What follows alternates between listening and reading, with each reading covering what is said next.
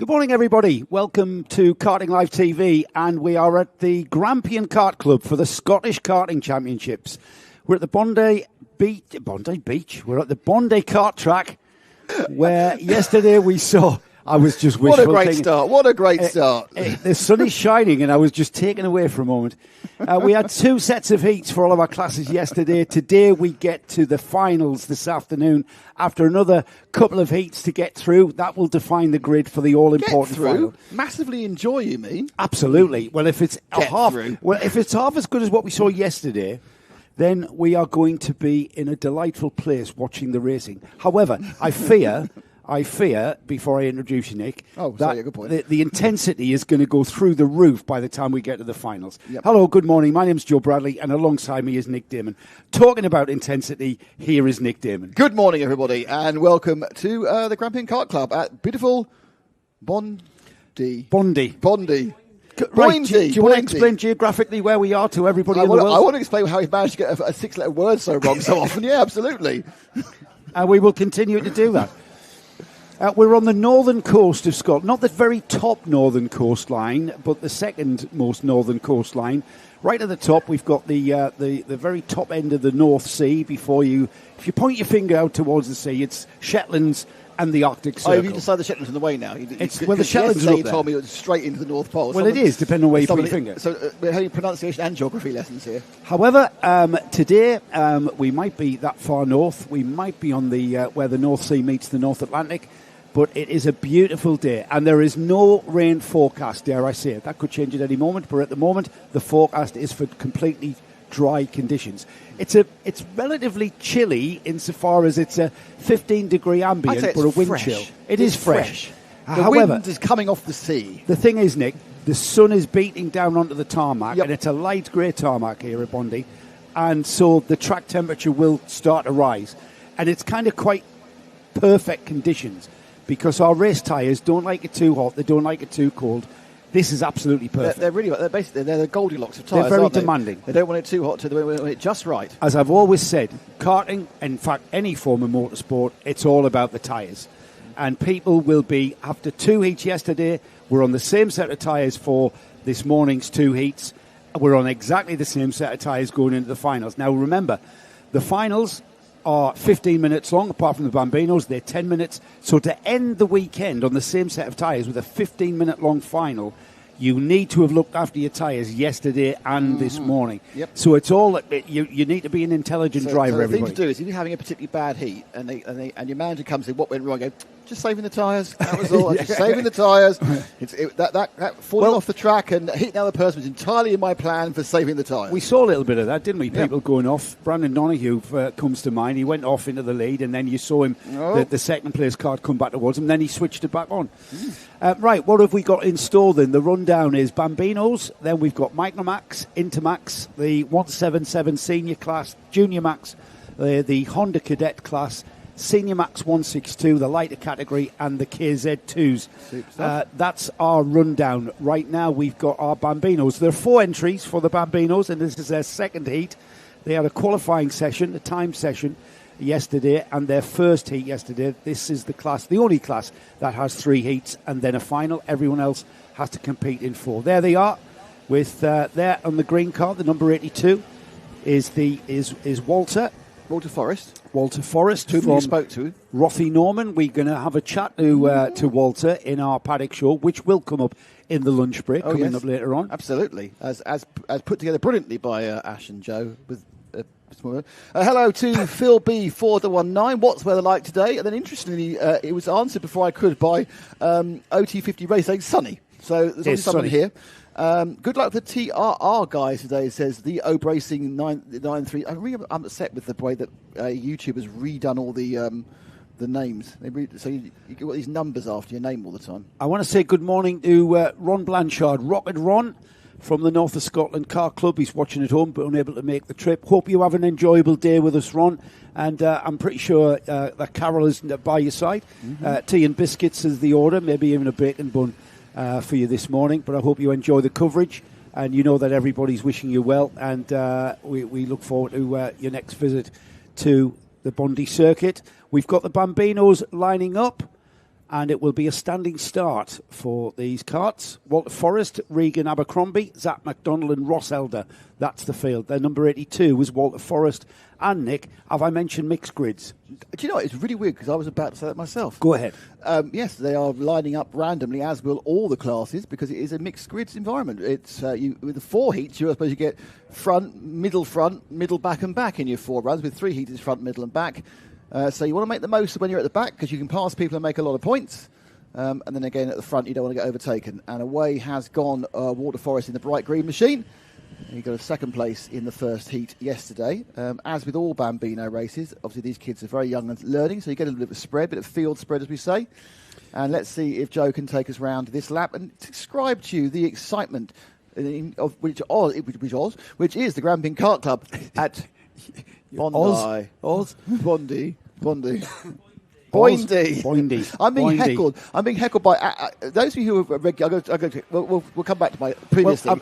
Just say hang on a second before we go on. Those of you who are regulars, listeners to watching viewers of Karting Live TV, are aware that Ash is our erstwhile, ever-present number 3. You never hear from him, but you're either seeing his pictures on his camera or, as it is today, he's producing.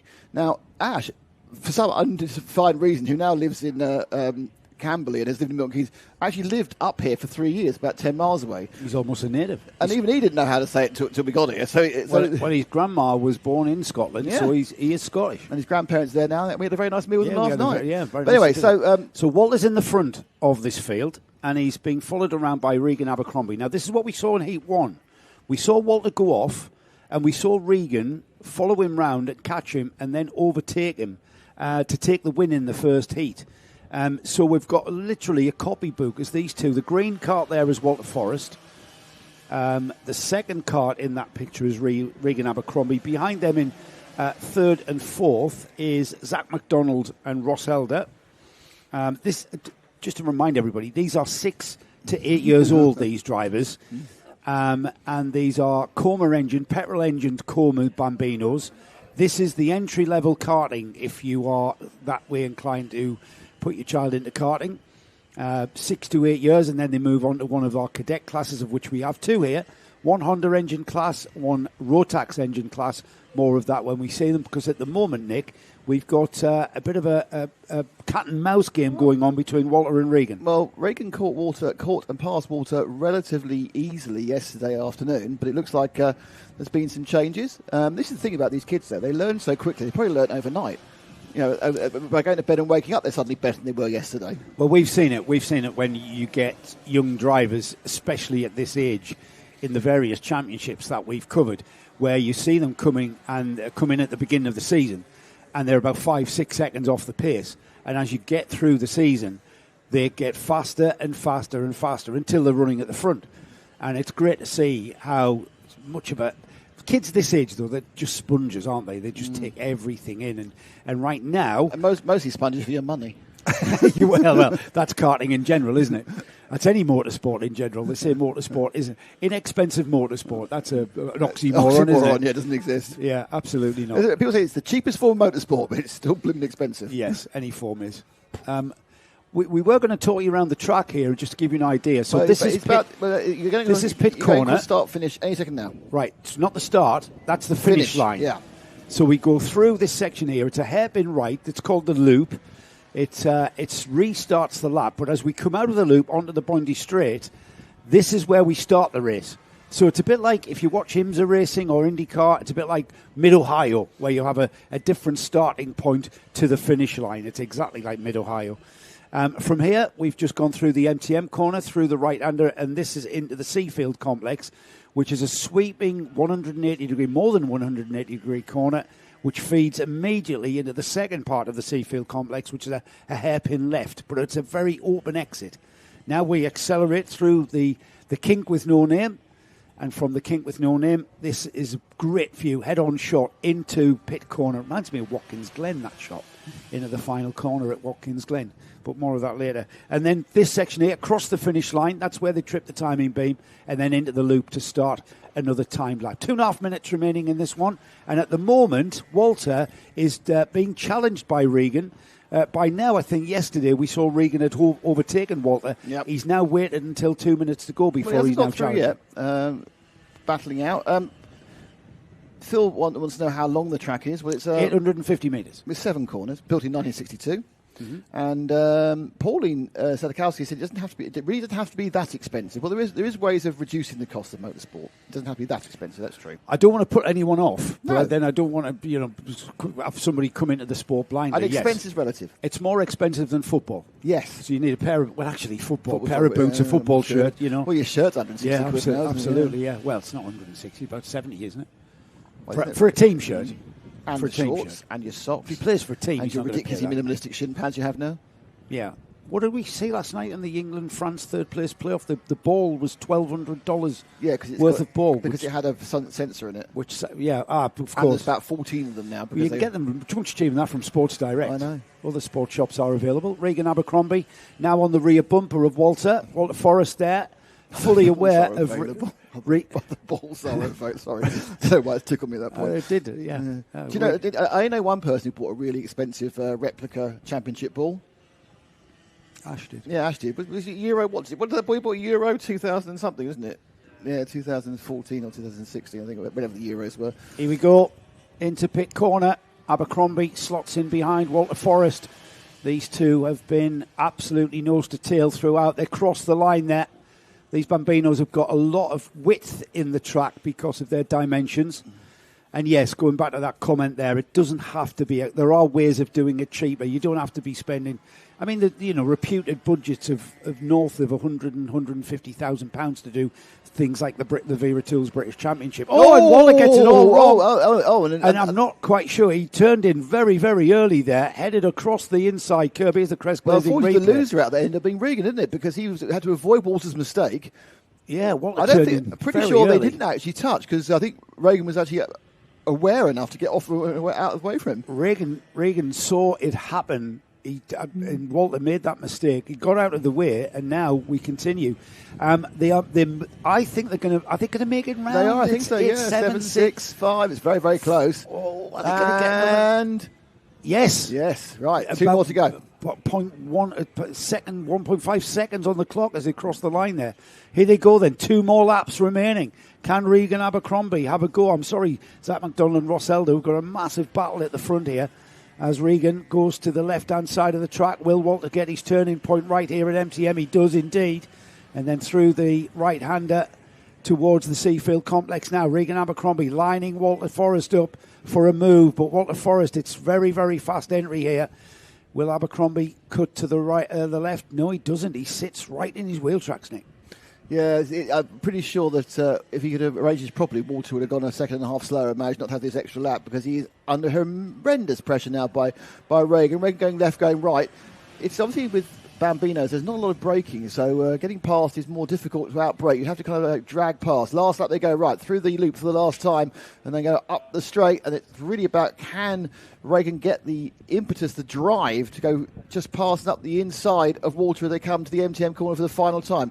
Walter very much in the middle, they are side by side, and it's going to happen. Regan Abercrombie to the inside of Walter Forrest and takes the lead here on the last lap. Now, what can Walter Forrest come back at him?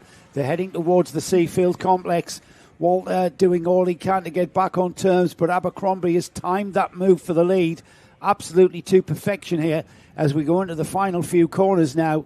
Out of the Seafield complex, heading back towards the paddock, back towards us, sweeping left through that very fast kink and down towards pit corner for the final time. The checkered flag beckons, Nick. Yeah, I mean, we need to name that corner.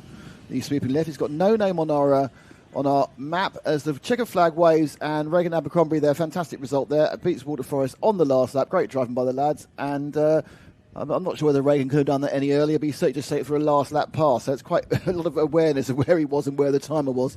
Yeah, and it could have gone horribly wrong there with Walter making that slight mistake and heading across the inside curbs. We just wait for Zach McDonald and Ross Elder to come through. There's Zach there. Zach McDonald in third, and then a little bit further back. I think Ross Elder has actually taken the checkered flag. There's Ross there crossing the line. He's...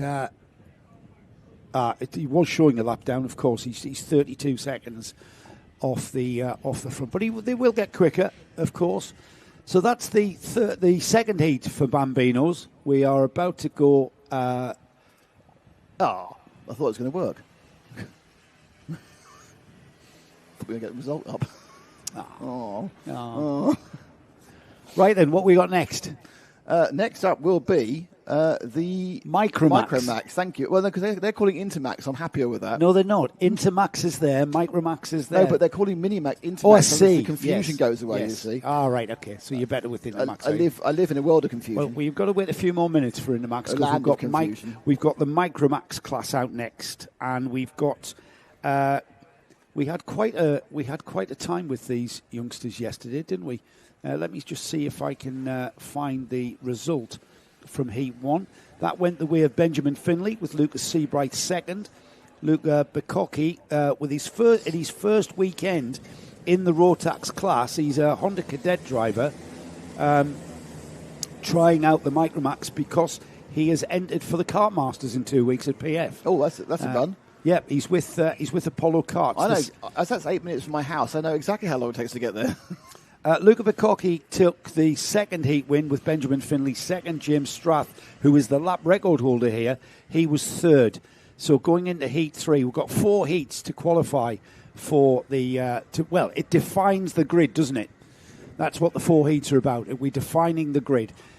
Last year's S-Plate, the Scottish Championships, ran to a format of accruing points throughout the heats phase and the finals to give us the overall winner. It's completely different, and now it's a winner-takes-all final, which for us, Nick, on Karting Live TV, we're in the entertainment business. Absolutely. That's much more intense. We love things that are winner-takes-all. So here we go. Dan Ashton, our clerk of the course, is a stickler for premature acceleration from any of the art classes as we get into the tram lines. Is he happy? The red lights have gone out. And we are away. We are racing towards MTM for the first time, and it's a Kraft driver in the front. 4 and 5 wide as they came down the main straight. They go into the complex for the first time, and there's already a little bit of a gappage between the various drivers. Sensible running there. Is that the 22 at the front, Nick? It looks to me like a 22, yeah. Well, that's Sam Hope. He's came up from the second row of the grid and got the jump and got a cracking start there and is leading out of the Seafield complex. It looks like to me it's... Bacocchi is in second, the 113. Yes, he is. No, I think it might be the 77, actually. No. Benjamin Finley. Right. Hang on. I'm not sure it's 22 or 7. We'll find out in a second. It is the 77 of Benjamin Finley. It's 77, not 22. This is what happens when you've got the when the eyes of the commentators have a combined age over 120. I've got glare on the screen as well, so I can't quite see here this. We go. Yeah, it is 77. Yeah. Well, I can tell you now. Benjamin Finley, Luca Bacocchi, Sam Hope, Sandy McCaig, Lucas Seabright, George Coggill, James Strath, Harris McDonald, River Mackay, James Brock. So James Strath ending up in 7th. He's moved up the order from his starting position. Remember, mixed grids start at the front, the back, the middle, and where else is there for the 4th time then? The back, the middle. Start. Yeah. Middle front. Yeah. Middle back. Middle back. Apparently the no-name corner has a corner. It's called Cafe Corner. Right. Thank you for that. Super 845. It's just not on our track maps. It's Cafe Corner is the one that has got a name, which is weird because it's nowhere near the cafe. But never mind. Yeah. They could name it Winus Corner after Alan Winus, who keeps this place looking spick and span. They could do. He's he's more than a groundsman here, isn't he? Hello, Alan. Oh, and a change there for position. He's up there at the top. I think that was a change for 3rd. I think Sandy McCraig. I'm just trying to work out where on the. No, it's 4th. That was a change for 4th. So that was going to be Lucas Seabright going past Sandy McCraig there at the top of the track. And the white helmet should be Lucas Seabright. The glare slightly coming across the track at the moment is occluding our chance of seeing some of the numbers until we get to this point here. Back with the leaders. 1st and 2nd cross the line really close together. And then there's the rest of the field behind them. There's 3rd, 4th, 5th and 6th. And they go through the kink. So it's the top 2 are closest at the moment. And Bacocchi, fastest lap of the race for Bacocchi in 2nd place. So Luca Bacocchi and already Benjamin Finley there taking a defensive middle line along the Bondi Straight towards MTM, and Bacocchi just quite happy just to sit there, in the wheel tracks, but he looks threatening, doesn't he? He looks actually, Nick, on that Apollo Kart, as if he got by Benjamin Finley, he could be seen to pull away. He seemed to be being held up, but it might be that he's just playing a waiting game. Yeah, I mean, I think we've already seen from yesterday's heats that it's not the easiest place to get past here, especially in the lower powered machines, because it is so quick.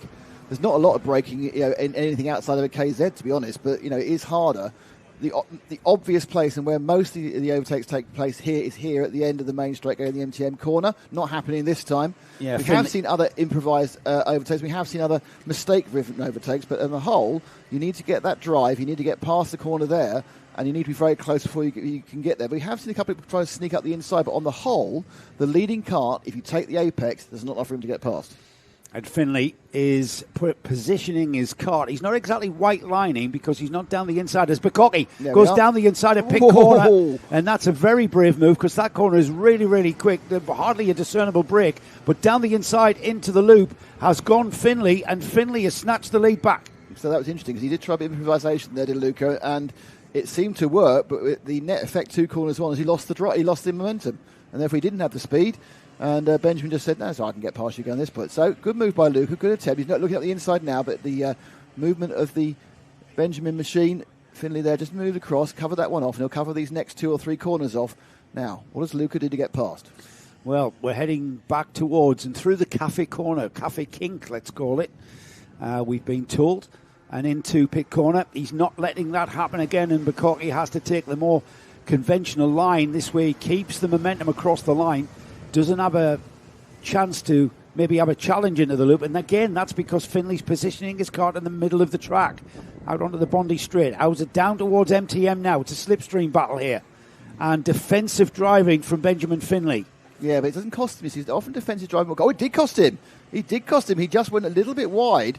Because normally you think, oh, you can get the line, but he just went line. But now side by side, both the 2 corners, 3 corners, still side by side. It should come back in Finley's fantastic racing with these 2 kids there. And now at the inside goes Luca. And through the cafe corner, he's finally 5 corners later to get past Joe. They've gone side by side through about 3-4 corners there on this track. And now Bukkake has the lead. It was all about sitting it out and being patient and just being... And compromising to a point where you don't stifle the momentum of your own kart. So great driving of both of these drivers to allow each other space to race side by side. And how many times do you see even the Formula One boys getting that wrong? They can't do that. Yeah. These youngsters can't. Now, it's important, I think, now for Benjamin. I don't think he's going to get dropped. He just seems that he has the pace to stay with Bukkake. But just looking a couple of a little bit ragged as he went around the top of the track. But now he's getting back on the tail again. But there is that eking out, kart and a half length there. Yeah, it was, yes, but Finley's coming back at him, whether or not he's got enough momentum to get alongside through pit corner now, through the sweep, across the finish line. It will be Bukkake leading into the loop. This is where Finley has to be smooth. He has to fire out this corner well, but Bukkake fires out even quicker. Slipstream coming into play here. Can Finley have a look down the inside? No. He slots back in behind him. Into MTM, through the right-hander towards the Seafield complex. Bukkake looking very composed, and Finley, he's got the textbook out of how to pass here because it's a new exercise for him here. He's now got to get past Luca Bukkake, who's a newcomer to this Micromax class. Well, he doesn't look like a newcomer. It looks like he's driving them for years. I think no one's driving them for years because they were very young. But well, he's driving Honda Cadets, yes, which are very similar. Well, similar, a very different power delivery between the 4-stroke Honda and the 2-stroke Rotax. But they are, the net effect, you're absolutely right, Joe, is a very, very similar race time and lap time down the Bondi Straight. And they'll be going to go now. This time I wonder where he's going to wait towards the end of the race. But Finley says, nope, I'm going through in the lead. I'll have a bit of fun in the lead. Now he just needs tight. He's done it this time. He's got tight on the inside, but he's just left that gap again.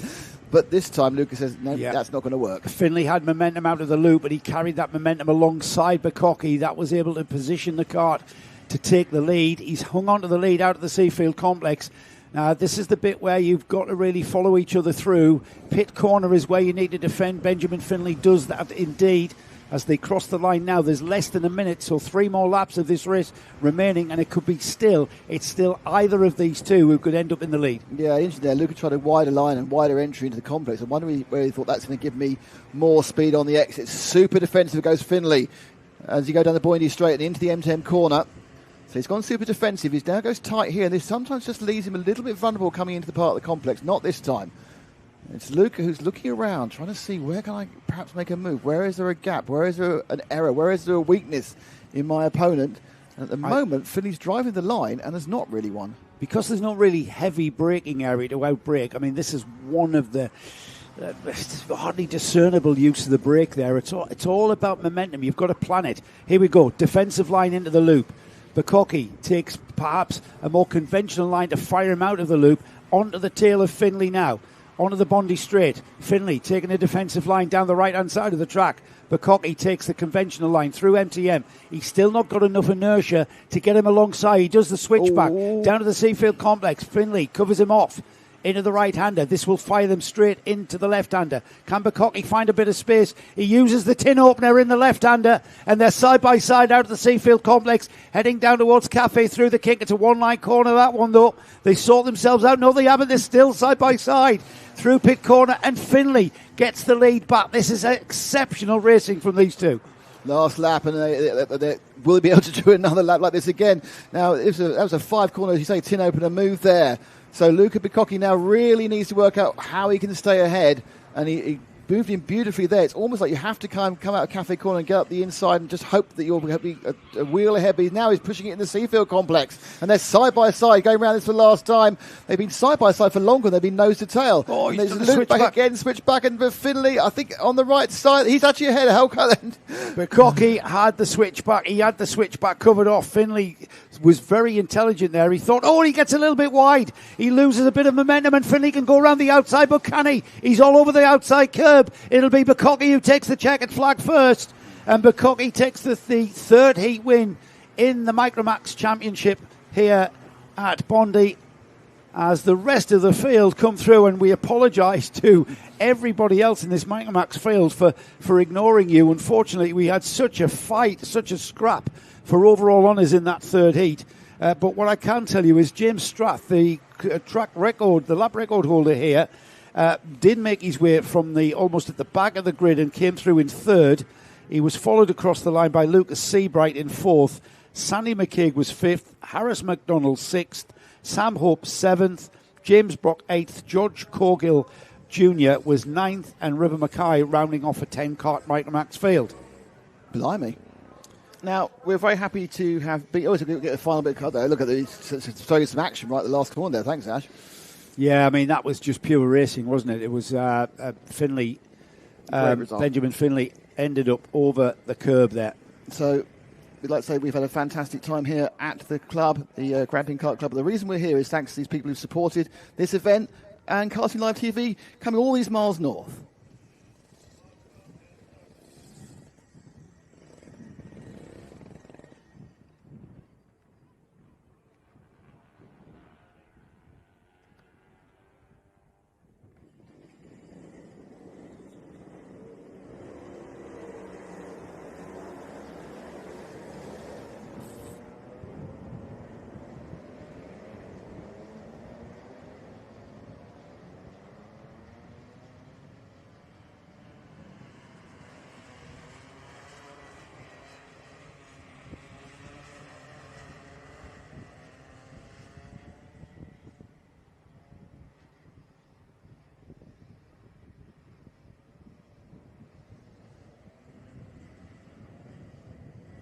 And thank you to all those companies and individuals who have backed this event. I know Kieran is very happy to talk to you again about backing future events. So, if you're enjoying what you're seeing, you might get to see it again. Here is the Intermax grid making their way around to the starting area. Yesterday's first heat was won by Hamish Gordon with Lewis Kokori, Lewis Piper. That was the result from Heat 1. Heat 2, if I can quickly find it, Heat 2 was won by Hamish Gordon with Lewis Kokori second then. And we get underway for Heat 3. It's a false start. So we are going to go around again for another formation Dan lap. did not like the tramline abuse that was going on. And Do not abuse your tram lines. And I think a bit of a premature acceleration. We've all been there. He does not like a bit of premature acceleration. Got 11 karts in the field for this one. I've got my information sheets here about all the drivers. You stole those, wouldn't let me see them, so I have to... What do you mean stole them, wouldn't let you see them? You didn't ask. I think you were fighting fires yesterday. Like Thomas the Fire Engine. Right, here we go then. Let's have another bash at this, shall we? As we've got the field of karts coming across the finish line. We're a little bit away from the start line yet, though. As we head towards the tram lines now on the Bondi Straight, heading towards the red lights.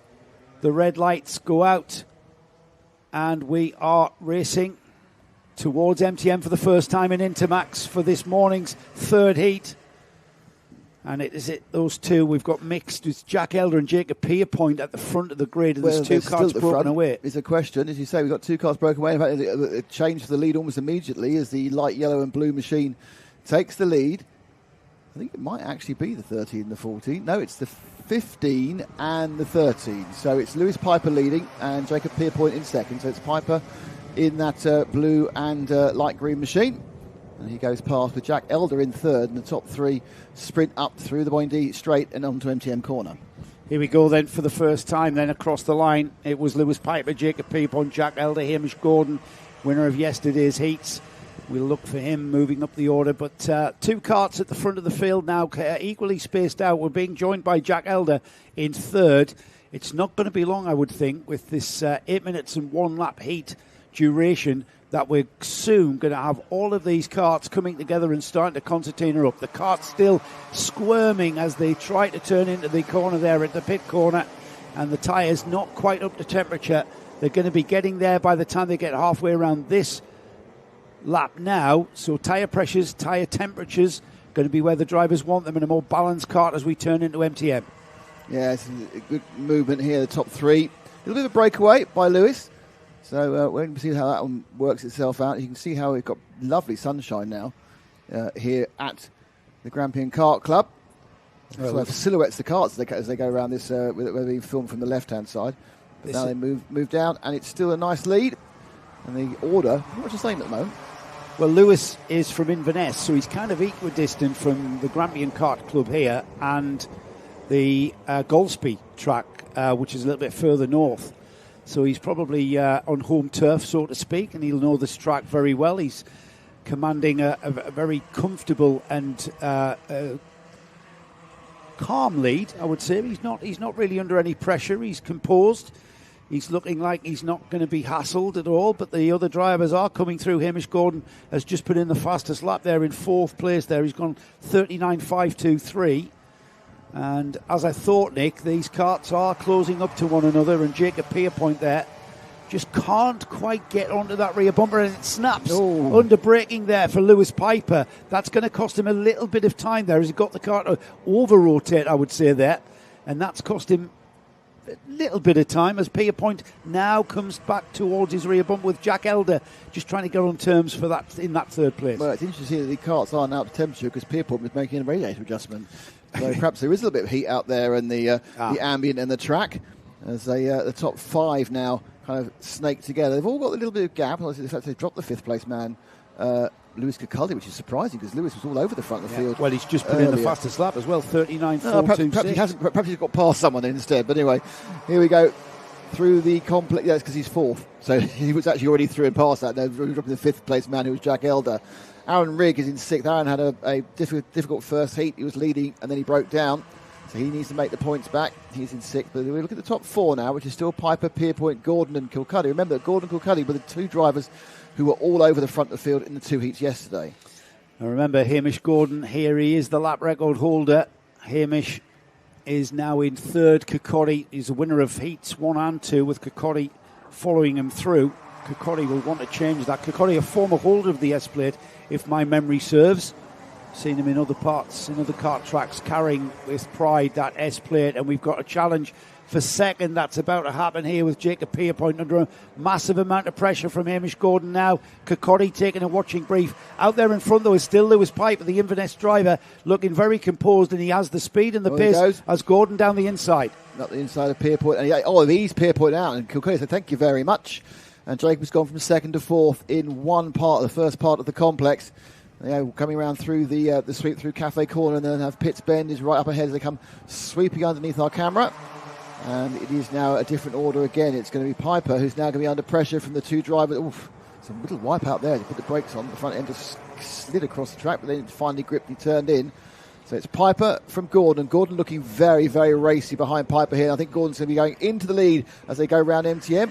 And will Kirkcaldy be able to do what he did last time and follow him through?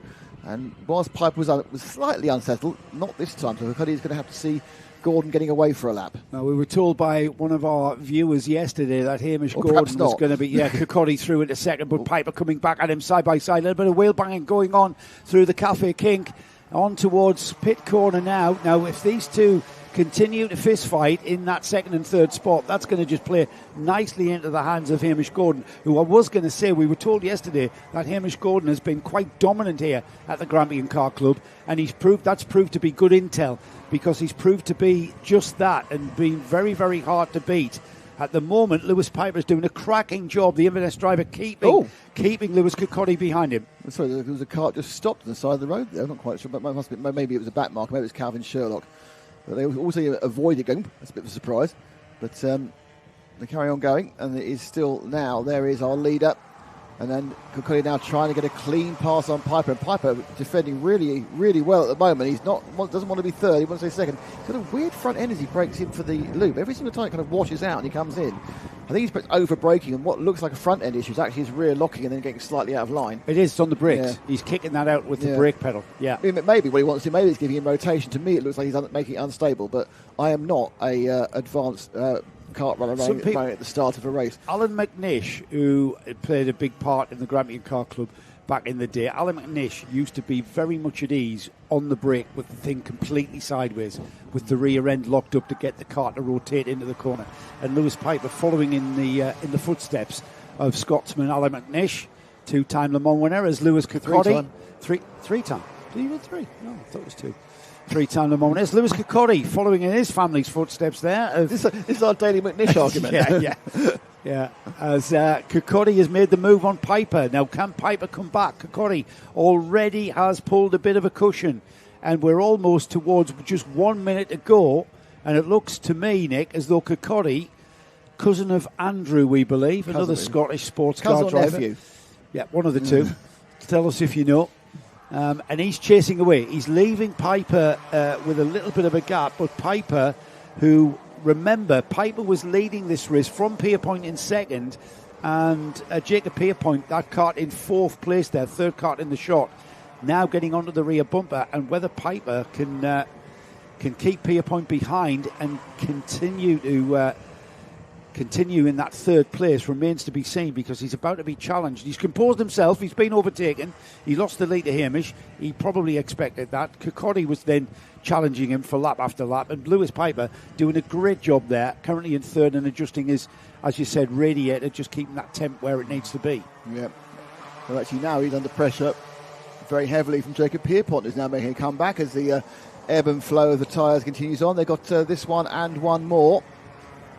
They will went across the line with 9 seconds to go. So Gordon will be doing 1.5 laps. And in fairness to Piper and Pierpoint, they're not being dropped by Kirkcaldy, but looks more like Jacob in fourth place there, the third of those three karts, the slightly darker one. Is looking to get past the green and the blue of Piper, who's probably thinking of us leading now, was second. Let's work together. Let's work together. We've got to lap in a bit together. We'll work together. Don't overtake me. No, let's work together. Never overtake me. No. Catch Lewis Kirkcaldy. On to the final lap then goes Hamish Gordon. Lewis Kirkcaldy in second now, and Lewis Piper's come back towards the rear bumper of Kirkcaldy with Pierpoint on his rear bumper. Off onto the Bondi Straight, down towards MTM, and Pierpoint having a look down the inside, but he hasn't got the momentum to get anywhere near the rear bumper of Lewis Piper. Piper on towards the Seafield complex into the right-hander. They'll then feed into the left-hander, and the checkered flag is very, very near now, Nick. They've got to get through Cafe and through Pitt's Corner, and then they'll be at the checkered flag as Hamish Gordon is the first driver to see it. Yeah, big lead has been eked out by Hamish in those 4 or 5 laps. He's in the lead, which, as I say, looks quite ominous for the rest of the field when he gets to be finally sitting at the front. Kirkcaldy battled his way through to second. Didn't really pull away at that point, and once he had clear track, he was still losing to Gordon. So he needs to find a couple of tenths if he's going to find himself on the overall S-Plate winners podium. Lewis Piper was third, Jacob Pierpoint was fourth, Aaron Rigg was fifth, Jack Elder was sixth, Rory Mackay was seventh, Aaron Hooker was eighth, Andrew Gemmell was ninth, Nathan Sadowski was 10th, and Calvin Sherlock was 11th.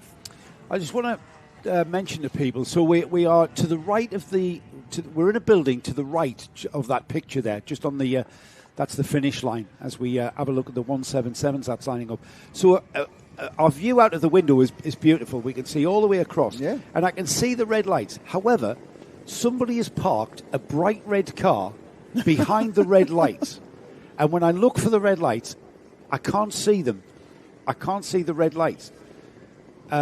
No, I can. There they are. There they are. You're looking in the wrong place. My eyes go to that bright red car. Yeah, it's nowhere near the red lights. Behind the red car is a bunch of high-vis boxes. Yeah, that's what I keep looking at. Apparently, it's a porridge factory. Yeah, the porridge factory, which we have been trying to work out if we can smell it or not. But there was a porridge factory. It's a little bit kind of like, all you need is a distillery and a tweed shop, and you've got the whole of Scotland's products. What brand of porridge is it, I wonder? I can see a sign there. It says the brand name, but it's too far away. My eyes are far away. Okay, 177s, or as we like to call it, the proper class. You call it the proper class. For real men. For real humans. For people who've been down the pub. Because women are available. I've heard that. Yes. Yes. I'm not sure you should say it that way. You can really tell you're old, can't you? Yeah, for real adults. For proper-sized adults. Well, I have never seen a female driver in the 177 class. No, of course, they always meet the 162 kilogram category, don't they? That's it. So I think I can say lads, can't I?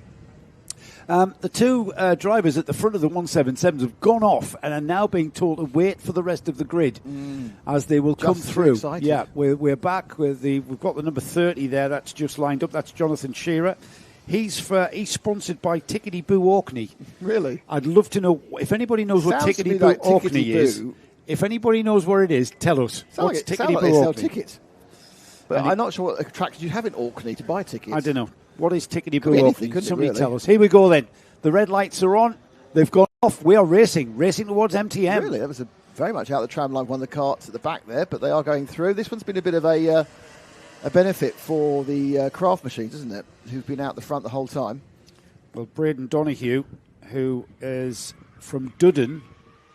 But we have two craft machines at the front to try and get the numbers. Oh, there's a change there. Ooh. Is that Braden into the lead? I think he's got... No, it's Braden went to second there. Braden's on the 46, which of course is Valentino Rossi's number. He's in second place, so it's the 67 of Les Taylor out in the front. So it's Taylor from Donoghue as they go round. And we've seen an awful lot of formation flying from these carts with these liveries. They will have an argument towards the end of the race, but they are clever enough just to try and gap the rest of the field. And the rest of the field currently is Stuart McClellan and Chris Waddell. Well, Les Taylor was the winner of Heat 1 yesterday with Stuart McClellan and Braden Donoghue, who made a comeback drive to get that third. That was the result of Heat 1. Heat 2 in the 177s, if I can find it, was Braden Donoghue, returned the favour, and Braden Donoghue from Les Taylor and Chris Waddell.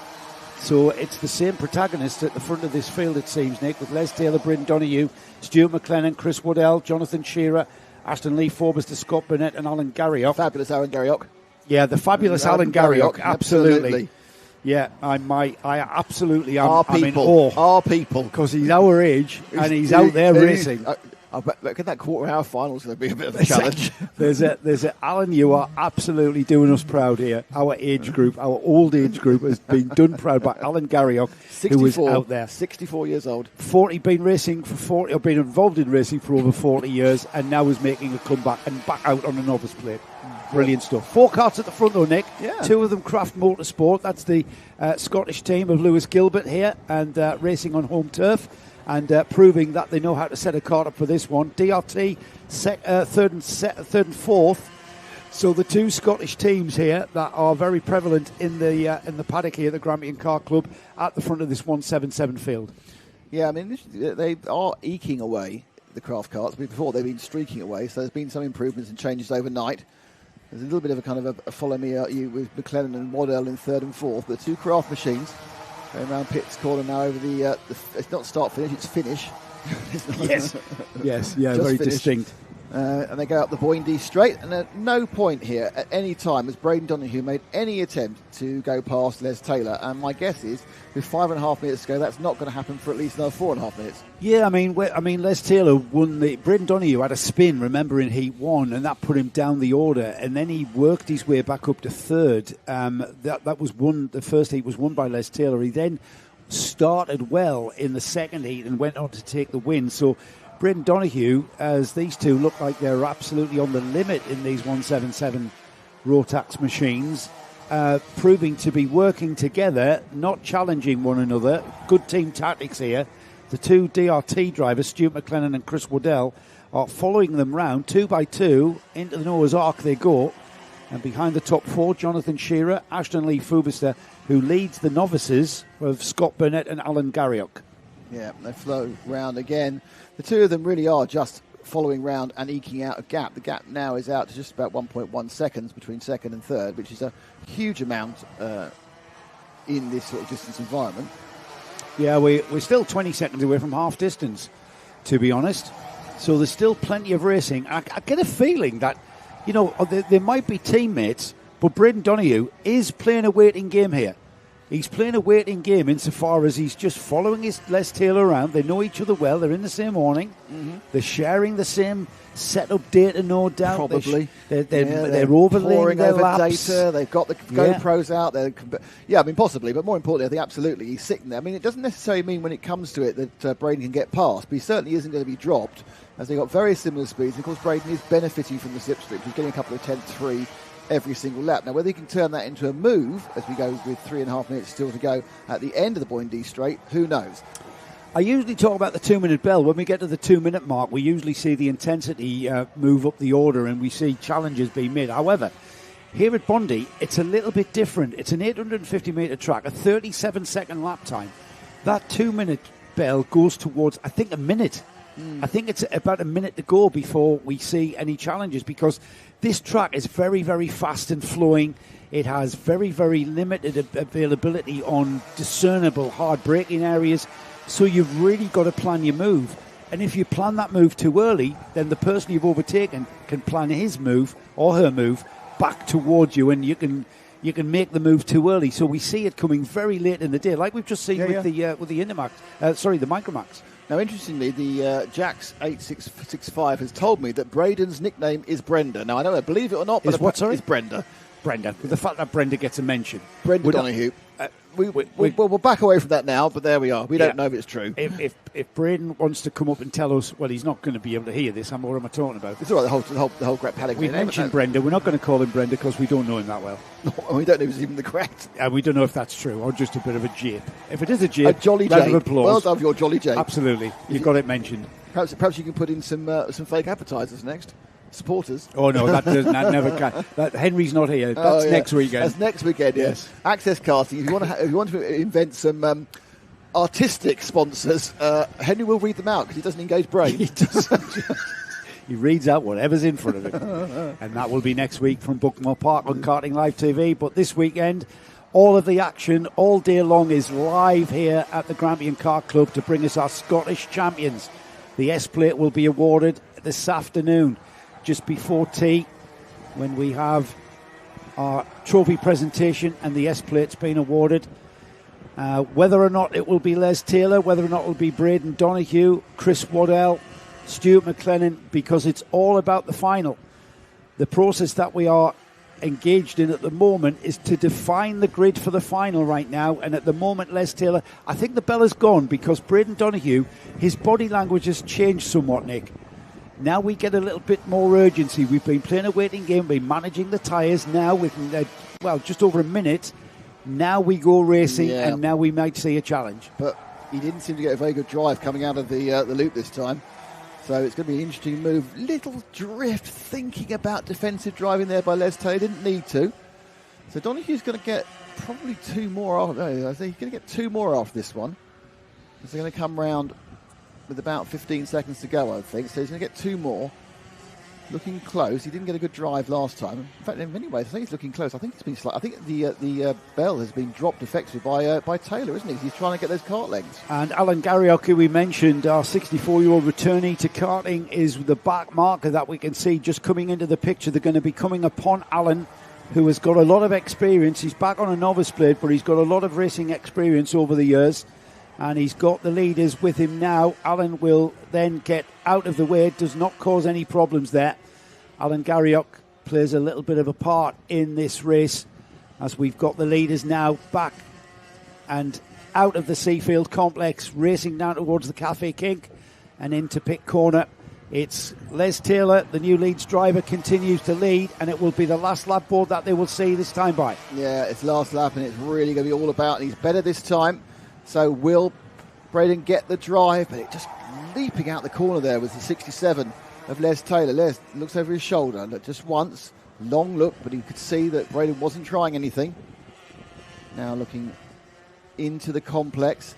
Does look like, I'm not quite sure how Braden's going to make this happen, because at the moment he's just playing full on the leader. Little bit defensive there by Les, and just slightly opened up a quarter of a kart's width, but not enough through the pits bend, and then through the cafe bend, coming to pits corner, looks left, looks right, thinks about it to Braden, but it's just not enough time, and they're going to cross the finish line, and Les Taylor will take heat 3. Yep. Braden Donahue second. Les Taylor did pull the trigger, didn't he, to keep his teammate behind him.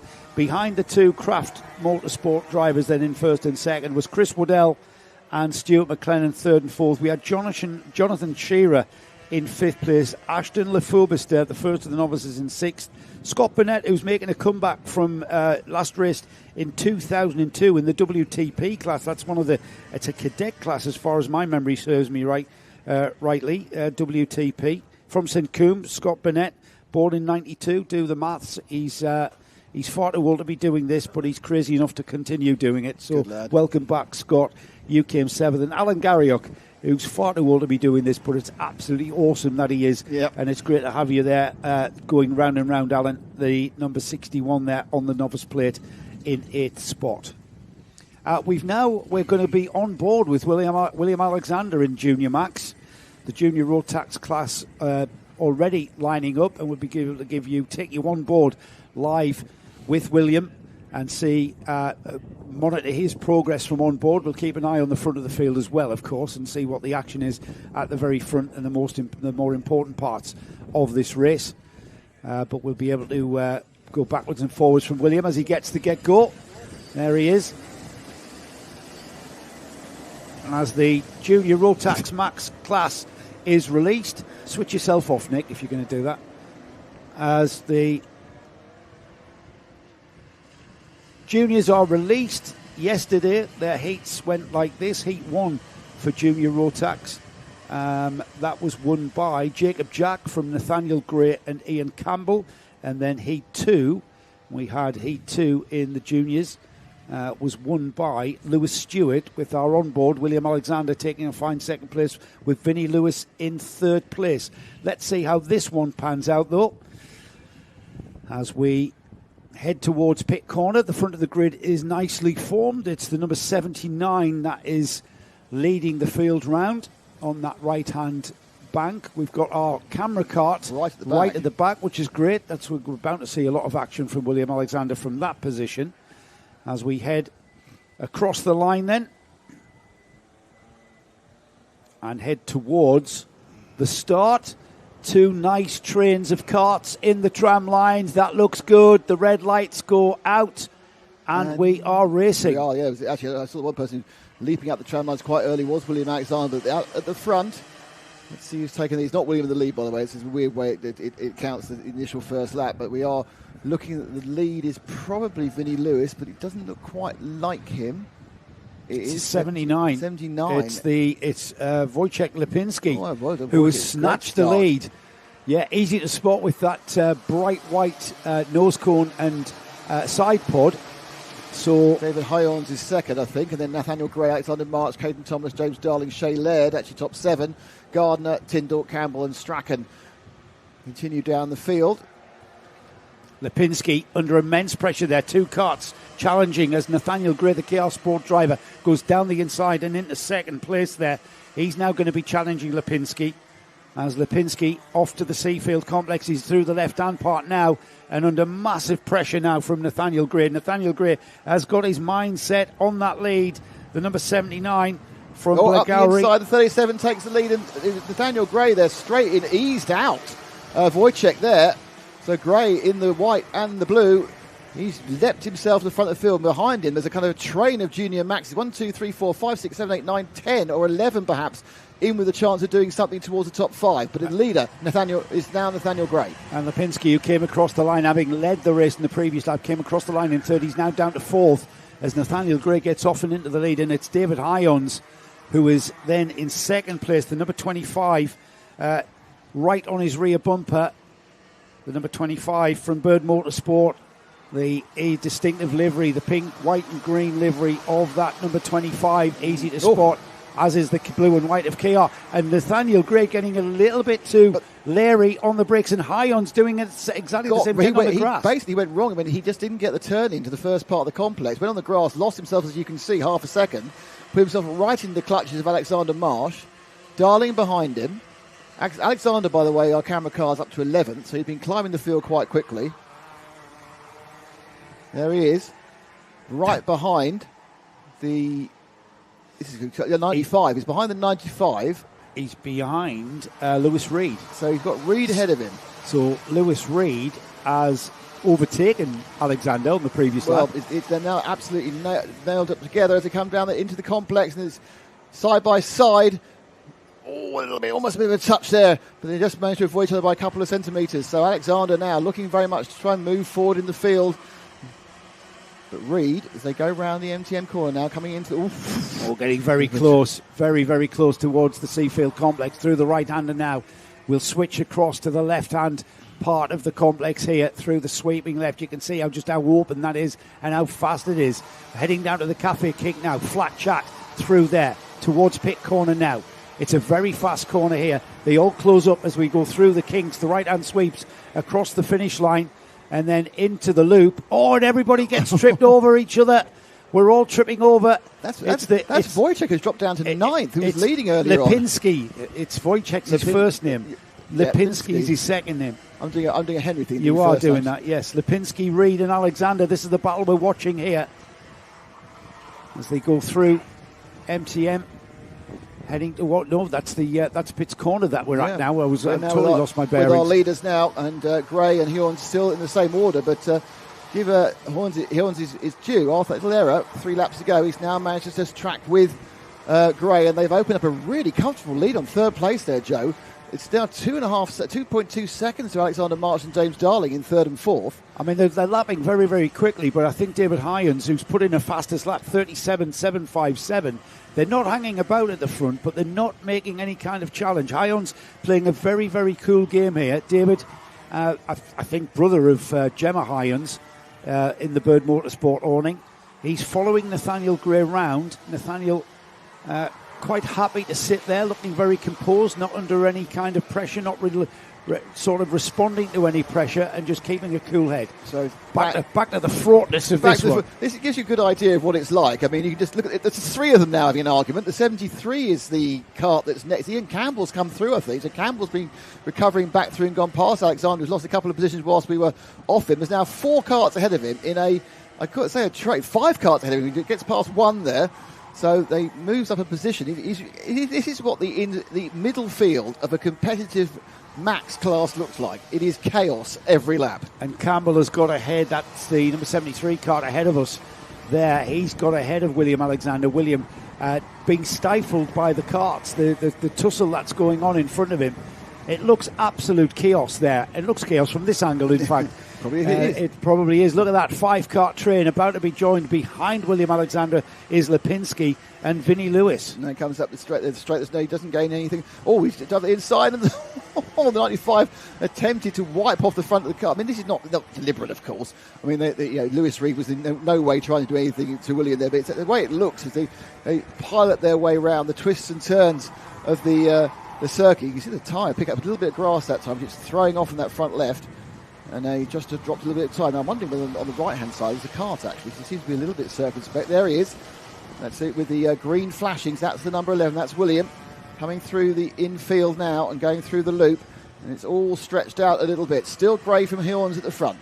It's a little less fraught, a little less chaotic there as William Alexander tries to settle into a rhythm.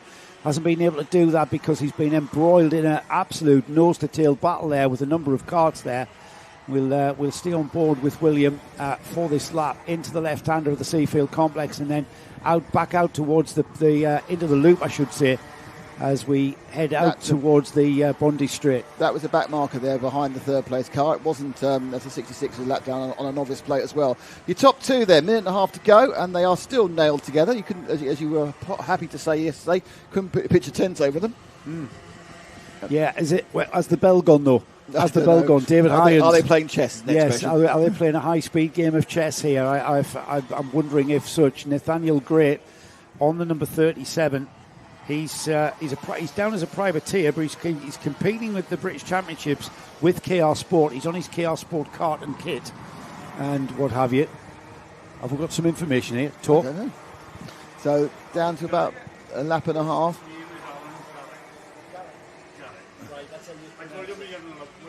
So sweeping now down the first and second place. Gray now, and a bit more pressure from Bjorns as Joe gets we get another pronunciation lesson. There's a lot of.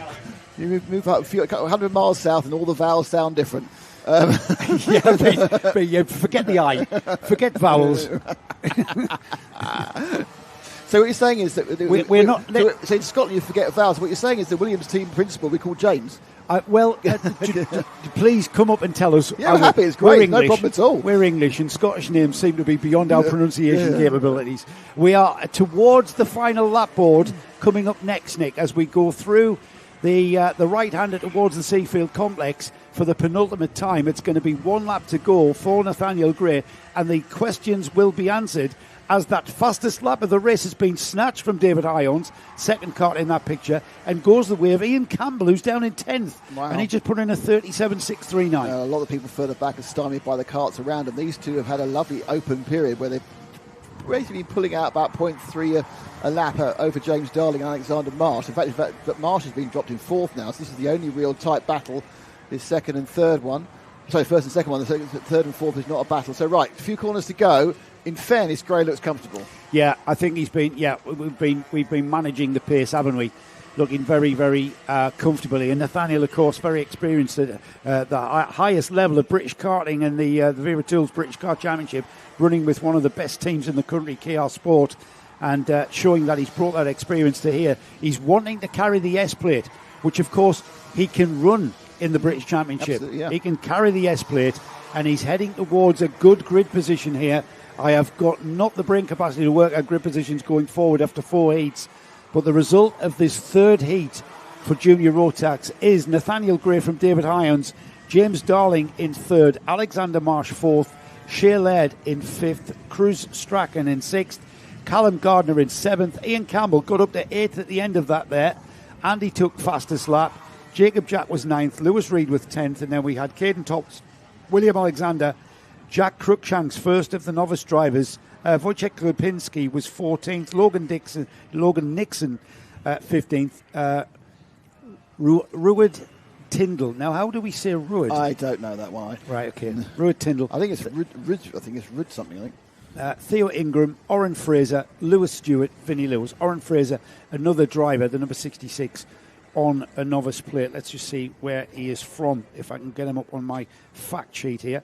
He's from Inverness, so he's racing at one of his home tracks, is Oren, and he's down as a privateer on the novice plate, that is. Right then, what we've got next? Next will be, as we see, we could go the process of being scrutineered and rolled through. Right, look at this. Look at that tyre there. The lumps of rubber is what he's picked up coming offline and into the Parc Fermé area of the process. But you can see just how that the surface of that tyre, the slick tyre, has melted. If you were to put your finger on that now, you could well burn it. Oh yeah, it's very, very hot. The rubber is gooey. It's gooey as it before it cools down. And there you can see his right-hand tyre as well, even more pickup and more sort of wear. But you see the little dots on the top of the left-hand tyre there. They're your wear indicators. That's how you can see just how much rubber is left on the tyre. How much rubber is left? Not necessarily the good stuff, because the good stuff's at the top. Yes, until it plateaus. Yeah. Well, these tyres plateau. These tyres, you've got 10 laps where they're up at their optimum, and then they'll give you the same lap time.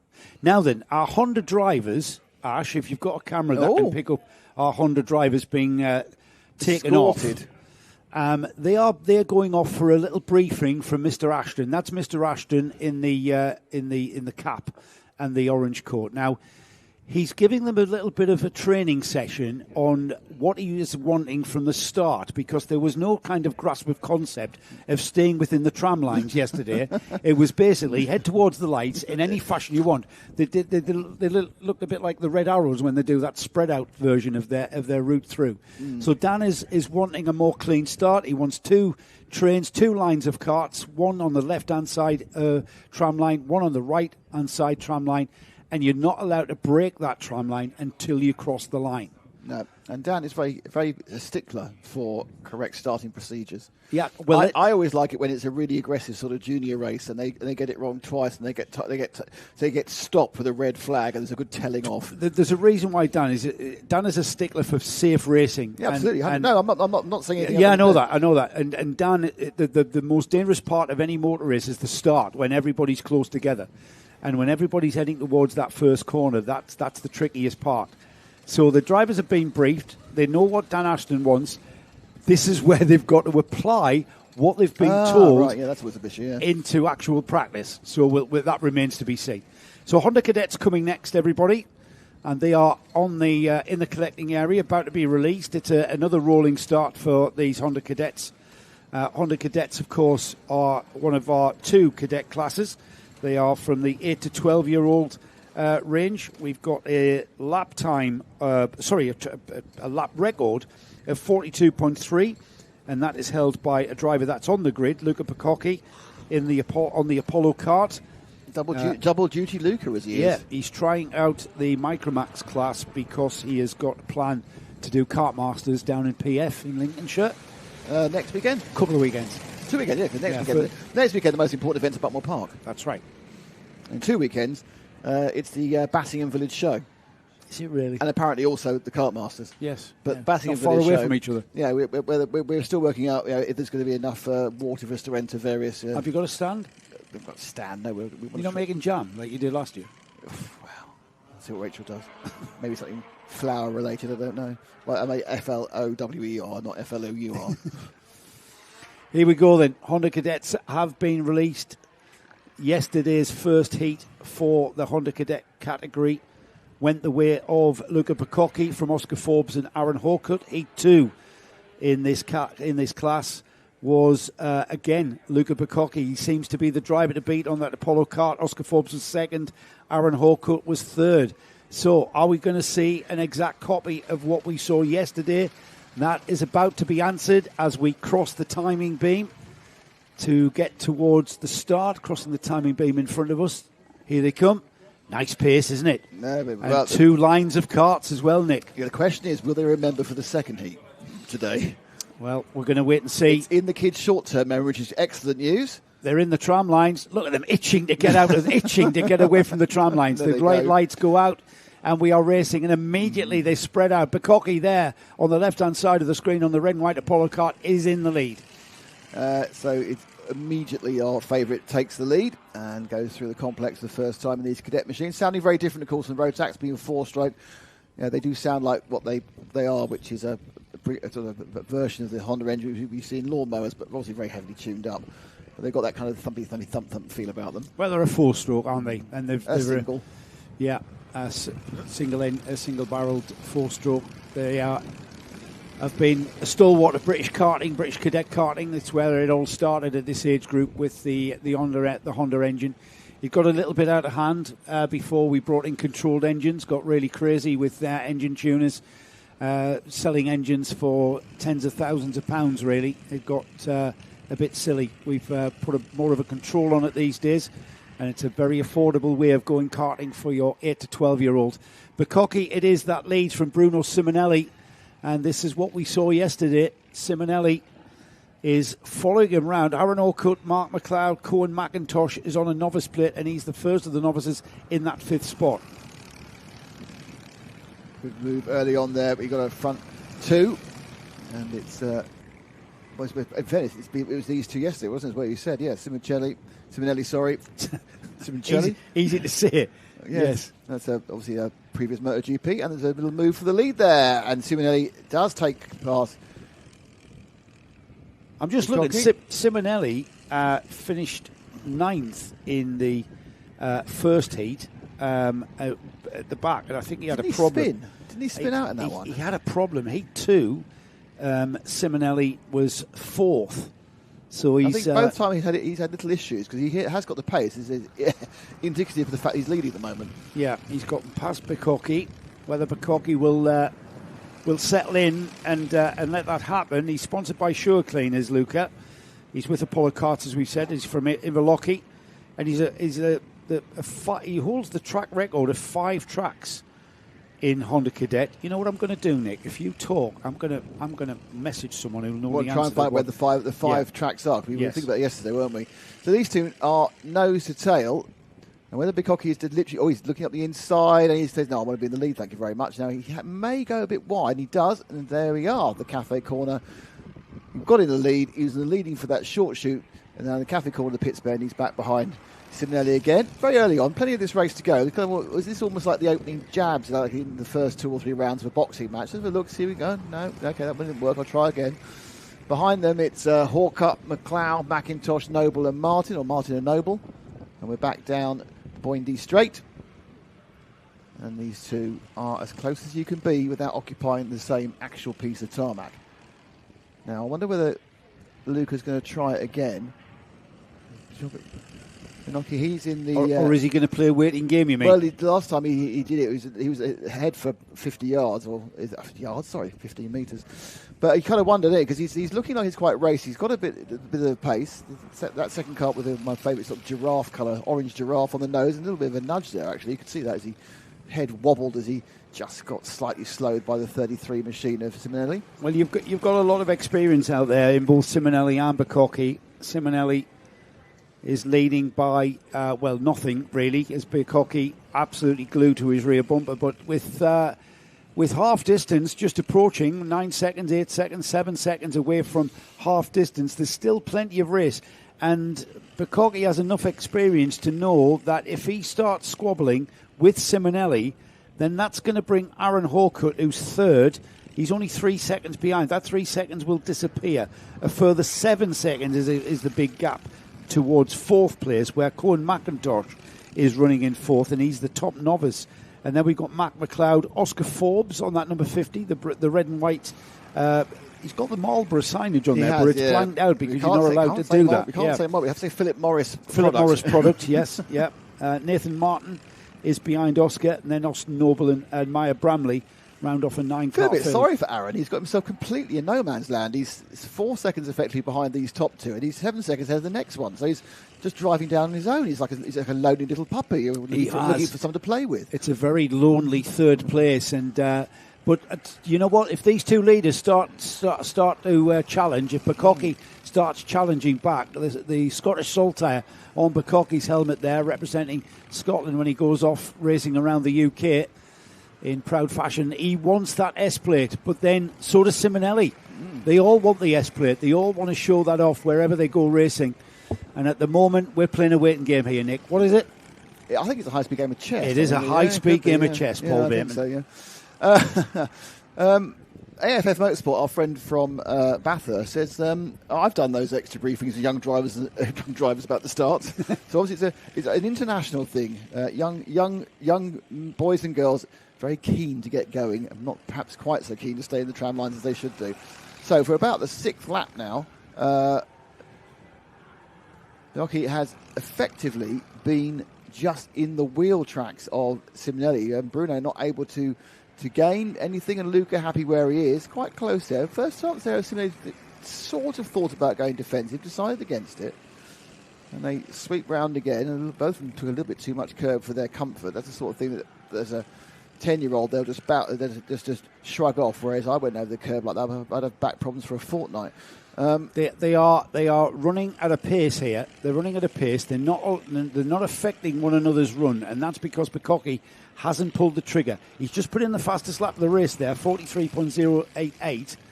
I wonder if this is one of the tracks he holds for the 5 track records that he's got. It's about 7 tenths off the ultimate pace for him. Yeah, 7. It's still quite a chunk, but then that might have come on a very hot day. You never know. It might come in Not your too tyres, hot. or the first round tyres. And a different, yeah, absolutely. Let's see then. We're inside of 90 seconds. Is that your new bell, is it? 90 seconds? Well, mine's the minute bell, really, here at the Grampian Kart Club. It's still a little bit different to everywhere else, I find.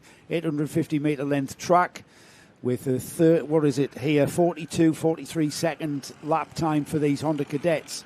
So we're getting towards the point where Bukkake needs to start thinking about where, if anywhere, he can find the tools to get by Simonelli. But Simonelli, likewise, he's looking in the textbook on how to defend here at the Grampian Kart Club. Yeah, it is a real tactical battle here. You do kind of feel Bukkake has actually got the ultimate ability to do it. He's just deciding not to. But this could be completely false. It could be that they are absolutely at total maximum attack and there's nothing that Luca can do. Simonelli has driven a very, very precise race since he got in the lead. He's hit the lines every single time, not been bothered about doing any flashing, not even defended. But they are going to get 2 more, I think, Joe. I think they're going to go across just before the timing bar pings off. So there's going to be 2 more. Look at the body language from Bukkake there. He's just left and right of the cart. There's 10 seconds on the clock there as they went through. So 2 more laps. So Bukkake, time and opportunity, beginning to run low if Bukkake is going to challenge. Simonelli, fully aware of where he is, drives down the middle of the track here, making it very hard for Bukkake to have any chance. But it's very, very quick through MTM corner here. And then on towards the Seafield complex. It's all about keeping the momentum. It's all about not letting the kart slide too much. It's all about keeping it proper.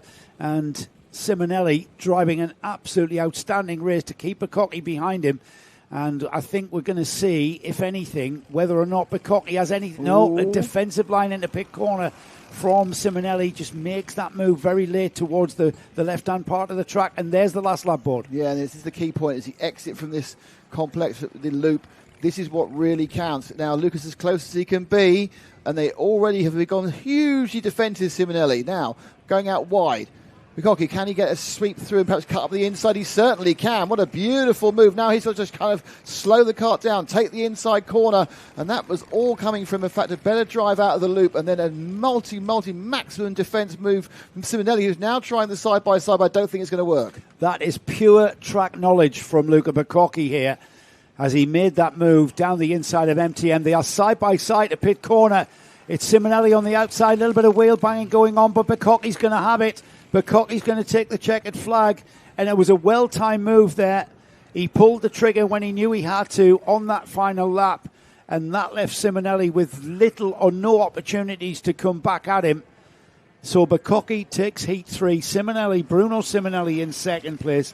Aaron Hawkut comes through in third, and there is Oscar Forbes. Oscar Forbes, he's a privateer. He's from Aberlour. And I've got some information here. He can name every Formula One driver and team principal from the age of 2. When the drivers were 2?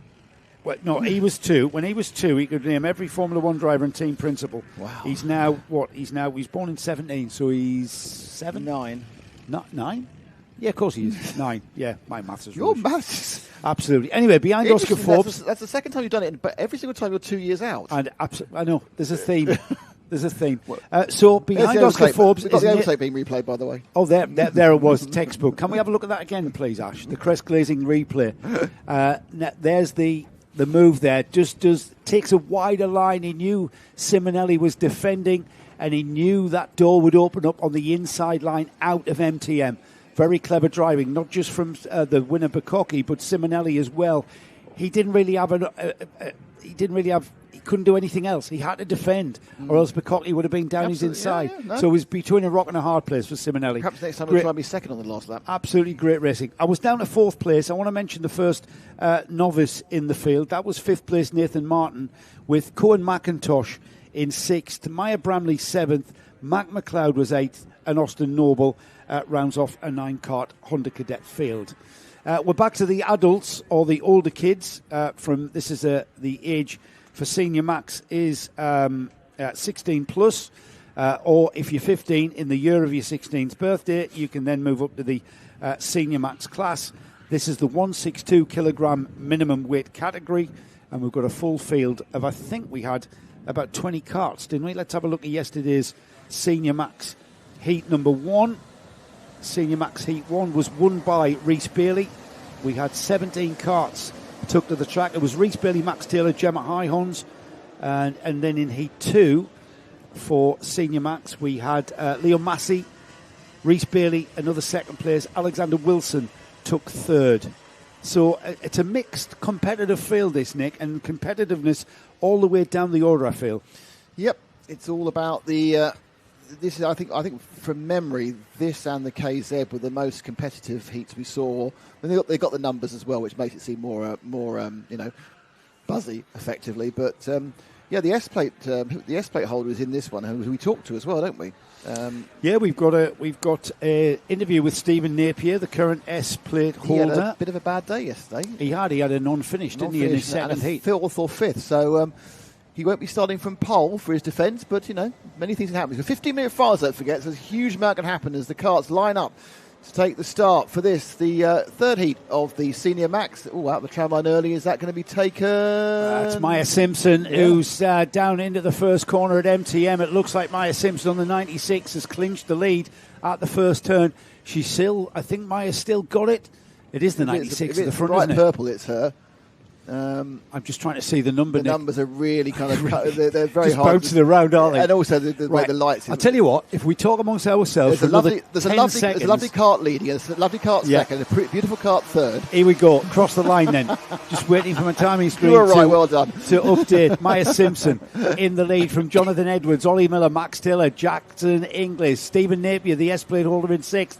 Jordan Frew, Calvin Moffat, Fraser McNeil, Rhys Bailey rounds off your top 10. But that top 10 is very, very close together, Nick. Yeah, Maya, who we've seen, certainly we've seen at Aurora. I think we've seen quite a few tracks in both in TKC and NKC, I think. So Maya leads from Jonathan Edwards, who had a couple of good runs yesterday as well. In the third, then Max Taylor. So it's the white and multicoloured front of Maya Simpson. Behind them, Edwards, he's got the light green and blue helmet as they come through the loop for the third time. No, second time actually, because they score. It's the third time. They're on lap 3. I'm third guessing myself there on the camera angle. They're on lap 3. Maya's racing a great race here. She's holding off Jonathan Edwards with a nice little cushion of a couple of tenths here. And Jonathan Edwards, again, you get the feeling in these early stages of these heats, they've got.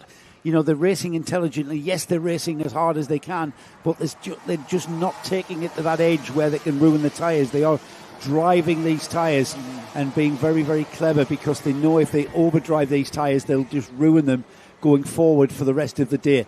Maya Simpson from Jonathan Edwards. Max Taylor, third place. Max Taylor puts the quickest lap of the race in so far, and that's a 37.016 with Ollie Miller in fourth. Yeah, Maya not looking out of place in the lead of this race.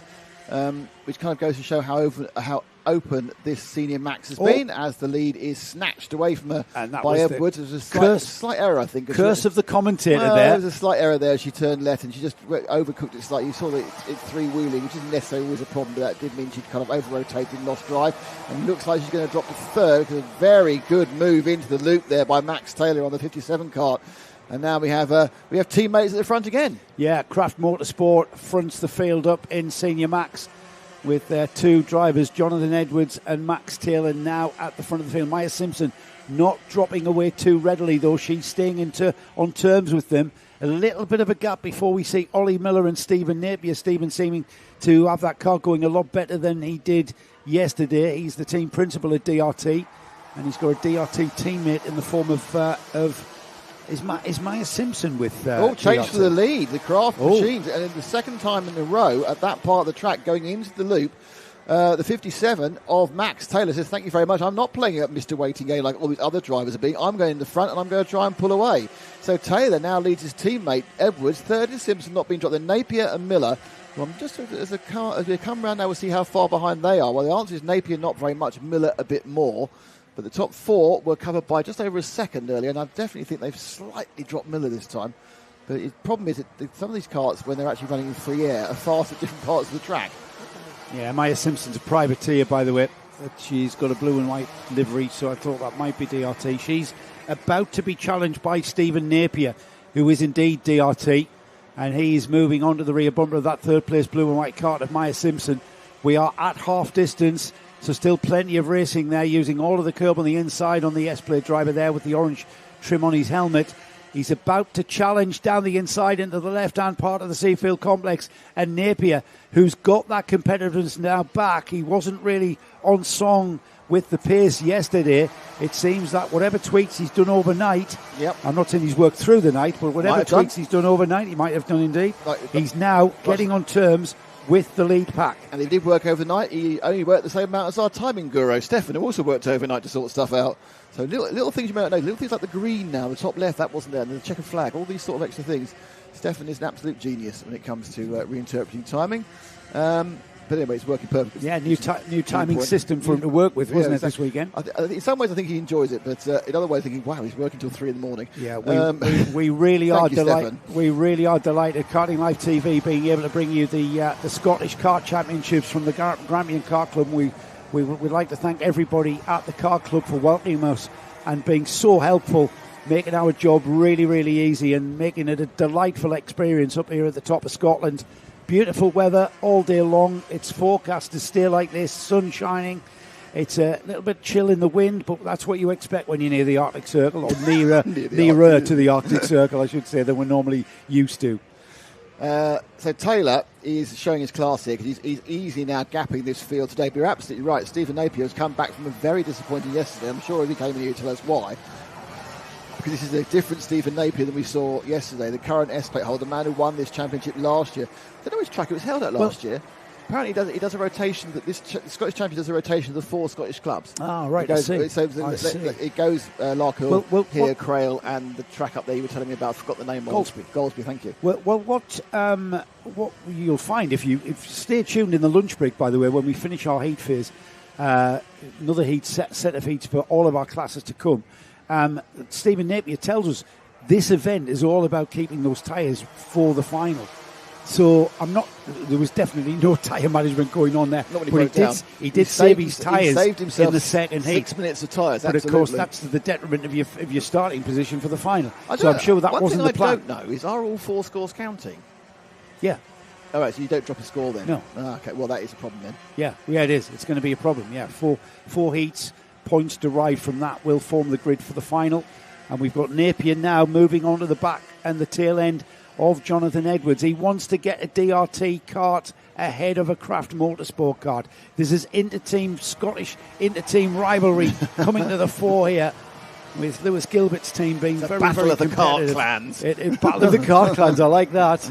Craft Motorsport and DRT duking it out at the front of this field at the moment. Yeah, I mean, it's Stephen, obviously, Stephen Napier as the S-Plate holder, he has, I think, a fifth. I think it was 5th in the first heat, I think, in the end, and then he obviously has a DNF. So normally, second or third, it's vitally important. Every point, a beautiful move, but that doesn't always work because sometimes 3 corners later, it'll be the inside, and I think Edwards may get it. And beautiful. Cut him off, didn't he? Yeah, late break, slid it in front of the cut. They gave you no chance. So what was started as a side-by-side pass turned into a very clever little block pass. Well, there was a kink, left-hand flat-out kink at Cafe, where you really have to, if you've got the inside line, which Stephen Napier did have, and now he's got that second place from Jonathan Edwards. So it's a Craft Motorsport DRT, Craft Motorsport 1, 2, 3. Maya Simpson, the privateer, still in 4th, driving a cracking 3rd heat here. Rhys Bailey in 5th. Alexander Wilson, who's got the fastest lap of the race with the 36.816, he is in 6th spot. But whether or not, if we are, we're going to get 2 more laps. We've got 2 more laps. But I think, Nick, that the S-Plate there of Stephen Napier is perhaps going to run out of time to actually catch Max Taylor. 1.6 seconds is the gap. We'll have a look at that next time. As you said, if he's thinking about tyres, there's no point pushing the kart trying to make up that gap. You just run it as easy as possible while still nullifying the attack from Jonathan Edwards. I've noticed the second part of it's Moravian corner, the second right-hander off the straight. Moravian, he uses a lot of curb through Moravian, a lot more curb than anyone else. So that's a completely, he's a unique driver in that sense, and he obviously knows the place. So here we go, on to the last lap. Max Taylor leads. The gap's gone out to 1.8 seconds, so Napier is either not got the pace to catch him or he's managing his tyres. Well, I would think it could be a combination of both, to be honest. But absolutely, there's no point pushing the kart more than you need to remain in second place. It's Max Taylor, who has really stamped his authority on this race. He soon swiftly moved to the front, said, I'm not hanging behind my teammate, Jonathan Edwards, I'm going to gap the field. And gap the field he has done, and he wins it by probably just about 1.5 seconds. I don't know, almost 2 seconds. I will tell you when my timing screen updates. It's 1.9 seconds, would you believe? That was the gap at the end. Max Taylor takes the win then. 15 laps completed. Stephen Napier in second. It's where he prefers to be, at the top of the field rather than on the sidelines. Jonathan Edwards a fighting third. Maya Simpson an equally fighting fourth place there, hanging on to fourth place there after leading in the early stage. Rhys Bailey was fifth. Alexander Wilson takes fastest lap of the heat. He doesn't get any points for it though. And sixth place. Then we had Jackson Inglis, Leo Massey, Ollie Miller, Fraser McNeil 10th. And then outside the top 10, Mark Arthur, James Headspieth, Calvin Moffat, Leon Calder, Jordan Frew. We lost Gemma R. Hyans. Didn't notice Gemma dropping out on lap 7, and then Andrew Harvey on lap 7 as well.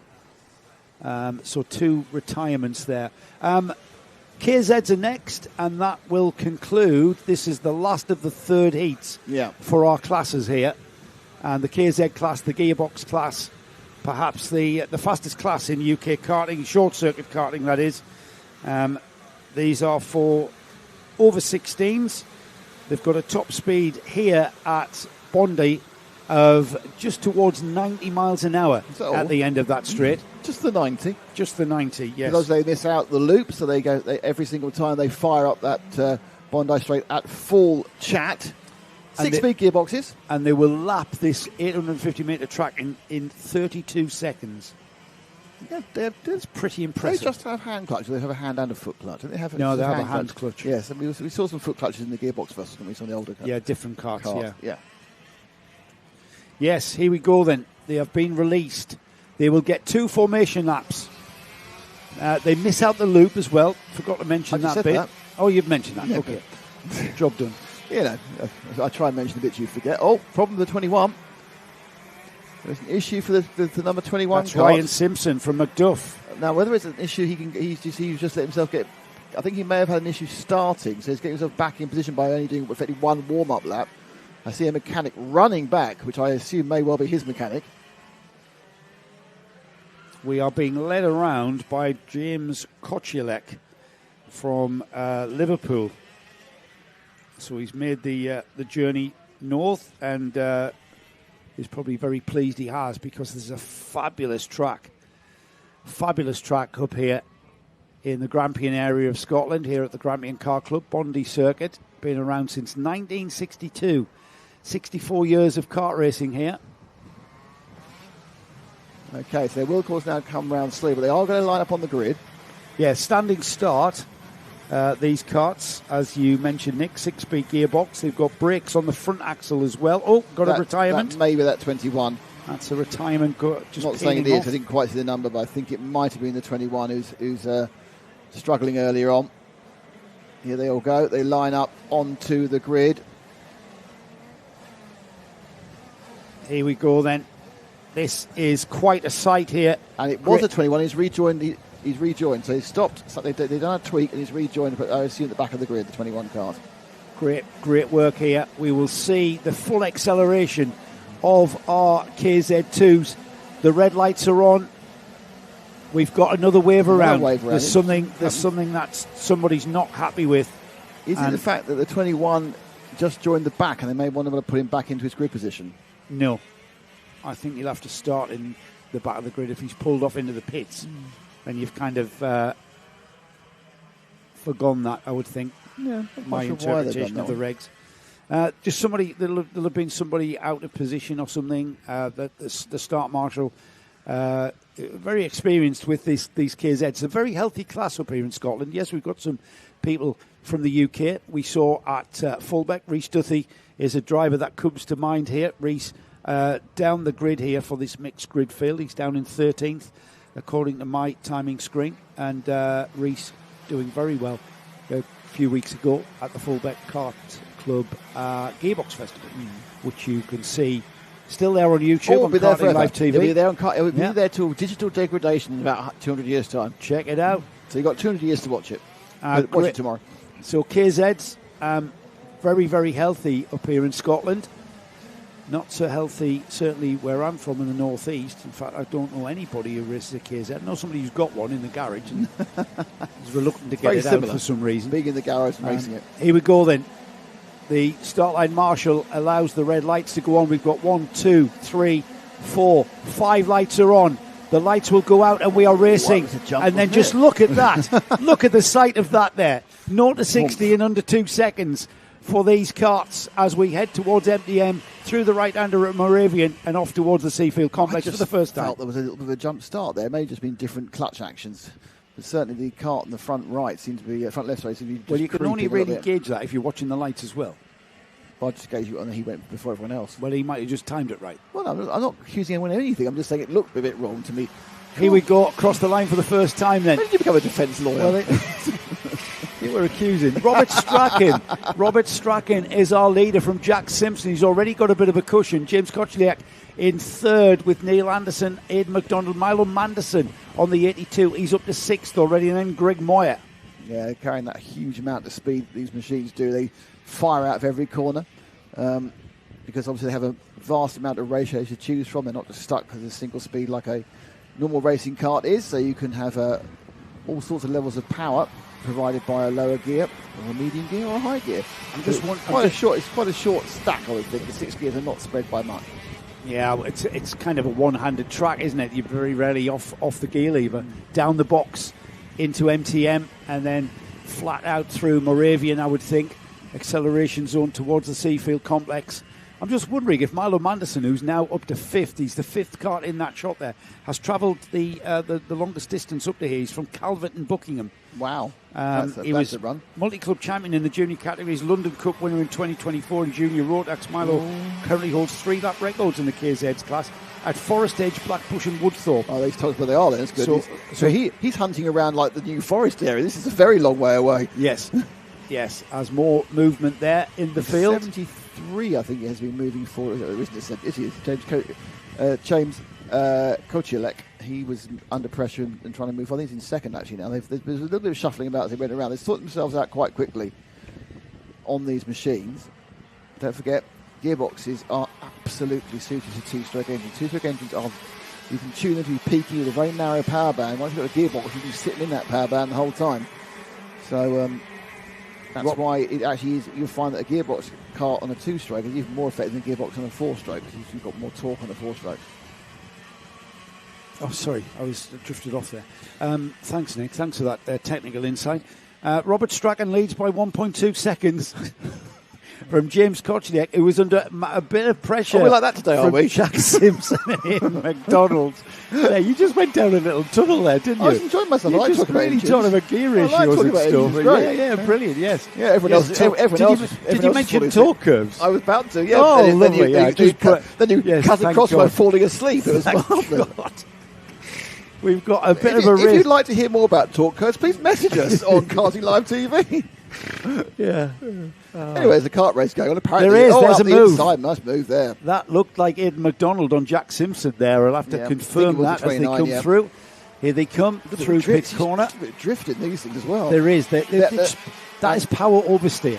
Yeah, Hawcut's gone past Moyer as well there. 2 Birol karts looking very, very similar in this unfortunate massive amount red, white and orange white karts. And you know what that was? Jack Simpson, who got overtaken by Aidan McDonald, he just lost momentum, and that allowed Hawcut to come through as well. Hawcut playing a bit of a predatory game there and waiting for the opportunity. Brilliant stuff indeed. This is all allowing Robert Strachan to eke out a gap of 1.2 seconds. Kochliak, who's got a bit of a set. He's got a second to Aidan McDonald, but Aidan McDonald is on a charge, isn't he, on the number 29? Yeah, they are moving forward. The 51, actually, it's Joe Charlton, who's been near the front of both the previous 2 heats. He's also coming there. He's the lighter blue kart in the back of that picture, now in the middle of the picture, effectively, with the whiter overalls, race suit. Brian won the first of the two of the orange and black machines, and he's up the inside of the orange and black machine, so no surprise to see Joe moving through the field in the front row in the first two heats as well. That left-hander, the left-hand part of the seafood complex, seems to be a favourite overtake for KZ. Yeah, you come out the right-hander and then bosh down the inside. I think it's because you can get this drive, which you can then kind of force your way up the inside. Yeah. There isn't that sort of low drive on a single, because you've only got a single gear ratio, you can't exert up the inside. But when you've got multiple gear ratio, Joe, come on, keep with me, stay with me. Sorry, I drifted. You get the drive, you can do it. Anyway, you were going to say torque curve again. I'm saving that for later. Here we go then, 3 minutes on the clock here, and we've still got people moving through the order. This is what mixed grid karting does for us. AFS Motorsport says, talk about talk. Talk about talk. Who was that, sorry? Our Bathurst friend. Oh, cool. Yeah, we're talking about talk. Talk. Talk, yes. Talk, Turk. Talk. Anyway, so at the front of the race is Robert Strachan, James Kuchelek is in second, and Alexander Hallcutt third, and Aidan McDonald is fourth. We are looking at Joe Charlton, currently running seventh, so he's still needs to move up. Do you see it there? The power. Do you see the wheelie there? The power. Yeah, they do. They put their foot in. They put their foot in, and the front end lifts off the ground. Yeah, well, that is. That's the talk of the engine. Talk curve, isn't it? Yeah, talk. That's all about talk. Talk, more power. Here they go then down the Bondi straight and into a position there. That's the number. That's Moyer, was it? Greg Moyer, yes. Taking McDonald's, yeah. Yeah, great move there. Greg Moyer, who has... where's Greg from? He's from up here, isn't he? Is Greg, the number 88. I just looked him up a second ago and I've totally forgot. He's from Huntley. Yeah. He's from Huntley. Here's Greg. Into the pit corner then, and there's been steady movement through the field from our faster runners. I'm really looking forward to the final and just pick a winner out of this lot. It's very, very hard to do. Got to mention Rhys Duthie as well. The number 37 is up to 5th place here. He's playing at home and he's put in the fastest lap of the race at 32.428. Now the fastest lap is held by Rhys Duthie on a 31.9. 32.4. It's half a second off his lap record. Interestingly, so will a couple of the other classes as well, which I think is, as you rightly said, Joe, could be tied to track temperature. Or it could be these tyres are having to last a whole meeting and a half. Yeah, we might not have seen. Yeah, he's. We mentioned Rhys. We mentioned Rhys yesterday. Rhys's mother is one of the timekeepers here, so he's a big part of the Grampian Kart Club, and we saw Rhys down at the Fullbeck Gearbox Festival. So he's a familiar name in KZ karting throughout the UK. He's from Stewartfield. I know we get a lot of KZers who probably know, but if you are a Gearbox fan and you have a KZ car, enter the Gearbox Festival happens at Fullbeck every year. It is a fantastic event. I recommend you come make the trip down to Fullbeck. You meet nothing but like-minded gearboxers, all sorts of gearbox, 250s, old-fashioned. Who love talking talk. Talking talk. The 210s, which is the roulette class. Will it finish? yeah. They've always been the same, the Villiers class. So if you're a gearboxer, go to the Gearbox Festival. I don't know the dates of it yet. He's missed this year's, but we won next year. Absolutely guaranteed. But now the last 20 seconds, they're going to get another one. So they'll go round now. The line will be crossed, and they've got 2 more laps to go, Joe. And there's a bit of a battle here. This is the Greg Moore Rhys Duthie machine. They're up the road now. Two local lads duking it out towards the last lap board. There's Moyer. We've got Robert Strachan leading by 1.2 seconds. Then we've got James Kuchelek in third, and then this battle for what is 4th and 5th places. They're very familiar with each other, these two, and will know each other's the vagaries of how each other drives here. So it's going to be a bit intense. They're both on very similar liveried karts. I've seen they're teammates. I mean, they're privateers. They're privateers. Well, Rhys is with perhaps they got a discount on the sticker kit. Rhys is with Neil McLennan Racing. Well, it's the same stickers, but yes. It doesn't necessarily mean they are. Perhaps they were. Perhaps the kart was. Yeah, the KZ class really popular up here, isn't it? So it's healthy. When their club meetings get good turnouts as well. Yeah, absolutely. So yeah. It's excellent news. Yeah, we've got Robert Strachan heading towards the checkered flag. He's through the Kinkard Cafe. He'll be crossing the line any moment now. There he goes across the line to take the checkered flag. The number 36 takes the win. Alexander Hawkwood reduced the gap to just a second there at the flag. And then James Kuchelek was a little bit of a gap back to third. And then Greg Moyer hanging on to that 4th place from Rhys Duthie in 5th. Up from, I think, 13th on the grid for Rhys. Aidan McDonald was 6th. Joe Charlton was 7th. And then we had Ryan Simpson and Jack Simpson 8th and 9th. Ben McLeod was 10th. Ali Smith was 11th. Then we had Kieran Smart, Milo Manderson, Alex Mackay, Jack Mackay, Duncan Ingram, George Horton, Owen Towler, Neil Anderson, and Tim Forbister rounds off the 20 kart field. So that is the end of Heat 3 here at the Grampian Kart Club in Bondi. And we are here thanks to these fantastic sponsors.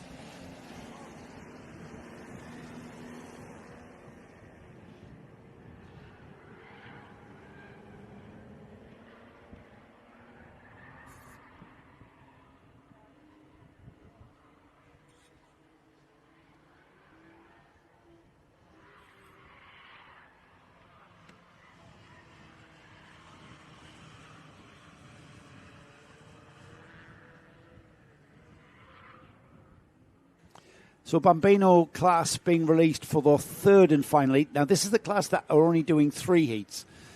The first session we saw them at was a time qualifying session. So their 3 heats are being concluded here. We'll form the grid. There's only 4 of them, so it's easy to keep a tab on them. I think we should have a look at the 2 guys who haven't had much coverage first. I agree. So, Ash, if you can follow the 2 guys we haven't seen much for the first 2 or 3 laps. Which is Ross Elder on the number 94. Orange machine and the car ahead of him, ahead of him. And Zach McDonald. So Zach McDonald on the number 25. He's a privateer, as all the Bambinos are. He's sponsored by his dad. He's from Kelso, down in the borders. He's a Max Verstappen fan. Let's not follow him then. Which is nice. Ross Elder. It's great. I mean, it's interesting, isn't it, how these kids are all Norris or Verstappen fans. We've gone past the people who are fans of Button or Hamilton. So the 94 is Ross Elder. The one to the right of him, the number 25, just coming into the picture, that's Zach. Ross Elder from Dunbeath. And they get underway. The 2 karts that will head off to the front like they have done all weekend is Walter Forrest. He's from Rothy Norman. He's known as the Ginger Ninja on that green kart. We'll come back to him. And Regan Abercrombie, who has been the winner of the first 2 heats and been having some great races here. He's from Stirling, so not that far away. But so as Regan Abercrombie gets off into the lead on the number 48. Interesting. Second place now is Zach McDonald. So let's look at Zach, who's suddenly found a real turn of speed in the yellow and purple machine. So Zach is the Max Verstappen fan. There's the orange kart of Ross Elder, the number 94. There goes Zach. So Zach's having a bit of a battle here. Oh, he's nudged Walter there slightly off the track, but that's fine. Walter's got going again. The Ginger Ninja continues. He was a bit phased there. It looked like, let's have a look at the crest glazing replay here. As they turn into the loop here, it looked to me as though the number 25 there just turns to the right. Walter was alongside, didn't know he was there. And it's all a learning experience for these youngsters, isn't it?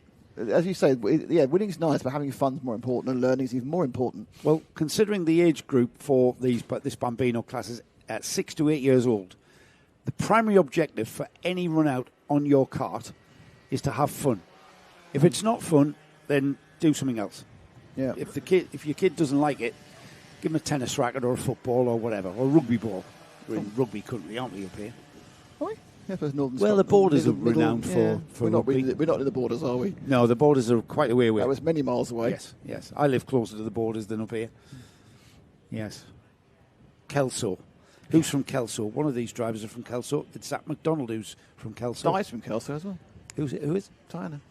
Yes, she is. Yes, lovely. Someone place. you don't know and isn't here is from Kelso. Yes, there we are. She's not even here. Yeah. Yes, so that's we know people from Kelso. I also know people from Jedburgh and Hoyk. Unbelievable. I have friends in the borders.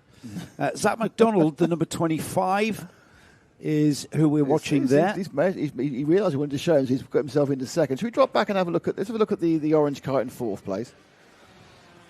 So now it's the turn of Ross Elder. He's from Dunbeath. And here he comes. Here he comes here in his bright orange kart. I still think he can't quite see over the nacelle panel. He kind of looks out the side a little bit. Look, it's just slightly out to look like that. Watch him as he comes down the main straight. Oh, he looks well. Yeah, I mean, yeah. They are little, these kids. Yes, they are. Just learning the feeling that you get, that natural feeling of momentum that will come naturally. See? He's leaning out to look. Oh, yes, he is. He is leaning a bit to the left, isn't he? Do you know what it's like he's driving a steam train. I wonder why he's doing that. I think he's probably because my guess is he probably can't quite. Well, his visor looks like it's over the nacelle, yeah. isn't it? Perhaps he's feeling it. I don't know. Little thing doesn't really matter. I don't know. Little Maybe learning experience. Yeah, because he's central in the kart there, leaning into the left-hander out of the Seafield complex, on towards Cafe, the kink, and the way that these kids develop the feeling of momentum is.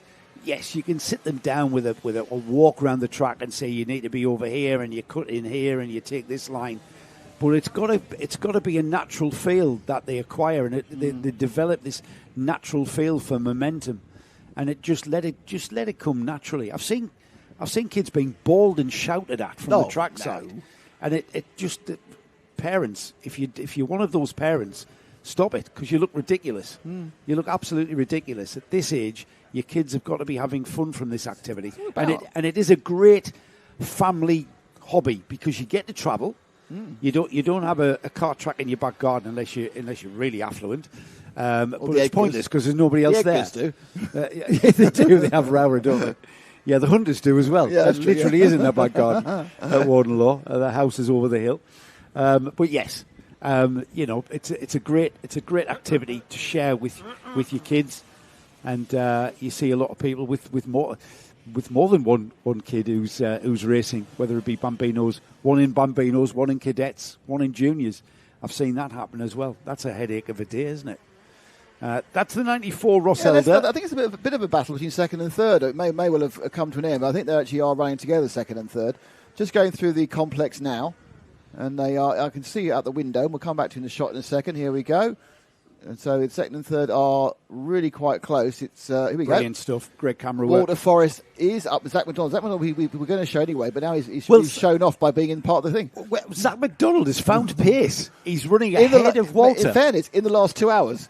He has, absolutely. Since their second heat, Zach, who was not on a par with Walter and Regan. He was 27 sequends back from the leaders last time. Well, I don't know where. I mean, I know the intricacies of making these Coma engines work. I think it's making the child's head work. Well, or they're making it work themselves. Well, you ask people just what it takes to keep these carts running, and that you come out with. You talk about your talk. Yeah. Jeez, when you get somebody who's running one of these Coma Bambinos to tell you and explain how the jetting and yeah, absolutely, so complex. Atmospheric pressure is important. But this is a great little scrap for second and third place there. The green cart is Walter Forrest. He's from Rothy Norman, and we get a lovely little chat with Walter, the Ginger Ninja, as I'm told here. It's not a name I've given him. It's a name I've been told. So I'm pretty sure he's happy with that. He is a typical Scot there with his red hair, and lovely little chat. And the thing he gets out of driving his kart around is he has fun. He told me, excellent, which was absolutely delightful to hear. That's the correct answer. Absolutely, you don't need to be an F1 driver when you're 6. No, absolutely. And Zach McDonald is now on the pace in the third heat. So this bodes very well. So if these two can find a bit of pace to catch Regan Abercrombie, we're going to have a real ding-dong of a battle for the final. Regan got off at the start, and in fairness to him, he's done a very, very good job of just being in the lead. These two providing us the entertainment. Can Walter Forrest find his way past Zach McDonald? Forrest is easy to see. He's the bright green. He's very insistent he's got a chance to come at the inside here. It's not worked yet. McDonald, as you can see, orange and yellow and purple, and they're all green and Forest. Let's have last lap. Let's see. Can we have a quick shift at our leader, Ash? He's just going down the main straight. Just down the main straight. There we are. Regan Abercrombie is going to make it 3 wins out of 3. Yes, he will. He's got a 10-second gap on this one as well, so he's had a bit of a lonely race here. The Ginger Ninja, Walter Forrest, has kept him honest in the previous 2 heats. This one, he's gotten away. What's his best time? his best lap time, 52.5. Okay, he's better second off the overall best, so I think we are seeing some tyre. Actually, not quite so bad, the Lecons, is it? Because the Lecons last for months. Yeah, they're on a treaded tyre for these 6 to 8-year-olds. We don't want them to be caught out by any change of weather. Here we go then, Regan Abercrombie on target for pole position, starting position in the all-important S-Plate final. As he crosses the line, the gap will be over 10 seconds. And who's it going to be? Is it going to be Zach McDonald or is it going to be Walter Forrest? Walter Forrest on the bright green car. Through. It's Walter. Walter Forrest finishes in second place. Zach McDonald, after running in second place for such a long time, unfortunately loses that second place on the last lap to Walter Forrest. And in fourth place will be Ross Elder, who will come through any moment now. There he is on the orange kart, Ross Elder from Dunbeath. He finishes fourth. We stay with the youngsters. This one is one of our cadet classes. It's the Rotax engined cadet class. They are 125cc water-cooled Rotax engine. Exactly the same engine, exactly the same. Conceptually, there are slight differences. These are heavily restricted. They're exactly the same engine. I'll finish my sentence, actually. They're exactly the same engine as you have in Junior Max and Senior Max and 177. Can I ask you a question? The same. How much torque do they each make? Oh, dear. Oh, there we go. Yeah. Anyway, no. However, heavily restricted for this age group. Less restricted, but still heavily restricted for the Intermax. Less restricted, but still restricted for the juniors, and then no restrictions. Knock yourself for the out for 162 and the 177. Yeah, to a point. But is it just on air? Is it air and carb? It's air and exhaust. It's not carb then. Carb's not restrictions. Yeah, it's still air exhaust. Air in. But because of the exhaust restriction, that then leads on to needing to tune the carb and needing to tune and they've got an air restrictive, the amount of air going in. You know, I was literally about to talk about things like two-stroke back pressure, and I thought, no, I'll get shut down again if I start with two-stroke back pressure. Tell us about two-stroke back pressure. The most important, if you put a two-stroke engine, if you've got a four-stroke engine, you have an open exhaust. It makes a lot of noise, makes a lot of power. If you have a two-stroke engine with an open exhaust, it'll make no power whatsoever because it needs the back pressure to scavenge as part of the two-stroke cycle. That's lovely, Nick. Luca Bacocci was the winner of the third. Look on your eyes is really putting me off. Was the third. He took the win in Heat 3. Now, Luca Bacocci on the Apollo kart is, I can't see where he is. We've got a problem there in the warm-up. Someone just spun on the warm-up lap. Really? Yeah, look. Going round now. I think he was tapped. Oh, yeah, that's not. Yeah, that's not. He should have enough time to get back in the position again. He's got back in. So hopefully no damage there. So we've got Luke Bacocci, who's just practicing here on a Rotax Max Cadet. He's more familiar with the Honda Cadet running. That's him on the red and white Apollo kart there on the left-hand side of the screen. He is starting on the pole. He was the winner of Heat 3. Let's see if he can do the same in Heat 4 and solidify that debut in this class of cadet karting as we head off. The race is underway, and we head off towards the MTM corner, and it is indeed Bacocci who is in the lead of this race through the second corner here, which is Moravian, and then on towards the Seafield Complex for the first time. Nice clean start by the Micro Maxes, and you kind of think if Bacocci gets away, he'd be hard to catch. Bacocci. Oh, I thought it was Nocky. Bacocci. You did say Benocchi earlier on. You were thinking of food. Yeah. Honestly, I should come with a warning for people's surnames. We were told really. we were saying Lucas' name wrong yesterday. We spoke to his mother yesterday. It's Bacocci. But he's leading anyway. Lucas Seabright is second. Benjamin Finley, who won the last heat. Was he win the last heat? Yes, he did win the last heat. Was third, and then James Strath was fourth. It's only an hour and a half ago. I've forgotten most of this happened. Yeah, this is great. This is great stuff here. Beginning to heat up. Bacocci there in a very sort of composed lead. It's a 4-kart train at the front of this field here as they go through the left-hand part of the Seafield Complex, heading towards the Cafe Kink, and already drivers looking a little bit irritated, a little bit agitated. It's two Craft Motorsport drivers of Lucas Seabright and Benjamin Finley in second and third, who has got that second place behind Bacocci as we cross the line. It's still Seabright, Finley, Strath. James Strath, the lap record holder here, remember, he's in fourth. He was a little bit out of it in Heat 3. He was quiet, wasn't he? Yeah, he was. He didn't appear. And here we go. Challenge for second place as Finley goes ahead of his teammate Seabright. Ooh. And will Strath get the look as well? No, not quite. He has to settle back. I'm ahead now, says Finley. Let's go, Benjamin. Let's go after him. But that was interesting there because I think there was a little bit of a chance of an instant comeback for Seabright, but he just saw the opportunity close and didn't go for it. Perhaps if in the last lap he would have gone for it, but that has just led Bukkake. He's now leading by about 3/4. I'll go across here. I think about 6-7 tenths of a second. He's got the lead. Yep. And as they sweep round into the complex, now first and second are breaking away from third and fourth. I've got James Strath here on our information sheet. The number 25 is James Strath. He's down as being a Craft Motorsport driver, and that's a different livery on his car. So whether that is the case, we'll leave it at that. So 3 Craft Motorsport drivers behind the Apollo kart of Bukkake, who continues to lead. He's been caught by Benjamin Finley, which is what we've seen pretty much all weekend. We're still just under 90 seconds away from half distance, so there's plenty of time for things to develop. There's plenty of time for Finley to catch Bukkake and maybe challenge.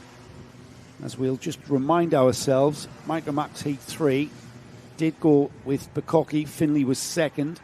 Heat 2 for this class was, where am I? Heat 2 was again Bukkake and Finley. And then the first heat, the first time we saw these under race conditions, we had Finley, Seabright, Bukkake. So Bukkake has been first and Finley second for heats 2 and 3. And at the moment, that's the way it stands. So at the moment, we've got Luca Bukkake on target for pole position for the all-important final coming up later. He could be pole in 2 classes. Yeah, absolutely. Cadets, of course. Yeah, he's on the hot first weekend for Bukkake. Must be pretty fit. But these kids are so fit, aren't they? He's just going to do, do a race. He gets 2 races off, do another race. Get 2 races off, do another race. And he won't be sitting on Monday with aching arms and wondering where it all went wrong. No, he won't. Well, mind you, it's the school holidays have started, haven't they? Oh, they're earlier in Scotland as well. They've been off for a while in Scotland. Yeah. He's from Inverlochy, is Luca. He's sponsored by Sure Clean. Ah. So I'm not quite sure. I would suggest they're a cleaning company. Do you think so? Yeah. You can see why you were a detective, can't we? Should have been a detective. Yeah, you should have done that exam, mate. You'd be straight through. I am surmising you may be involved in the cleaning business. Here we go, Finley now gauging where, if anywhere, he can get past Luca Bukkake.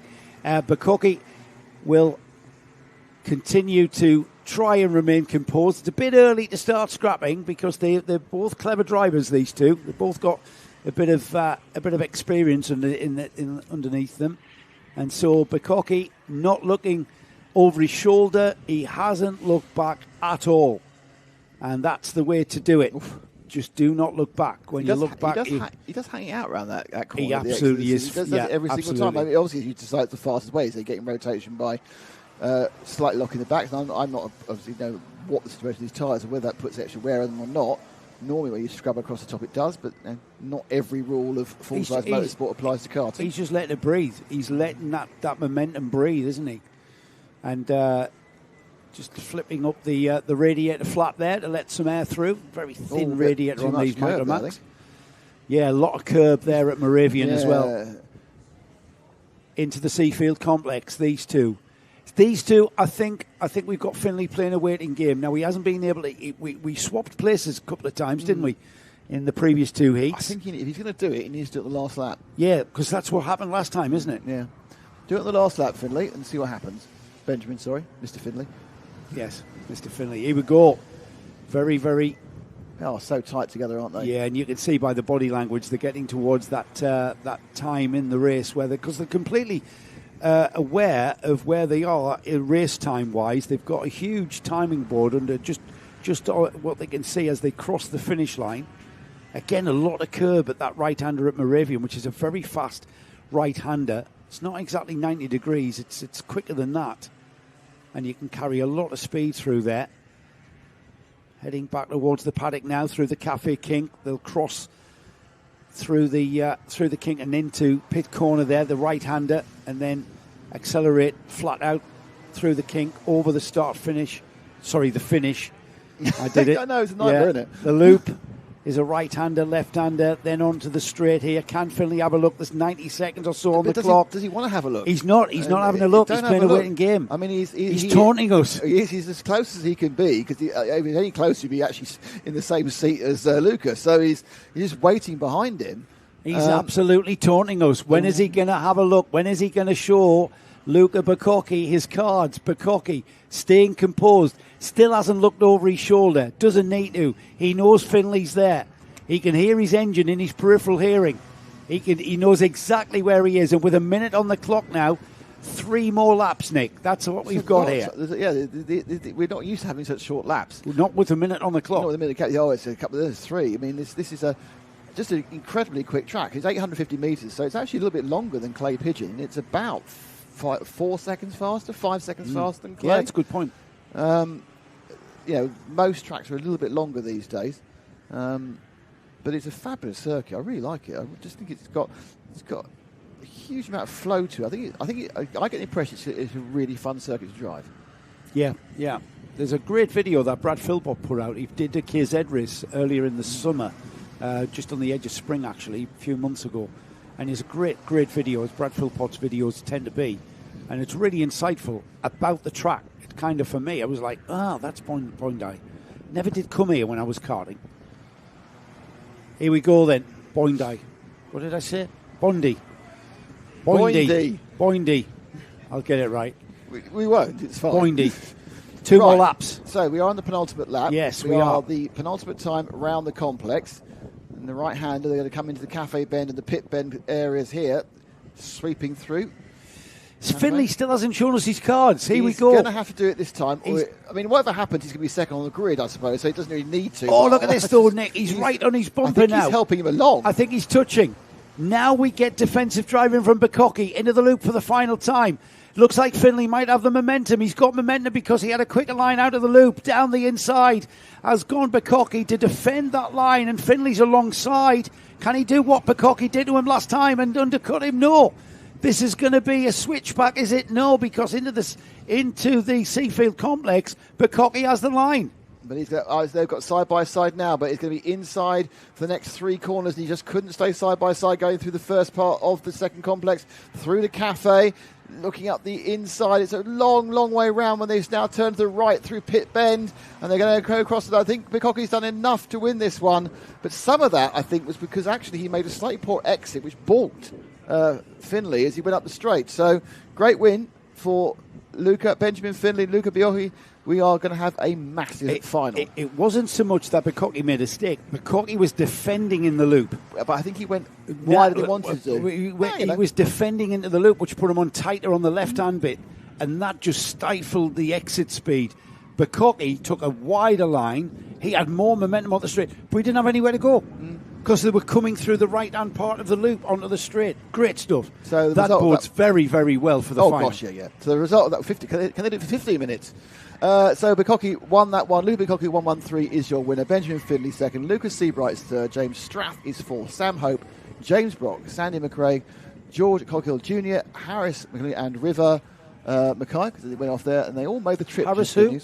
Well, Harris... You just didn't see his because surname. His name went off. Was I think. All right, okay. Harris McDonald. I just thought it was you doing a Nick. No, it was just racing through it. OT50 Racing says, will we get more midfield action on the live? And the answer is, don't know. I mean, we will get more on board action. We don't know where in the race on the junior Rotax where William will be on the grid. Yeah, I mean, there is always action in the midfield areas of any class of these karts. That's the thing. And so because today, of course, Joe, is the debut for our onboard camera, developed entirely by me. Developed at Karting North East. Thank you. Big thank you to Matt Hunter and all of the staff there we've for done allowing some us. testing. We were told, what can you do to improve the coverage, and so we just started doing testing on that. It's quite. It is. As everything, 3 years ago that had been very, very difficult to do. Now it's a lot. It must be easy because I've done it basically. one knows one's limitations. But yeah, it's still in the testing phase, which is why we've only got one unit. We're not moving them around carts. We're just sticking it on Williams' cart all day. When it becomes a production version, then obviously we'll have the ability to have a couple of them and have them moved around a little bit. Right, Intermax out next. Heat 3 for Intermax was won by Hamish Gordon. Heat 2 was won by Hamish Gordon. Heat 1 was won by... Let me guess. Hamish Gordon? Yes. We were told coming into this weekend that Hamish Gordon was the driver to beat in Intermax here at the Grampian Kart Club. That was very good intel, because that has proved to be correct. It's pathetic, that's for sure, yeah. Well, it's proved to be correct. I think that's working on live stats. Hamish Gordon has proved to be very dominant here. It's whether or not his competitors can maybe find a bit of pace, maybe find a bit of performance in their kit to maybe challenge for that lead. We're about to see, as they are very nicely ordered. That's a very, very slow pace. That's the number 61 leading the field round. And that is, did I say 61 there? It's 60, sorry, 60, Andrew Gemmell.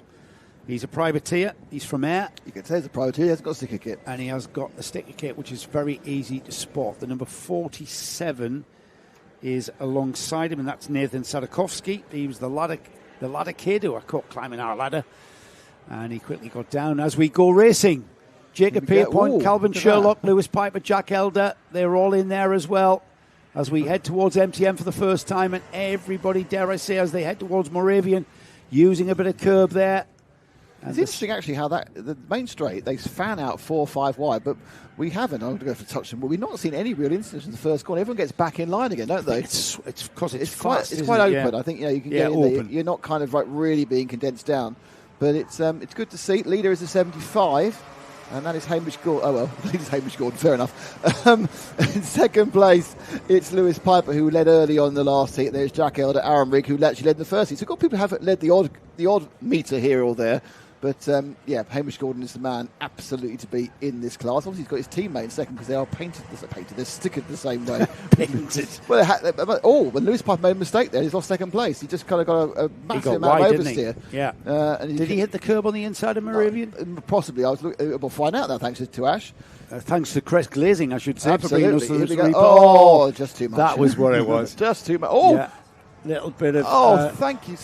We've had a cake. We've had a biscuit delivery. Austin Gray has provided us... Has he really? Over in Dubai? He's here. Get him up here. Come up, Austin. Yeah. We've got Tunnock's tea cake. We've got the Scottish gift. While this Intermax race goes on, we've got a driver who's just brought us Tunnock's tea cakes. Oh, fabulous! Austin Gray, a driver. If you watch our coverage from the UAE RMC, he's the driver that, in fact, hopefully he's up for the interval because we'll have a quick chat with him about that move at Yaz. He may have run away. He may have run away. He may have run away. Yeah. We had a great chat. He only likes being talked to by Henry. Here we go then. Hamish Gordon, Thank you, Aaron Rigg, Lewis Piper, Jack Elder, Lewis Kirkcaldy. That is the top 4 as Kirkcaldy goes ahead of Jack Elder for 4th place there. Aaron Rigg, fastest lap of the race, 39.778. Lewis has just taken 3rd place. Lewis Kirkcaldy, he went past Lewis Piper. Lewis Kirkcaldy went by Louis Piper, and he just gave him he gave him a very heavy pointing ahead. I'm going to go ahead and go for it. Who's through now? Is that Jack Elder who's got through? We've just had a coming together there. Got all squirrely. That could have went really, really badly for Jack Elder, who had contact on the back end of Lewis Kirkcaldy. Tripped over him coming out the Seafield complex. They all sort themselves out by the time they get back to the loop. Hamish Gordon still leads. He's got a gap of about 9/10 from Aaron Rigg. Lewis Kirkcaldy 3rd. Lewis Piper's dropped back off after that little bit of a touch. And Jack Elder there trying to get involved as well. Just outside of the top 6, we've got Rory Mackay, Andrew Gemmell, Nathan Sadkowski, Calvin Sherlock, Aaron Hooker and Jacob Pierpoint, who looks like we might have lost. We've got yellow flags. He hasn't. Jacob Pierpoint hasn't come round. A driver's had a slight issue towards pit in. There we are. That's the cart. Okay, he's out. He's come over. He's gone off right at the end of the straight, so about full whack across the finish line. He's come over the fence. He's sitting down. I think he's winded. So I'm really sorry for Jacob. Jacob's slightly hurt himself, but I think he'll be okay. He's off. He's in safety, and there's people attending to him. But I think he's just winded himself. And okay, he's on his feet though. He's just sitting down over there. All right, cool. Deep breaths. All right, good stuff. That's Jacob Pierpoint. Got here. He's all right after that incident. We've got Jack Elder now And Lewis Piper is that. Lewis Piper or has Jack Elder gotten ahead of Lewis Piper? Let's wait and see as they come through and across the line. Hamish Gordon leading then into the loop. Aaron Rigg, Lewis Kirkcaldy, Lewis Piper, Jack Elder. That's the order across the line as they head off down the Bondi Straight. Hey, mate. How are you? How are we? All our friends. All our friends from the... yes. That's Grandad. Hello. Yes. So we're now talking amongst ourselves. Sorry about this. Grandad, who always is watching us at the UAE. Yes, of course. We obviously cover the UAE RMC, and Austin, who just walked in, is one of the stalwarts of the class. He's one of the superstars. And his Grandad of this class. We've talked to on the chat about 30 times, because you always are watching from here, watching from there. We finally get to see him. You see? Of course, because we're near Aberdeen, aren't we? So we got the race coming through. Hamish Gordon still leading. Only half a second ahead. Hamish has not pulled away as I expected he would do. I'm wanting to ask Austin Gray here a question of why he's not out having a go for this Scottish plate. So this Hamish Gordon character, Austin, could you beat him? I don't know. Have you raced him? Never. Oh, you haven't? Right. Did you not fancy... I thought you were home in the UAE. It was like a last-minute decision to come here because I wanted to. And if we planned beforehand, I would have brought my kit down, you know? Yeah. But I didn't have the time on planning. So. Right. Maybe next year. Yeah, maybe next year. Especially that you know that we're covering it as well, eh? Yeah, absolutely. So Hamish Gordon's been absolutely unbeatable here. Have you raced here then, have you? Never. You've never raced here? No. So you live in the UAE, don't you? But your family's from Aberdeen? Yeah. Is that right? Right, okay. What do you think of the track then, from what you've seen? It looks very fast and flowy. So you like fast and flowy because Yas Marina was probably the best finish that we've ever seen. Yeah. Wasn't it? Yeah. That was outstanding, wasn't it? Yeah, it was a very good race. I've watched it back almost 100 times. Well, I've watched it back about 110 because I loved that race. It was mega. It was definitely my race of the month. Absolutely. We've got 2 minutes on the clock here, and Hamish Gordon has got a little bit of pressure from Aaron Rigg. He's got about 0.3 of a second, and Aaron Rigg is not going the way. And that's are we seeing maybe a little bit of tyre management? I wonder if that's what we're seeing. Austin, I'm going to take the headset off you. Yeah. It's great to see you, and I do follow you on Instagram. And there's me thinking you're back home in the UAE, and here you are. Well, there we are. So close. You could have been going for an S plate. And are we going to see you on the track in September for next year's championship? Good stuff. You're still in Intermax, yeah? Right. Okay, mate. And thank you so much for the Tunix tea. Oh, that's and it's a pleasure fantastic. to meet you. It's really nice to meet you, Grandad. Yes. Fantastic. Keep the messages coming. See you, mate. Enjoy the rest of your day, mate. Cheers, then, guys. Yeah. It's always nice when your friends turn up. You normally see 4,000 miles away. He's travelled 4,000 miles just to come see us. Just to see us. So the race has got really, really hot. It's amazing. Hamish Gordon has not pulled away. Aaron Rigg, who was fast in the first heat, and we have in the. He's come to the inside. Rigg now looking to take the lead. Rigg is completely throwing the form book out of the window in this final heat and moving ahead. And I think Hamish is thinking, what on earth has happened? There's still plenty of time. Start going in the lead. Who is this? You know what? Hamish Gordon has had so much pace at the front of this field. I'm wondering where that pace has disappeared. Because either Aaron Rigg has found the pace Rigg's to compete. Found the pace. Look at the distance they got on Kirkcaldy on Piper. About to say, he's found the torque, hasn't he? He's found the torque. Aaron Rigg has come to the fore, and now we've got a race in Intermax. The dominance of that driver there, Hamish Gordon with the white helmet, has disappeared because for the first time this weekend we've got a different leader in Intermax. And we've got one more lap after this one. So the penultimate lap is what we're on. And the question is, can Aaron Rigg keep him back? Easy to spot. He's got the white nose cone through Moravian and on towards the Seafield complex. Can he hold it, Nick? Yeah, well, it's no one more surprised than us to see it's happening. Don't forget, Rigg did lead the first 2 or 3 laps of the first heat and then had a mechanical issue. It may be that he's just not been in a track position to show what he can do. But suddenly, from becoming the Hamish Gordon benefit event, we have competitors. You know what? This is perhaps the most technical class we've heard. We've heard that from so many people. Gary Walker, the infamous scrutineer from the MSUK, from Rotax scrutineer, has told us the intricacies of an Intermax engine because of the stifled exhaust, because of the stifled air intake. The smallest amount of gain that you can make makes a massive difference to your performance levels.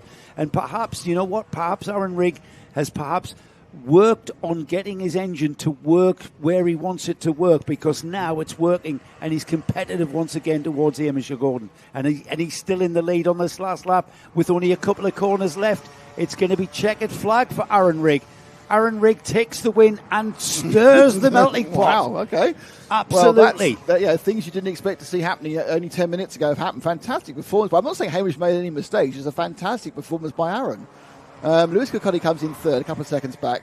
Then it's Louis Piper, Jack Elder, Rari Mackay, Nathan Sadalowski, Calvin Sherlock, Aaron Hooker, Andrew Gemmell, the unfortunate Jacob Pierpoint, who's now up and away. And I think he's had a little bit of a sit in the back of the van after unfortunately going wide, as you can see his kart just there in the top of the screen.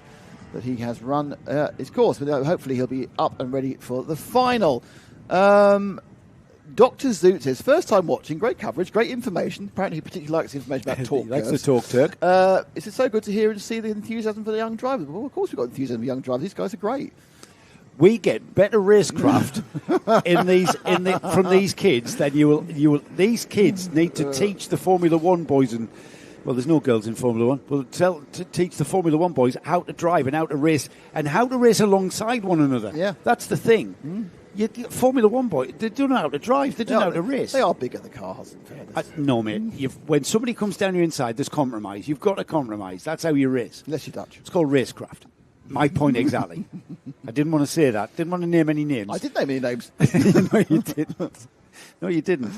Right then, what's that? Remarkably subtle for once. What have we got? On the Norris car at Formula One. We've got our 177 class. So from kids to adults and 177 kilogram adults, because this is the heavier of the senior Rotax class. That's Jonathan Shearer we're looking at. He's from. This is the chap who's sponsored by Tickety Boo Orkney. And I want to know what Tickety Boo do. What is Tickety Boo Orkney? That's what we want to know. Could be a cafe. They can hear us down there, Jonathan. I want to know what Tickety Boo Orkney is. Who are Tickety Boo? What do they make, sell, breed? Because it could be like a sheep shop. So he started in 2018. I'm trying to imagine a sheep shop. I don't know what a sheep shop looks like, but there we go. He started in 2018 in the Senior Max 177. He is the composer of clearly the greatest Christmas song ever, Tickety Boo Christmas. This is getting better all along. It absolutely is. So, what is Tickety Boo Orkney? I take it that's Jonathan Shearer's business. And what is Tickety Boo Christmas? We want to know what Tickety Boo Christmas is. In fact, Jonathan, you can come up here in the lunch break and give us a rendition of Tickety Boo Christmas. I know we're a few months away, but that's still worth a listen. Apartments. Tickety Boo Apartments in Orkney. Right. Oh, you know what? Why didn't I think of Google? There are 5 brand new built individual 1-bedroom self-catering flats. There are several Tickety Boos. That's the one in Orkney, though. All right, okay. I don't know anything about Tickety Boo Christmas, I'll be honest with you. It's a song, apparently. We get the green flag and we release the carts. The 177 senior Rotax class leaves the collecting area and goes out on track. It's an 850-metre track. Let's have a quick look at how these panned out. So the 177's Heat 3, last time out, we saw Les Taylor take the win from Braden Donoghue, and Chris Waddell was in third place. The second heat, which took place yesterday afternoon for this class, well, we saw, where are we? Senior Max 177. Braden Donoghue and Les Taylor. Chris Waddell, another third place, but a swap of position. So it's all about Les Taylor and Braden Donoghue, this one. Heat 1, Braden Donoghue, I remember, had a bit of an issue. He came third. Les Taylor took the win. Stuart McLennan, the interloper, in second place there. So my guess is that this fourth and final heat to sort the grid for what will be the final coming up as we go racing. The red lights go out and we're heading towards MTM through the first turn with 8 minutes and 1 lap ahead of us The field is through MTM, through Moravian, and already into what will be the second part of the Seafield complex, which is the left-hand hairpin, as they head back towards the paddock now, through the Cafe Kink, into pit corner here. Just behind the camera is where the driver's lounge is for the Grampian Kart Club, and across the line for the first time, we have got Chris Waddell. He's had 2 third-place finishes, and he's ahead of Braden Donoghue, Stuart McLean, Scott Burnett. Les Taylor's in 5th from Jonathan Shearer, Ashton Lefubiston, and Alan Garrick. Garrick, not Garriok. Even though there's an I there, forget it. We don't like it. Some of the vowels just aren't important around here. No. So the leaders are squeaking through the exit of the complex and now moving on to the cafe corner before the pit bend. And it is Waddell from Donoghue. So another cast where people are taking turns to lead. You're not expecting Waddell getting a bit of free. Waddell's getting a bit of free air, making the most of it. He leads as the lap onto the start of lap number 3 through the complex and up Bondi Straight. Bondi. I lost it. I had it earlier. I lost it. So did I. That happened to me last heat. That's heat. Ash was straight on me back. Oh, I've heard that. Yeah, absolutely. So the Bondi Straight, and they come down through the MTN. This is getting quite close to the end of the complex there.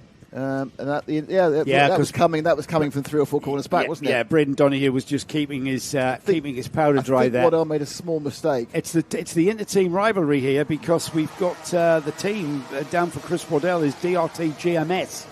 So it looks like a blue and white liveried kart for him. But I think Braden Donoghue is now going to eke out a bit of a gap here, Nick, because he's been pretty quick. Where is Les Taylor? He's 4th. He's 4th at the moment. He has on the whole moved forward to the front. And he's just put in the fastest lap of the race there, 37.691. He will move forward towards the front, but he's got to get past a couple of karts, and he's also going to get past his teammate, who's actually got a bit of a lead on him. Now, Taylor did get past and gap in the 3rd heat, but this is a different heat, different day, different temperature. There they come around the corner. And as you say, it's an intra-team, inter-teammate battle with 1st and 4th with Kraft and 2nd and 3rd with the other team, whose name I've already forgotten. Help me out. What's that? DRT. Sometimes you don't listen to me, do you? I was actually looking at something else. I love it. I drifted there. You were sitting there with a little smiley face. I don't know where you were, but you weren't at the Grampian Kart Club for the S-Plates. I was doing some research. on Ashton Lefubiston, who's one of the. I think he's on it. Yeah, he's on it. Novice play. Yeah, just if you can see the on-screen timer, it's kind of like a bracket and a line. Those ones with brackets and line, that's actually bracketing out a no, because we only have a certain amount of width for the information on the number, and that half bracket line means they're novices. So there's 3 novices in the race. It's Scott Burnett, Ashton Lefubiston, you say, and Alan Garrick, who was making the comeback from karting. He's 64 years old, and he raced. He's been racing 40 years. Raced at the same period as me, 80s and 90s. And you, of course, yeah. And then has made a comeback. No, fair. That's the crazy man. The furthest north I ever went was Tilbury. I never got within 400 miles of here. The furthest north was Tilbury Docks. Yeah, I raced in Tilbury in Butler Park. I thought you went to Wilton Mill. No.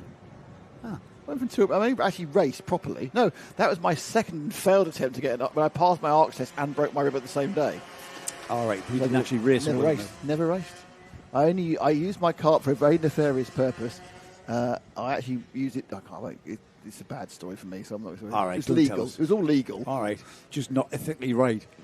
Ethically and morally wrong. At the time, it seemed like a good idea. Was there a woman involved? No. Right. There were small furry animals involved. What? Sorry. Tell us later. Jesus. Oh, we've got a battle here. The number 67 goes through. That is Les Taylor moving forward.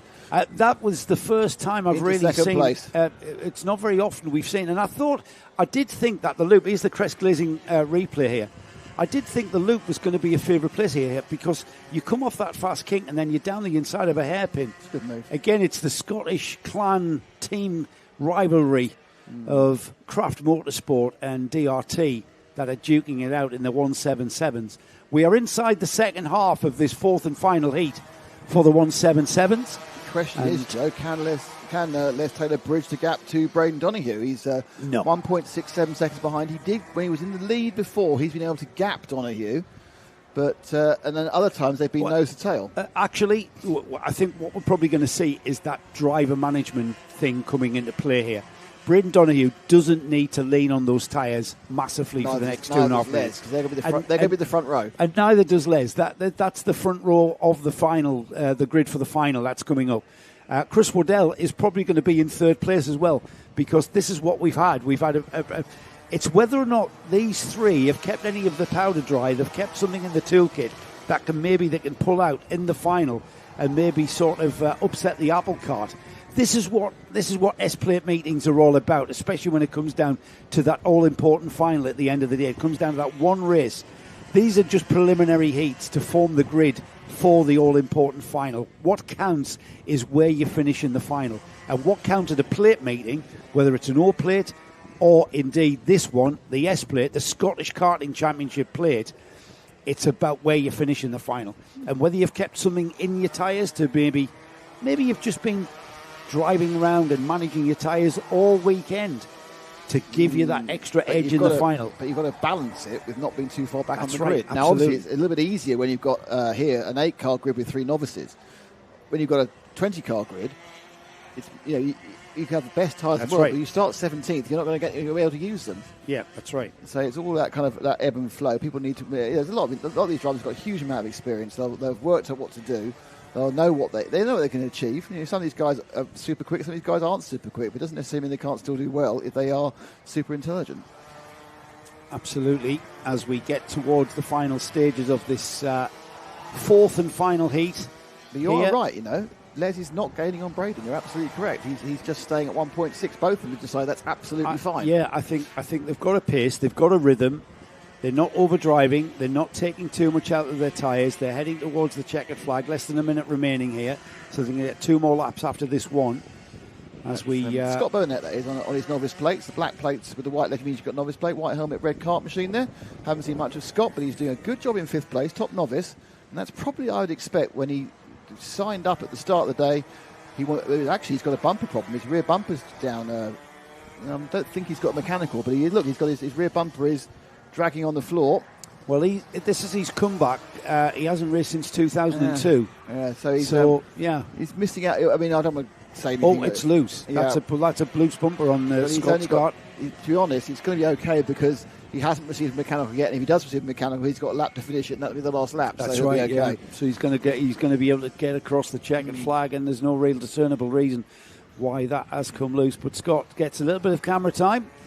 The St Coombe driver, behind him is the 38, and that's Ashley Fobister, who we haven't seen much. He's going to work the 38 for a while. With the Tony Kart, actually looking more Tony Kart colour rather than just grey at this particular. I think it's because you've got a little bit closer to it. You can see the stripes. He's from Fraserburgh, and his sponsor is the Wallpaper Shop Limited. He's down as a privateer running on that Tony Kart. Private wallpaper. We're on the final lap, Nick, and as we look at the 61. Alan Garrick. He's worked quite well because we're looking at Alan, and he's just been lapped by the leader, so we can have both of them. It's the last lap, so pick up the 46 because he's just going to come off the line. It's been a very good drive by Braden Donoghue. Les Taylor will follow him round, similar distance he was beforehand, and then we have the rest of the field.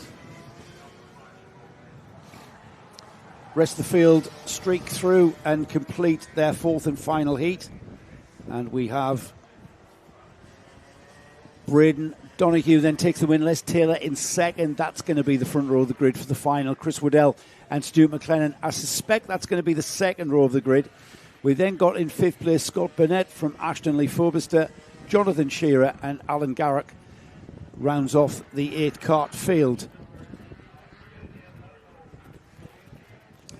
So we have got... Where have I gone with my recently viewed events? I don't know. Timing will come on. We've got the Junior Max with our coming next. On-board man. I think William's starting by the looks of it. Williams is starting about 5th or 6th on the grid. So he'll be fighting towards, hopefully he'll be fighting towards the front. We've got Heat 3 was won by Nathaniel Gray from David Hyons. James Darling was 3rd. Now, Nathaniel Gray races with KR Sport in the British Championships. He's here running himself, as it is, for the Scottish Championships. Heat 2 was Lewis Stewart with our camera cart, William Alexander in second, and then Vinnie Lewis in third. And then in the first heat that we saw the Junior Max grid out, we had Jacob Jack from Nathaniel Gray and Ian Campbell. I would say, Nick, this is probably the most open and competitive seems to be, class of karts. Yeah, I'd agree with you. And it does seem to be that you need to get a decent grid position, a decent track position, then you can move forward. Otherwise, you can get stuck in a mire of very similarly competitive karts who are overtaking. And we saw William Alexander, who had a second place finish in the second heat yesterday. In the third heat, he struggled to make progress through, didn't he? Yeah. We have released the karts, as they say. So we are very much getting things underway. They'll get one formation lap, and then we'll try and get things running. And that's all about, well, it's all down to the drivers, really. So this is the warm-up procedure. There's bits of tyre flail off the side of Williams' front left, I'm sure he doesn't want to see happening. That's just a bit of pickup, isn't it? A bit of the melted rubber coming off as you can see him jigging around, jiggling the steering. Just checking the steering there because you're not allowed to weave. Yeah, exactly. It's been an hour. It could easily come loose. Absolutely. It's not weaving to get the heat into the tyres. It's checking the steering. We've got Junior Maxes out then, being led around and across the timing beam. Lewis Reed leads the field round on the number 95. Alongside him is the 73 of, or is it the 17 of Caden Thomas? Here we go, though. The lights have gone out. We are racing. That was a very clean start from these junior drivers. Well done to them as we head towards MTM for the first time. Everybody, dare I say it, everybody through MTM and they're already... They're not. There's a big spin. Oh, that's Moravian. On the outside of Moravian, we've got a kart off. That was our car, wasn't it? I'm not sure. No. Ash has got control it was our of car, that one. yeah. Oh, there we are. Oh, it was William Alexander. Yeah, what if he weren't on board for that? William Alexander was the kart that looks like is out of this race, is he? Or is he waiting to rejoin? No, I think that's gone. It stopped. No, it starts back up again. Been told to halt. We've got the race continues, or have we got a yellow flag? Have we got a slow board? I can't see any. No, I think we're rolling. Slow boards. We're still under green. I think Williams up and running again, but it's all gone wrong. There's a replay though, Nick. That was it. And that's where he got turned round. There he is. Faced the wrong way. Hit a couple of times as well. So it's a shame we weren't on board for that. I know. Who's the producer? Ash didn't even know. Ash, no, it just didn't go on board with him. We could have had that. Nightmare. First lap is always the time to go on board because it's sorting itself out, isn't it? What's all the learning experience for him? All the learning experience. Yeah, we just, nothing happens when you do. Ash is now rowing with it. The thing about Ash has got a microphone. Years of watching motorsport is what Nick and I have got. Years. Hundreds of years of motorsport experience here of watching. Yeah, Ash, you let us down, you let the cameraman down, you let the audience down. You let your country down. 57 there is not leading. I think there's been some real shufflage, but here we go. Round they go. And our leader is Ian Campbell in the 73. Then Lewis Reed, and then Callum Gardner and Shay Laird. That kart at the front there, I think, is not our leader. That's our leader there. Was involved in the accident. He was involved, yeah. So he's become a back marker. Has that kart. That's the leader. The 73 is Ian Campbell, another driver from Craft Motorsport. And he's being chased around by the number 95, which is Lewis Reed. Now, the 95, he's got the livery of a DRT kart. So, once again, yes, he is indeed. He's sponsored by the Flying Scot, is Lewis Reed. Yeah. He's racing all over the United Kingdom and in the UAE. Is he? So, yeah, he's. I wonder if he's. Unlikely to switch to Army today. What's his name again? Lewis Reed. Well, we might see more of Lewis from September. Yeah, absolutely. It's Karting Live TV brings you the UAE RMC. And the MENA Championship. And the Middle East North Africa qualifying round for the championship for the World Finals at Portimao. Mm-hmm. That's Rotax engined classes, of course. As we continue then, 5 minutes remaining with Ian Campbell leading by a comfortable 0.4 of a second, it looks like, with Lewis Reed holding back on Callum Gardner. Lewis Reed, by the way, 37.938. That's the fastest lap of this heat. And that does not look like 0.3 of a second, by the way. That looks like nothing. If that's 0.3, I'll eat my hat. That's what the timing screen has told me. 0.3 hat you're looking at there. Yeah, we've got that back marker still looking like he's involved in this. It's third and fourth. Third is Shay Laird, it says on this, so he's hanging it all out. And then they come under with the grey front. Well, he's got Tony Kart livery, apart from the bumper. So he's got Tony Kart side pod livery, Tony Kart Nassau panel livery, and then just got a random nose. That's actually Lewis Stewart, Nick. That's why they changed around, right? Yeah. Well, a change around. Lewis Stewart on the 88 is the red and white nose of the number 88. Lewis Stewart from Conan Bridge. He continues to, in third place, continues to circulate. The two leaders have disappeared up the road by about 3 seconds, so third, fourth and fifth there. Now beginning to space out as Lewis Reed just ahead of them there. Lewis Reed on the number 95. The timing screen says almost 0.4 of a second last time by, 0.3 of a second that time by. However, that is very, very close here with 3.5 minutes remaining. Ian Campbell for Craft Motorsport. If he makes the slightest mistake, Lewis Reed is going to be right there on his bumper, if not alongside.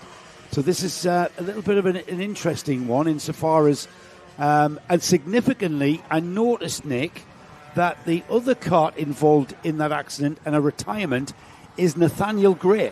Didn't he win? He was one of the, absolutely, he's one of the contenders. Oh, so they've got two people who've done relative work at various times. And William Alexander, our camera kart, he finished second. So he was in contention to be up the He's going to be quite a long way down now because this was his second chance to get a decent score. So he's going to have to work his way through that field, hopefully on camera. But is he turning the camera on? They're very good, you know. Good lad. They're very good. Brilliant. Well done, William. His dad's brilliant.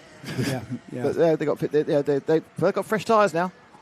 That's the consolation prize, isn't it? You've got a fresher set of tyres, marginally fresher. They have plateaued, they just haven't gone off. This is the lead battle still raging. And I say raging because it is. Because Lewis Reed on that number 95 there with the yellow helmet, the white helmet is Ian Campbell who leads.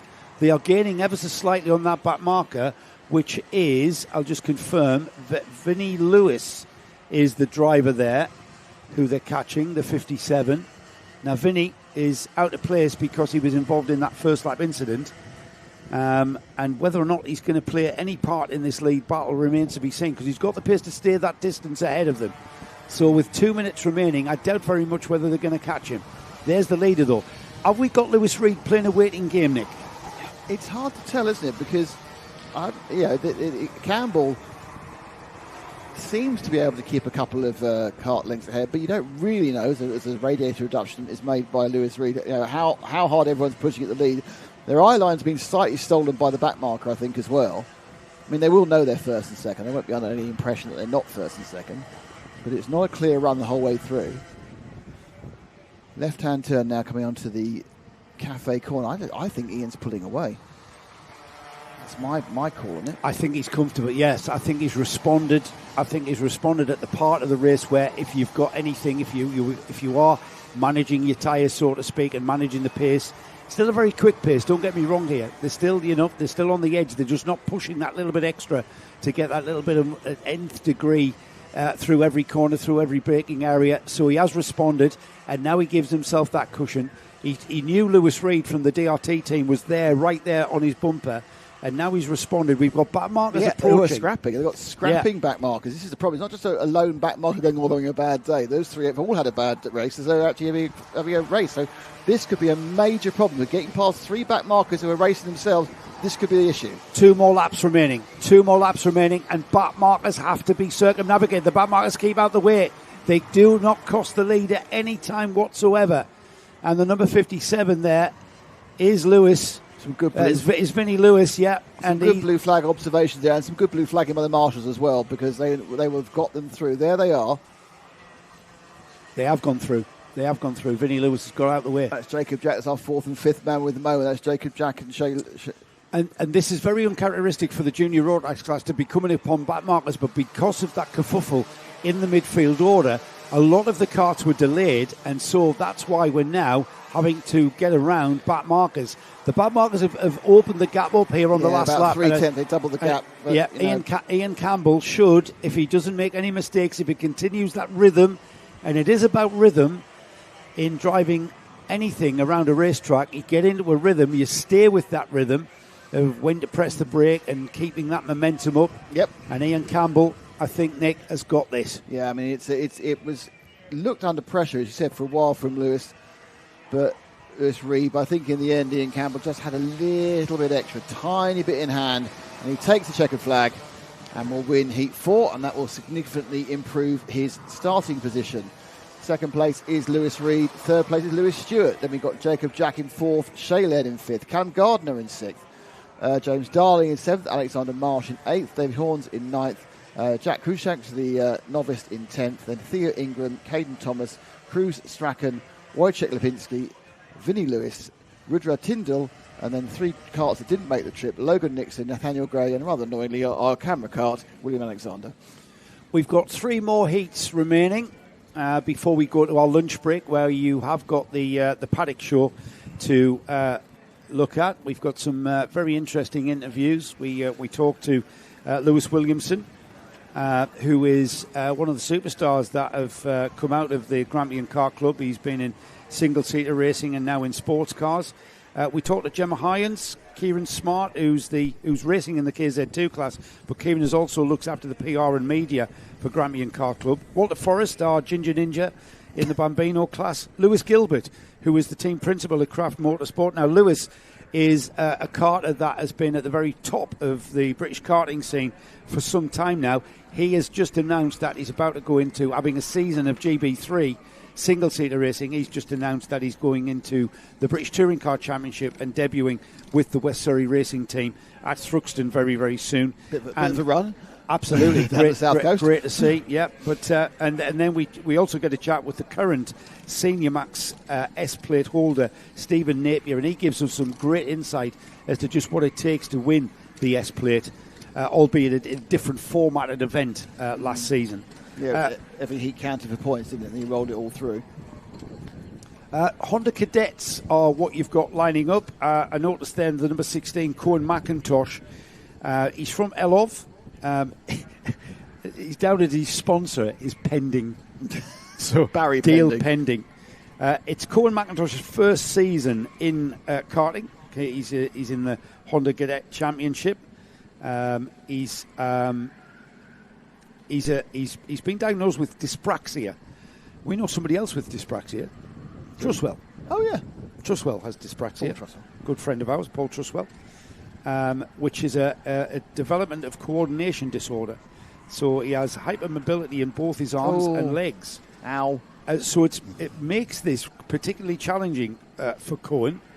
They're not holding him back, I'm being told. He's very positive in his commitment and his resilience, and positive attitude has been very evident throughout his first season. He's continuing to push himself. We'll monitor Cohen. He's loving racing in the Honda Cadets and developing his skills and progressing in the sport as he gains more experience on track. So the yellow driver, Cohen McIntosh, dyspraxia, not holding Cohen back, and wish Cohen all the very best. This class has been all about Luca Bacocchi. Lua Bacocchi has been the driver to beat. Lap record holder at 5 tracks, which not even Adam Nichols of the team principal of Apollo Karts knows what tracks. So Adam's not interested in lap records, he said. He's only interested in winning. Oh, yes. That's a real get out where you don't know an answer. You know what? I don't know what the answer is, so I'm just going to make up a kind of what sounds like a good statement. I'm very surprised by Adam because he's a massive sports car fan, endurance racing fan, who listens to our lot and us lot on Radio Le Mans and IMSA radio and stuff. So for him not to be interested in a stat, of course he is, means I've just caught him out. Yeah, I don't know the stat, so I'm going to pretend I'm not interested. I don't care about that. Yes, he's gone away to look now, hasn't he? Yeah. I might actually pop over and see Luca's mother and see if she knows what 5 tracks he holds the lap record for. But this one is all about Honda Cadets now, and we are here to form the grid for the all-important final. So another 8 minutes and 1 lap from this class.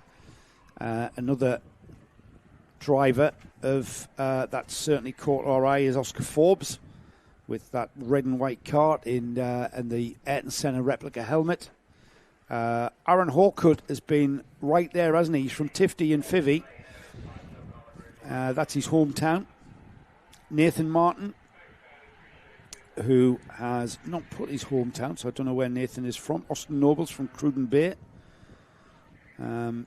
First year in cadets, and his first MSUK event is this one for the number 90, Austin Noble. It's the number 60, though, that leads us round. Okay. He's got the job of leading us across the line as we head out of the right-hander towards the start lights. Aaron Hawkut, who's had some good finishes here. We'll see if he can hold on to this lead, see what he's got in the bag as Cohen McIntosh on the number 10. Sorry, who's that in the lead? Is that Pecocky who's got straight off into the lead there? I'll be able to see when the carts come back towards us. He's on the Apollo. It is Pecocky. Pecocky, who was right up there and has got ahead. Cohen McIntosh was up there as well. He's on the novice plate, so he'll be starting down the grid as we head through Cafe into Pit Bend. And Pecocky is leading from the 33, which is Bruno Simonelli. Again. So within a lap, They've done the it two again. front runners have gotten to the front of this field, where I suspect, Nick, they will stay. Yeah, there's a very good chance of that, to be honest. Yeah, they have looked at the class of the field over the past 3 heats. And it is Pecocky who leads from Simonelli.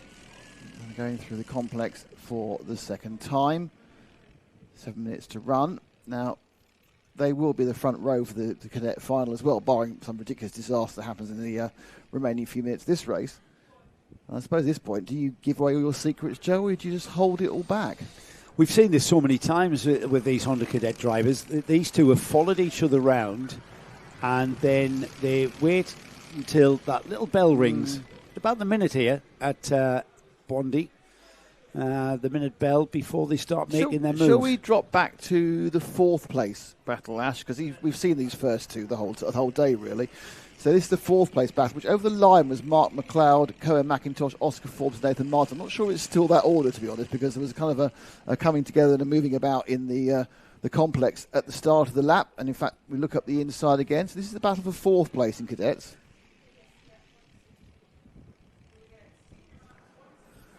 Battle for 4th place in the cadets. Just trying to see once they come into the shop, we'll get a better idea. And yeah, it is the Philip Morris coloured machine. It's making a little bit of a break there. Now it's the 16, so it is actually Oscar Forbes is moving to 5th. 4th is Oscar Forbes, and then 5th is Kelly McIntosh, Matt McLeod, Nathan Morris. There we go, through again.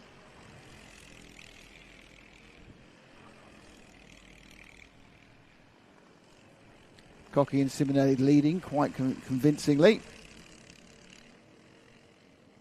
And then it's Aaron Hawkut. I think he's slightly on his own in 3rd place. He's got a kind of a lonely time in 3rd. This is the 4th place man of Oscar Forbes. There he goes. And he's already brought a gap between you get to Cohen McIntosh and the orange machine. Obviously a bit of a Senna tribute on the number 50 here. Not only is it aping the Marlboro McLarens of the late 80s, it also has an Ayrton Senna replica helmet as well. So this one is just to see if we can just drop back one again, Ash, because it's kind of like there's a kind of more of a battle. And this is the orange kart will be next, which will be Cohen McIntosh. We fall back a bit more. I thought, well, there's Cohen. Then behind him is a battle again. That's Mark McLeod and Nathan Martin. Oh, and up the inside. Beautiful move there by the 71 of Nathan Martin getting past Matt McLeod. And quite a quiet race. There's a whole bunch of the juniors beneath me battling about.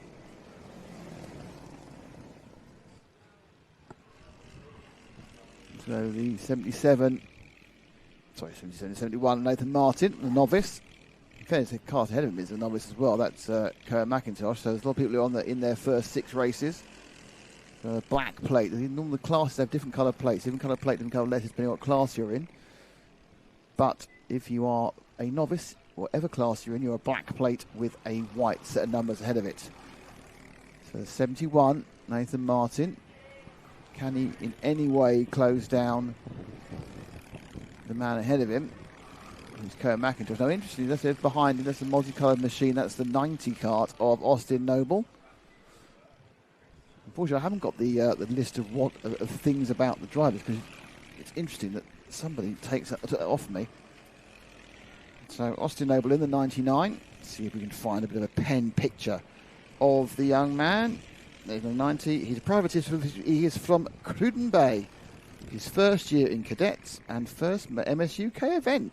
He was 3rd in the Bambino Championship last year. This is this kart we're looking at now. So first year out of Bambinos, which means he's probably 8 years old. Because that's how long they stay in. But he is 8 years old. He was 8 years old in March. So just 8. That's the 90. And then behind him is Matt McLeod. I'm not sure, he's quite a long way behind. So we have a good selection of novices. Beautiful, lovely shot there. And the sun, you see the beautiful sun here at the GKC. And let's see who the next guy is. Matt McLeod. He'll be coming along in a few seconds' time. Quite a few seconds' time. Here he is. Here's Matt McLeod in the blue machine. Matt McLeod, he is a privateer. He's from Blackridge, and he's sponsored by Jazz Welding and Fabrication Limited. This has been a very useful sheet. We've been drifting through the field, having looking at everybody. I know, I could hear you. I could hear you out there. Because Luca has disappeared in the distance. Well, that's 1.7 seconds, I see, is the gap to Bruno Simonelli, which is not what we've seen. We've seen Simonelli able to keep on a par. So who are we watching here? That is the 98 of Matt McLeod. We've kind of looked at quite a few of the drivers, as is our want in the 4th heat. The next race course to final. We'll be looking more at the front. Let's see if we can just give a little bit of time to some of these youngsters who haven't had too much camera time. Like we try to do, Nick, when the front end does space out to a gap of 1.7 seconds. We keep a wary eye on how that's developing, but it does give us a chance doing nothing, to be honest. To watch. Do you think we can make the last driver a bit further back? That's the 26 of Mia Bramley. She's going to be another 12 seconds behind this guy. So let's have a look at Maya Bramley, who will come through the shot any moment now. Where is Maya? She's coming. Come on, Maya. Here we go. There's Maya. We'll see if we can get a glimpse of number 26. Lapped, I think that's what it is. That's it. There she is. Just trying to catch her. There's the leader. She's about to be lapped by Luca Bukocki. So just ahead of Bukocki on the blue, the light blue.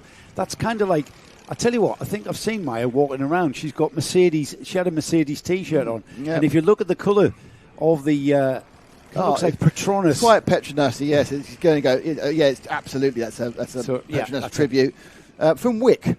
From Wick, that's quite a way up, isn't it? I think so. Yeah. Again, our geography is your terrible. Geography, your geography's oddly, you rubbish. said quite a way up. I thought, I thought it was quite up as well.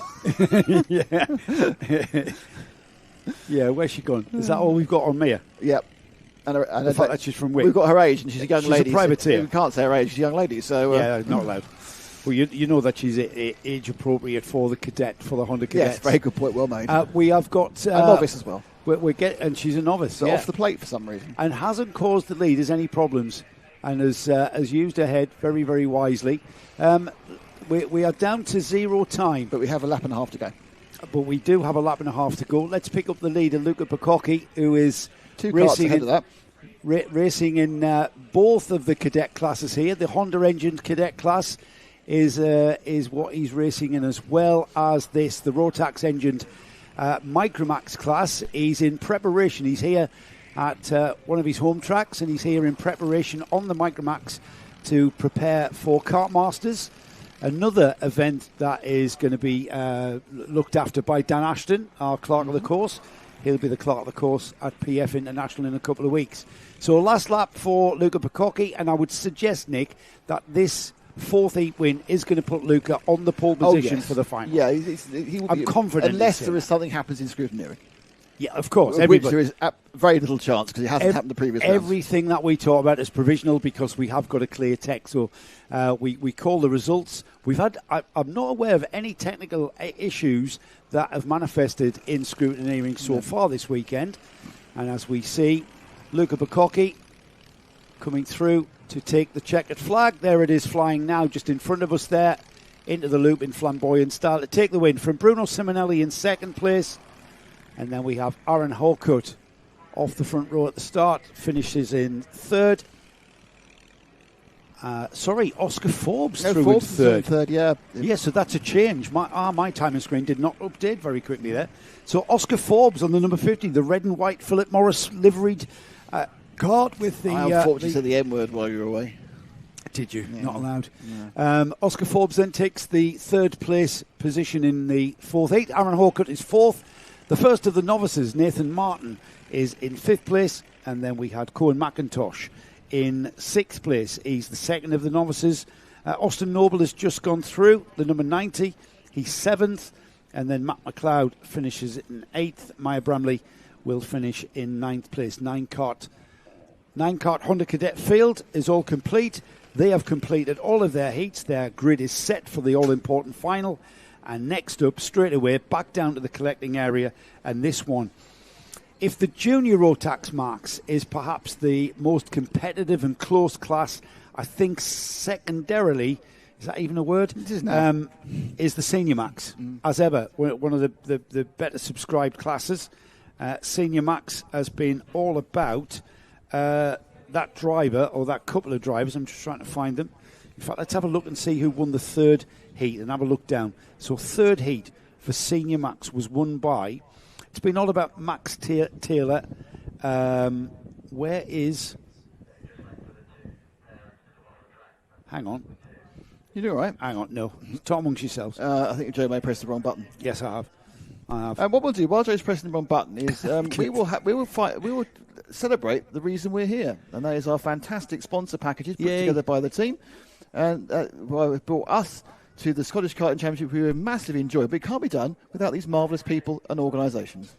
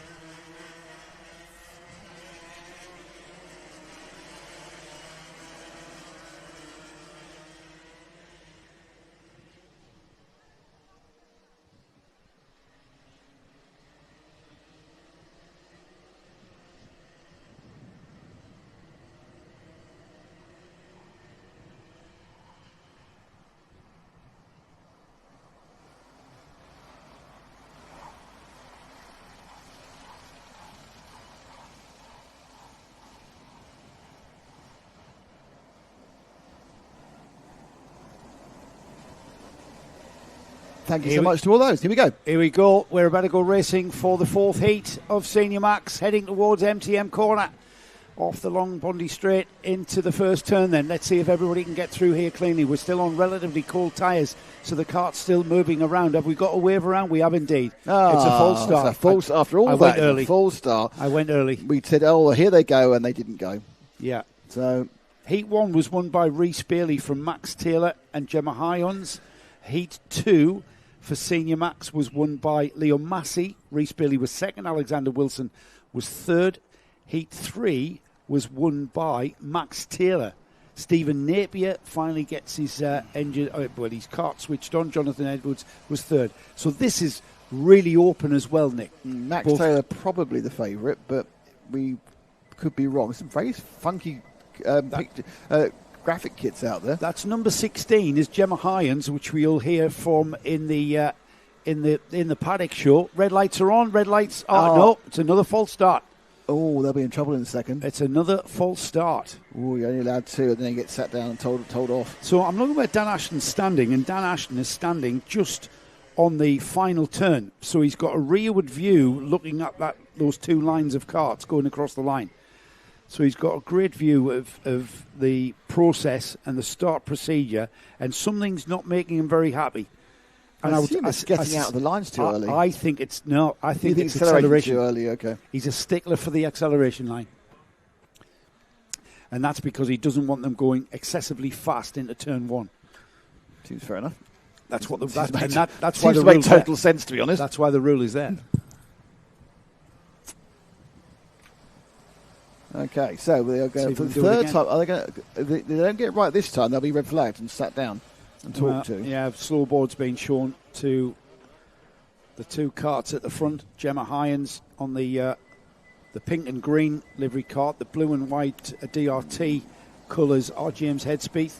It's Calvin Moffat, isn't it, on the other side of the grid? It is Calvin Moffat on the 14. Sorry, not Calvin. Okay, not James Headspeeth. And that looks more sensible. And the lights stay happy. They actually visually seem slower that time. Yeah, we didn't accelerate until Dan was happy with that, and we can see that we're already through Moravian Corner. Is Gemma in the lead? Into the Seafield complex now. She's had a top 3 finish. Oh, that's a coming together. Oh dear.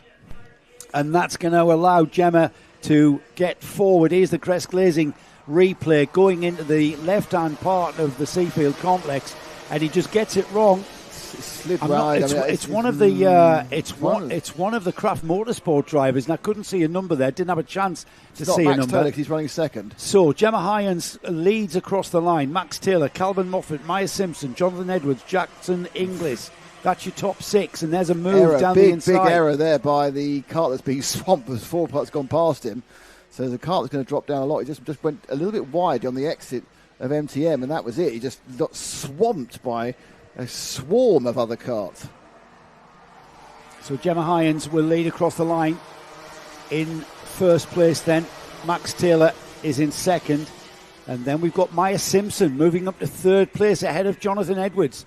That's what we saw, the move there from the number 115 is Jackson Inglis, who is still hanging on to the tail of this lead battle, which is very, very spaced out, I've got to say, Nick. And that was after the accident, and everyone avoiding it. So we've now got a lot of karts. The first 2 are away. Now, interestingly, Steve Napier, the S-plate man, Stephen Napier, he's up to 8th so he's made a few places already, but he has that non-finish sitting in his pack of 4 results. It was Jim Headspeeth, I think, who was involved in that early issue. That was ended up launching over a kart on the inside. That's the Edwards and Maya Simpson battle there, going down the straight, which is the battle for third and fourth. First and second are together now, as Taylor is caught up with the back of Gemma Hyans just to come through the complex. Now, I expect that Max won't hang about if he thinks he can get past. I think he'll try and get past in gap rather than just work together. But Gemma, running the sort of pace, has kept her. I think the first 2 are pulling away from Simpson and Edwards, to be honest.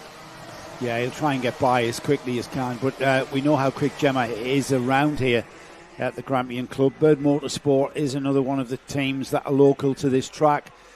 Is Max Taylor going to play a waiting game, or is he going to look for a move? Because through here, there's no real massively heavy braking. I'm not even into this. The first part of the Seafield complex is still a very sweeping entry. The left-hander here is perhaps where he's going to make it happen, and he does indeed. Down the inside and into the lead has gone Max Taylor. I'm not even sure that was even fought. No, I think she knew it was coming. I think Gemma knows where people are in the pace, and she thought there's no point slowing us both down. If Gemma can get a second here, absolutely she can get a second here. Yeah, stays on with him, gets the free time from the slipstream. She can definitely get a second here because you've got a nice gap over Maya and Jonathan Edwards. English is in 5th. Napier's up to 7th. Our current S-plate holder. Yeah, again, making progress, isn't he? Rhys Bailey, heat winner here this weekend. He's up to 8th. Leo Massey 9th. Calvin Moffat rounds off the top 10. But yeah, I would think Gemma Hyans is clever enough to realise that Max Taylor is one of the quicker drivers here at Grampian. And she might even think I can hang on to him and I can get past him later. Might even do that. I mean, she is holding on to him. She's not dropping off. But if you think about it, Nick, Max Taylor has pulled enough of a cushion to stop her challenging into this next area of sequence of corners. So through Moravian, the right-hander, into the sweeping hairpin of the Seafield complex, then the left-hand second part of the Seafield complex, and then out of it. And look at that, Max Taylor just inking out that cushion even more. Yeah, he's got a couple of kart lengths. He's not going to have any threat, but it's really key for Gemma to just stay where she's getting some advantage from being in the slipstream, because that's just free time that no one else is getting. It's only half distance as well, by the way. We're only just cleared that. Got 2.5. She has 2.5 seconds of Maya Simpson in third. So it's a female 2-3 at the moment in this heat. And Maya is coming under pressure from Jonathan Edwards. That might be worth a look at. Let's drop back to third and fourth, Ash. So with the first and second place, Max Taylor and Gemma Hyans, we'll leave them to get on with it.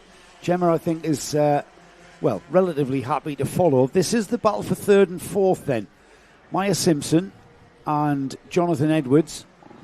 Edwards glancing back rather than looking forward. Yeah, so Maya Simpson, the number 96, on a craft liveried kart, and confirm that she's a privateer. The driver behind her, Jonathan Edwards, the number 34, he is down as he's not down as anything, whether he's a team or a privateer. He is from Banff. So he is very local. So he probably knows about the quality fish and chip shop there. He absolutely does. But don't get the veggie burger. Do not get the veggie burger. The haddock was gorgeous. Why would you want to get a veggie burger? Well, the inside. That was a surprise to Maya. Yeah, well, so Maya got kind of surprised there. Oh, that looked like that was almost a contact. So it's got a bit active. No, that's around Stephen there. Napier. That's not Maya. That's Stephen Napier. Maya Simpson has been snaffled by Jonathan Edwards. Now Stephen Napier is nibbling at a rear bumper. Let's see if he can make any kind of attempt at that one. The S plate there, just on the back of that train, into the Seafield complex, through the left-hander, and we'll head on back towards us in the paddock there. There is Napier. There's movement up the order, isn't there? The 115 there, Jack English, taken by Reese Bay now. Reese has got a lot of points in the bag. And Leo Massey as well. 17. Oh, that's a rude Andrew Harvey, wasn't it? Going straight up there. They've all bullied Jackson English as well. So it's a... Maya Simpson stays ahead of Stephen Napier, interestingly. As we've... there's the leader. He's gone, yeah. But that's only just happening. Was that Max Taylor? That's Edwards. That's Edwards in third. All right, that's Edwards. Right, they've gone ahead. Yeah, the 3.7 seconds. No, it wasn't. It was the lead. Gemma Horns has got a problem. Gemma Hyans pulls off. Just pulled off. That's really bad luck. She did drop off the back of Max Taylor with a problem. What are you laughing about? So Gemma Hyans pulls off into the pits. And Max Taylor has now got a almost 4 second lead as he continues. He's not going to be challenged getting towards the final lap of this race. Jonathan Edwards has got Maya Simpson and Stephen Napier for company, and that one is not done as Maya Simpson under pressure from Stephen Napier. And I think even it might be that Napier has got through. So that's the leader. Mm-hmm. He's a very lonely leader now. He's all on his own, poor thing. That is the number 34, Jonathan Edwards. And yes, it is still Maya Simpson it is. So Maya Simpson still ahead. Now she's down as a privateer, but that distinctly looks like a DRT livery. Absolutely, yeah. And behind her is the DRT team principal, Stephen Napier. Our S-plate holder, our rating S-plate. He's got at least 3 more hours to be the S-plate. Possibly 4 hours, depending on how the program runs. Yeah. We've got, again, he's one of the drivers that we speak to in the paddock show, coming up very soon. We've got one more heat after this one. That's for the KZs, but this one's still not quite over. We've got a lap and a half or so before Max Taylor will get sight of any checkered flag, and that was a tragedy for Gemma Hyans, wasn't it? Absolute, having to pull off into the pits with a problem. Absolute terrible for her. That's going to put her down the grid, which is a really serious... Very disappointing, yes. Yes. Is Stephen Napier playing a waiting game for the last lap? I think he just needs points. I think he's going to try and get past as soon as he can, but obviously thinking you want to pass and actually passing are two completely different things. So where the leaders are on the last lap, this is a scrap for third and fourth. Up he goes. Oh, there it is. Yeah, that was treat. He's done that before. He did that the previous heat. He's the only driver I've seen use that. But he didn't get enough drive, or he just about. Meyer tried to get back there through the MTM corner, but it just like he's put it into the grasp of Rhys Bailey. Let's try and pick up Max Taylor then as they head towards the flag, Ash, as the checkered flag will fly. Look at that, spot on. 57 is the number of Max Taylor's Craft Motorsport kart as he takes the fourth and last heat for Senior Max. In second place is Jonathan Edwards. Third then was Stephen Napier. He's had a massive rebuild today, hasn't he? And he is going to be clawing his way up the grid for the final there. I'm saying 6th or 7th on the grid, probably. Yeah, you reckon? Yeah, hopefully. So the behind Stephen Napier in third then was Maya Simpson, with Rhys Bailey fifth, Leo Massey, Andrew Harvey, Jackson Inglis, Fraser McNeil, Ollie Miller, Calvin Moffat, Mark Arthur, Leon Calder, Jordan Frew, James Headspath was the driver finishing in 15th. And then we lost Gemma Hyans and we lost Alexander Wilson on lap 3. So only 2 karts pulled off there. So proved to be quite good. So one more heat remaining. Before lunch and the paddock show. And then we press on with the very much all-important and intense and dramatic and controversial, hopefully not, finals coming up. They're bound to be. It's an S-plate. It's an S-plate, Nick. People are going to throw it all at the line. KZs are next, though. I can hear them firing up just underneath us here. We're just above the collecting area. Some people getting a little bit of a push start. So let's have a look back at the history of the KZs in the Scottish Championships. Heat 1, we saw a win by Joe Charlton. Rhys Duthie, local driver, second, with Jack Mackay in third. Heat 2 for KZs, and we had Ben McLeod, Ali Smith, Jack Mackay, another third place for him. Good points haul. Heat 3, we saw Robert Strachan from Alexander Hawkett and James Kochliak. So another very, very open field of karts here, and we've got them being released. They'll head off. They've got 2 formation laps to get through, get some heat into those tyres and brakes to get these karts safely off and in racing conditions down to the first turn, which is MTM.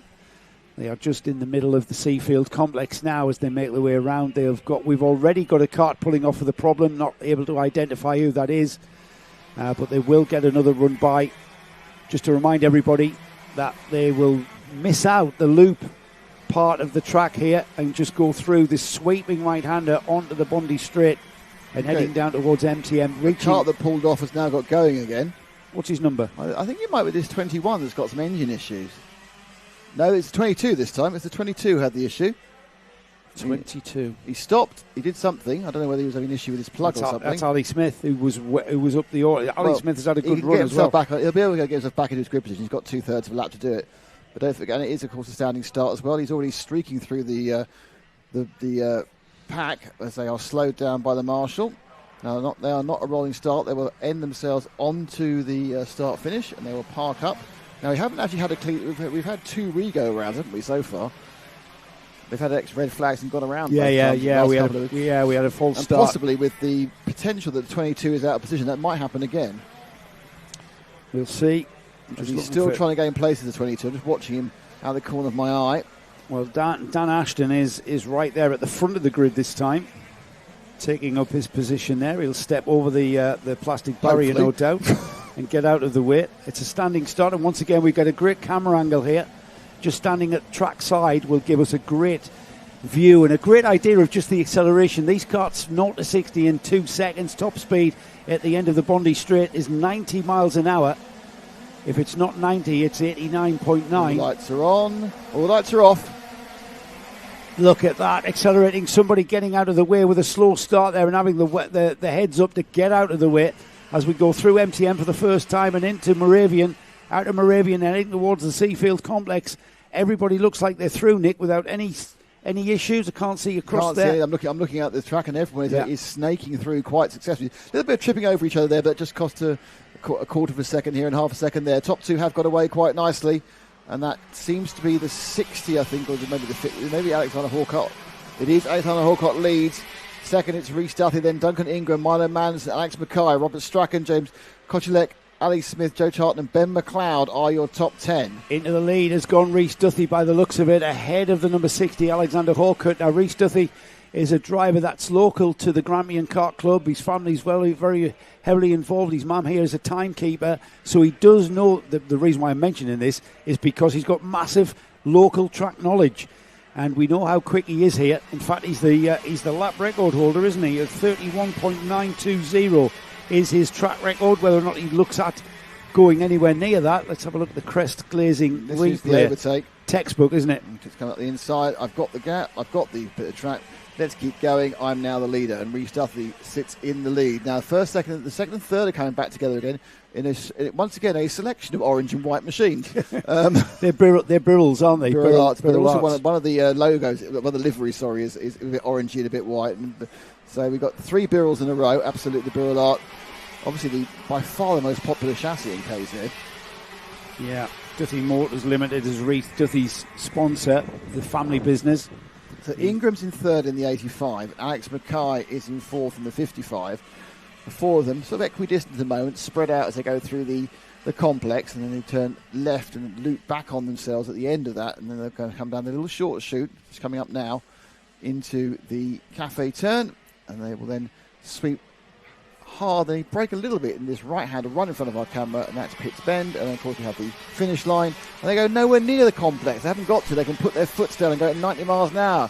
The pit corner is actually slower than it kind of looks. You look at it, but then you see how much they use the brake there. Whether it's a passing opportunity, whether there's enough brake to be used there to make it a passing opportunity, remains to be seen. Somebody can prove us right or wrong. Either way, they no doubt will. As we head out to the Seafield complex once again. They're lapping in 33 seconds here at the moment. The lap record is 31.9. Might as well call that 32. Tim Forbuster was the driver that pulled off, by the way. He is out of the race as they head down the Bondi Straight, which is not the finish straight, as we've got a mover and shaker there. Ali Smith has already put a 32.8 in, so he's gone quickest. James Kochliak in 6th place there, chasing him down, but I think Milo Manderson is the driver we've just seen swap places with James Kochliak. Yeah. There's a real battle for the lead now, Joe. The tops have come right together. Duffy and Hawkett come underneath us now and over the finish line, and they power up the straight. Watching some of the carts, as they come around that final pit turn, the first turn, the last one we would have had, are going down a gear, and some aren't. It was Ali Smith who I saw get by Alex Mackay, not Kochliak and Milo Anderson. It was Ali Smith who's moved up to 4th. Still has that fastest lap as well. So the KZ2s once again putting on a show of power, speed and precision. And in many ways bravery as you go 90 miles an hour with afraid of the runoff area. It's this final turn here. Not the final turn. This turn here onto the straight. Heading down that straight. It's a beautiful view. Tails away shot there from our roving camera. Great work from our camera people all around the circuit. As we've got Rhys Duthie, who's kind of responded to Alexander Hawkett, hasn't he? He did have him on his bumper a moment ago, but now he's thought, no, I'm going to just sort of focus, concentrate, hit my braking points and push on a little bit. No change in the order as they cross the line. Apart from that movement again from Ali Smith. Ali Smith up to 3rd this time. He's took a place every single lap by. Every single lap by he's moved up the timing screen. Yeah. And guess what, Nick? 32.682 is the new fastest lap, and it's by our leader, who did indeed respond to the advances of Alexander Hawkett, switched it on a bit, pulled out a bit of a gap, and he's gone to 32.682. Still a little bit off the track record, though, isn't he? 6:10, 7:10. Yeah, I mean, it's not surprising because the track record is going to be set on a slightly warmer day when you're not saving your tyres. You know, because you don't want to be absolutely leathering these things. No, you want to keep your tyres. Yeah, you're not going to go for the fastest lap. Maybe we'll see that fastest lap. Nothing to lose in the final bit. Perfect conditions, not too hot, not too cold, quite a warm day. The tarmac will soak up the heat a little bit to give us a good track temperature. You never know. Today might be the day when we do see a change of track record. We'll keep an eye on that. So. I hope we get at least one. Yeah. Making a bit of history here on Karting Live TV for the Scottish Championships and the Grampian Kart Club. Great stuff here. Great battle of the Burrells. That's Ingram and Mackay, isn't it? That's the 85 and the 55. They're battling over fourth and fifth. Yeah. And then comes... there it is. Inside, but now they're going to go side by side for a bit, but no, it's happened. So Mackay's through. Ahead of Ingram, yeah. Oh, come back again. And remember, Duncan Ingram has had some welding and fabrication work done on that car. Yes, yeah. Yeah, Duncan Ingram had a cracked chassis yesterday afternoon. So he was working on that last night rather than watching the France-England game. I'm not cheering on France, no doubt. I'm not sure that was really a big draw up here, to be honest. I don't know, there's a lot of interest in the paddock to put it on the big screen. These two are still duking it out, aren't they? Mackay and Ingram. Mackay just getting by Duncan. Heading towards pit corner. Through the sweep across the timing beam. And then out onto the Bondi straight. Heading towards the MTM. Just on a minute now to go. So we're getting towards checkered flag. And we're getting towards concluding the heats phase of the 2026 Scottish Karting Championship. 2 minutes to go, and then there'll be a lunch break, a paddock show, and then we'll come back to you with the first of the S-Plate finals, initially for the Bambinos, and go through all the classes again. 15-minute main finals for everything apart from Bambinos. Got 10, so there's going to be a lot of action, a lot of racing, and you say potentially a lot of instant and potentially a lot of controversy. Indeed, there'll be drama. Oh, aye, there will be drama. It's nice to be at a place in the world where I can say aye and be understood. I don't think you ever not understood saying aye. Oh, you're really leathering in your northeast and northerners, yeah, aren't you? Absolutely. Yeah. I'm not a northerner here, mate. I'm a southerner. Here we go then. 18 seconds on the clock. 2 more laps to go. There's Rhys Duthie heading down the straight towards MTM for the penultimate time. He will indeed see the last lap board next time by. Alexander Hawkett has kept him in sight. The gap is about just over 0.6 of a second, but Rhys Duthie still hanging on to that 32.586. He's gone a little bit quicker to bring the fastest lap down. So he has continued to push, not taking too much energy out of the tyres. As we get towards the last lap board now, and we'll follow these two. We kind of take it for granted that Rhys Duthie will hit his braking points. And not cause a very good point. Yeah, not fall off the track, not make a mistake, not panic, not suddenly realise the magnificence of his actions and think, oh no, I might make a mistake. Because on a KZ2, a 0.7 of a second gap is 0 kind of microseconds if you do make a mistake. However, he's got a couple of bends to go. He's got pit corner and then the sweep across the line to take the fourth heat. For Rhys Duthie then, local driver to the Grampian Kart Club, Alexander Hawkett takes second place. Ali Smith with a fantastic drive through the order and up to third place, finally getting ahead of all those drivers.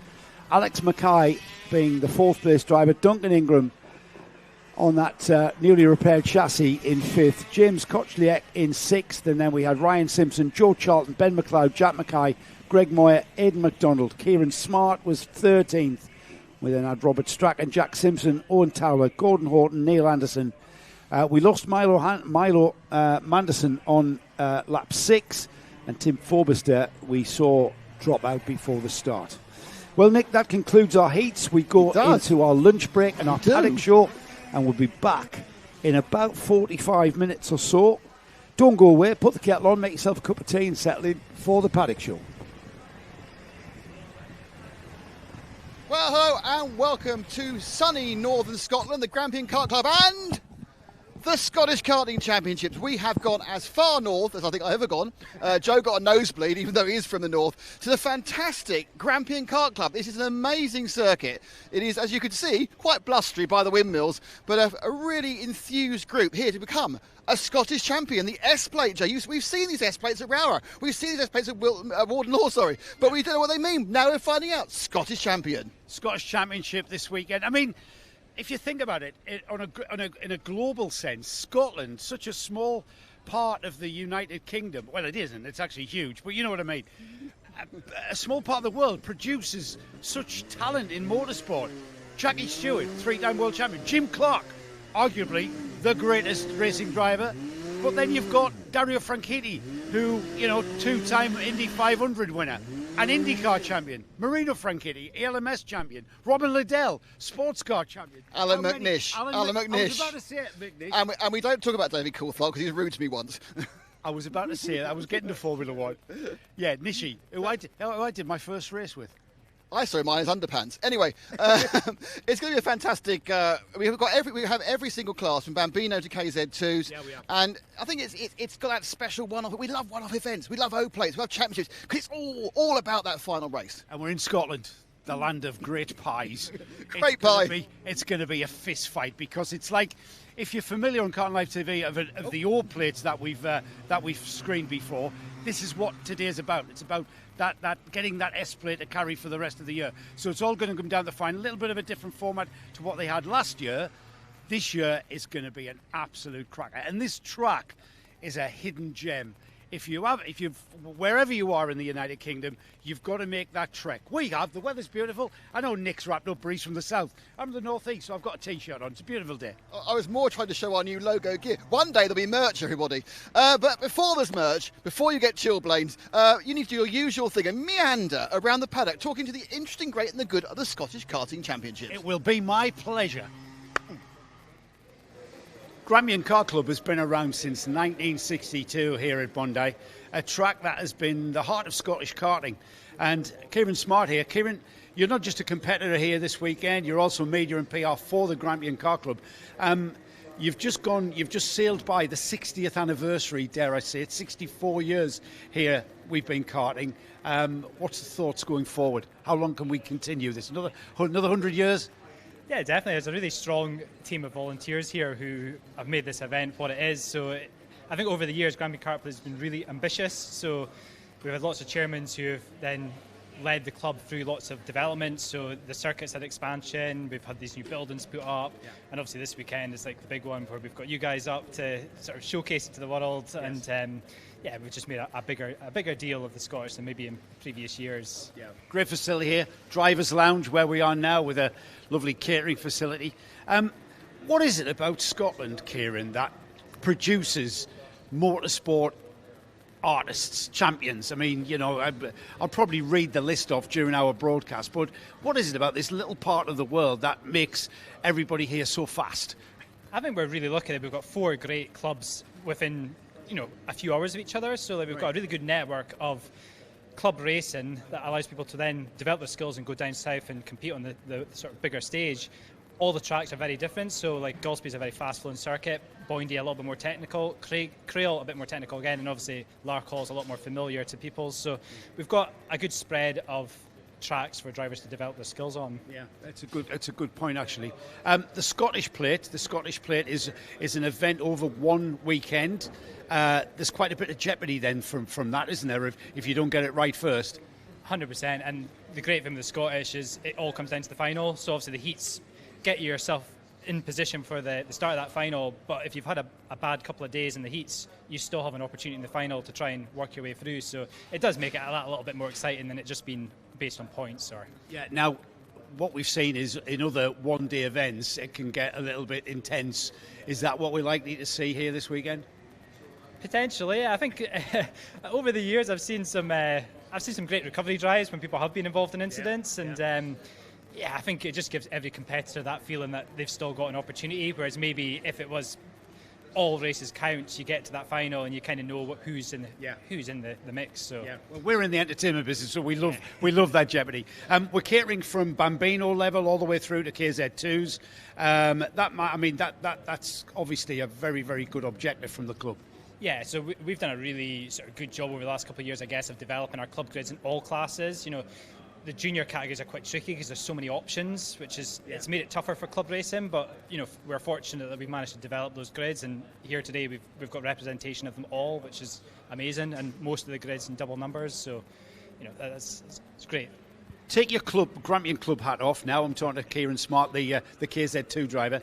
I'm delighted that we've got KZs here, and they seem really healthy. There's only certain parts of the UK where KZs are healthy. Here in Scotland, very healthy grid of 20.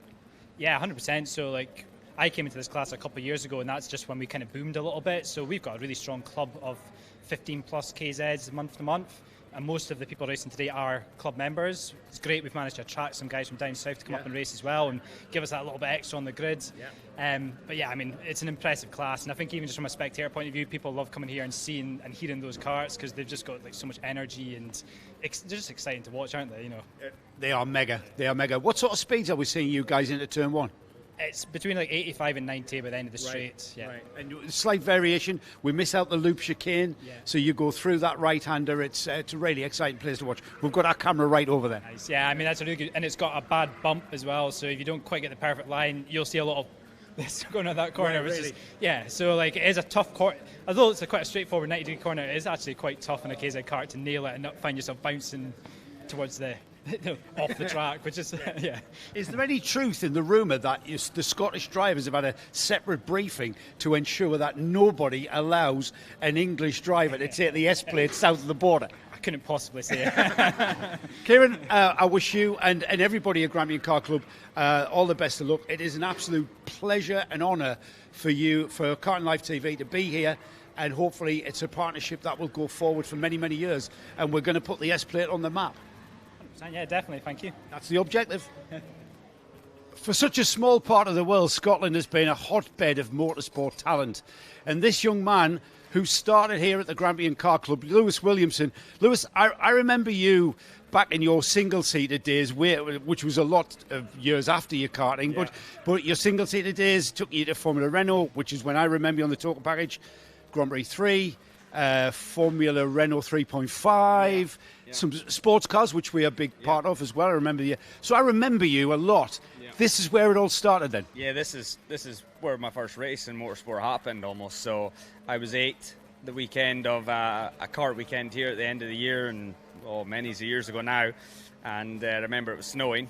And was it July? Was it? Yeah, exactly. Normal July for Scotland. And yeah, that's where it started. You know, me and my dad coming here with a van and trailer, horse trailer back then. Great. And that's where the good memories started, and it just carried on from there. So Grampian Kart Clubs came on massively since then. You know, it's grown quite significantly, a lot of members, and they're doing a phenomenal job. Look what they've put on this weekend as an event. Hands together for them, you know. It started here. You're still here. You're still connected. It's something that never goes away, isn't it? Yeah, well, when I sort of went single-seaters, I went away from karting for many years, but my dad still loves coming and watching. It's where Dad and Lad starts karting, so he has a passion for it. And this year I've came on board with NMR to help some of the drivers in the tent, so I love it. You know, I'd rather be here involved in motorsport, whether I'm driving or helping, beats being at home cutting the grass, you know. So. What's Lewis Williamson doing currently in the world of motorsport 2026? So a couple of weeks ago we did 24 hours of Spa with 2C's Motorsport alongside the Max Verstappen car in the same let's say under the same umbrella, so that was quite nice. Right. That was an experience. So yeah, love endurance racing. That's kind of where my passion is now. So I feel sprint racing, yes, fun, but as a team, you know, you've got 3 or 4 teammates, and love it. So hopefully some more this year. It was like we rehearsed this, because you mentioned Max Verstappen. He caused quite a stir at the Nürburgring, but Max Verstappen's caused quite a stir lately by making a statement that kids these days don't need to go karting. He said something along the lines of, you should just go sim racing. Yeah. And I thought that was absolute rubbish. What was your view? Well, the problem is, no matter what you think, it's Max Verstappen. You know, it's a phenomenal driver. Doesn't mean he's right, though. No, but, you know, he does have a point. Karting is quite expensive. And he's doing that this year. He's doing it to prove a point in GT racing with Chris Lallum. You know, phenomenal karter. Didn't have the funding to go any further. Really good driver, raced in European karting at high level. Went away from kart racing, did some sim stuff, and it created an opportunity to get back into car racing. So they've done a phenomenal job with that, and I think that gives people faith that depending on your budget, if you've got talent, there's a route from this side or this side, you know, whether it's karting, sim racing. You just got to work hard at it. And just believe in your own ability almost. So. Yeah, I agree with you. I don't disagree with you, Lewis. And there's no defined path. No. You know, if someone came up to you and said, Lewis, how do you become a professional racing driver? How do you answer that? I mean, you know, if you look back at my career, I was very late from going from karting to cars. You know, people are going now 15, 16-year-old into car racing is phenomenal. The talent, you know, they're in F1 by the time they're 18, 30, 19 years old. I was late at starting. Didn't have the budget, was very thankful for the opportunity with sponsorship and whatnot, and then to Red Bull, and then my route changed. You know, I sort of went back to work for a year, 2 years, and then created another avenue by going into endurance racing. So would it have been different with budget or not budget? Who knows? But yeah, there's no defined path for sure. No. And karting's where it starts anyway for me. So I always think it's an unfair sport, our sport. Unfortunately, we both are passionate about. So here we are at Grampian. Bondi, as I remember it, being, you know, from my karting days. What's the key to being fast around Bondi? I think for these guys, 125 KZs, it's all about tyre preparation and keeping the tyre well for come final on Sunday. I think that's going to be super difficult if it's going to be slick tyres. We've seen from Thursday to Friday yesterday the difference in the track conditions with the extra rubber going down with the different formulas. So that's one thing to take on board. So yeah, we're trying to stay on top of it in terms of engineer it, but the driver's got to do its bit. You know, you can take a horse to water, but you can't make the horse drink it. So, and chasing that engineering perfection is like painting the Fourth Rose Bridge, considering I've just been over it. Yeah, absolutely. What would you say to people out there all over the UK? You know, all right, you know, it's a canny way up, isn't it? You know, top of Scotland, but it's a beautiful facility. What would you say to people to urge them to come and race here and try out the track? Well, you know, for us, we compete in England every other weekend, so we make the effort. We travel south. It's not a big deal for us. We put the time and the money in. To, you know, the fuel costs now are quite expensive, but we put the effort in. So we're thankful. There's people who came from the south this weekend. You just got to come and get involved, and the banter's always good further north. Yes. Maybe a little bit better. Yes. Yeah. I like the pies here. Yeah, good. Which is not good for racing. Do you ever get an itch? Do you ever get your backside back into one of these? Yeah, yesterday. Yeah, I thought you were going to say that. Yeah, yesterday I was the donkey. I had to go out in a couple of carts and bed some new brakes in. So, yeah, I enjoy it. I love it. Yeah. You know, KZ is very physical. And when you get a little bit older, you feel it a little bit more. But, yeah, I like to go and just make sure I still know how to drive it and change the gears. So, yeah, don't want to do too much because I end up racing it. You know what I mean? Then this is the thing; it never leaves you. And then the wife's not happy then. Yeah, exactly. You know? I think you're doing enough. You're a busy man. Lewis Williamson, a pleasure to meet you, and nice reminisce when I was told Lewis Williamson. I was thinking, I've heard that name, and then it took me back to my talker package days. Have a great weekend, everybody here. Another familiar name and another familiar face for me personally, Gemma Hyans, who is here racing in her homeland of Scotland and at the Grampian Kart Club. Gemma, you're racing at home this weekend. Yeah. How does that make? I mean, does it make a difference? Definitely know the tracks more than down south. Is this where it all started for you? Is this where you began karting? I actually started at Crail. All right. That's even further north, isn't it? Yeah. Yeah, right. So how far do you travel to come here? About 3 hours. All right. So it's right. So how long have you been racing here then? Since you were little, sort of thing? Since I was 14. Right. So 4 years now. So you've got quite a bit of experience racing all over the UK and things like the Ultimate Car Championship. Where would you put the track here at Bondi on that sort of, where would you put it on all the tracks you've been to? It's definitely one of my favourite tracks. I quite like coming here, the atmosphere. Yeah, what about the track? What challenges does the track bring? It's a more technical track, lots of tight corners, especially turn 1. Right. What do you think will give you a good result? What do you have to do to achieve a good result here? Be very smooth, kind of save the tyres, just basically get through the pack as quick as possible. Yeah, are there any pinch points out there on the track that we need to be looking for on TV? Where's the accidents going to happen? We're in the entertainment business. I didn't mean that. Definitely the first corner after the start. Is it going to be a bit? I mean, it looks a quick corner. Is it really quick, or is it one of those that catches you out? It definitely can catch you out if you don't do it right. Right. You, as I've said, you've raced around the UK.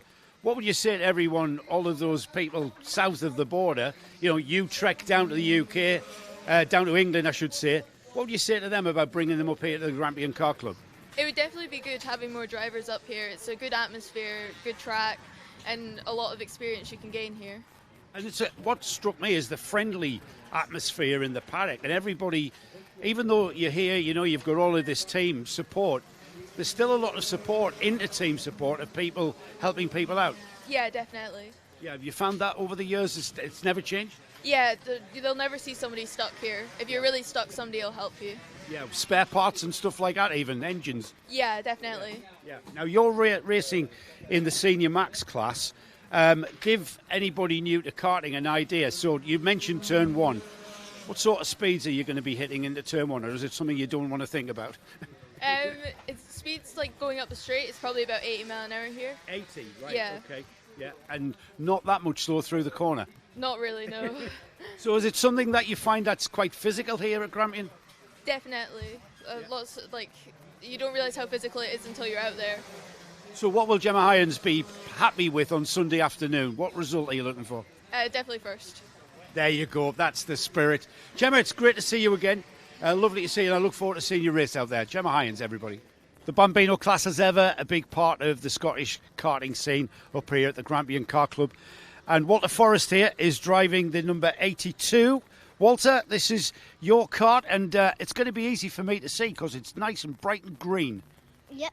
Yep. Is that because green is the colour of a forest? Yeah. That's a good one, isn't it? How long have you been driving your kart? 1 year. 1 year. And do you love it? Yeah. What exactly do you love about it? You get to drive it. Drive fast? Yeah. Is it too fast, or is it about right? Fun. It's fun. That's excellent. So you're here at the Bondi track, the Grampian Kart Club. Is it a track that you like? Yeah. Yep. What do you like about it?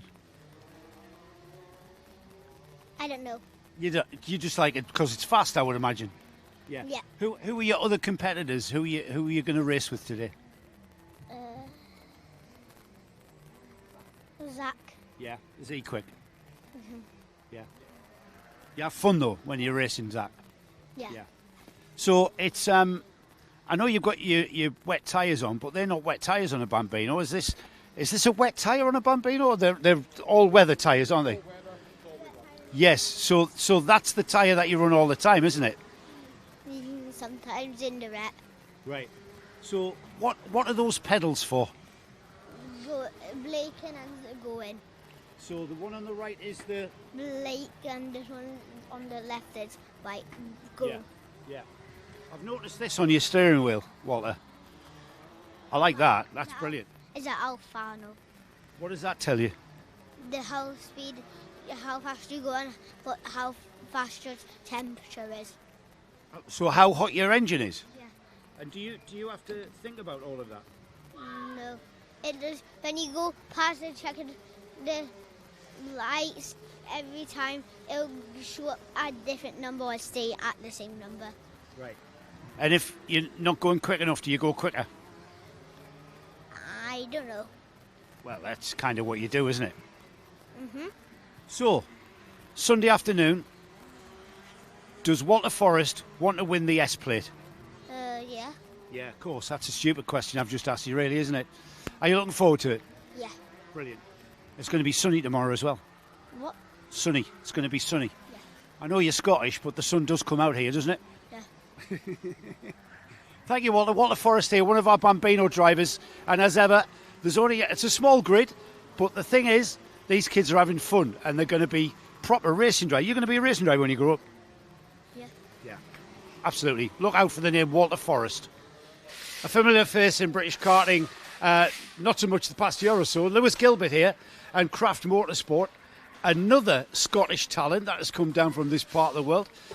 Lewis, we're familiar with pretty much karting at the top level of British karting. Here you are on home soil.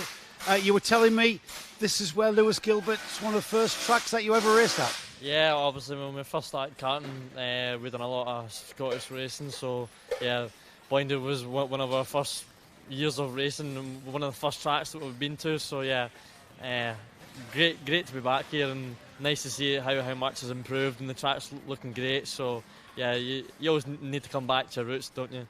Absolutely. You know what, Lewis? I remember you on a Tony kart, would it have been, when you round Warden Law and other places, and now you created this monster that is craft.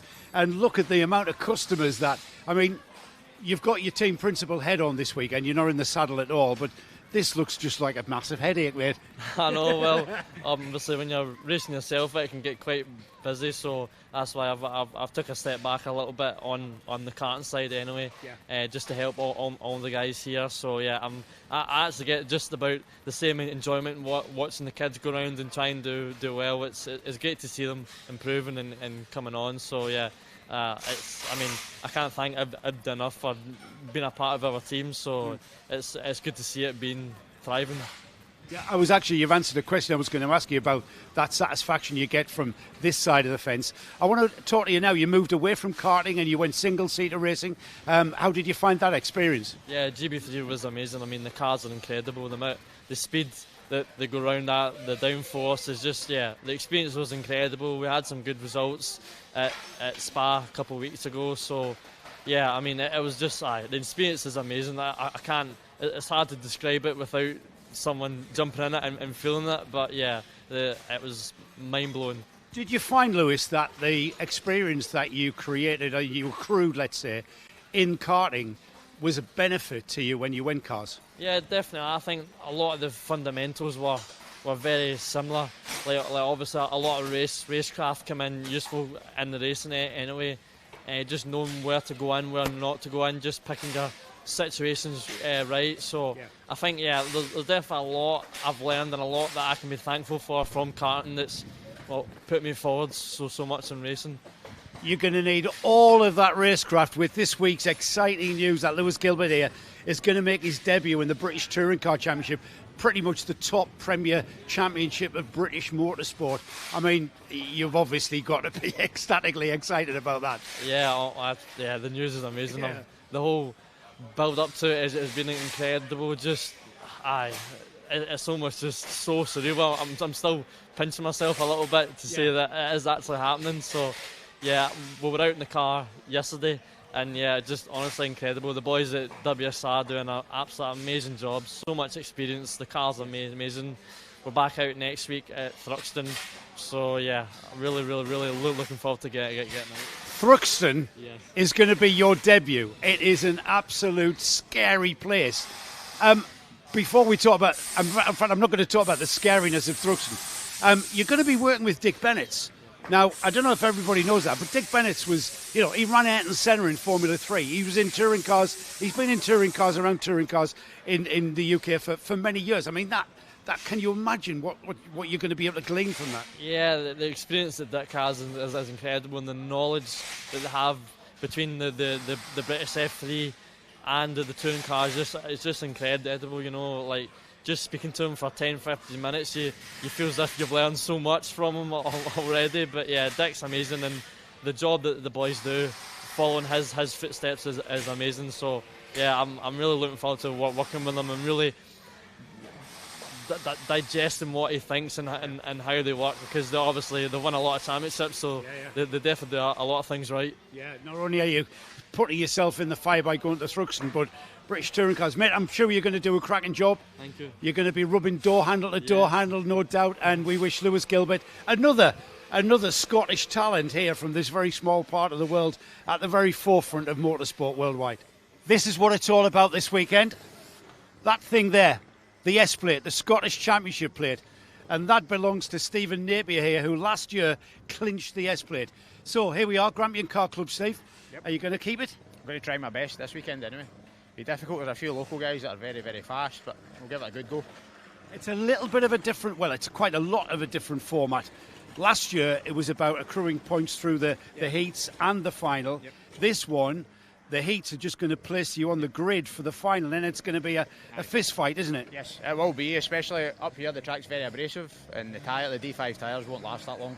We got a long 4 races before the final, so we have that tyre preservation and see who can last the longest out of everybody, and who can look after their equipment the best, their ability. But it's going to be good. It'll be hard. It'll be difficult. It'll be good. Well, if it was easy, I'd be doing it, mate. So am I going to be able to talk about tyre management in the true sense of the word? I think the boys right at the front, yeah, you will do. A few of the boys in craft, a few of the boys in my tent as well. Aye, it'll be get to where you want to be and just relax a bit and look after the tyres, because fighting constantly is going to destroy them, especially it's a long race. What sort of track is it? In what I mean is, what I'm asking is it easy to get the lead and then defend that lead, or is it easy to pass here? No, it's actually quite easy to pass. The draft's quite a lot up the straight, obviously the windmills and stuff like that. So whoever's on the front's basically a bit of a sitting duck. You can cover it a little bit, but the same again, it's just going to kill the tyres if you start defending all the time for the races. And are you going into this weekend through the heats first, of which there is four heats? Are we going to see a kind of an intelligent Stephen Napier, or is it going to be one of those events where you just got to go for it? Nah, that's where I usually play it. I usually just plod away, nothing daft, stay out of crashes and get there towards the final. It could be a little bit more aggressive, but it's worked out not bad for me so far. Great stuff. It certainly has, mate. S-plate.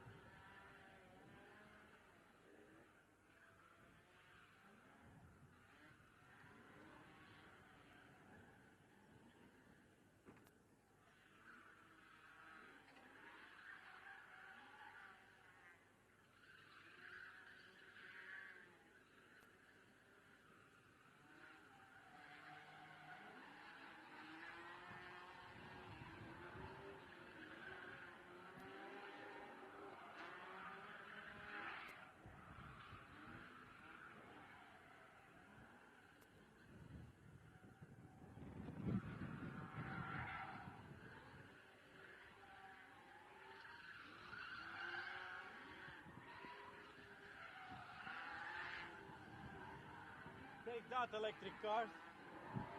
Take that, electric cars.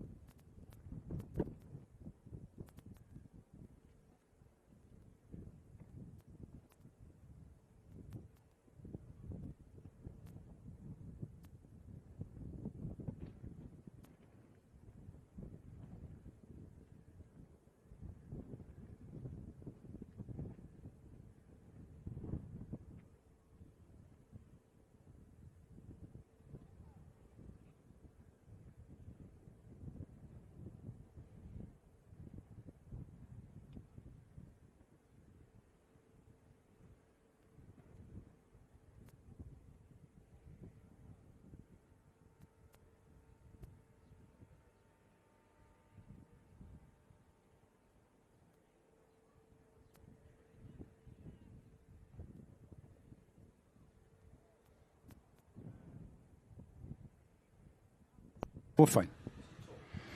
Good afternoon and welcome back to the Grampian Kart Club for perhaps the most important part of the weekend. Karting Live TV has had the absolute privilege and pleasure of bringing you action live from the 2026 Scottish Karting Championships. And we're at the point of any race meeting, and especially a plate race meeting, because we're about to get on with our finals. And any plate meeting, as you well know, is all about the final. It's all about who comes out on top and is awarded, in this case, the S plate for the Scottish Karting Championships. It has been a beautiful day here, and that beautiful day will continue. We're on the top northern edge of Scotland, not the very northern edge, that's a little bit further up, but the second highest northern point on the north coast, which runs east and west. So we really are. When I point my finger out to sea, there is nothing between, well, apart from the Shetland Islands, nothing between us and the North Pole. We're about to get going with a 10-minute final. This is a 10-minute final for Bambinos.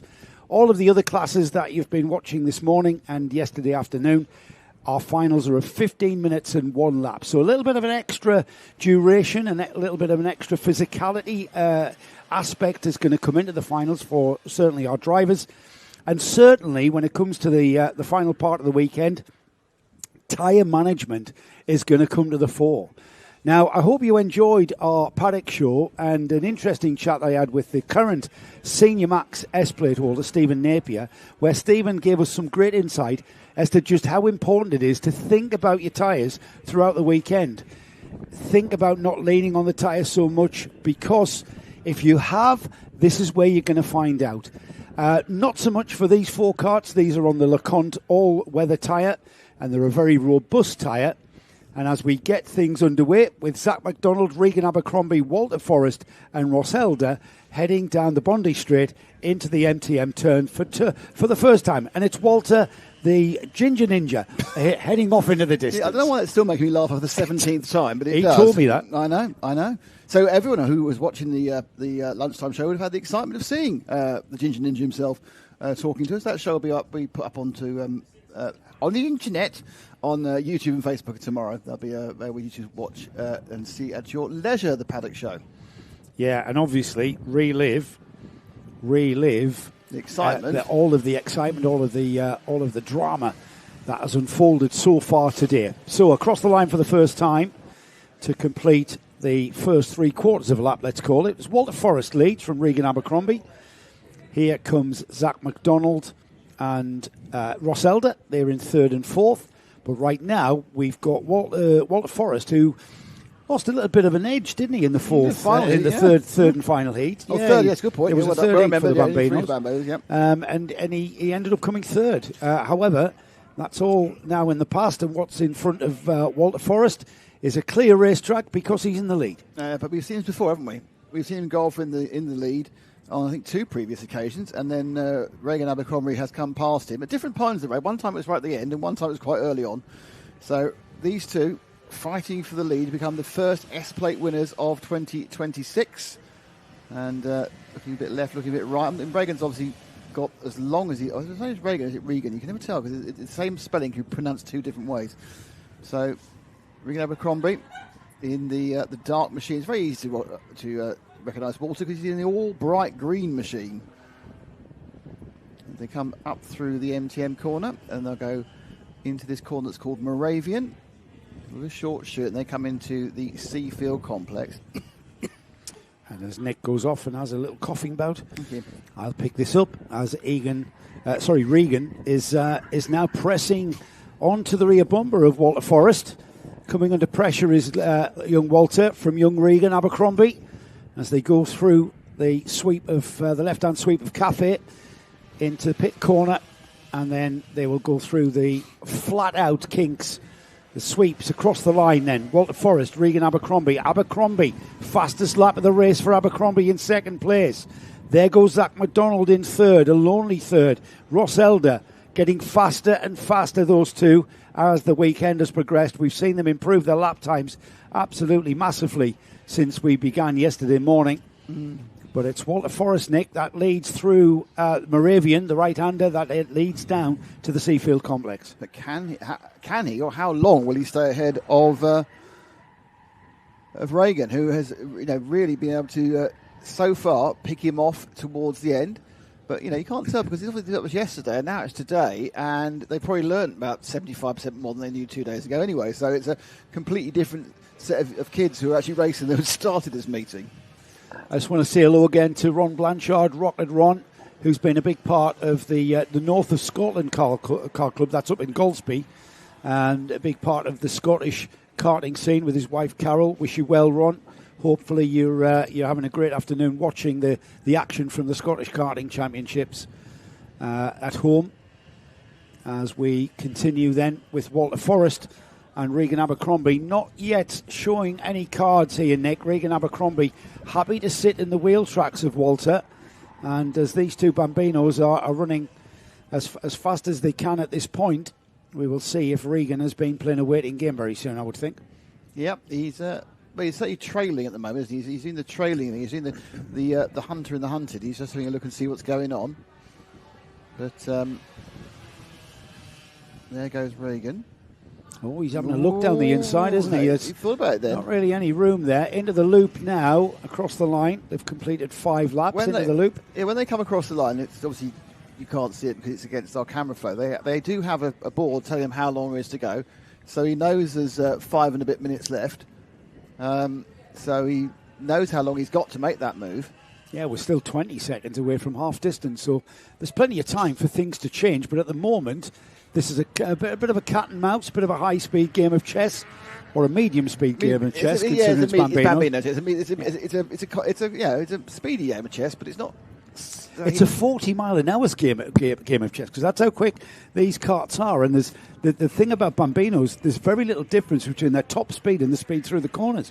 So the physicality on a 6 to 8-year-old is quite considerable when you think about it. Put that in context. But they're always springy. They bounce back. They are absolutely nose to tail once again into the loop. Through the loop. Nice camera angle there, Ash. Well spotted there. Our roving camera picking that up from a different angle. Yes, we'll be showing that to somebody we know. This is a double sales point, this one. Yep. Okay. Absolutely. Yeah, got your point. Yeah, absolutely. Sorry, a bit dumb there. I'm too busy engrossed in this Walter Forrest Regan Abercrombie I think you race. got too much sugar after your lunch. I really have. I'm on a high. Yeah, he got himself a pie. That's very good. Then he got himself a big strawberry cake, and then he had a Tunnock's wafer as well. I got you a strawberry cake as well. You made it look as though I'd just... No, you got me the cake to assuage your own guilt. It was lovely.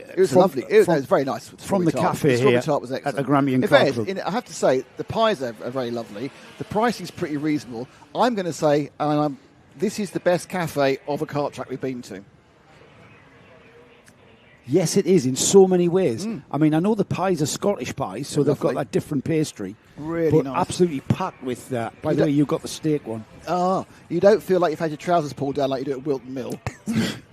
Yeah. Wilton Mill, you need a bank loan to go to their cafe. Round the outside. Round the outside. Round the outside, girls. Just stopping us being banned from ever going back to Wilton Mill. Regan Abercrombie. I think they know. Crest-blazing replay here, and as Walter Forrest dives down the inside to defend, Abercrombie keeps the momentum by going around the outside.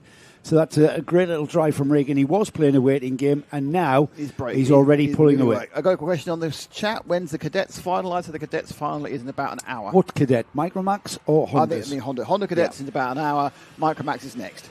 So if you want a Micromax cadet, that's next. You want a Honda, I say an hour, perhaps an hour and a quarter actually for the Honda cadets. Yeah. So we've got 8 finals. They're 15 minutes each. So you can work out that we're just going to take about 2.5 hours to run through this whole set of finals. Why are you wishing your life away? I'm settle not. In, put the kettle. No, settle in. I'm not talking to you. Settle in, put the kettle on, get yourself some biscuits. Let's have a look at the other runners then, shall we? One of the runners, Zach McDonald's pulled off. We've lost Zach McDonald. Oh, so Zach McDonald with a problem. There's only Ross Elder who is going to stand on the podium of the S plate. He is. In his bright orange kart, which is going down the straight right now. Oh, that is a shame for Zach McDonald, who was on target for a podium as he has been all day. But shall we have a look at there he is? Hopefully they'll do what a lot of people do with the cadets and give them all the trophy. I think so. Not cadets, Bambino, sorry, give them all the trophy. That's Ross Elder. You're one for that, aren't you? You're often seen hanging around the Bambinos giving them trophies, aren't you? At Warden Law, I am. At Warden Law, yeah. That's because I do the trophy presentation. It's quite sweet. You made that sound very sinister. That was the point. All right. Ross Elder is from Dunbeath, by the way.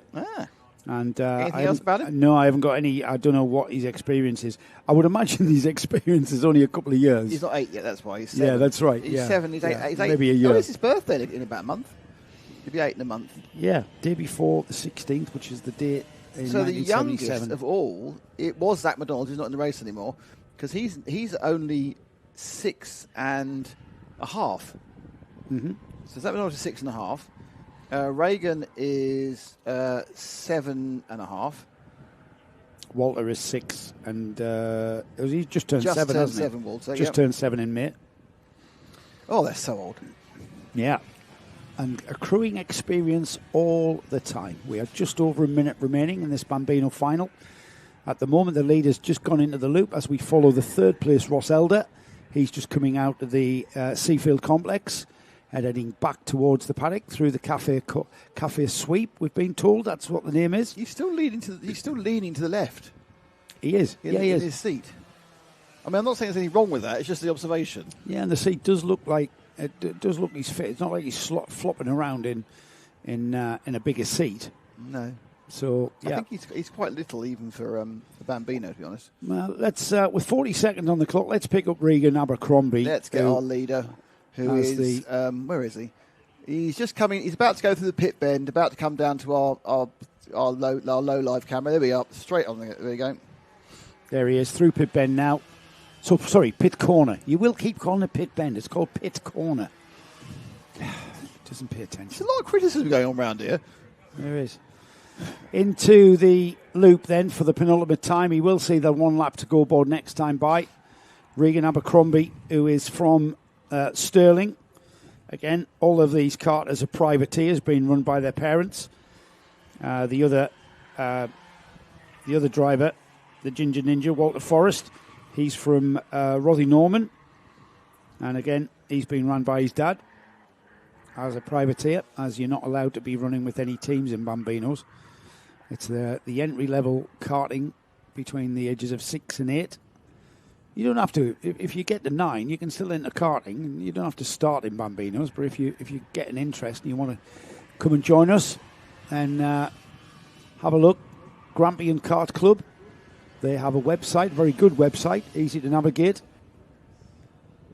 Kieran Smart is their media and PR delegate, let's call it, and he's a good one to contact for any information about joining the Grampian Kart Club in any of the classes, to be honest. Not just about Bambinos, but it doesn't matter how old you are. In fact, there's a T-shirt going about from 6 to 85 miles an hour. So that's pretty much from 6 to 85. I think they're doing 90 as well. Well, the KZs are. Yeah. That's the point of it. Yeah. I think you've oversugared yourself at lunch. I have. Regan Abercrombie heading towards the checkered flag then to claim what would be the first of our S plates this afternoon. The Scottish Karting Championship will crown its first Scottish champion here at the Grampian Kart Club, with the checkered flag going out to Regan Abercrombie, our Bambino Scottish champion it is. Walter Forrest will be second on the podium. We'll see Walter there at the prize giving. And then Ross Elder will be the third and final step of the podium, with unfortunately Zach McDonald dropping by the wayside with a technical problem that made him pull off into the pits, I think, as we lost him on lap 6. So that was a shame. Yeah, it's always a shame when you don't complete the final. So bad luck for Zach. So anyway, we have had a lovely time here, and it's worth us saying how this happened, because obviously Karting Live TV, we are very cost effective, but it does cost some money to get us up from the south and not really the south, the north of England. And these are the fantastic sponsors who helps us be here.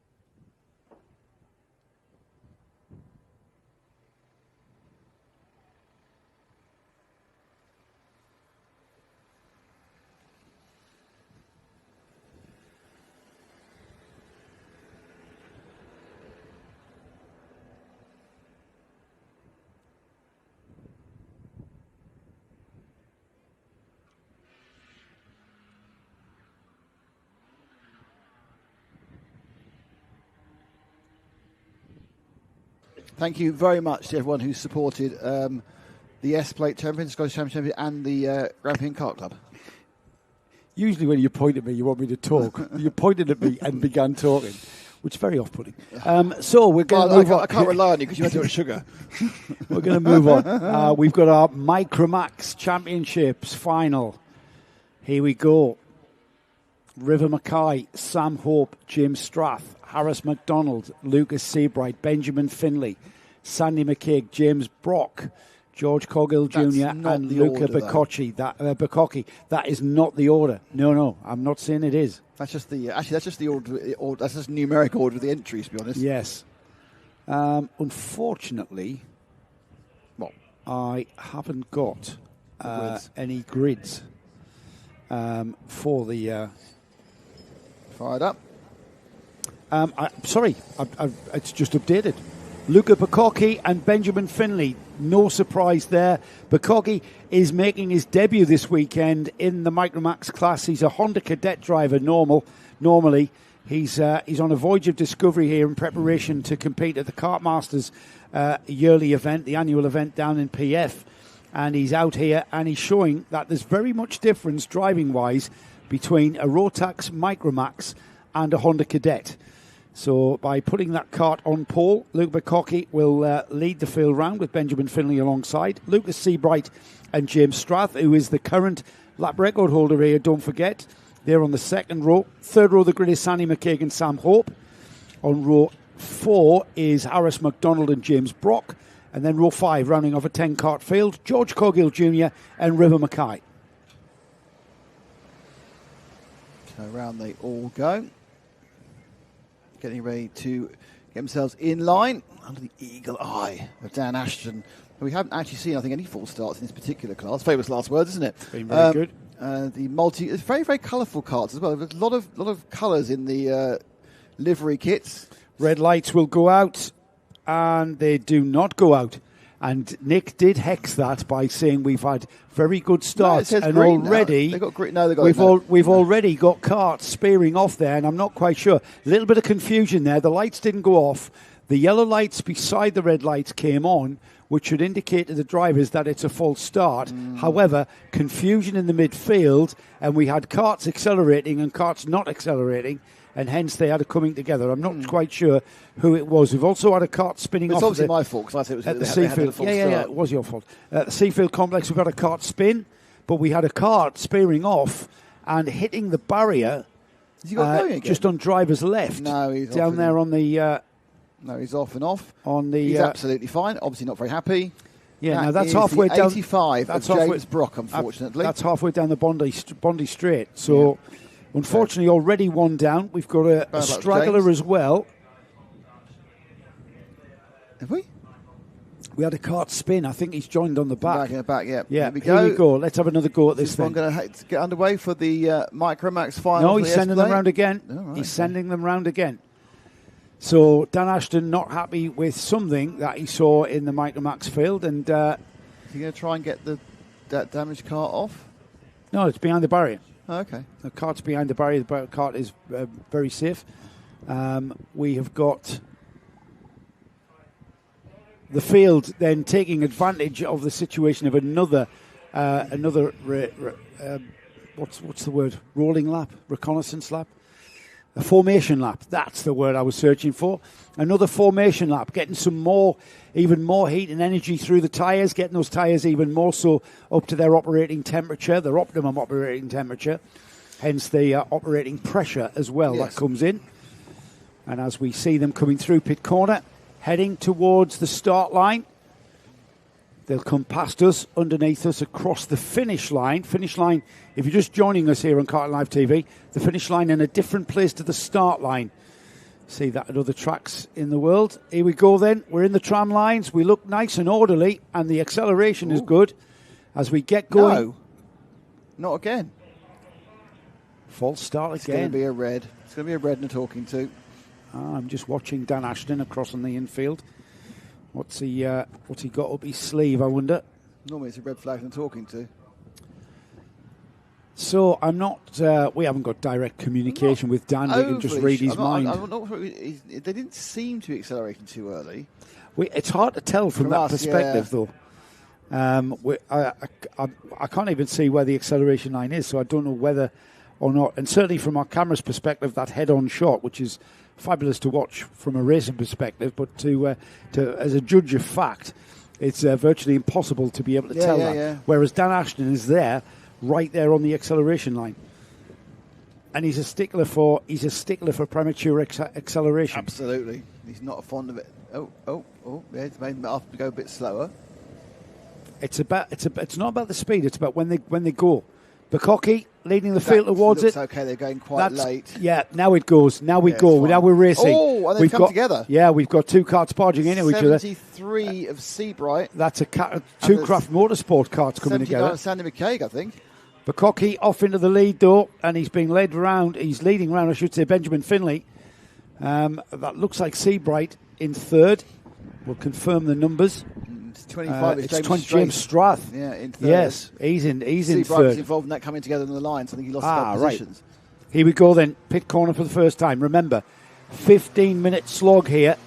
Will fitness come into play? It's a very fit. All fit little children. It's a fast and physical track, this, and all right, then will boredom come into it then if you just start making mistakes because they lose focus and concentration? Yeah, they want to go on TikTok. Benjamin Finlay can't afford to lose any kind of focus or concentration because he is chasing after the lead and that already coveted S-plate for the Micromax Championship, and he does not want this Honda Cadet interloper in the form of Luca Bukkake coming in and stealing it from him. He wants to carry that S-plate. Bukkake wants to carry that S-plate going into Car Masters in 2 weeks. And this is going to be an absolute enthralling high-speed game of chess, because we are going to play a waiting game, I would think, because we've seen it so many times. Yeah, I mean, they are now rolling through. Now, interesting, they haven't managed to, or have not yet dropped James Strath. So he's managed to hold on to two. As we see a change to the lead, Finley's had enough of looking at the back of Bukkake, and he has decided he is going to take lead for a couple of laps. Now, this is a brave idea, because if he doesn't break away, it's not going to do any good. Well, yes, the thing is, he's waited in previous heats. I feel that the pace is being managed somewhat. James Strath has not been on performance-wise, he's not been on the tail of these two. So to see Strath there, he's either found something and he's left something in the toolkit for the final, which could be. It's a small grid of 10 karts, so you're not losing anything out by leaving all your all your powder dry until the final. All your rubber. Leaving all your rubber as well. That's a factor. Oh, Strath having a look down the inside of Bukkake. It looks like Bukkake's lost pace. Well, rather than anything else. Bukkake has lost ground to Benjamin Finlay. Finlay has gone. He's gone and he's broke away. He's got about 2 or 3 karts lengths between him and Bukkake, and that's perhaps, Nick, the largest gap we've seen certainly today. Yeah, but more importantly, Bukkake's not throwing off the back of straight. That'd be quite aggressive in defending from losing that position coming up the main straight earlier. But he's certainly nearer to third than he is to first. They've come back together, really, haven't they? They're not... all right, they're not close enough to challenge either of those top three of Finlay, Bukkake and Strath. Behind these three, that is Lucas Seabright in that very lonely-looking fourth place. He's doing all he can to catch Strath in front of him. Finlay's just put in the fastest lap, Nick, 42.961. How close is he to the lap record? He is the holder. This is the bit where you pick that up and have a look. Right. You're not even paying attention. I'm not sure. Mine's falling on the floor, that's why. Micromax is 42.349, and it's G. Simmons.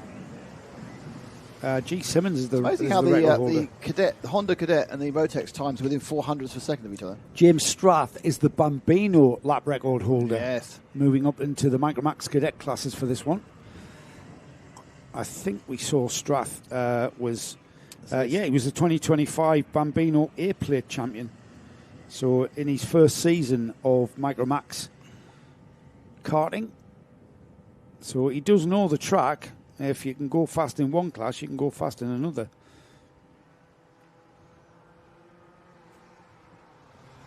So moving around, the top three are a little bit spaced out at the moment. They've got themselves all, 4 kart lengths apart. Fourth place is, is he bridging the gap? Is Lucas Seabright getting closer? The gap was about 1.7 seconds. It's still 1.7 seconds, yeah. Well, yes, it is. Yeah, still 1.7. He was a tiny, about a tenth faster, that was all. Catching up. So they are going round now the top 4.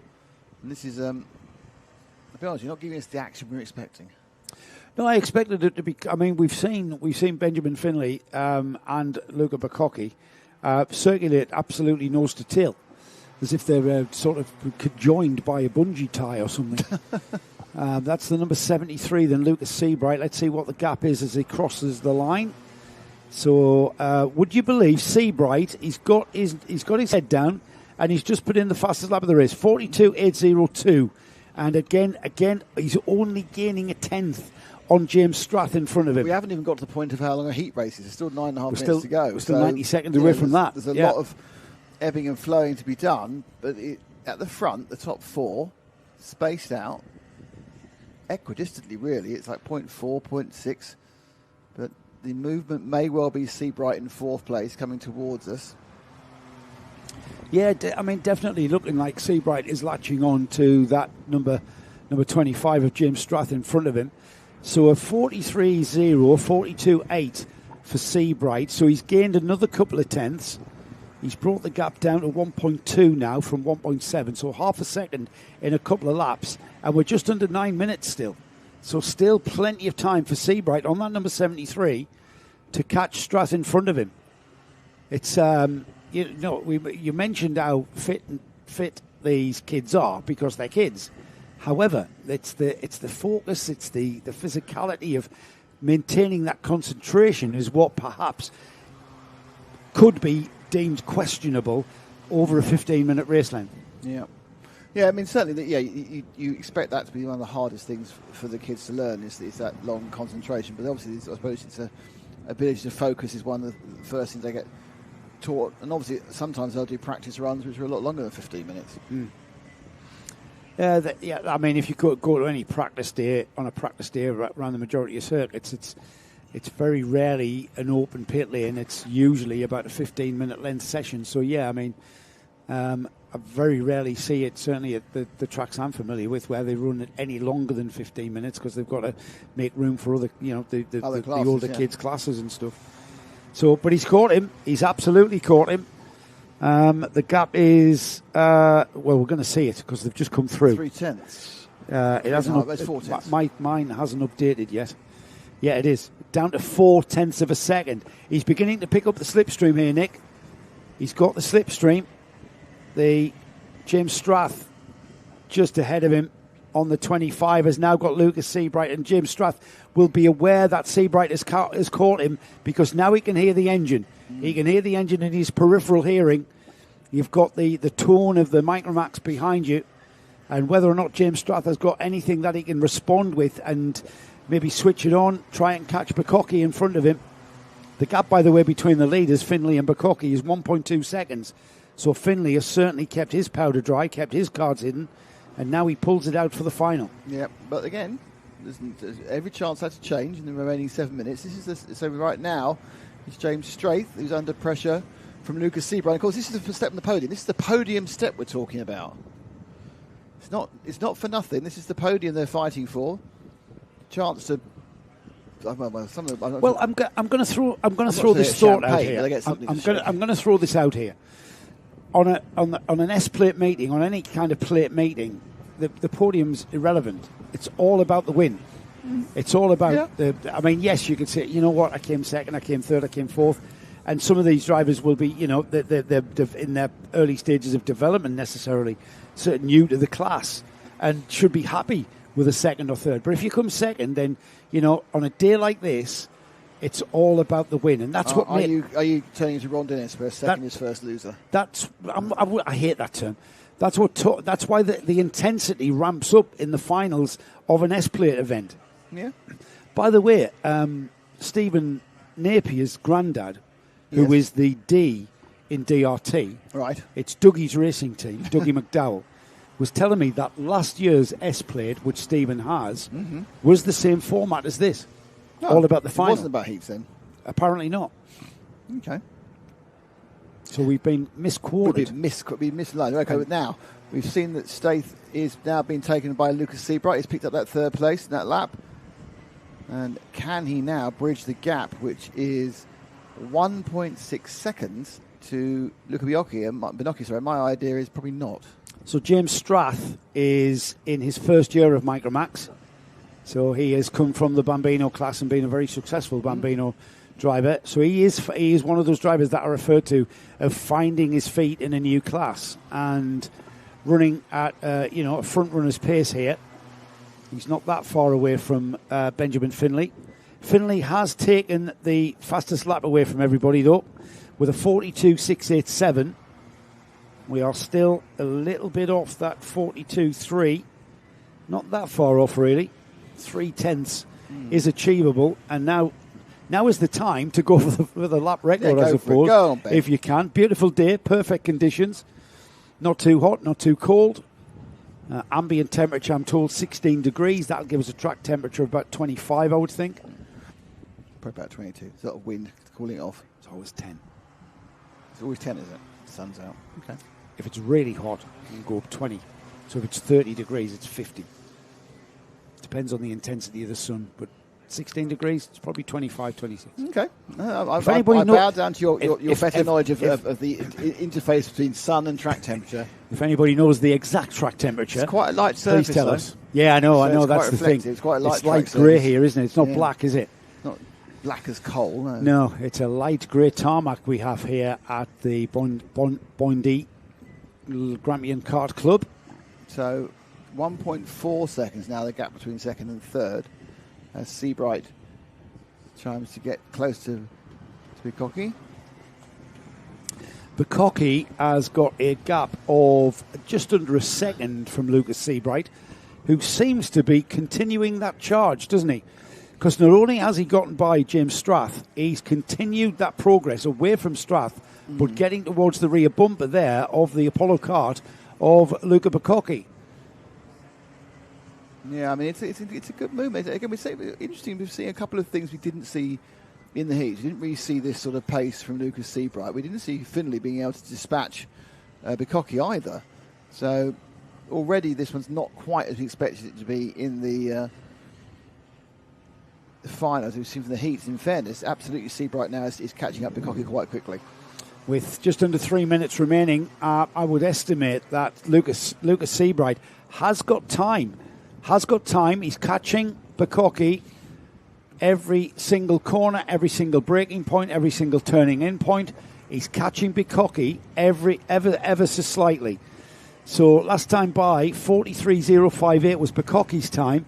42.779 was Seabright's. And before you know it, I'm going to throw the stopwatch away here because I can see out the window and on our TV screens just how close he is to Bukocki. And if he can do exactly what he did with Strath, where he caught him, he didn't wait, he just went by him, this is what he's got to do with Bukocki. I think even if he does, though, that 3 second gap to Benjamin Finlay is going to be insurmountable in the 2 minutes left. But it is now a scrap and a battle for second, because just because he caught up to Bukocki doesn't mean he's going to get past him.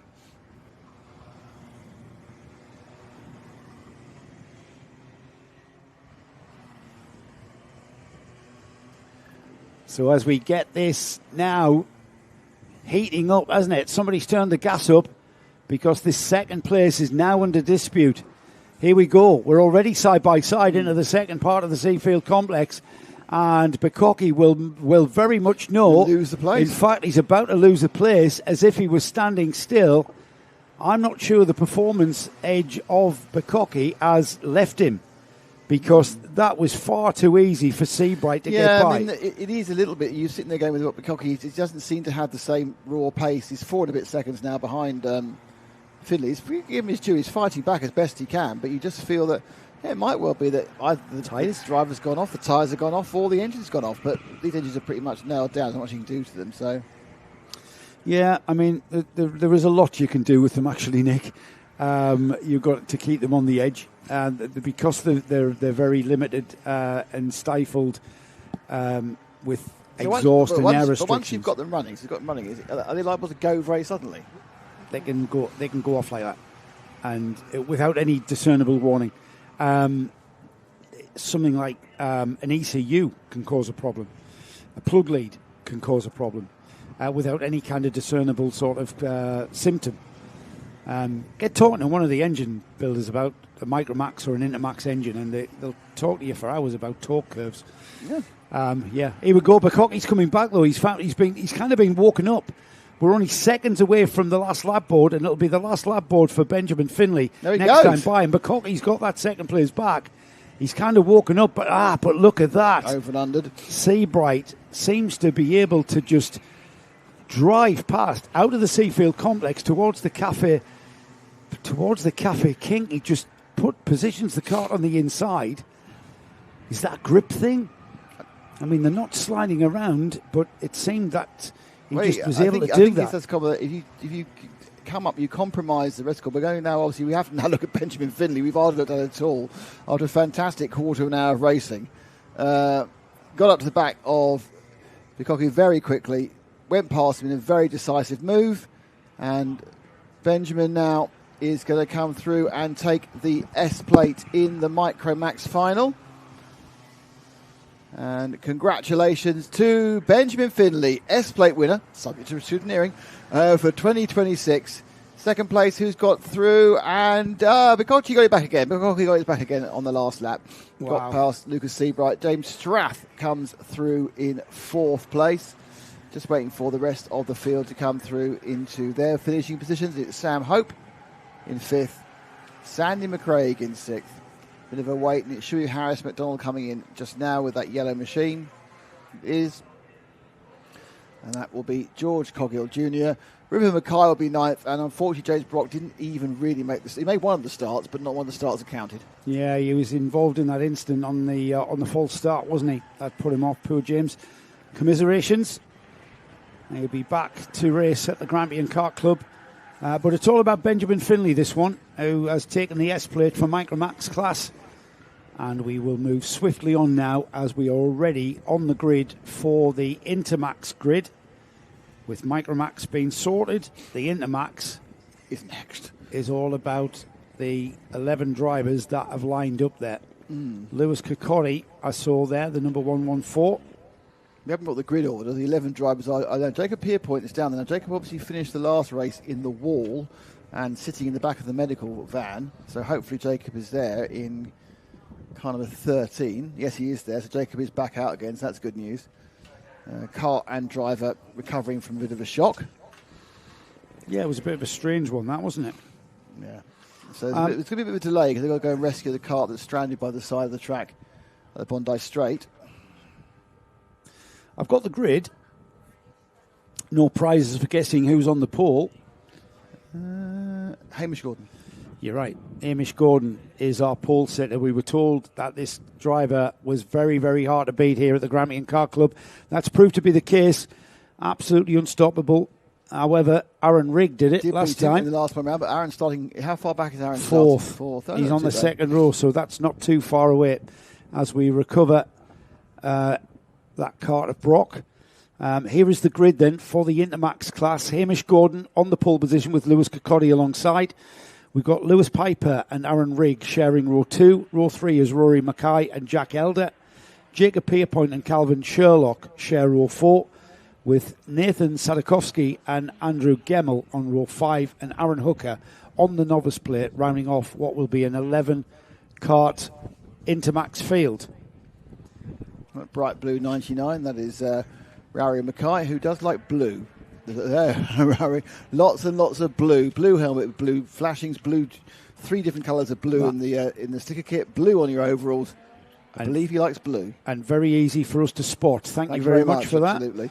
Rory Mackay, the number 99 from Haddington. He's sponsored by Plum Faster Limited. Started karting cadets in 2021. He's 12. He got Rookie of the Year at his local club. He stopped in 2022 to concentrate on football, but he came back to karting last year. He won the Lonsin Cadet Championship, second in the GP plate at Bondi, and third in the Hamish Ross Triple Crown. He moved to Intermax this season in February, March, started practicing and racing on. That was the number 99. There's the number 15. 15 is Lewis Piper. Or Louis Piper, sorry. He's local here. He's not far from here. Inverness is the number 15. Is that not far then? No, it's not far. It's just west of here. Well, I say west of here. It's about an hour, isn't it? Yeah. 75, that is Hamish Gordon, our long-running, probably favourite.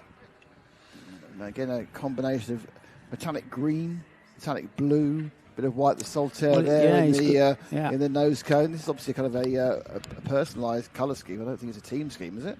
I don't think so. He's down as a where is he? Hamish Gordon. He's privateer. He's from Leslie, so that is a very. But there's no, it's not quite the same, is it?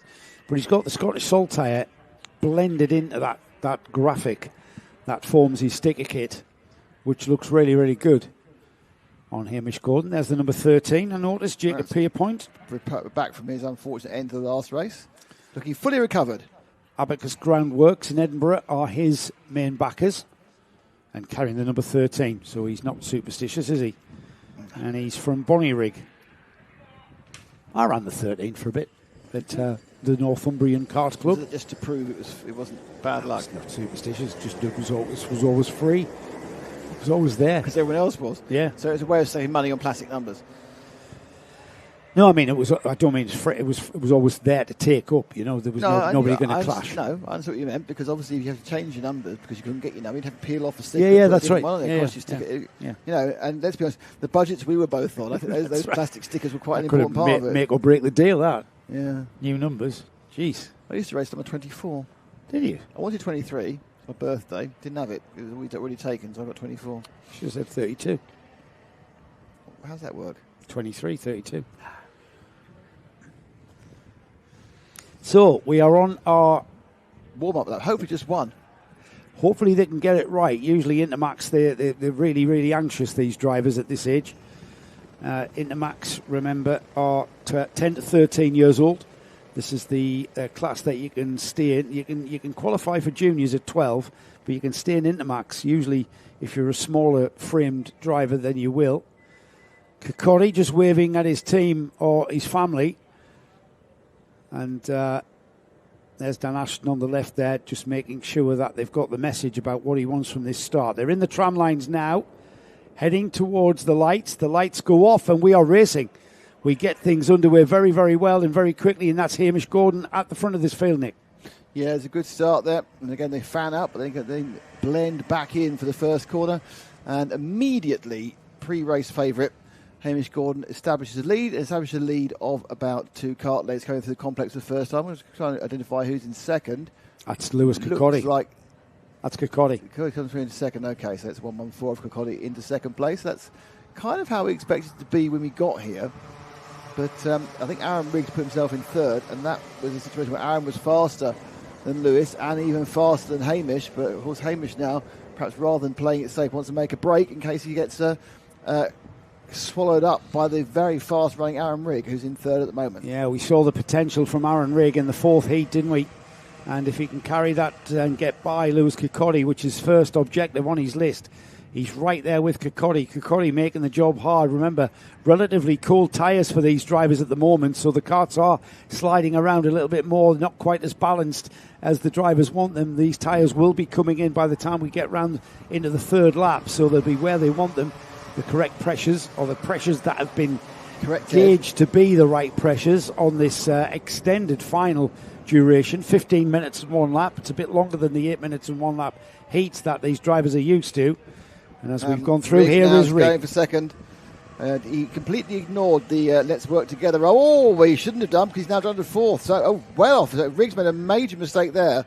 He's come off, just moved out, and then he just couldn't get it. Basically, it's a thing. Once you're off the track, it's very hard to get back on it because it doesn't grip very well on grass and mud. The crest glazing replay showed him getting onto the mud there. When he tried to regain the track, there was a kart there, and he basically was his tyres were dirty. He couldn't hold the kart on the track, and he's dropped down the order now. Let's see where he's dropped down to. Seventh. He has, Nick. 7th place for him. Kokori now has Lewis Piper right there. Not quite right there on his bumper, but he's there and he's prowling. Yeah, I mean, it's interesting. Kokori's getting another driver who appears to have just lost a little bit of pace during the course of the 2 days. Well, he's been there or thereabouts. I mean, nobody's been anywhere near Hamish Gordon until we saw Aaron Rigg do it. Yeah, and Aaron taking was thinking about doing it again, but unfortunately he's fallen off the track. But he has got 12.5 minutes to get back up there again. But I think that's a very tall order to make up 3 seconds and get past 5 karts to challenge Hamish Gordon. Yeah, we know how quick Gordon is. He's the champion. He's the lap record holder, and he's the current champion, isn't he? At this kart club, but 38.8. His fastest lap so far is the 39.6, so he's 0.8 of a second off the lap record. So a little bit of work to do before we get anywhere near lap record style. It'll be interesting to see if we break any lap records. Be nice to see. Mm-hmm. As we've got, that's Lewis Piper on the yellow helmet that we can see there, just behind the orange and blue kart of Lewis Kokori. Kokori here as a privateer. Just look at that, flicking it into the loop there. Kart wanting to... There's our leader. That's Gordon pulling away from the following two. He's got an ominous lead, Joe. 1.7 seconds effectively. Here comes the... Ruri and Mackay, bright blue machine. Can't miss that one as we found out. Just look for the blue. It's Mr. Mackay. And Aaron Rigg, who dropped down to 7th, has now moved up into 5th ahead of Rory Mackay. Aaron Rigg, easy to spot there with the white nose cone. But the blue, easy to spot is the 99 as well. We talked about Rory Mackay, didn't we? The last time round, the gap was 1.6. It's now 1.77. So they lost about 1.5 tenths as they battle way hard. Rowry there on the back of that, you see the white bumper and nose cone. He's got to try and make up the place. He's got no nearer to our leader, though he has got nearer to second place. He's now 3.3 seconds off the lead, Aaron Rigg, but he is obviously only 1.6 seconds behind second. It's a great looking venue, this, isn't it? I mean, the blue and white corporate colours of the Grampian Kart Club, the blue and white of the Scottish colours as well. But the way that the track is kept, the way that it's looking absolutely pristine, is all down to Alan Wyness, who has been a committee member for 34 years. His wife Dorothy has been a part of the Grampian Kart Club for 32 years. And Alan, who was apparently... So what was that for those 2 years when he was in and she wasn't? Maybe they weren't married, I don't know. But Alan is apparently up on one of the marshal's posts at the far end, so he won't be able to hear this. Nah. However, I am told he will most definitely watch the live stream. Excellent. Over the course of the week. So well done, Alan. This place looks absolutely fabulous. The one thing I will say, you can see they haven't had the same weather as we have because their grass is still green. Yes. Everything where we are is just brown. Yellowy brown. And there was some precipitation yesterday, for example. We're in a bad state with global warming if this place turns brown. Very good point. Well, yeah, that's a very good point. Very well made there.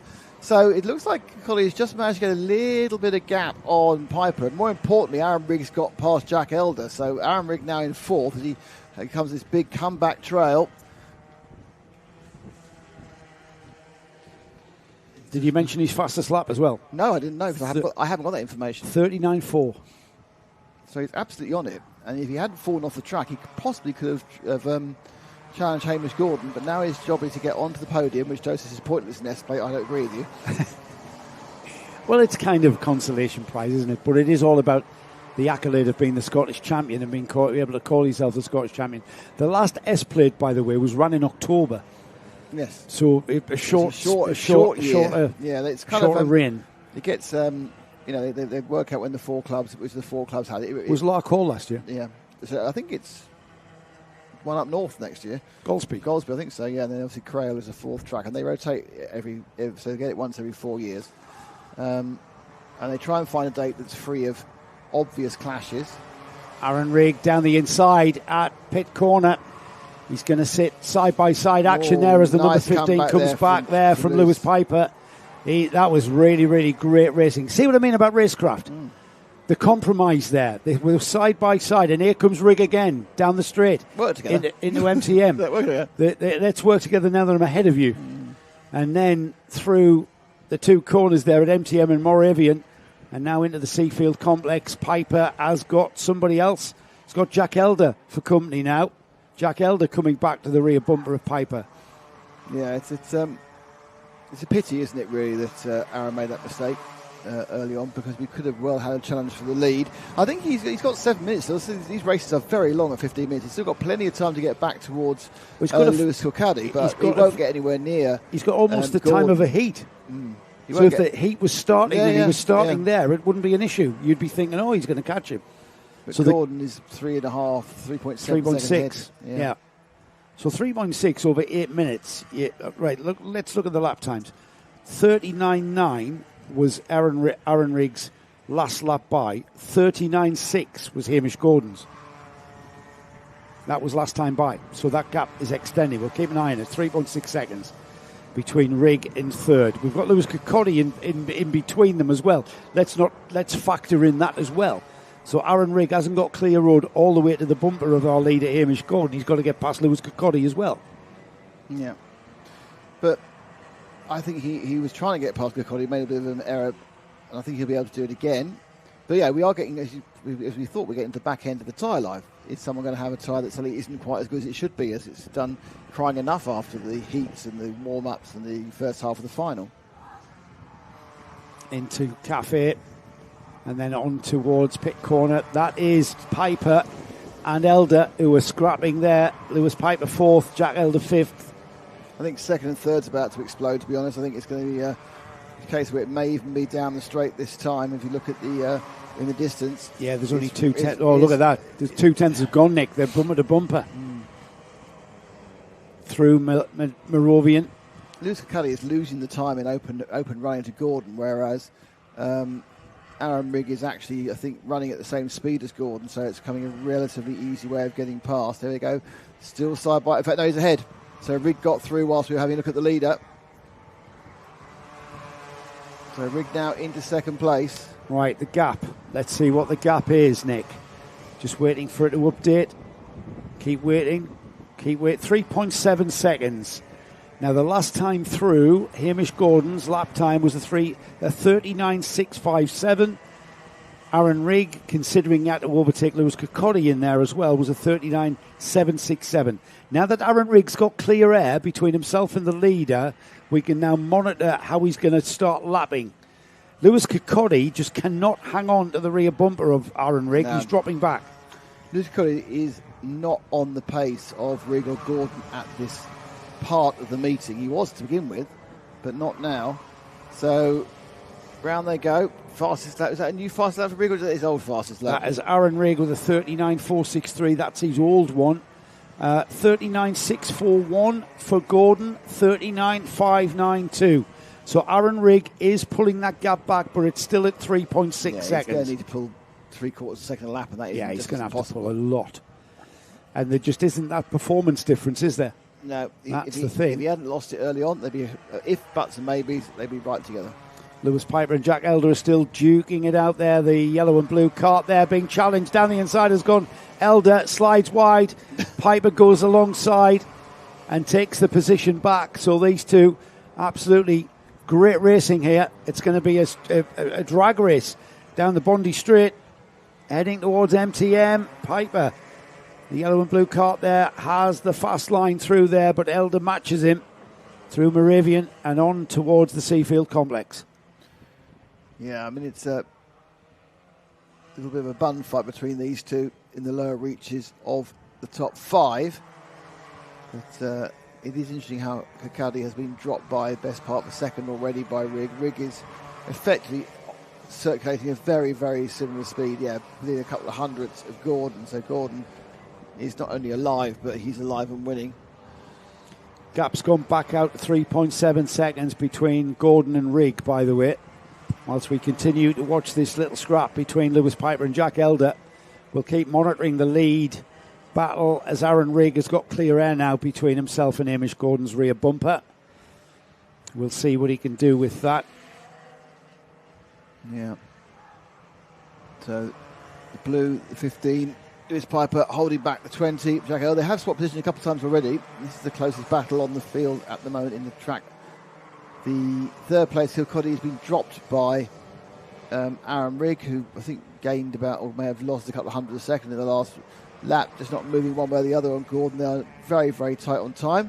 There's the 20 of Elder, had a little bit of a look, got slightly spooked by Piper going to his right, our left as you saw it on the screen, and that doesn't happen as any sort of move, and they get moved back in again and remain in 4th and 5th places. Yeah, after we saw Elder challenge and actually get ahead momentarily. Got ahead, didn't he, of Piper? He hasn't really had an opportunity. This is where it happened, and maybe because Piper is closing off that opportunity every time through there. As the leaders have gone through, it's 3.8 seconds now on between the leaders. So Aaron Rigg unable to catch Hamish Gordon, who hasn't really needed to respond to Aaron Rigg. It's not like he's got him in sight. If he looked over his shoulder, he wouldn't be there. But they're lapping very, very similar lap times.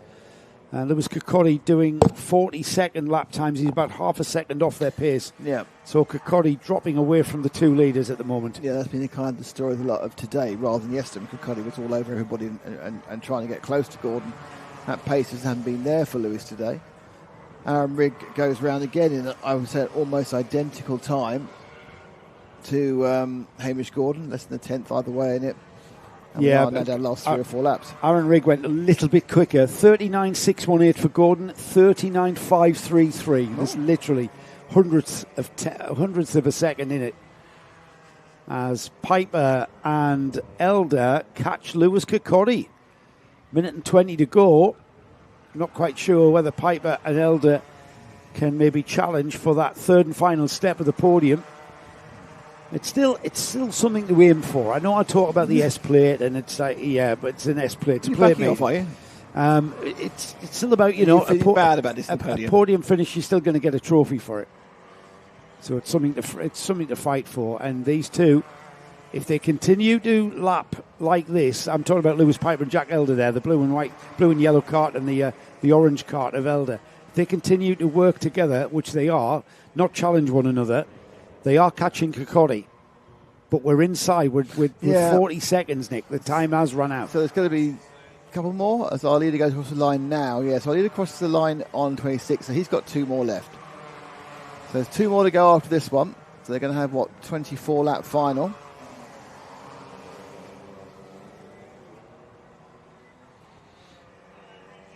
There they go, off down the Bondi Straight there, and look at that gesticulation from Lewis Piper.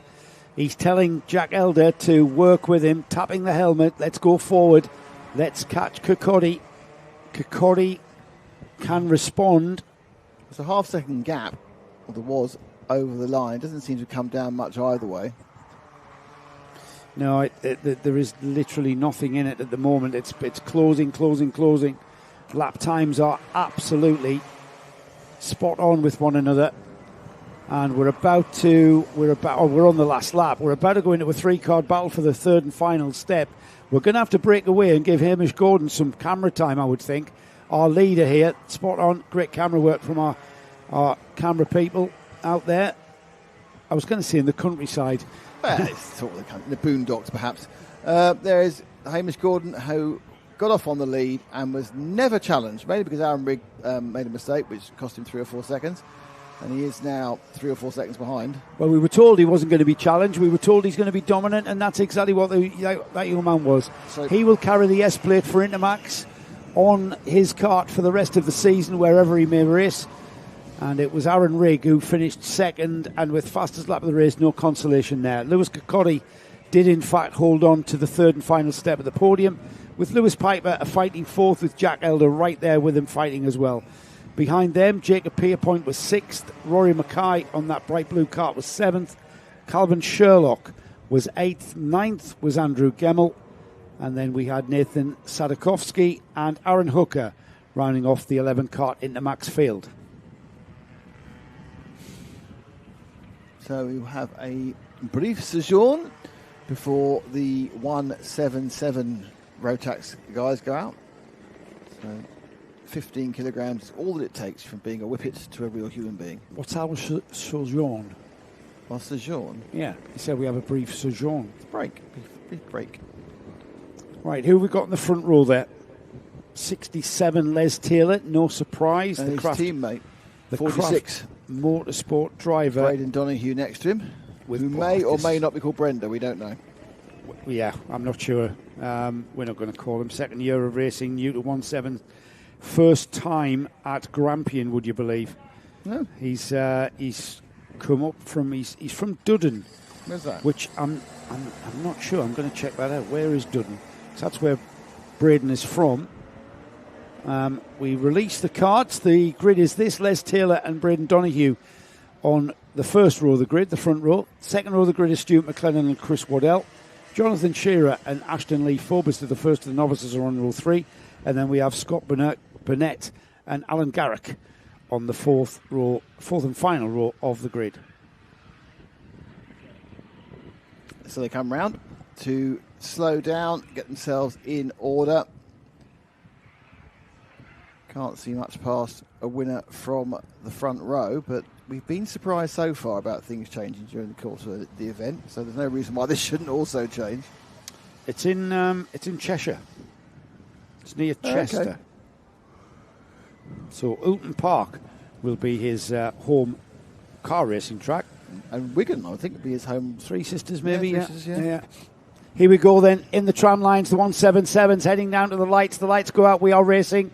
And it is the two Craft Motorsport karts getting involved there, but we've got two DRTs getting involved as well. But I think it's as they started, Les Taylor and Braden Donoghue, with Stuart McLennan and Chris Waddell making it a 4-kart train already with a little bit of a gap before we got Jonathan Shearer and then the 3 novice drivers, Ashton Lefobester, Scott Burnett and Alan Garrick. Yep, good, clean start by the pack and already relaxed into it and moving forward. And trying to, I think, possibly think about breaking Braden Donoghue is Les Taylor. Stuart McLennan, as you said, then Chris Waddell, then Jonathan Shearer, Scott Burnett, Ashton Lee Forbester, and Alan Garrick. But we've seen this before, actually, with these craft partners. They will sit around and sit on the front, eking it out from the rest of the pack before they decide to fight. Yeah, I think it's going to be what is it going to be, Nick? Is it going to be a kart race? It's going to be a high-speed game of chess. That's what it's going to be. Yeah, I thought it might be. It's bound to be. Look at this, Craft Motorsport breaking away from DRT. Well, I found out what DRT stands for as well.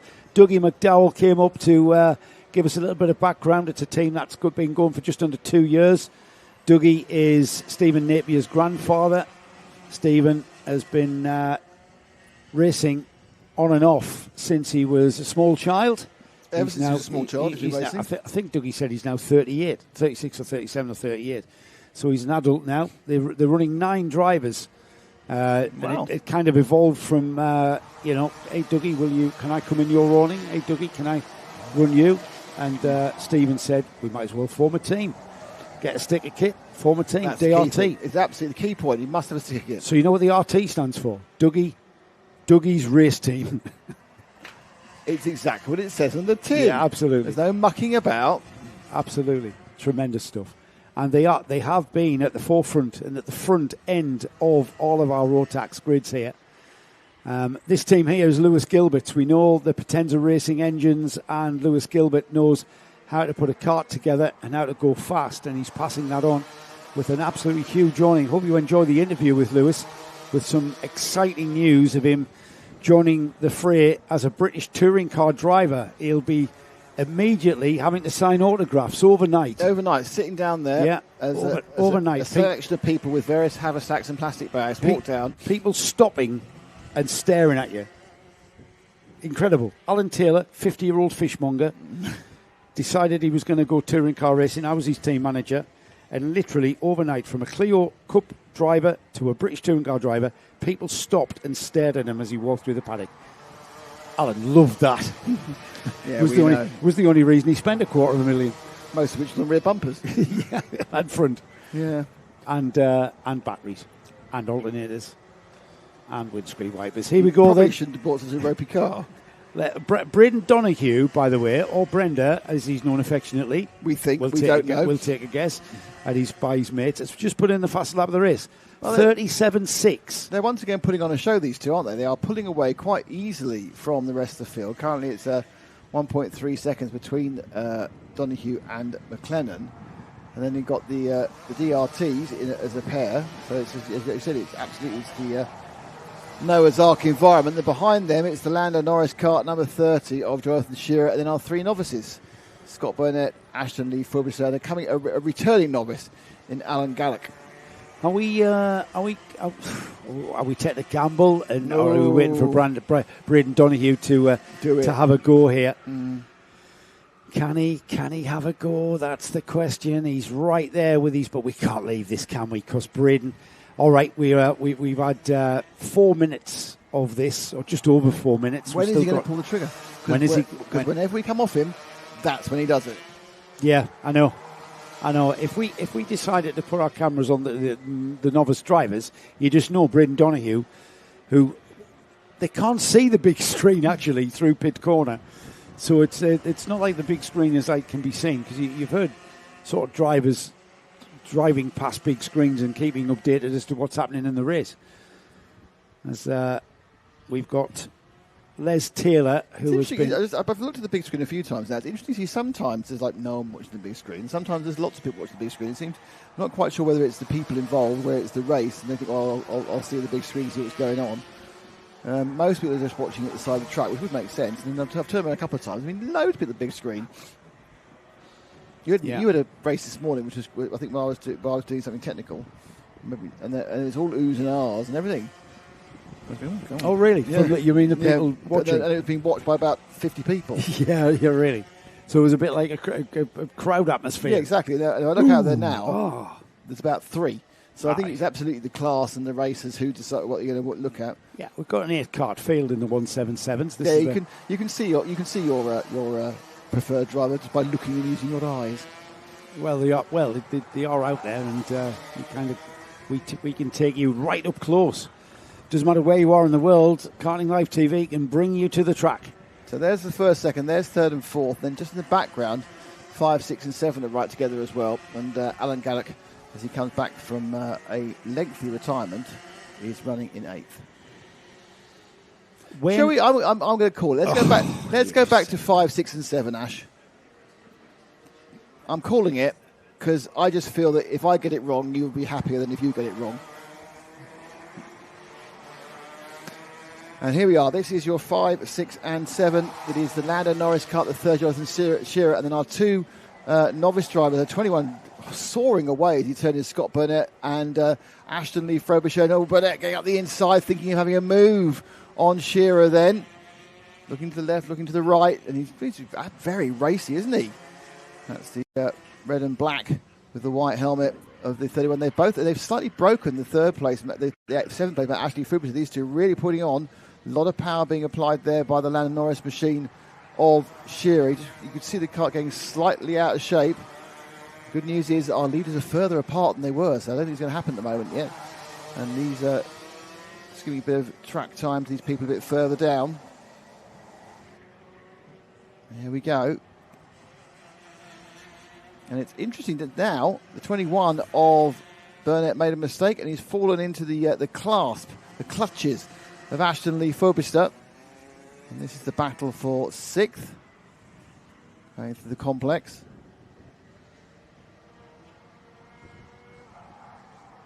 Left-hander now, very short straight due to the pits. Cafe bend in the pits corner. And then over the finish line again to complete lap number 12.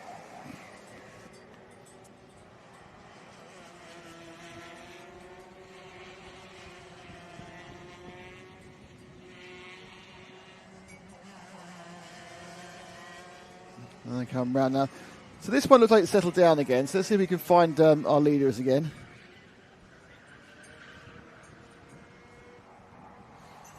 Let's have a little bit of run then. Oh, they're miles apart, aren't they? Let's go 3rd and 4th actually, because the leaders are miles apart. We'll drop to 3rd and 4th.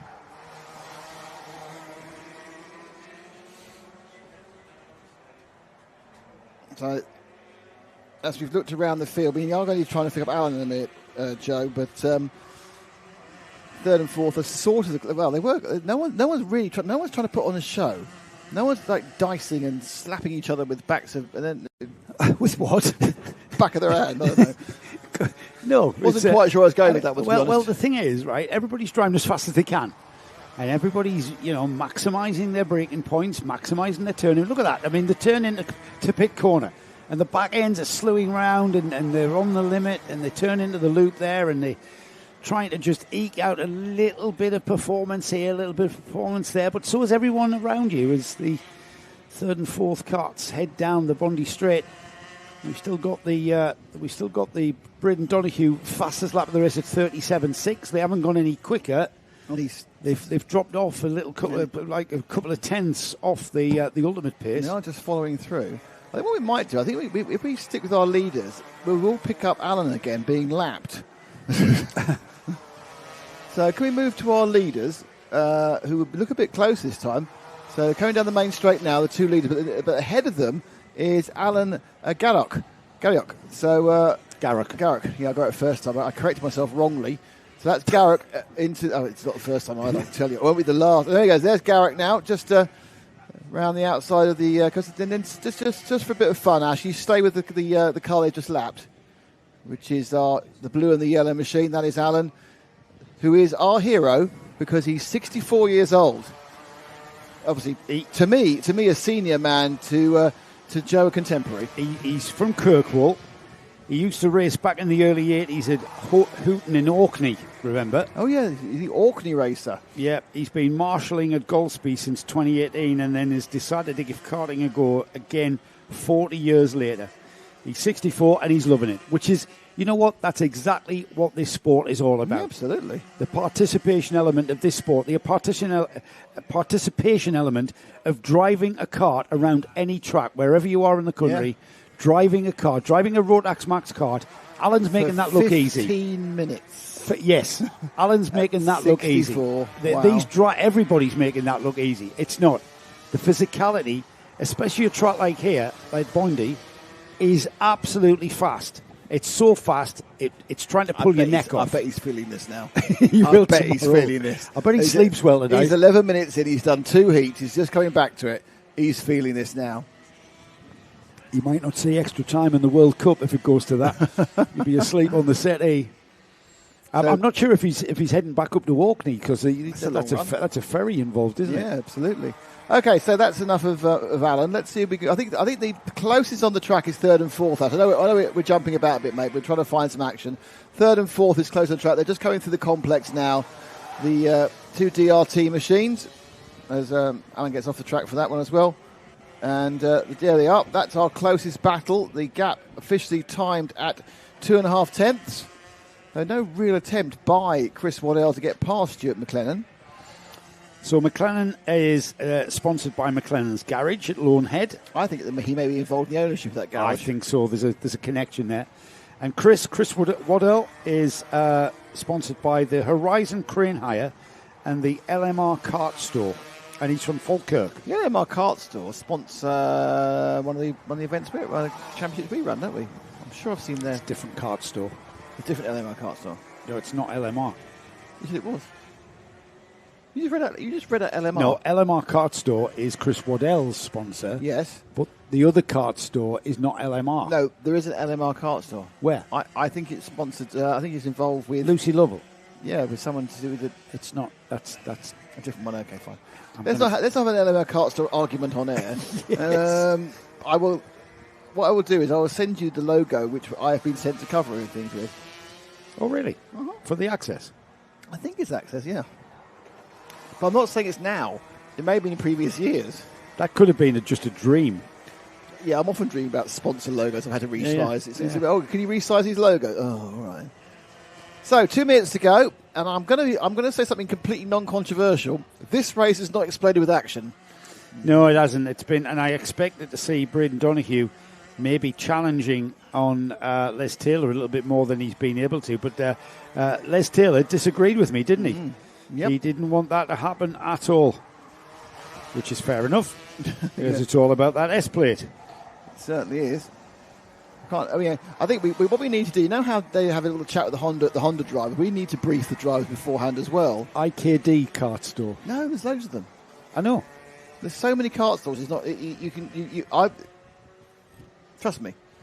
Other kart stores are available. And they are. It's true. Was it LMR kart store? Was it? That's this one. I've just realised something. It's fine. Don't worry about it. I have dealt with LMR. It's a completely different company. It's an RC company called LMR. See, have a coffee. Oh, Have a coffee as we go into My brain was partially working because I have been involved with LMR before, but that was an RC sponsor called LMR. LMR Racing. Have a coffee while we go into the final minute of this 177 final. Les Taylor leads by 1.8 seconds from Braden Donoghue, and then we've got this battle here. Third and fourth, the final step at the podium is what's up for grabs here between the two DRT drivers of Stuart McLennan and Chris Waddell. Got a comment I have to read out. Ian McCarthy, good friend of ours. I'm more than 20 years Alan's junior, and my neck wouldn't survive climbing into the kart on day 2. It's a super Herculean effort here. Okay, we are now down to the anti-penultimate lap. There you go. That's one for you. And it's still back. And there's our leader. Look at him go. He's on his. I think he might get. No, he's not. This is the penultimate lap, not the anti-penultimate. He's going to go across the line. And start his last lap, but frankly, Les Taylor has absolutely had no. Oh, hang on, we've missed something. What? Braden's pulled out. Braden Donoghue's pulled out. Where's he gone? He's gone way out of 7th place. He has. Has he pulled in? No, he's going round apparently. Well, we were busy watching that third and fourth battle there between Stuart McLennan and Chris Waddell. So Braden Donoghue continues to circulate. He's lapping in 38.5. I'm not sure he's been dropped now. I think he crossed the line a second ago. I'm not sure I can see him. He seems to have pulled off.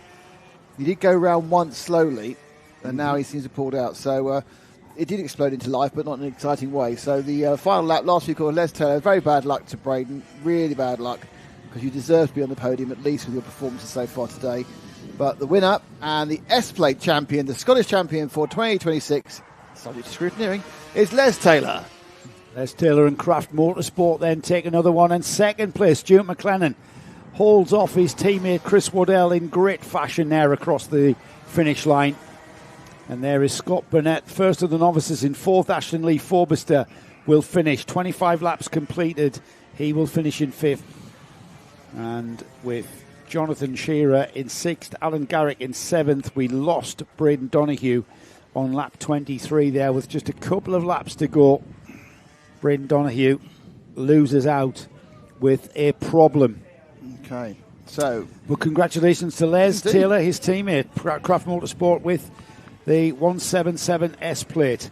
The next grid of karts that we've got in front of us, well, Junior Max, Nick, and Alexander. I tell you what, our camera car. Our camera car is out there he's again. He's starting 2, 4, 6, 8, 10. I think he's starting 11th in car 11. I'm assuming the right-hand side is the one side. There he is, sitting around. The camera's on the other side, so we can't see it. All my secret gubbins I have involved. I'm a secret gubbiner.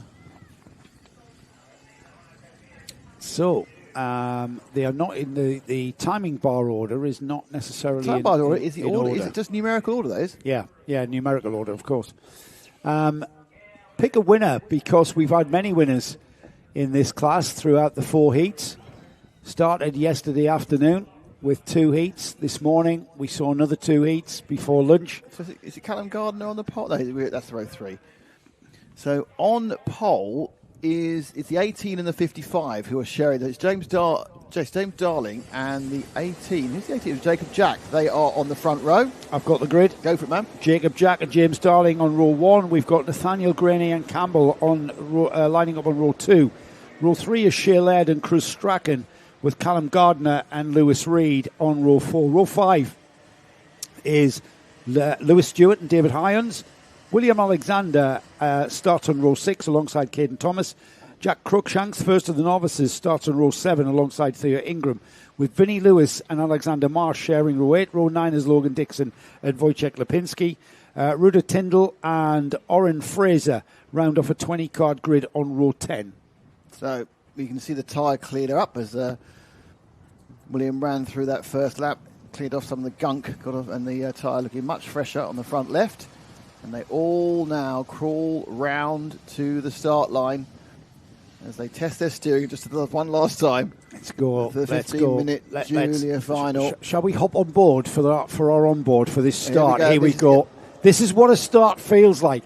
This is the complexity, and it's a the wave way around. and that was interesting because that actually showed the issue. They began to concertina up, and that's where things can go wrong, isn't it? When you concertina up and you have some problems, but that the waves were there, the arms were in the air from the other drivers. Well, what happens is the concertina up because the guys front at the front slow, yeah. are slowing down if you don't notice the false start board and to go around again. And that sort of sudden slow can cause chaos in any form of motorsport. Yeah, absolutely. In the top level, absolute top level of motorsport, you get caught out by that because everybody you've got to come towards those lights ready to race. Every time you head towards the lights, you've got to be ready to race. You've got to ready to go absolutely flat chat around everybody. This is just round. Is it it's pit corner, not pit bend? Pit corner. Yeah, get that right. Over the finish line. It's nearly finished. No, we'll be back here again. Don't worry. And there was a little bit of coming together there. They slowed right down. They got the Dan Ashton slow down. We want to going, and now we are right on board in the as middle of the pack as you can be. Alexander. Waiting to go, puts the power down, and this is a definite start. So firing up the straight, and he's got to brake and get into position for that first corner. Oh, there's a little nudge you saw there on the 88, wasn't it? Got a little nudge. Little contact there, wasn't it? The 26 has got ahead as well. It's not dropped the nose. That's the most important thing. That's Callum Gardner. You can see, I mean, this happens, doesn't it? Little nudges, little trips. You just trip over each other. We've got a cart that has gone over another cart. Real trouble. That's probably out. That's the 40. Is that the 46 that's gone? Let's have a look at the crest glazing. As we cut to it. Let's have a look at the crest glazing replay. You could see him go right the corner as well. Yeah, we saw that. Wow. And that was just a cart and we were very lucky not to have a head-on collision there with the cart pointing in the wrong direction. He's continuing though. It's Cruz Strachan, isn't it? The 46. So, very brave movement there. Alexander, by the way, made three places, I think mostly because of that kerfuffle. He's in 8th, starting in 11th as he did. Right, the leader is Nathaniel Gray, and that is not a surprise. He was surprised he wasn't starting on the front row, but obviously it's a combination of 4 heats. Nathaniel Gray comes around and into us now. Here he goes. And there's Alexander there making another position, so William really on the move. Yeah, William Alexander up the inside, up to 7th. Into the loop. Through the right-hander, now into the left, and then fires out onto the Bondi straight, heading down that straight towards the MTM. Let's see if he can gain any ground on Ian Campbell. He's the cart ahead of him. That's William there, heading through Moravian and on towards the Seafield complex now. A little bit of a gap between Alexander and the cart in front of him. Meanwhile, at the front, we've got Nathaniel Gray leading by a good gap of 6/10 from James Darling, who's got an equally good gap to Lewis Reed in 3rd. Yeah. So that's the front. That's a little bit spaced out here as we continue in the midfield with William Alexander. Yeah, so basically the top two of a sort of a gap to where they're 3rd, 4th, 5th and 6th are together. 7th, which is our camera car, he is running there. That little gap last time round was timed at points. That's at least 0.6 per second. Looks like miles, isn't it? There's a bit of tyre flies off and towards the camera. But there's also been some kerfuffage behind him, I think. There's a bit of, there is something that's just pulled off on the side there. I'll check who that is next time by. You can tell these tyres are getting very, very tired there. We're losing a lot of rubber from the carcass of the tyre as we head towards Pit Bend. It was Shea Laird who went off the track. Ah, there we go. So Shea Laird pulls off. Yeah, which means that Alexander now is running. From being an unlucky omen, this camera car thing's working quite well for me, up to 6th. Camera cart. I'm going to put a pound in you put a pound in. Weird thing is, I have no problem saying cart normally. I've had this issue with camera cars. I know you have. I don't know why that is. I know you have. Not used to seeing it. Great insight, though, as to live action from William Alexander's cart as he continues to chase down Ian Campbell. It's a battle for 5th and 6th that we're involved in on board. But you're not missing into the front because the leader, Nathaniel Gray, is the 2nd ahead of James Darling, who is a 2nd ahead of Lewis Stewart in 3rd. So in many ways, this is probably the closest battle on the field, as they have really spread out at the start of this Junior Max Main S-Plate final. And Williams got about half a second or so to gain on Ian Campbell ahead of him as he heads out into the Seafield complex, then comes back towards us. So are the tyres left? They're looking pretty good, actually, in fairness, but that doesn't necessarily mean the grip's there, does it? That's right. They look lovely. Yeah. You can see there's plenty of wear left in the wear gauges. But they are streaking round. The lead has got by another half second this lap. Nathaniel Gray is streaking ahead. He's not making it fair games for anyone else. As Alexander actually now is more likely to be in trouble from behind than move forward. He's got the 26 of Callum Gardner, who got past David Hyons, I think, earlier before. I think it's 26. It could be 25. I think it's 25 by the Yeah, colour of the car. The bird, I think it's that's 25. That's the Bird Motorsport colours of the Hyons. It is the Hyons, yeah. It's 25. It's probably having two numbers too similar. So Yeah, it looks like yeah. it's going to be Hyons who's going to start challenging for Alexander's hard-gained 6th position. So we'll keep an eye on whether or not David is going to make a challenge on William, and then we'll go on board to see that happen from pretty much the perspective of the driver. He looks over his shoulder, does William. He can see he can hear David Irons, and then he has a look just to check through Moravian Corner there, the right-hand sweep there into the Seafield complex, and William Alexander is getting ready for David Irons to make that challenge. He's held him off for a good lap and a half, maybe 2 laps here. Gives that little gesticulation of let's catch the carts in front. However, David Irons has got something better to do, and that's overtake you. Yeah, so Williams under threat here. Into the loop, the right-hander into the left, and then we fire out of there, flat out onto the Bondi Straight. The Bondi Straight, I should say. Bondi. There he goes, Hyons. Didn't make a move that time, which is surprising. This actually, interestingly, is the only battle on the track at the moment. Everyone else is spread out, sort of trundling around, and they hate it when they say trundling out. Going as fast as they can, but spread out. Nobody trundling. Going as fast as they can, but spread out. Yeah, they're just spread out, and it's Nathaniel Gray, who we know is racing in the British Championship at national level with KR Sport. He's got his kart here, his KR Sport kart. He's here as a privateer, though. He hasn't got any of that KR Sports support here, other than the knowledge that he's accrued from the team. He doesn't even need it. No, he's quick. He's a quick driver, Nathaniel. Yeah, we've spotted him on the national karting scene, representing Scotland. He's going to be wearing the S plate going forward for the rest of the British Championship season.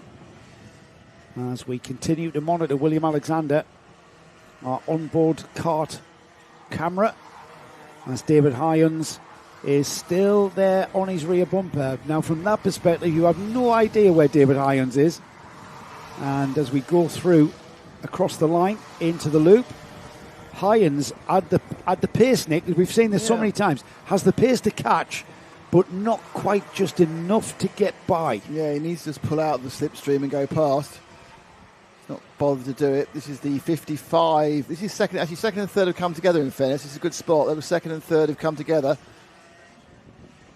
So we might miss the denouement of that Hyons fight. This is second and third. This is Darling and Stewart. Darling dancing on the edge there of the breakage. And then, up the inside goes the... Oh, that was close. He just narrowed him down. And Stewart there thought, I'll get up the inside. Darling said, no, I'm going to take the normal line. And suddenly, Stewart was all over curb. That was all it was.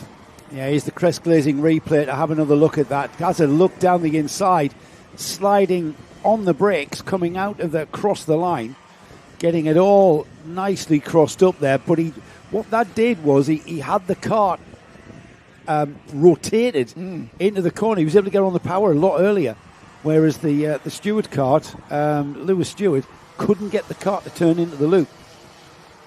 Yeah, it was interesting, wasn't it? He is really hitting the brake hard and late. This is the 55 I'm talking about, James Darling, coming into the complex, but that's making the car out of shape. Sometimes that works, rotationally wise. That time it didn't. It put him too far wide.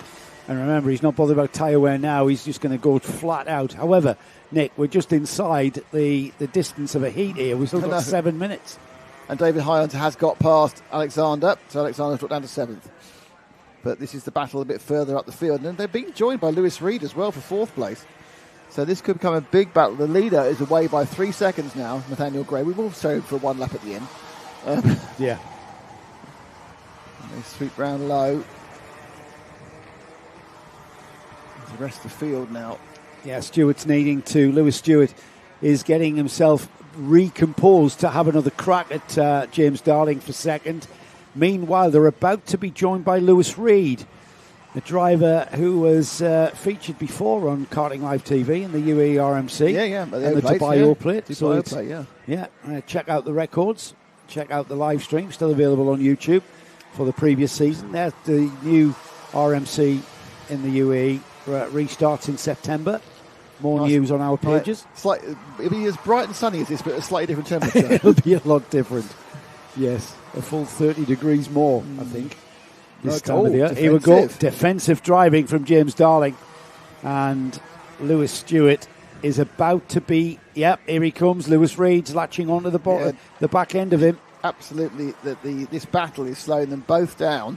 And that's completely enabled the 95 of Lewis Reed, that blue and white machine, and the driver with the kind of golden yellow helmet. He's caught up quite easily. It's a 3-car. Oh, he's gone wide right off the track. Arm up. I've made a mistake. And the 55 drops down to 4th place. Darling absolutely just lost it. He's been doing that all the time. He's been really throwing it across that line, and he carried far too much speed. Just give up the ghost, didn't it? Here's the crest glazing replay. Throws it in to the corner, offline. Maybe got on the marbles a bit. What's that gesticulation for? Did he think... Can we have a look at that again, Ash, please? I think he thought he wanted... Did he get a little help? Did he get a little help into the corner? Look like it. No, he didn't. The car was nowhere near him. It's just the way he raised his hand, as if to say, I'm coming back on the track. What are you doing? I don't know. Maybe he was the hand. I'm off the track. I'm back on the track. Yeah, so we've lost, unfortunately, James Darling down to 4th place now as Lewis Stewart in 2nd place. Still has Lewis Reed for company, but if anything, Lewis Stewart looks like he's pulled a gap already in it. Yeah, he's managed to find it. It doesn't surprise me. He's got a bit of space. Now he can kind of exercise. He is 4.2 seconds behind Nathaniel Gray with 4 minutes to go. Behind them, there's now a run for 4, 5, 6, I think now is the battle which is actually happening, which is Campbell, Hyans and Darling. There they are, the three of them, the recovering Darling, and then you've got Hyans and Campbell. Darling still throwing the cart around into that corner. He's not being phased by that little off. He's still on the absolute edge of adhesion there. 4 minutes remaining. Alexander, our camera car, has got himself into total no man's land. So I'll have to worry him about that. Yeah, we put the camera. William was kind of like our guinea pig, wasn't he? William, I'd like to say thanks. But actually, now I'd like to say thank you to William and his dad and his mum. They've really, really helped us. We just asked someone who do the sport. This has been a test, the onboard camera, and they've done a brilliant job. And they are. And thank you so much, basically, for helping and support and proving. You always need to prove things are working when you test them. And obviously, thanks to Matt Hunter as well. Well, yes, because helping in the development of this project, Matt Hunter and Karting North East allowed us to test on the track and give it our first run live action. That enabled us to bring it out here, and I think it's added a lot to the coverage. To be honest, going on board with William and following him, give it a lot of insight as to what it's like to be in the middle of that start, for instance, and how crowded it is, and how it's easy. We easily judge people for hitting people up the rear bumper, and it's just we saw there that had nothing to do with what you're doing. If you keep backing off because someone's getting close, you're not going to get anywhere in karting. You've got to be absolutely nose to tail. Sometimes like a little, just touching the cart in front just to keep that momentum going. Absolutely. Here we go then, inside the... If I talk long enough, for another 12 seconds, it's going to be 2.5 minutes to go. Good idea. Keep talking. So this is still the battle of 4th, 5th and 6th. Darling recovering from that off-track incident. Behind him, Campbell, and then Hyans in the multicoloured machine. But they sweep round, coming through pit corner, and they go over the finish line, and they'll complete their 20th lap. It's a lot of laps when they're fast. And it's a long, long race, 15 minutes. It's the longest race we do, isn't it? 15 minutes, yeah. I mean, you know what? It's quite apt, though, isn't it? It's about being the Scottish champion, isn't it? The Scottish Karting Championships. It can't be easy. It can't be over in the blink of an eye. It's about, and it's not just about the 15-minute final. It's about how you've managed through the heats, mixed grids. So you've had an opportunity to, if you're a faster driver, come through the field. If you're an inexperienced driver, you've learned a lot this weekend. There's a lot of track time, and there's a lot of racing time as well. There's an extra heat, for instance. The normal format is 3 heats in a final. However, the 4 heats in a final has just added that element. Yeah. And when we get to this point here, 15 minutes, you've got to be thinking about that 15-minute final when you start on Saturday afternoon. Yeah. And you've got to think how much time we're going to have left. Oh, and the final, nice little move there, but didn't quite come off. There's a 73 of Ian Campbell there in the middle of those 3 carts, trying to get past Darling, who has got some reasonable pace when he's actually on the track. So that's pretty good. And we come down now to... They've gone 2 laps and across the line, so they've got a couple more laps and a half to go. Nathaniel Gray begins. I think he's got 3 laps, to be honest. From where he is, such a long way ahead. Minute left. Bell sounded. I'm not sure what's going to happen though. Nathaniel Gray 4.6 seconds ahead. Lewis Stewart, about 7/10 ahead of Lewis Reed. Darling. This is Campbell, Horns, and Alexander. I mean, this is a really 3-kart hot battle. However, I think we need to pick up Nathaniel. We've got a while. He's got 2 laps. Yeah, no, let's give him 2 laps though. I mean, he's going to be the Scottish champion. No, in good junior point. Rotax. Let's find our leader then. Number 37. He's just gone over start finish, and he's about to lap someone. So he's coming up to the lap. He's at the main straight now. Ash. There we go. He's the second of those 2 karts. He's about to lap the novice 66.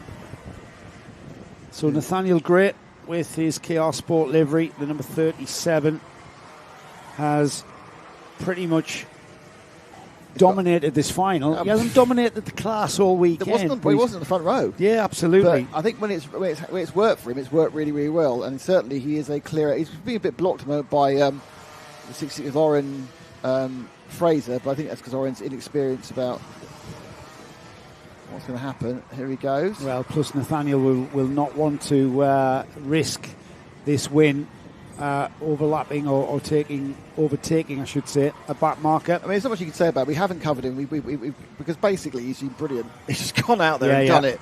And sometimes brilliance has its own reward, they say, but the reward is not lots of TV time. Yeah, well, we can watch him on these final few corners then as he heads towards the 2026 Scottish Karting Championships for the Junior Rotax Max class. He's running in the British Championship. That's how good he is. He's running at a national level representing Scotland. He's from Drumoak, and he will carry the S-plate into that British Championship going forward for the rest of the 2026 season. And as the rest of the field come through to complete their race, it will be Lewis Stewart and Lewis Reed who will join him on the podium in the trophy presentation coming up. Ian Campbell, James Darling, 4th and 5th. David Hyon, 6th. William Alexander finishes in 7th. Jacob Jack, 8th. Vinnie Lewis, 9th. Jack Cruikshanks, the first of the novices, with a top 10 finish. Got to be proud of that one. And then we had Logan Nixon, Callum Gardner, Theo Ingram, Caden Thomas, Wojciech Lipinski. Oren Fraser was our next novice. And then, unfortunately, we lost Tyndall, Strachan, Marsh and Laird. They were retirements. So Alexander brings our camera kart equipment back from its busy day. Are you nipping out? Well, can you give it 5 minutes? They have to go through scrutineering stuff. That's true. We have got a very, very interesting Honda Cadet battle to get on with now. Well, they get off the track. I don't know whether when you're 7th you have to go through the weighbridge or not. Well, we've got a kart to recover. No, you don't go through the weighbridge. Just park up and wait to get visually satisfied, I think is the answer to that one. Right, where are those three guys running to? I don't know, it's a good question actually. There is William Alexander, just checking his nose cone. He felt the bump as well. Yeah, absolutely. He had a good race really. He had a good competitive race. Big thank you to William Alexander and his father there, just helping him off with his helmet. That is Oscar Forbes, who starts in 2nd place, starts on the front row of the grid on the number 50. There's the number 16, waving at the camera. Number 16. You're all waving at the camera, isn't it? Everybody's waving at the camera. That's Corn McIntosh. Hello, chaps. Hello. Number 50 with a Philip Morris look. Having a ball. Everybody happy to be part of this S-Plate Scottish Championship meeting here at the Grampian Kart Club. And none more happier than us at Karting Live TV. Absolutely, we're the happiest people here. Absolutely. It's Wouldn't want to be anywhere else. It was a beautiful drive up into Scotland. It was. And it's a pleasure to make that journey to bring you all of this action that we've been able to bring you. But we've still got plenty of action left as we've got 3 more of our finals to go. Honda Cadet are next. Then we've got Senior Max, the 162 kilogram category. And then rounding off the weekend's action will be the KZ2s, who will be our last final out today. But right now it's all about this lot. Luca Bacocchi and Oscar Forbes that is your front row of the grid. The Apollo kart there with the red, white and black livery. The Philip Morris red and white, and the Ayrton Senna replica helmet of Oscar Forbes is alongside. That's it there. Taking us back to a little bit of Formula One heritage there. The second row of the grid has got Aaron Hawkett and Bruno Simonelli. Third row of the grid is Nathan Martin and Cohen McIntosh. They are both on the novice plates. Austin Noble and Maya Bramley, another two novice drivers there in 7th and 8th on the 4th row. And then a 9-kart Honda Cadet field is being rounded off. In 9th place, Mac McLeod. So we've got a green flag that has been that's telling us the track is clear. I don't know what they were rescuing a car that appeared to Are have we an able to issue. shut that window, Nick? A little bit. Okay, lovely. Not totally. Needs to be open a little bit because it's broadcasting our dulcet tones to the camera people. Well, mainly Ash's dulcet tones, to be honest. That's not a real shot. That's frozen.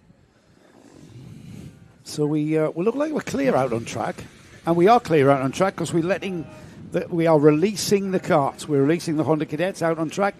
They'll get one formation lap, and then we will try and get this underway. Dan Ashton, the man in charge of the start process, as ever, a stickler for a safe start, understandably, with Luca Bicocchi at the front of the field. Luca running in 2 of the cadet classes today, sampling the Micromax class with a view to competing in the Car Masters event in 2 weeks' time. But this is where he belongs. This is where we're used to seeing Luca Bicocchi in the Honda Cadet class. And he has got Oscar Forbes for company on that front row. Keep an eye out for Bruno Simonelli, who's been a driver that has been able to run with Bicocchi, as has Aaron Hawkett. And I've got to say, Oscar Forbes not been that far away, to be honest. Local driver is Oscar. So they're just coming. Oh, a little bit of bumping and boring there. A little bit of a misunderstanding in the midfield there. Here we go, heading towards the tram lines. These are the drivers that got the retraining as we go racing.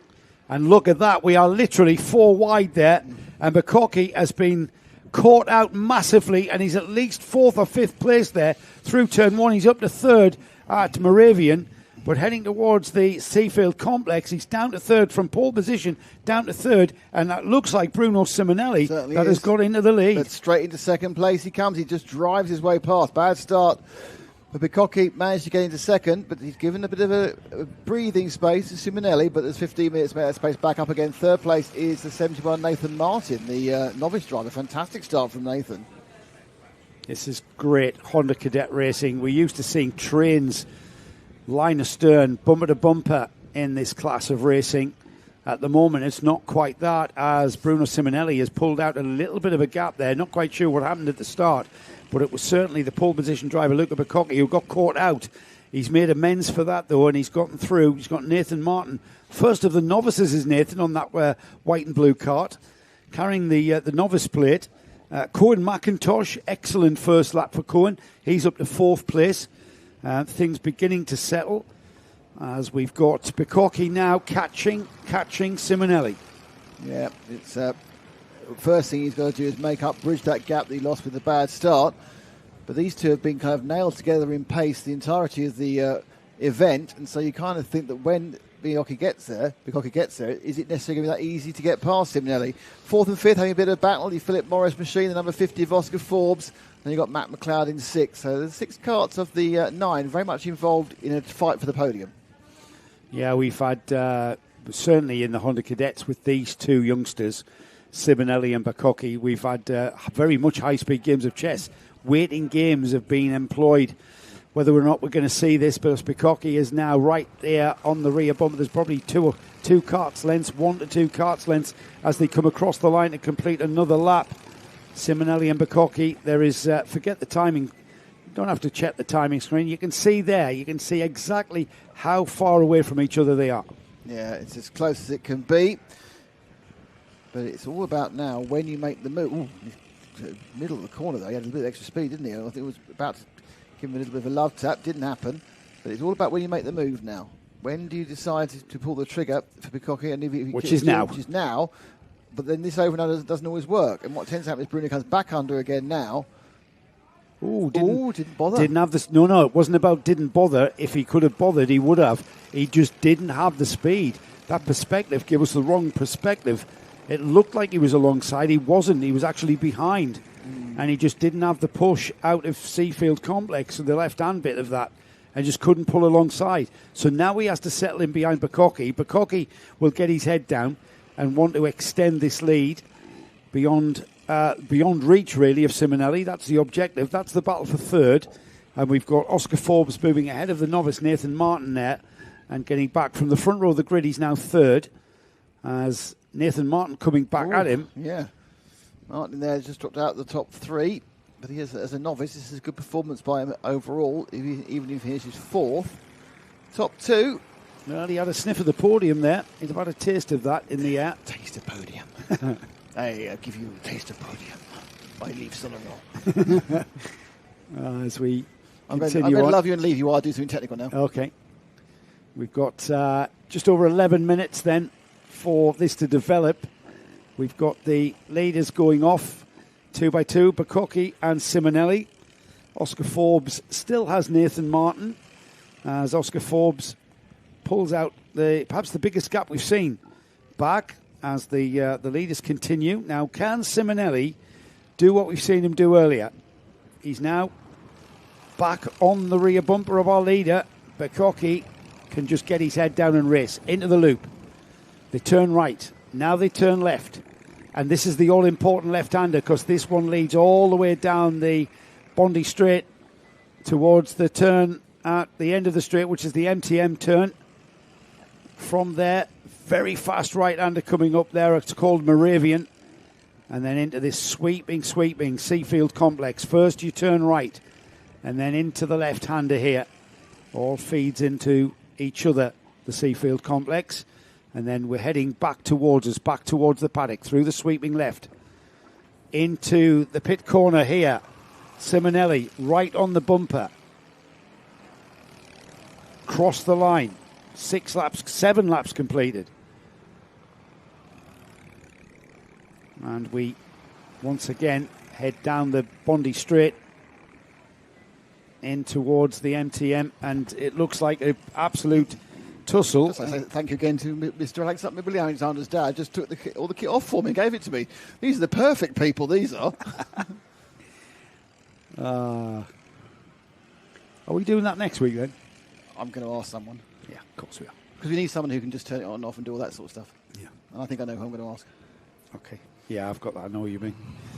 Yeah, I'm not sure there's room for any more cameras on his car, though. That's the very good point, well made, actually, yeah. Yes. We've got a bit of a stalemate here, Nick. It's a stalemate to us. It certainly wouldn't feel like a stalemate out there because Luca Bukaki has got less than, he's coming up to 9 minutes remaining. Bruno Simonelli has got his sights set on that rear bumper of the number 10. And he is losing ground, would you believe. The fastest lap of the race so far is a 43.097 to Luca Bukaki. And he is 42.3 is Luca Bukaki's lap record. Doesn't give me the date of when that was posted.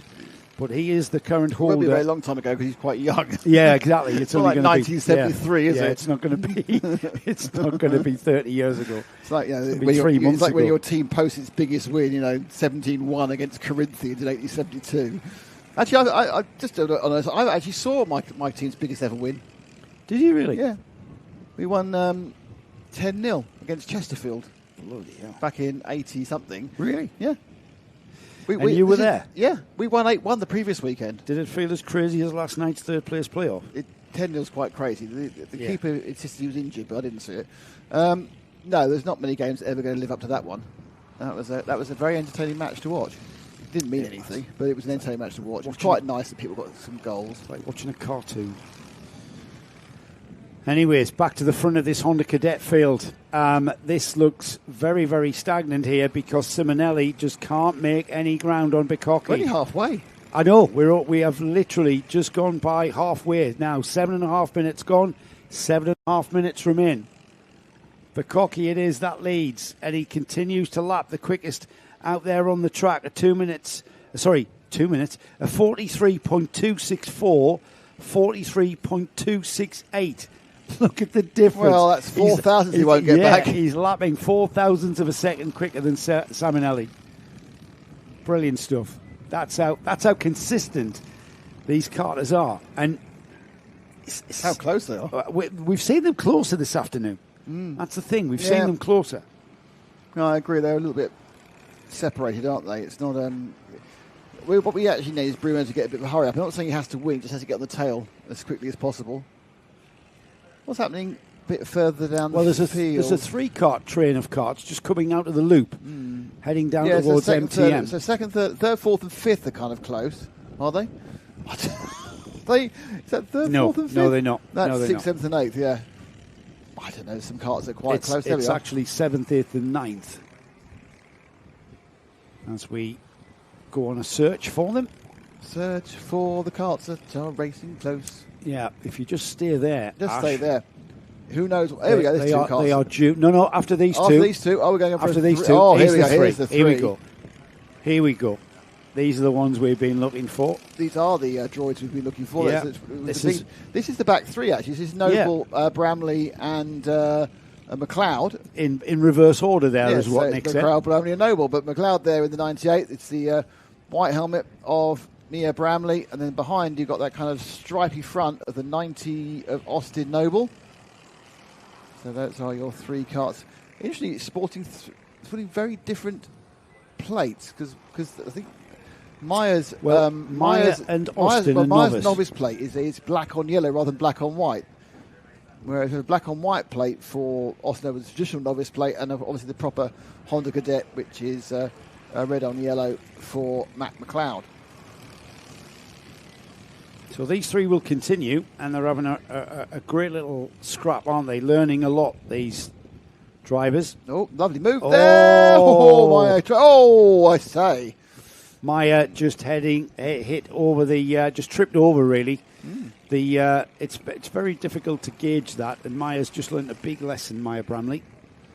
Here's the crest glazing replay. She went out the inside, thought she was going to get through, but of course, obviously Mac has to go somewhere, and the answer was there. Yeah, I don't know he really knew where she was, to be honest. But that was no one's fault, that was just racing. Yeah, it's one of those racing incidents, you could say. The problem is these days, nothing's allowed to be a racing, is it? But then a lot of things just are. Yeah, just a confluence of incidents, a confluence of actions. A congruence of activity. Here we go, same deal. Oh, same deal. Nearly happened again. Obviously, she feels she's got a real bit of advantage at that point. Well, she has, and I'll tell you why. But it's because Matt McLeod... She's just going to... Oh, no. Well, no. Matt McLeod takes a strange line. Well, it's not strange. It's a different line. He takes a different line. Unique opportunity to present himself to that corner. We'll watch these through the loop again. He has a different line to Maya, and he kind of stifles his momentum towards the left-hander, but he takes a later apex at the left-hand bit of the loop, which fires him out of the corner quicker. But going into the corner, Maya is taking a quicker entry. It's slowing fast out for Matt McLeod. Maya Bramley is fast in. Here we go. See, he gets it all sideways. No, now he got 2 sideways there, going through the right-hander to tuck it back to get the optimum line through the left-hander. And Bramley's finally made the move and made it happen. She sat there waiting for the mistake. The mistake did come, and she got through. So well done. Oh yeah. See there. Oh, See yeah, how he got it sideways. That's not the line slightly. Yeah, the crest glazing replay captured that magnificently. We saw that. Not so magnificently for Mac, as he will be analysing that when he gets home tomorrow. He's sitting there for years going, how did that happen? How did that happen? Yeah. I'll tell you how it happened. You pulled the steering to the right and it caused the rear end to give up. Here we go into the loop again. Let's see if he gets it right this time. Let the kart breathe a little more there. Didn't tug the kart to the right there. But yes, yeah. So that's something for him to practice over the course of the coming months as he gets to do more laps around Grampian Kart Club. 2.5 minutes coming up And we've still got Luca Bacocchi, who has got a big gap now, 2.3 seconds to Bruno Simonelli. And he's got control of this while we continue to watch this battle at the back of the field. Maya Bramley now ahead of Matt McLeod in 7th place. Matt McLeod 8th. Austin Noble, who saw that all of that. He had a huge watching brief there on all of that action. So with 2 minutes to go, the rest of this Honda Cadet field is pretty well strung out here. Yep. It's huge gaps between. As Bacocchi goes into the loop just in front of us, we'll continue watching that. And there's Simonelli, who has not been able to keep Bacocchi in sight, to be honest. Bacocchi has really, really got all of the weapons out of the toolbox and been able to deploy them. And has pulled the trigger. As this rear end battle continues. There's 2 of these drivers complete novices, remember. So just learning all the time, getting quicker and quicker as they progress through the season. That's the karts just ahead of them, Aaron Hawcutt and Cohen McIntosh. And I think, is Ash trying to pick up the leader? I don't know. Is that the leader? No, that's someone else, isn't it? No, that's not the leader. Oh, I don't know who it is. I know. You have a little daydream now, I was thinking about something else, actually, entirely. You're quite right. Technical, weren't you? I was, yeah. I was thinking about the arrangements we were going to have later. Okay. For the trophy presentation? Yeah, I think I need to do that, then I need to do that. And I don't want to get in Ash's way because he needs to do what he's doing. Can we tell people we're going to be with them for the trophy presentation? Yeah, so we have 2 more races, and then there will be a gap where we'll play back out the paddock show. Yeah. And hopefully at that point we'll give you a live trophy presentation. Yes. With our greatest camera person, Joseph, on the camera. Oh, yes. I don't just talk about it. I can film it as well. Well, yeah, to a point. There's our leader. There's our leader inside the final half a minute then. So he's going to come around and he's onto the Seafield complex. 18 seconds. I think he's going to see the last lap board here. He might prove me wrong because we are... Right, he's coming now down. Yeah, it's going to be the last lap board. He's not going to come round here in 6 seconds. Here he comes into pit. What am I saying? I don't know. Into pit corner. And he will cross the line to enter into the final lap and heading towards the S-plate win for Honda Cadets. Luca Bacocchi. It's where he has been his best. He's got a lot of experience. Lap record holder at 5 of the circuits in the UK and indeed the lap record holder here at Bondi. We've no idea what the 5 circuits are. No, but this has got to be one of them. Yeah. As we have got back markers to get around, he'll have to be very careful. We're getting towards the final stages of the weekend for Luca Bacocchi, and he's needing to be very careful. He's going to follow him needs to be very careful. Checkered flag for Bacocchi. And S-plate to carry forward on that Apollo kart. In the cadets. Adam Nichols will be proud of him, team principal and manufacturer of Apollo karts. As we get the rest of the field coming through. Joining him on the podium, of course, will be Bruno Simonelli, who was 3.7 seconds behind. And then a further gap to Oscar Forbes, who finishes in 3rd place. In 4th place, we had Nathan Martin with a very fine run indeed to 4th, Nathan. You did get a sniff of the podium there. He is on a novice plate. Aaron Hawcutt was 5th. Cohen McIntosh, great drive by Cohen, to 6th. And then we had that 3-card battle at the back of the field. Maya Bramley staying ahead of Austin Noble. In fact, Austin Noble getting ahead of Matt McLeod. So that was a cracking little scrap there, wasn't it? That's your 9-kart Honda Cadet field. We've got Senior Max 162 lining up. And there is your pole sitter, the number 67 in the Senior Max 162s. That is who is on pole. It's a 1, 2, 3, 4 for Craft Racing, Joe. Looking at the way of lining up there. So the top 4 karts in senior are all were under the same awning. Now I'm not sure who's where and when. It looks like it's... Well, Mick, that's Reece Bailey. I think it's Max Taylor is on the inside. Yeah, Max Taylor. Then you've got the 48 in Leo Massey's there. And not sure. I think it's Jonathan Edwards 34 on there. So that's your 4 before you then get some DRT machines. And we go down the pits, the run. I'm not quite sure. Where's RS plate, Mal? I think he's starting 5th. That's Stephen Napier. I'll get the grid up in a minute when my screen updates. And then the 51-17. That's it. That is Napier, who has perhaps just 15 more minutes as the S-Plate champion, Joe. Yeah, I think so. Here is the grid then. We've got Rhys Bailey leading them off with Max Taylor alongside on the front row. Leo Massey and Jonathan Edwards on row 2. Stephen Napier lines up alongside Alexander Wilson on row 3. Andrew Harvey shares row 4 with Mark Arthur. And then we've got Jackson Inglis and Fraser McNeil on row 5. Ollie Miller and Maya Simpson on 6. Gemma Hyans on row 7 with James Headspeeth. Calvin Moffat shares row 8 with Leon Calder. And then Jordan Frew rounds off a 17 kart senior 162 final for the S-Plate. Here we go. So coming down already. They've slowed themselves down before they get to pit corner. But it is I think it's a craft 1 to 5 actually. So 5 of the top 6 are crafts. I think they got 3 DTRs making up the rest of the top 8. So it's maybe 5 DTRs looking at the paintwork. DRTs, sorry, same thing, but different organisation. Dougie's race team. That's who we're talking about.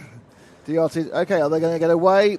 Is Dan happy? Dan is happy. Oh, someone's not started properly. So right at the back, we've lost somebody. Oh, got Taylor. Taylor's into the lead. It's Gemma Hynes who hasn't started. And Taylor is into the lead ahead of his Craft Motorsport teammate, Rhys Bailey.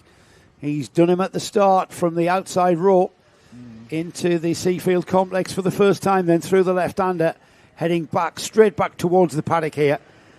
Through the sweeping left, it's a Craft Motorsport 1, 2, 3, 4, and then DRTs. It's Napier in front. Napier, Stephen Napier. Looking to fight through to get to 4th. But they are absolutely the craft racing team. Napier does trump at the inside. It's bargy through the complex for the first time. And all that's done is lost them time in comparison to this massive breakaway of craft karts. Surely they can't keep this pace. They are looking for where buys each other. Does that even make sense? Max Taylor, Rhys Bailey, Leo Massey. The top 3 have pulled a huge gap there to the 4th place kart. Across the line was Jonathan Edwards and Stephen Napier, Alexander Wilson, Mark Arthur, Andrew Harvey, Maya Simpson 9th, and Jackson Inglis rounding off the top 10. But this is where the action is. Another 2 Craft Motorsport karts getting involved in 4th and 5th. And it's getting very crowded there for that 4th spot. The top 3 are out onto the Bondi Straight and away. Yeah, I mean, it's all very scrappy. And what has happened is let the top 3 of the 6-7 Rhys Bailey gets into the lead at the top of the into the MTM corner. So Bailey, who's a big hot tip on the chat to win this one, he now leads from Max Taylor in the 57 and Leo Massey, 48. It's not over though. It's not over as we go through Cafe into pit corner. We've got a change of lead across the line. We'll get that registered in a moment. That's the 4th place scrap there, 4th place down. But the 3 Craft Motorsport karts of Rhys Bailey, Max Taylor, Leo Massey, they are through. Alexander Wilson has took up the cudgels of 4th place with Andrew Harvey in 5th. Stephen Napier drops to 6th. Maya Simpson, great drive, up from 9th to 7th. And here comes Gemma Hyans. She's up to 8th already. I thought I saw her kart not stop, but it must be a different one, a different multicoloured machine. As they roll through. So these 2 now are just starting to gap Leo Massey, who's not quite holding on to the Bailey-Taylor train. But those 2 certainly having no issues whatsoever, being right on with each other. And behind them, slightly on his own, the 51 of Wilson. And it's Andrew Harvey, Stephen Napier, and Maya Simpson. But it is a 1, 2, 3, 4 for the craft team. Yeah, it was at one point it was 1 to 6 almost, it seemed. But now the 2 are pulling away. So Bailey and Taylor are pulling away from their teammate Leo Massey. I say pulling away. There's only a karts gap. It's like that. It's but it's the biggest we've seen. Like 6 metres. But you know what? In general, 3 karts, 1, 2, 3. Are they going to now work together and circulate until we get to that warning bell with a minute and a half to go, and then scrap it out through the loop? I don't know, but actually what's happening is Massey's now caught them back up again. So Massey Yeah, was that's what I being mean. dropped, now he's not. But obviously he's got a double slipstream, so he's like, he gets into the straight, he lifting off, he just get aerodynamic sucked along by them. But into the Seafield complex then. so the owner of the Craft Racing team must be chuffed to bits. He's taking non-stop pictures, isn't he? Lewis Gilbert. Lewis Gilbert, literally. Oh look at this is a 15-minute advert. Yeah, it's a 15-minute advert for Craft Motorsport at Potenza Racing Engines, no doubt. It's been quite dominant here. Down the inside has gone Max Taylor to take the lead back. Max Taylor on the 57. Now it's his turn to lead. The only driver in that top three who hasn't had a chance of leading. And we get a little bit naughty there, a little bit of wheel banging through MTM. Max Taylor's got the inside line through Modavia. Back again. So and it's Max Taylor who's gone back. Bailey's back in the lead. Taylor was in the lead I thought Bailey took the lead and then Max Taylor took it back. No, and then... No, you're right. Then Bailey took the lead from Max Taylor and Max Taylor got it back. Yeah. And then right. Leo Massey's just keep watching. You're right, 57 leading. But I tell you who's the quickest car on the track at the moment, Alexander Wilson in fourth place. The fourth Craft Motorsport card, not quite in that picture, has just put in a 37.049. Guess what? The lap record for one... sorry, I got excited there. Heavyweight, isn't it? It's the 177, 36.0. So he's still a second off the lap record. I think it's not lap record in track conditions. It mustn't be, no. No, we've been off Interestingly, for the first time we've seen, there is a gap now. Taylor has got an actual gap on Rhys Bailey, and I think there's a decision to be made by Leo Massey. Does he let them try and catch up, or does he try and get past and do it himself? And the answer is he's going to try and do it himself. Massey up the inside into second place. Can he hold it on the switchback? Always dangerous, because what you're basically just doing is giving Taylor free time to get away from you. Oh, and there, look at that. Rhys Bailey has indicated to Leo Massey, get on with it. And that kind of means I'm not going to try and get that second place back. It means, it's intelligent driving by Rhys Bailey, because he can see his teammate Max Taylor getting away from them because they were scrapping over second and third. Now he doesn't want to fight. Now he wants to continue lapping together. Two karts, the science takes over. Two karts lap quicker than one, cut through the air quicker than one. And whether we'll see that gap to Max Taylor reduce with Leo Massey, just 0.6 of a second was the gap at the line. But look at that. Look how they're coming back towards Max Taylor. And here comes Alexander Wilson. 37.1 for him. He's still the quickest car there in that top four. Yeah, coming in the second part of the complex. And they just look like a kind of, he's just got racing deja vu with everyone painted exactly the same way, or stickered exactly the same way. And also a couple of them got orange helmets as well. But they move en masse. Was that a gain? Did Massey get closer to Taylor? Let's have a look. What was it? Lap times 37.1, 37.1. Almost exactly the same. It's a few hundredths of a second gain. Yeah, but the gap has come down from 0.6 to 0.521. 0.521. To be pedantic. Wilson is 1.9 off.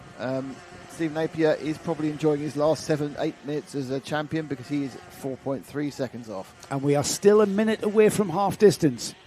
So there is a chunk of time. Things have settled down somewhat. It's took nearly half a race to settle this down. And now we can start circulating and maximising and optimising. And maybe, you never know, Nick, maybe tyre wear is going to become a factor in deciding where this S-plate's going to go. Yeah, it may well be that we're looking, will there be enough pace in Wilson's car to catch up? He's sort of not quite managed to get there, but suddenly, look, it seems to me that Taylor's got a bit further away again.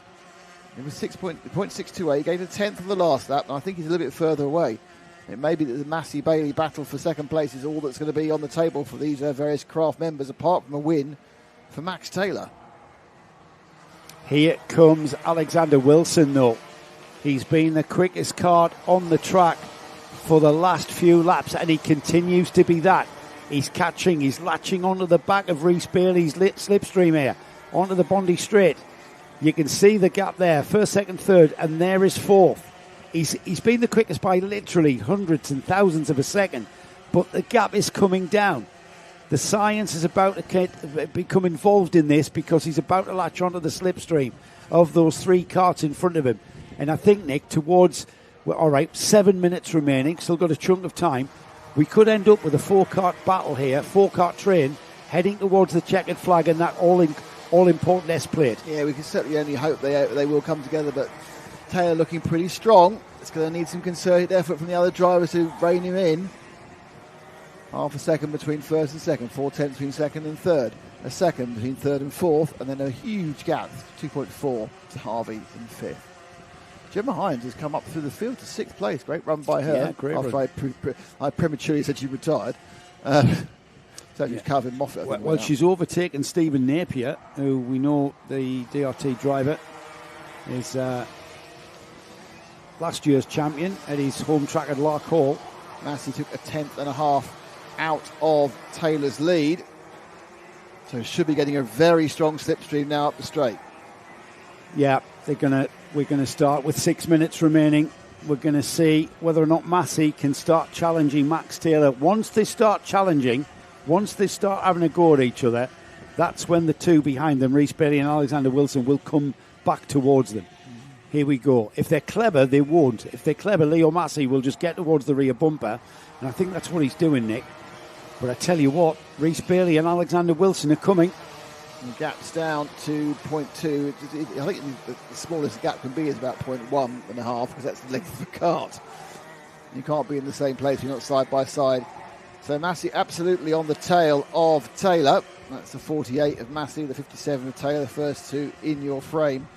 Behind them, Rhys Bailey, heavily tipped by the chat to win this with no problems whatsoever by one of his friends. He's just dropped off by 7/10.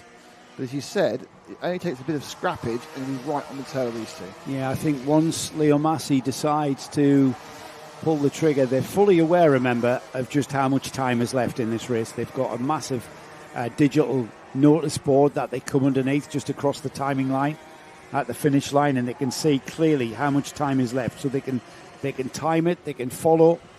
The thing is, so can Max Taylor, though. Leo Massey's chasing Max Taylor, and Max Taylor knows when, if he's managing the pace, if he's not quite flat out and he's managing the pace, then he can respond when that challenge from Leo Massey comes. At the moment, we've got a very much a high-speed game of chess going on. Yeah, we could do, yeah. Or Mahjong, I don't know, one of the two. But interestingly, yeah, I mean, after being closed down to about 2.26, he's now back up a little bit. But we have got so much time. These finals, I'm going to say it, these finals are very long. Yeah, they are. It's almost an endurance race. We almost need a pit stop for refuel. 15-minute runs. Put that one out. But 48, that's the man to look at, Leo Massey. Just one foul away from being a very impressive footballer. Who? Change the A to an E. Oh, Leo Massey, yes, absolutely. I didn't get that. Yeah, I'm in a different zone. You're very unzoned. We're both in different zones. Yeah, we absolutely are. Our brains are working on things that haven't happened yet or are about to happen. The Max Taylor Leo Massey gap is 4/10, and that's comfortable in karting terms. Leo Massey is maybe 3.5 minutes remaining. He maybe is waiting to pull the trigger, and like I say, it's settled down somewhat, hasn't it? With nobody really in a position to challenge. Are we going to see? Let's see what the gap is as they cross the line. We've just crossed the line. It's come down to 3/10. Leo Massey is gaining ever so slightly. It's been that 3/10, 2/10, 3/10 for the last 5 laps. Yeah. There is still a huge amount of time. There's still 6 laps left. Yeah. So they've got plenty of time to do something about it. Rhys Bailey hasn't really gained. He's lost a 10th.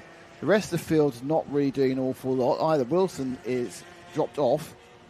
And then you've got the kind of scrappage for the lower reaches of the top 5, 6, 7, 8. Yes. Here they come across the line. Great camera angle. That one gives us a chance to really feel the speed of these karts as they cross the timing beam. And with 2.5 minutes remaining, Massey is beginning to draw closer, but Max Taylor's responded, I think. Here they come, about to nestle up fondly with his teammate up to his rear bumper, as Massey is aware that Rhys Bailey is not that far behind. Rhys Bailey about 7/10 behind in third. It's nothing like a bit of nestling up to your bumper. Here they come through the loop. So that's about as close as you can be. 0.190. You can't get, if you're not side by side, if you're nose to tail, because there is a distance that the transponder has to travel. And at this point, Massey now absolutely putting it down, saying, right, Max, what have you got? But he hasn't made a move yet. He's not even made a shape for a move, has he? No, he hasn't been, and because they're flat out now. They're absolutely flat chat, and now we're seeing a bit of defensive driving from Max Taylor.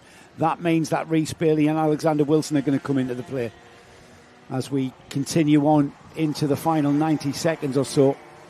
This is across the line then, 22 laps completed.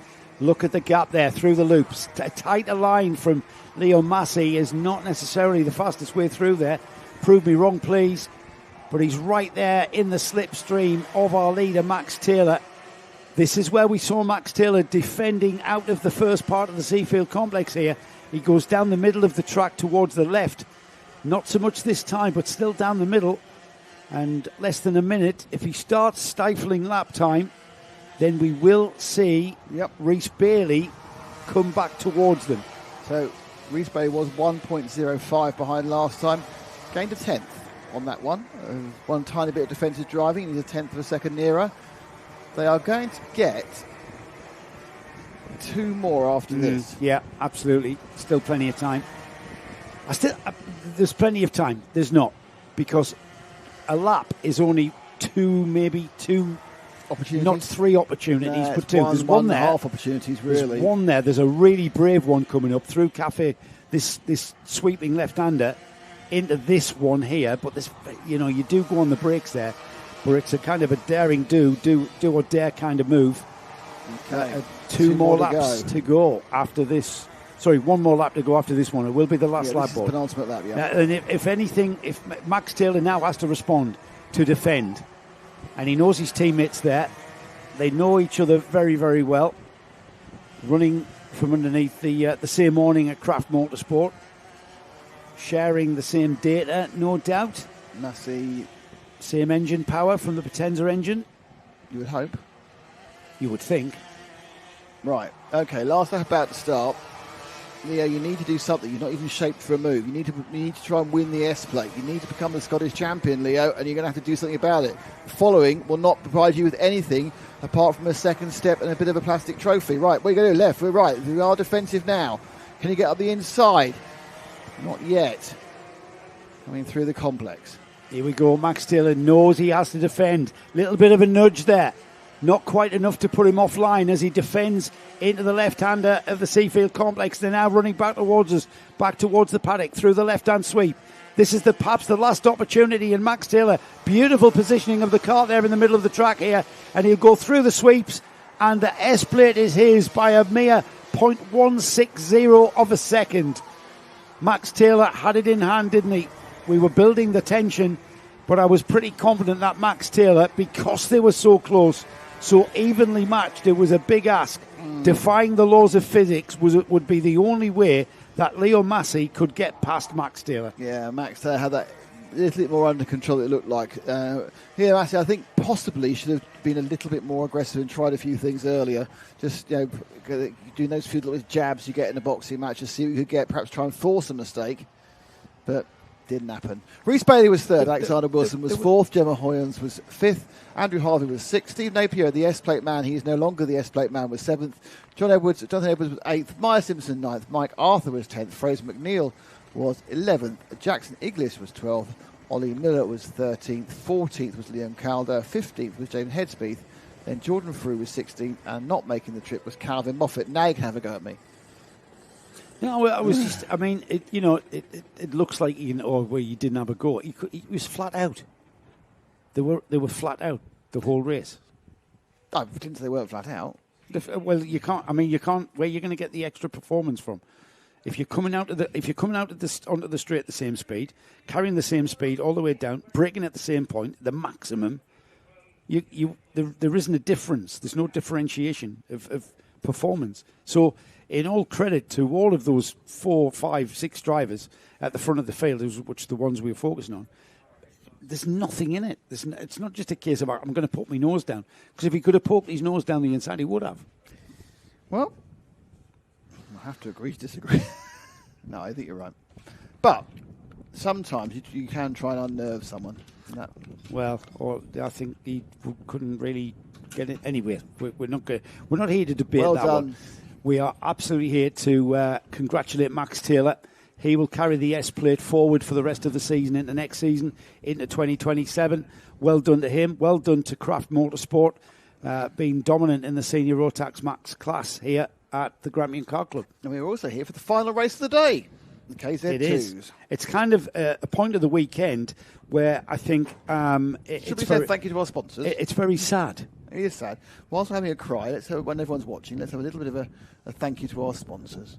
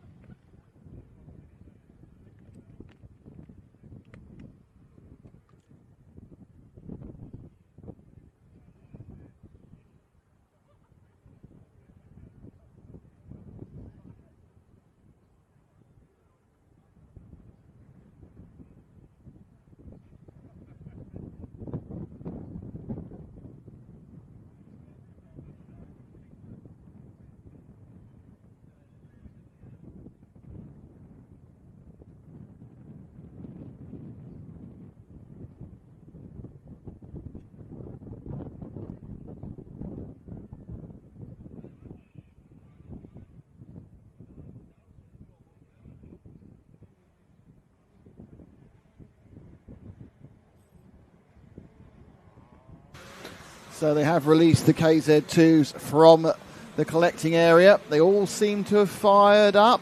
38 just about picks up and goes. Shall we have a look at the grid? I think we should.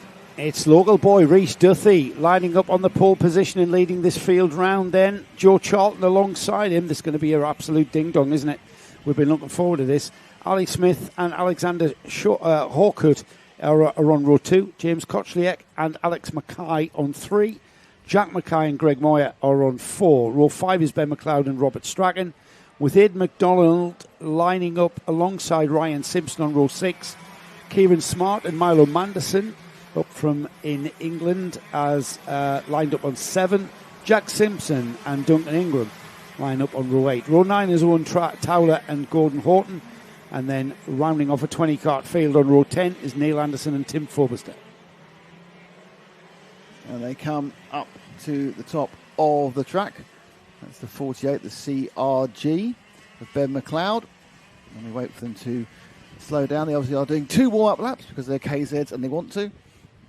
I think they're allowed to. Well, you know. Just like, we're going to do another one. Want to, allowed to. No. Come say, come so. They were given another 2 to get some heat, get some energy into the brakes and the tyres. It's a standing start, just to remind everybody. And we've got our camera Is he up there down there on the at the side of the track. Yeah. Here he comes. This is Brilliant view. Really does capture the speed and acceleration of these KZ2 class. Here we go then. Rhys Duthie, Joe Charlton. That's your front row. Second row of the grid is Ali Smith. Alexander Hawkett is the number 60 on the Birrell Art. Rocking those tyres backwards and forwards so that they don't stick to the tarmac and cause a little bit of hesitation. We are given the okay. The red lights are going on. The sequence is gone. The red lights go off and away we go. Absolute fired out of a cannon. 0 to 60 in 2 seconds, heading towards the MTM corner. and an absolutely superb start for Joe Charlton there. Yep. He's got right, he's literally, and it's all gone horribly wrong in the middle of the field. No one hurt, but several wallets damaged on that one. Yeah, big coming together in the midfield there. The crest glazing replay just catching. Oh, it's all going wrong prior to that, wasn't it? Yeah, somebody going sideways, somebody avoiding action and clattering into other competitors. So the 88's definitely out. 33 was down. I'm not sure who the 88 hit, and it's a red flag. We've red flagged the final race of the day. Pretty much par for the course. Wow, incredible to consider that we've gone through the whole weekend. This 48 is the first stoppage. and 88. So it's Greg Moyer. Who's the 48? Ben McLeod and the Duncan Ingram, Milo Manderson, Jack Simpson, James Kochliak. 33. Duncan Ingram, remember, finished yesterday with a cracked kart. Had to. This is its kart. This is Duncan's final outing for that number 85, having had it welded up last night. That'll be going in the skip, no doubt. But the number 33, is that the number 33 I see? Yeah, it's the 33. He's trying to get going, yep. Gordon Horton getting his kart. So 4 karts are involved. I'm not sure how many of those can get rolling in. The 33 circuit, he just fell off the track, but there's definitely a broken Nassau panel somewhere. That'll be a full regrid then and a restart because we didn't complete a lap. That doesn't look correct anymore. The kart that's coming round the corner now, who is the number 48, has a disconnected Nassau panel. Yeah, I mean, as long as it's still attached, that's not a problem. So there'll be a bit of an analysis as to what went on there. A few disgruntled, bit of body language showing a few disgruntled drivers. But one of those things, isn't it, Nick? They're racing so close. Somebody goes sideways, you end up hitting them, they're nudging them, you take avoiding action, you clatter into someone else, and it's all part of the game. Here it comes. It's just the end. There's 1, 2, 3, 4, 5, 6, 7, 8, 9. About 12 karts involved in that. Yeah. 3 or 4 actually got damaged. But certainly all going on there with the crash racing replay. Right, so Dan's now looking at the 48, which is the most obviously damaged of the karts. Interestingly, they're not rushing to sort things out, even though there's no one not on the track. There's no one stranded. Track is clear. No one is hurt. So there's going to need to be a regrid. Joe Chart will be disappointed back because he made a fantastic start. He did. He was absolutely aware, wasn't he? Give us an opportunity then, Nick, to talk about what's next on the calendar.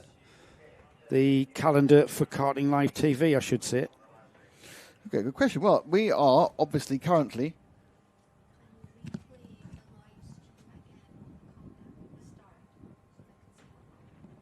We've only got the last bit.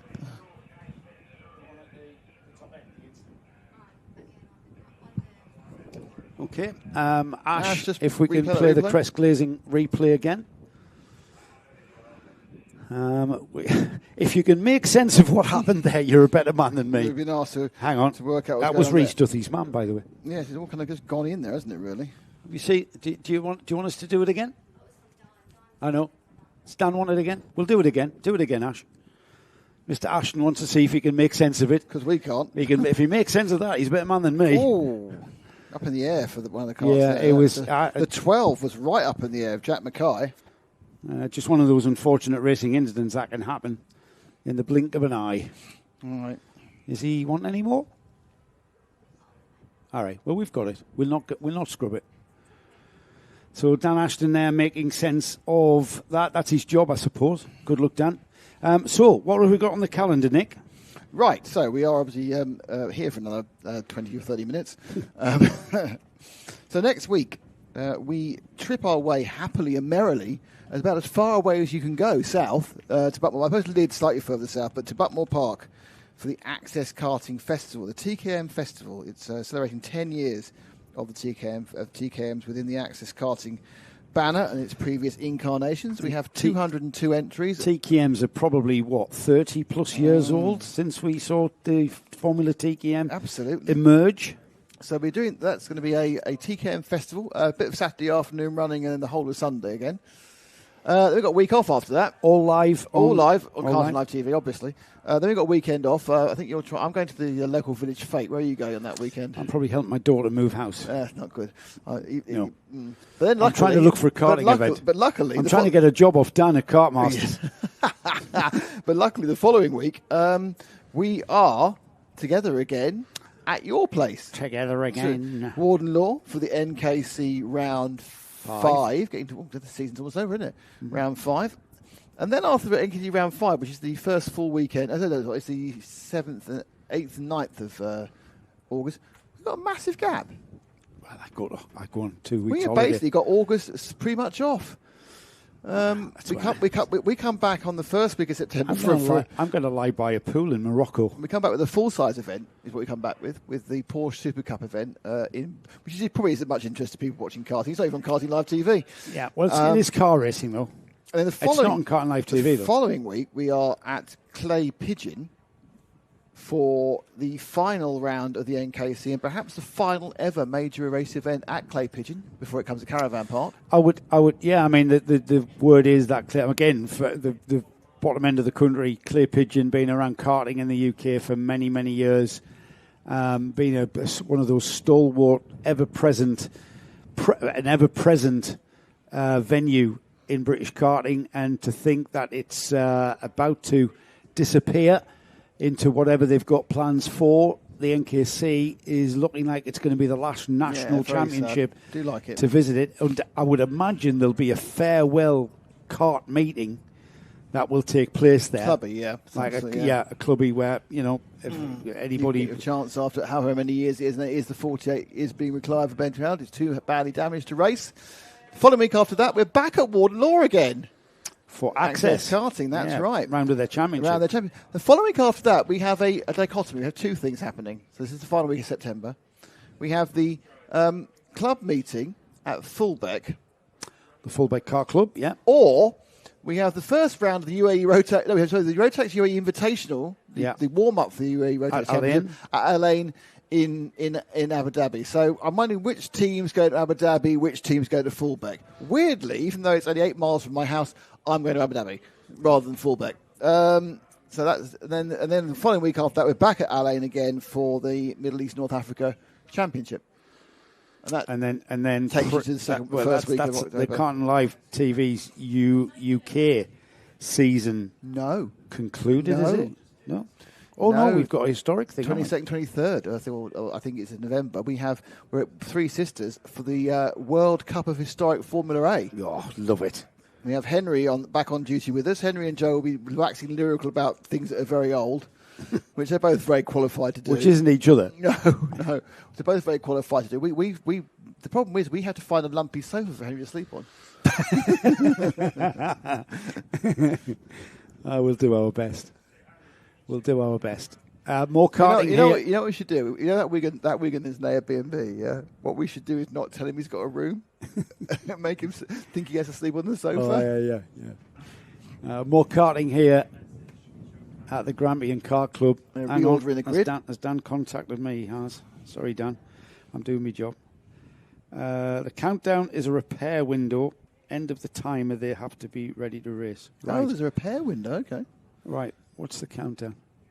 I don't know. I can't see the countdown, but all right. So you've got 8 minutes. So you've got a 10-minute timeout, basically. There it is. 8 minutes. Thank you, Dan. Spot on, mate. So a repair window. That's excellent.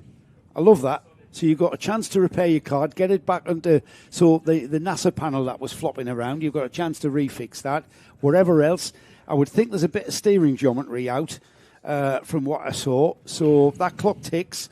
I can't see much work going on, but have they taken the carts? Oh, the carts gone back. They've gone back to the paddock. Ah, they have. They've gone back into the paddock. Into the paddock. So thank you, Dan.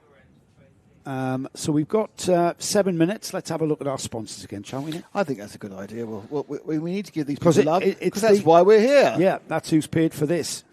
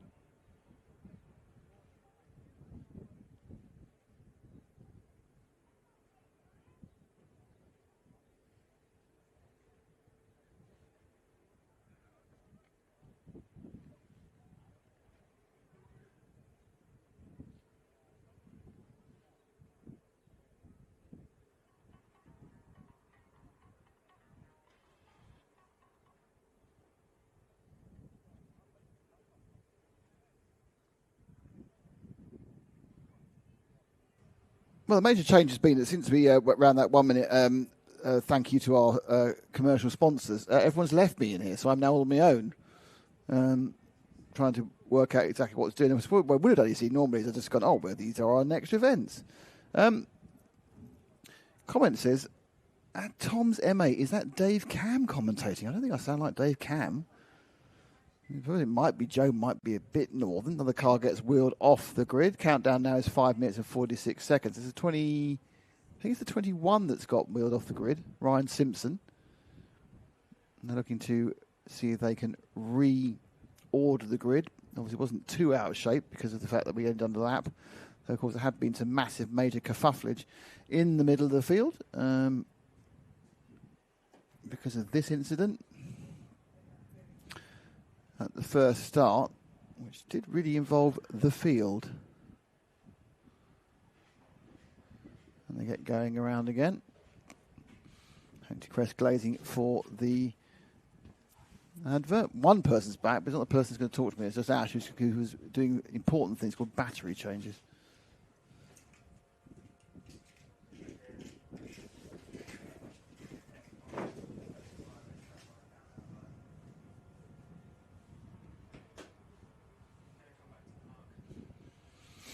Bit of work there going on the 21. I think he's trying to work. Oh, look at that now. This is literally just for Ash. Ash is a right tractor geek. And now he's got a pair of New Hollands. Oh, bail. Is that good bailing, is it? He likes a bit of bailing. Honestly, there's some... I don't know what to say. It's when you spend a lot of time with someone, as we do, you find out some very strange. It absolutely loves a bit of agricultural machinery. Where we're staying on our Airbnb, we have a very nice place up in just down the road, and there is a selection of these quite posh Airbnbs, and they're all little houses. And someone had parked their tractor outside last night, hadn't they? Which was like a bit. It was a full size. It wasn't like a mini tractor. It was a full size tractor parked outside someone's house. Brilliant. So if you've got a tractor, I'd like to point out that very much Joe and certainly Ash, I'd talk to you about it. Restuffing for the win, says Ox2640. Oh, look, Mr. Abandonment's come back to talk to me. Did I see you showing tractors? No. Do you think I showed the tractors, or do you think somebody else cut the tractors up? Mate, I have nightmares. I've done clutches on tractors where you've got to take them apart in 3 bits. I've done clutches on Massey Ferguson's How do you and blow John a clutch Deere's. on a tractor? Well, they have clutches. Yeah, but not doing like a racing start on a tractor, are you? Still pulling a lot of torque through them. Oh, tell me more about torque. Yeah. Were they 2-stroke or 4-stroke? Were they diesels? They're very much diesels. Was it a common knocker? We've got information. So the 73, James Kochliek, spun, and that caused that concertina knock-on effect. Oh, the dominoes collapsed. That was the incident. All that's behind us now, though, because we've got a regrid situation going on. 2 minutes and 44 seconds or so of the repair window left. And the 21's come back. He was taken off. He's come back on again. Yeah, number 12 is back, which is good. Jack Mackay. The 80 was 85, was it? Or 88 was quite that badly damaged. That was the one that was the 48 was missing the Nassau panel, wasn't it? So who's the 48? The 50 is back. That's had some repairs done as well. The 48, did you say, Nick? Well, you've got the grid there, so you'd know who it was. Yeah, I know, but I'd rather have that. Ben McLeod. Ben McLeod. He's from... Right now he's from the paddock, which is where he's trying to fix the car. Owen Towler is back. Neil McLennan Racing. He's from Rora. He's been around a while. Cadets, Mini Max, Junior Max, Senior Max, KZ2. That's how he's done the whole gambit, hasn't he? He's had the lot. He's bought every single one. He's come through the field, hasn't he? Each year, age appropriate, has progressed. There's Rhys Duthie. I knew that because it's got his name on the back. Brilliant. This is what we pay you for. Absolutely. Well, we might pay you for it. Let's not get ahead of ourselves just yet. Do I get paid for this, do I? Excellent. Come on, you got yourself a lovely strawberry tart earlier. I did. Did you see them in the cafe, by the way? Yeah. Great cafe. Yeah. Best pies. We've already declared this best cafe we've been to at a kart track. Yes, all because of their pies. All because of the food. And it's not that expensive either, is it? Ash had a macaroni pie. I said, what sort of pies you got? She said, minced steak, macaroni. I said, macaroni? I said, who eats macaroni pies? She said, we do. Oh, fair enough. How I know, is that a Scottish thing? She went, I don't know, but we eat them. You should have got Cullen skink because you were wondering what it was. I did. I like a bit of Cullen skink. I've got a pet skink. Yeah. No, Sheila, she's a... I don't think Cullen skink is made out of skinks. No, it's not. It's a blue-tongue skink. What is a skink? It's a type of lizard. It's a very big genus of lizards. All right, so it's Scottish lizard soup. Is that what you're saying? I think I think a skink is something to do with... I think it's fish. Different name for fish, yeah. Yes. But I have a skink, which is a blue-tongue skink. It's about... Have you not seen her? She's about 2 foot. I don't know. Looks like an animated shoe. You've tried to show me your reptiles before. It's just like... They're very boring, odd. aren't they? Well, they just sit there, don't they? Wow. Have you seen yourself some evenings? Can't take them for a walk or anything. God, wow, this is all coming out now, isn't it? I like your dogs. Yeah. Big fans of your dogs. They're good fun. Right, so the crews, the helpers, the mechanics are being let back onto the grid to assist in the startup process, which is basically bump starting these things. Yes. On the so clutch. They haven't got starters then? I don't. Some of them might have. I don't know. It's something I've never asked, really. I just noticed that a lot of them. No, there's been a lot of bumping. You're right. There's a lot of I bump just started. kind of thought that as the pinnacle of short circuit karting, they'd have a starter because everything else does. It'll be. I think it's a total lost battery system for sure. So you might want to save the battery. Ah, that could be it. We're getting close. There is 0 time on the repair window, so that's gone. Good thinking that, and good application of the rules there by Mr. Ashton. So he's just getting his paperwork together, getting everybody back into position to allow these karts to get going. We're at the final point of the weekend's race meeting. Final race. Bit sad. I was about to say that before you went into our sponsor montage. I always get a bit sad here because we're having such a great time. It's been such a great event here at the Grampian Kart Club. Such a great venue, great part of the world. Absolutely. Lovely weather. A big thank you to everybody for inviting us and giving us the privilege and the honour of screening on Karting Live TV your Scottish Championships. And we couldn't have felt more welcome. It's been an absolute delight to be part of your event. But the good news is this isn't the end of the broadcast when the race finishes, because you will become cameraman extraordinaire Joe and film the podium ceremony. Well, we are in about half an hour time. We are going to bring you. In another screening of our paddock show, and then we are going to give you live the trophy presentation. The S-plate presentations, which is something we've done in the UAE with the RMC. Never done here. But we've not done that in the UK. There we are. So we've got. I'd like to say to any of our other customers, this is not setting a precedent. There is criteria. If you have a one-off event that's super special, and you ask really nicely, which is what Kieran did, we'll sort it out. Everybody wants to do that. I don't know if they will. Everyone want you to be cameraman. They love cameraman Joe. Here we go then. We're going to line them up. I would imagine we'll give them a formation lap once we've lined them up in grid order,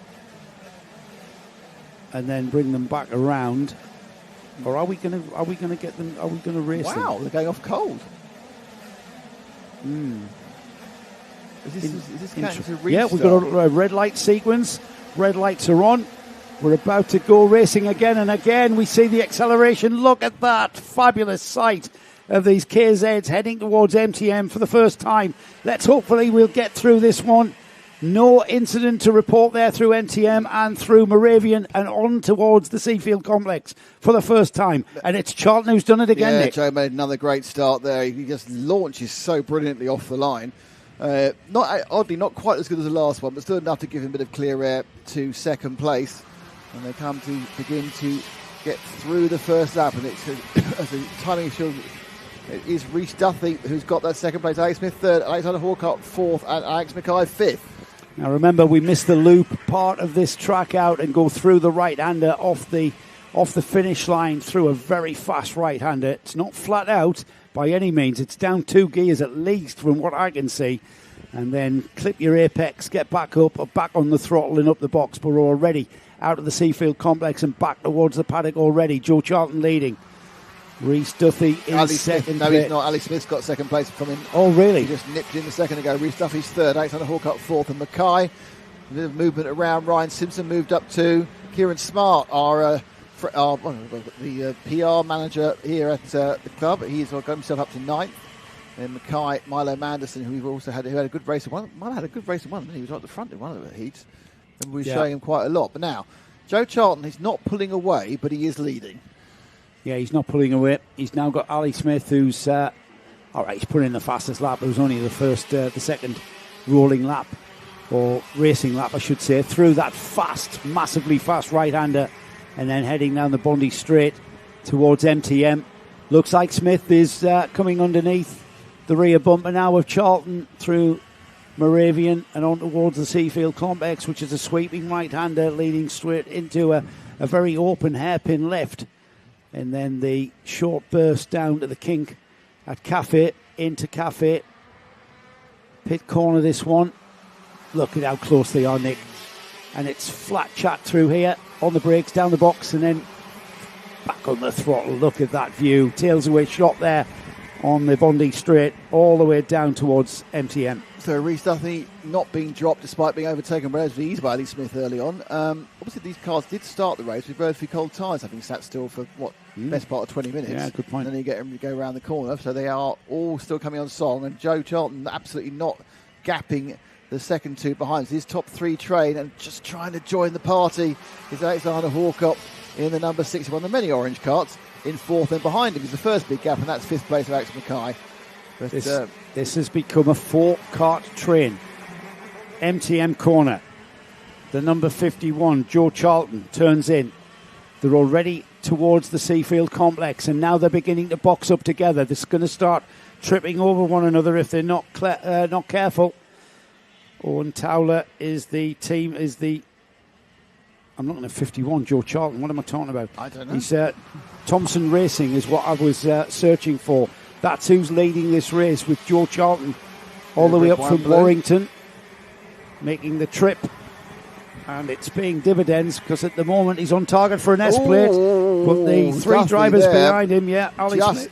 Thought he was going to run into the back of Smith and seemed to take avoiding action, which gave he took a bit of curb. No harm. Didn't see much of a foul, not much time lost. So, but I'm sure it was a heart and mouth moment. There's a tiny moment again for Ali there. They really are. These boys are absolutely on the edge. They actually pick up the inside, take chop. We've not seen that before. There's kind of a side by side. There's a nudge, and the 3rd and 4th may have changed as well. And they come together now. Are the top 5 ran together? Was that a back marker so quickly? I don't know. No, it's five, top 5. As soon as we start trying to overtake Rhys Duthie, now under pressure from Alexander Hawkett, Alex Mackay coming into play as well. But it's Ali Smith who leads. An audacious move into pit corner there. And here comes Charlton back inside him, coming out the Seafield Complex there, trying to get down the inside into pit corner. Can he do what he had done to him? No, he can't, is the answer as they cross the line to complete yet another lap. And off towards the main straight there, flat out racing, 90 miles an hour before they think about the brakes and changing down the box into MTM.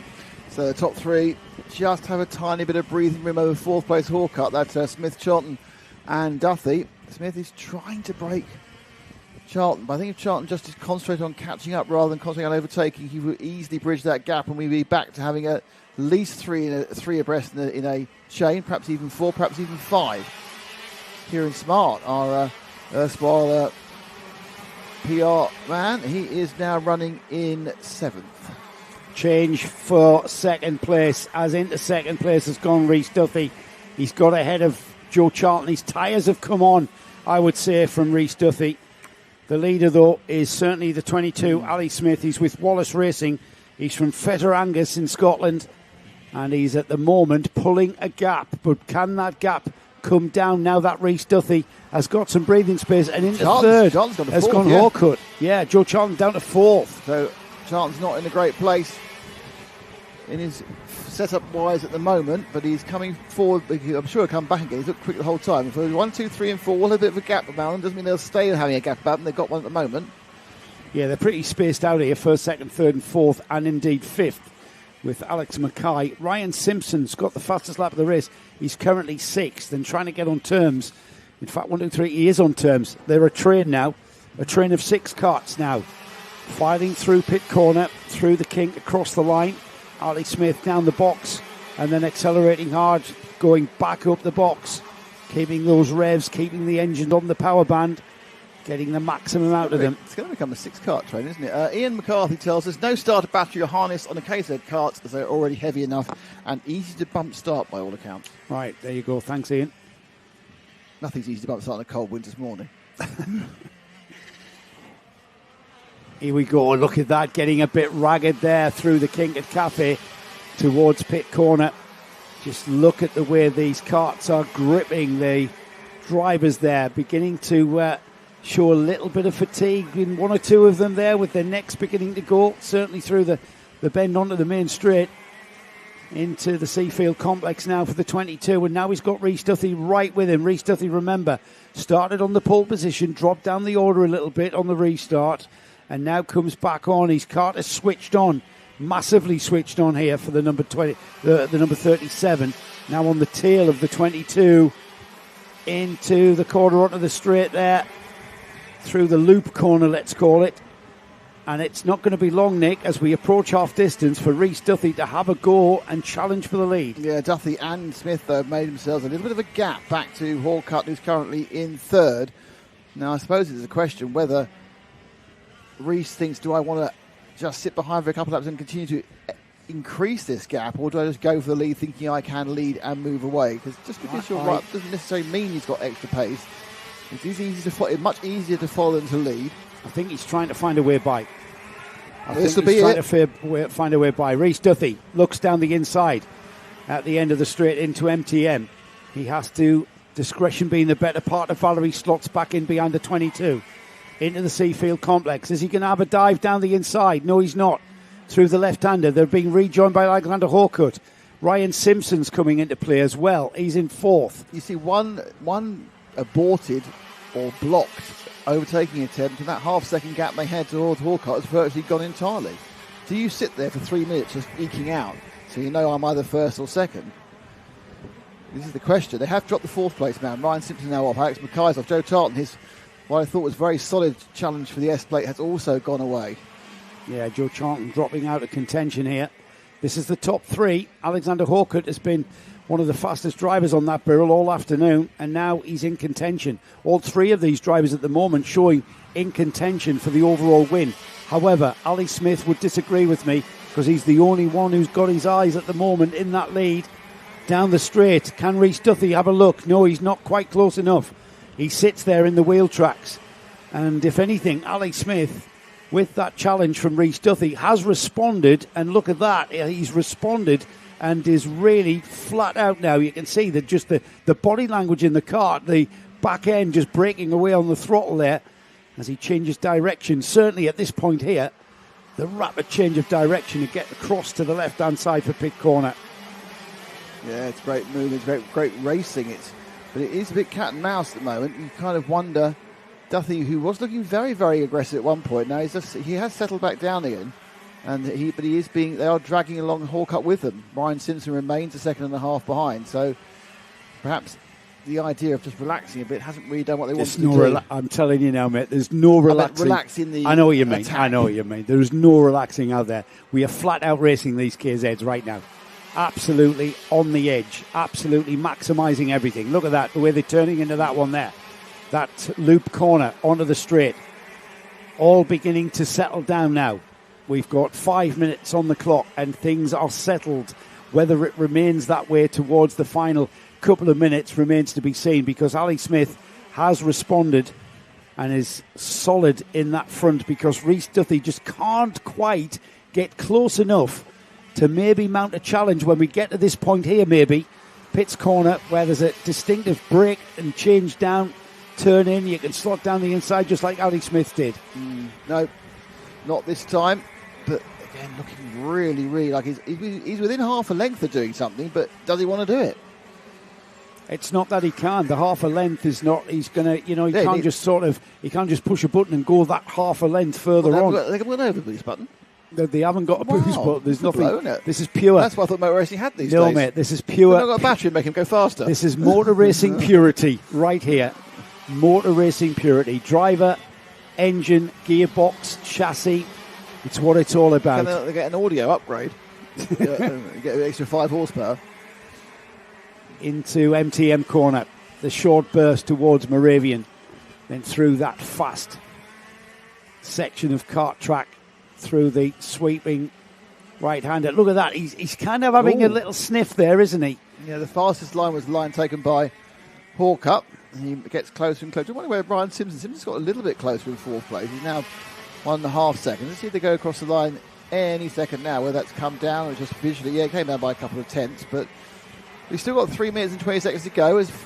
Look at that. Smith went defensive for the first time in a few laps. The black and white kart of Ali Smith has decided he needs to be decentive. It's black and white. Have a look. It's got a red trim, but it's predominantly black and white. Big black nose, mate. I think it's mostly white and red, but there we go. No, it's not. It's mostly black and white. Have a think. Have a look. Have a look. A little bit of black there, but is that because a little bit of black? It's got a little bit of red. I think you're obsessed by black and white things. I think you can't shake them out your head. They're living free, red free in your head, black and white. Red, white, and black's my favourite colour. Red and white. So there's more black than red on that kart. Anyways, let's crack on. Let's not argue about colours on karts. Let's. Because colours on karts is not your favourite subject. Here we go then. Still the same. Ali Smith, Rhys Duthie, Alexander Hawkut into the second part of the Seafield complex and out through Cafe. Just look at the way that kart skitters. That third place kart of Hawkut just skittered across the tarmac there, and they're pulling away. They're pulling away from Hawkut. A mistake by Hawkut was the actual distance between first and fourth has come down again. It's below a second now. Yeah, good but spot. Hawkut made an error. What actually looked spectacular, I think, lost him some time. Yeah, probably did. Because I think it's great. When you're going sideways, you're not going forward. So probably quite exciting to happen. He had slight opposite lock on it as well. So you're right. He was going sideways. Anyway, it's really what is Duthie going to do? We haven't had the metaphorical or actual bell yet, and the bell's probably is literally a minute. You know what? I think that sounded at like 7 minutes. To be honest, that's when these boys absolutely went for it. Excellent driving there by the back marker. Really, really heads up by Owen Towler there. Did not want to get involved in that. Yeah, did not want to be anywhere near it. Got himself out the way as best he could, and they came up in the corner. And he still managed to get out of the way. That's what you need. You need people who understand racing, who know, my racing isn't going so well this time, I'm not going to get away with anybody else's. At some points on this lap, I'll be honest with you, I think Alex Smith is pulling away. At other points in this lap, I think, why isn't Rhys trying to get past him? Yeah, I know. That's what I mean. This is what I mean about the purity of this racing. They're absolutely flat out here. Absolutely on the edge. Turning in onto the straight here, heading down towards MTM now. And Duthie in second place hasn't got the speed to even have a sniff down that inside, has he? No. Ali Smith, so composed at the front, Nick. Yeah, I think he's got a slightly faster card, and then I think the reason but I think there's a bit more bottom end. They may be differently geared. It seems to be a bit more, the tighter bits. It's certainly Duthie gets right up the back of him again. But Duthie himself now is under pressure from Hawkeye, and Hawkeye under pressure from Brian Simpson. This is now 0.759 covering the first four. Stop laughing. Sorry. Here we go. We're getting towards the lack of opportunity. I'll tell you in a minute. The lack of opportunity for these drivers to make any kind of impression and improve their position.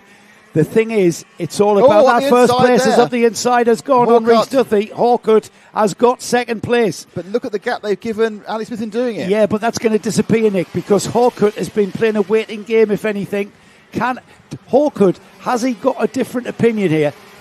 Is Hawkut thinking, right, mate, you can't get past him, this is when I do, and it's going to be the last lap board next time by. Hawkut's trying to close the gap, Duthie trying to come back at him. He's going to have to really pull something remarkable out of the bag, because I know it's only 3 kart lengths, but it's still 3. There it is. Where did that come from? Where did that come from?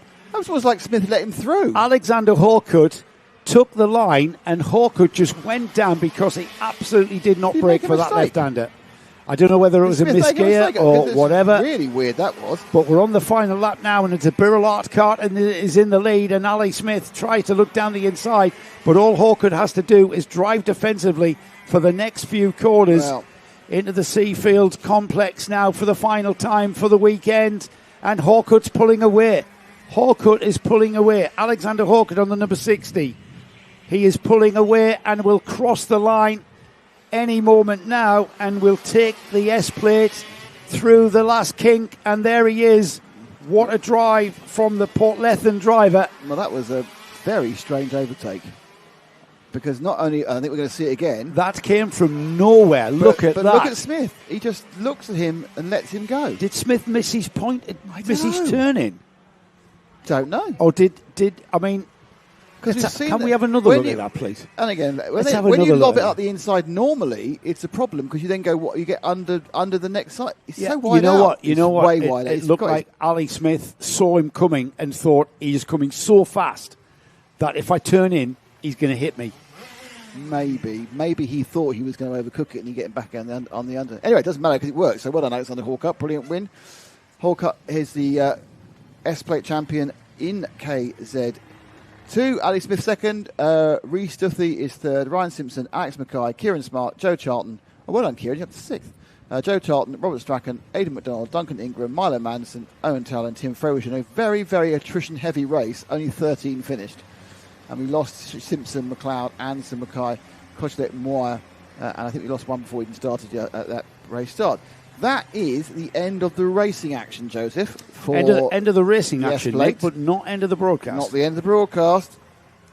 Oh, someone said Duffy's nose couldn't be pushed back. I don't think it was. I think there were some quite aggressive tip downs on the nose cones for aero reasons. The only nose cone that we're looking at is Hawcutt's because that's what this is an S-Plate meeting. It doesn't matter about points. No, there's no points here. There are only prizes, and that prize is the coveted S-Plate for the Scottish Championship. Right, so as I said, we are not coming off air now because we are going to give you another chance to see the paddock show, which is basically just filling in the time for people to moan about the races before the podium ceremony, which we filmed by Mr. J. Bradley, Esquire. So we look forward to all that. Thank you for being with us so far. I need to find the piece of thing that's got that. That's the wrong end. And rejoin us very, very soon for the podium ceremony for the Scottish S-Plate Scottish Karting Championships 2026. Well, hello and welcome to sunny northern Scotland, the Grampian Kart Club and the Scottish Karting Championships. We have gone as far north as I think I've ever gone. Joe got a nosebleed, even though he is from the north, to the fantastic Grampian Kart Club. This is an amazing circuit. It is, as you can see, quite blustery by the windmills, but a really enthused group here to become a Scottish champion. The S-Plate, Joe. We've seen these S-Plates at Rowrah. We've seen these S-Plates at Warden Law, but we don't know what they mean. Now we're finding out. Scottish champion. Scottish Championship this weekend. I mean, if you think about it, in a global sense, Scotland, such a small part of the United Kingdom, well, it isn't, it's actually huge, but you know what I mean. A small part of the world produces such talent in motorsport. Jackie Stewart, 3-time world champion. Jim Clark, arguably the greatest racing driver. But then you've got Dario Franchitti, who, 2-time Indy 500 winner. An IndyCar champion, Marino Franchitti, ALMS champion, Robin Liddell, sports car champion. Alan McNish. I was about to say it, McNish. And we don't talk about David Coulthard because he was rude to me once. I was about to say it. I was getting to Formula One. Yeah, Nishi, who I did my first race with. I saw him on his underpants. Anyway, it's going to be a fantastic. We have every single class from Bambino to KZ2s. Yeah, we have. And I think it's got that special one-off. We love one-off events. We love O-plates. We love championships because it's all about that final race. And we're in Scotland, the land of great pies. It's going to be a fist fight because it's like, if you're familiar on Karting Live TV of the O-plates that we've screened before, this is what today's about. It's about that getting that S-Plate to carry for the rest of the year. So it's all going to come down to the final. A little bit of a different format to what they had last year. This year is going to be an absolute cracker. And this track is a hidden gem. Wherever you are in the United Kingdom, you've got to make that trek. We have. The weather's beautiful. I know Nick's wrapped up, but he's from the south. I'm from the northeast, so I've got a T-shirt on. It's a beautiful day. I was more trying to show our new logo gear. One day there'll be merch, everybody. But before there's merch, before you get chilblains, you need to do your usual thing and meander around the paddock, talking to the interesting, great and the good of the Scottish Karting Championships. It will be my pleasure.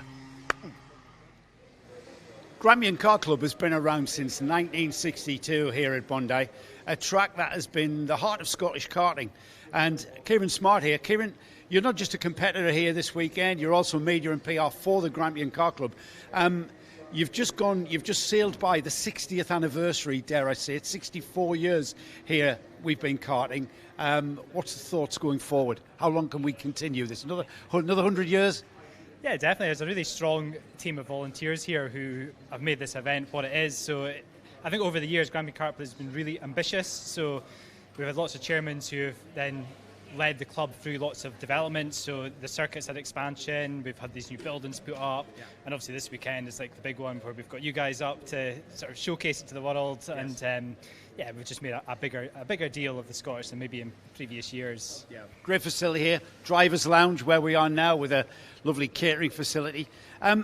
What is it about Scotland, Kieran, that produces motorsport artists, champions? I mean, you know, I'll probably read the list off during our broadcast, but what is it about this little part of the world that makes everybody here so fast? I think we're really lucky that we've got 4 great clubs within, you know, a few hours of each other. So we've got a really good network of club racing that allows people to then develop their skills and go down south and compete on the sort of bigger stage.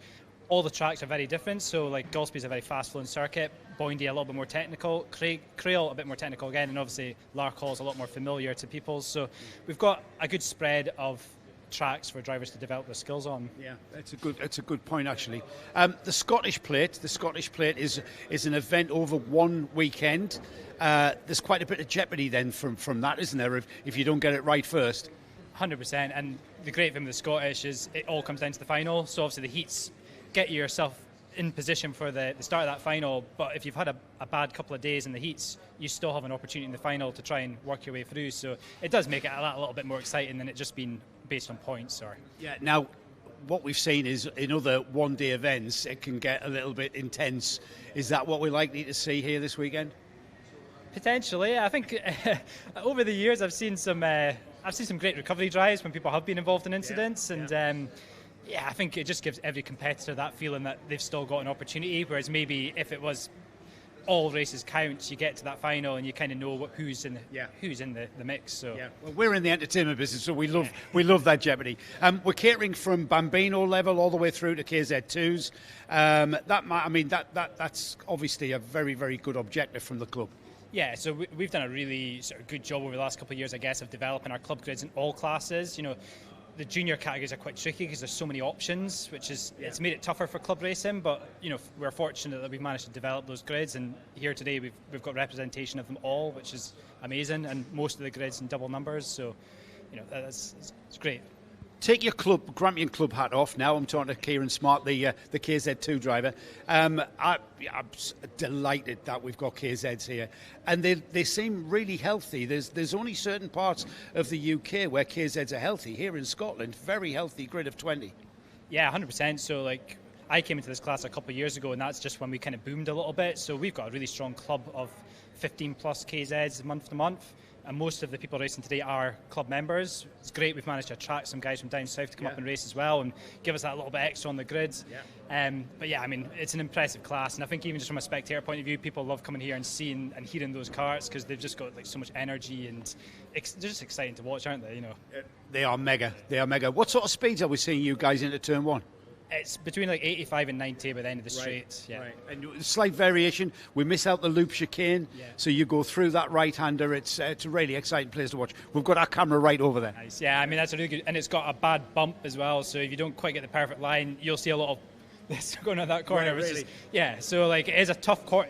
Although it's quite a straightforward 90-degree corner, it is actually quite tough in a KZ kart to nail it and not find yourself bouncing towards the off the track, which is Is there any truth in the rumour that the Scottish drivers have had a separate briefing to ensure that nobody allows an English driver to take the S-plate south of the border? I couldn't possibly say it. Kieran, I wish you and everybody at Grampian Kart Club all the best of luck. It is an absolute pleasure and honour for you, for Karting Live TV, to be here. And hopefully it's a partnership that will go forward for many, many years. And we're going to put the S-plate on the map. Yeah, definitely. Thank you. That's the objective. For such a small part of the world, Scotland has been a hotbed of motorsport talent. And this young man who started here at the Grampian Kart Club, Lewis Williamson. Lewis, I remember you back in your single-seater days, which was a lot of years after your karting, but your single-seater days took you to Formula Renault, which is when I remember you on the Total Package, Grand Prix 3. Formula Renault 3.5, some sports cars, which we are a big part of as well. I remember you. So I remember you a lot. Yeah. This is where it all started then? Yeah, this is where my first race in motorsport happened almost. So I was 8 the weekend of a kart weekend here at the end of the year, and many years ago now. And I remember it was snowing. And yeah, was it July? Was it? Yeah, exactly. Normal July for Scotland. And yeah, that's where it started. You know, me and my dad coming here with a van and trailer, horse trailer back then. Great. And that's where the good memories started, and it just carried on from there. So Grampian Kart clubs came on massively since then. You know, it's grown quite significantly, a lot of members, and they're doing a phenomenal job. Look what they've put on this weekend as an event. Yeah. So yeah, hands together for them, you know. It started here. You're still here. You're still connected. It's something that never goes away, isn't it? Yeah, well, when I sort of went single seaters, I went away from karting for many years, but my dad still loves coming and watching. It's where Dad and Lad starts karting, so he has a passion for it. And this year I've came on board with NMR to help some of the drivers in the tent, so I love it. You know, I'd rather be here involved in motorsport, whether I'm driving or helping, beats being at home cutting the grass, you know. So. What's Lewis Williamson doing currently in the world of motorsport 2026? So a couple of weeks ago we did 24 hours of Spa with 2C's Motorsport alongside the Max Verstappen car in the same let's say under the same umbrella, so that was quite nice. Right. That was an experience. So yeah, love endurance racing. That's kind of where my passion is now. So I feel sprint racing, yes, fun, but as a team, you know, you've got 3 or 4 teammates, and yeah, love it. So hopefully some more this year. It was like we rehearsed this, because you mentioned Max Verstappen. He caused quite a stir at the Nürburgring, but Max Verstappen's caused quite a stir lately by making a statement that kids these days don't need to go karting. He said something along the lines of, you should just go sim racing. Yeah. And I thought that was absolute rubbish. What was your view? Well, the problem is, no matter what you think, it's Max Verstappen. You know, it's a phenomenal driver. Doesn't mean he's right, though. No, but, you know, he does have a point. Karting is quite expensive. And he's doing that this year. He's doing it to prove a point in GT racing with Chris Lallum. You know, phenomenal karter. Didn't have the funding to go any further. Really good driver, raced in European karting at high level. Went away from kart racing, did some sim stuff, and it created an opportunity to get back into car racing. So they've done a phenomenal job with that, and I think that gives people faith that depending on your budget, if you've got talent, there's a route from this side or this side, you know, whether it's karting, sim racing. You just got to work hard at it. And just believe in your own ability almost. So. Yeah, I agree with you. I don't disagree with you, Lewis. And there's no defined path. No. You know, if someone came up to you and said, Lewis, how do you become a professional racing driver? How do you answer that? I mean, you know, if I look back at my career, I was very late from going from karting to cars. You know, people are going now 15, 16-year-old into car racing is phenomenal. The talent, you know, they're in F1 by the time they're 18, 30, 19 years old. I was late at starting. Didn't have the budget. Was very thankful for the opportunity with sponsorship and whatnot, and then to Red Bull. And then my route changed. You know, I sort of went back to work for a year, 2 years, and then created another avenue by going into endurance racing. So, would it have been different with budget or not budget? Who knows? But yeah, there's no defined path for sure. No. And karting's where it starts anyway for me. So. I always think it's an unfair sport, our sport. Unfortunately, we both are passionate about. So here we are at Grampian. Bondi, as I remember it, being, you know, from my karting days. What's the key to being fast around Bondi? I think for these guys, the 125 KZs, it's all about tyre preparation and keeping the tyre well for come final on Sunday. I think that's going to be super difficult if it's going to be slick tyres.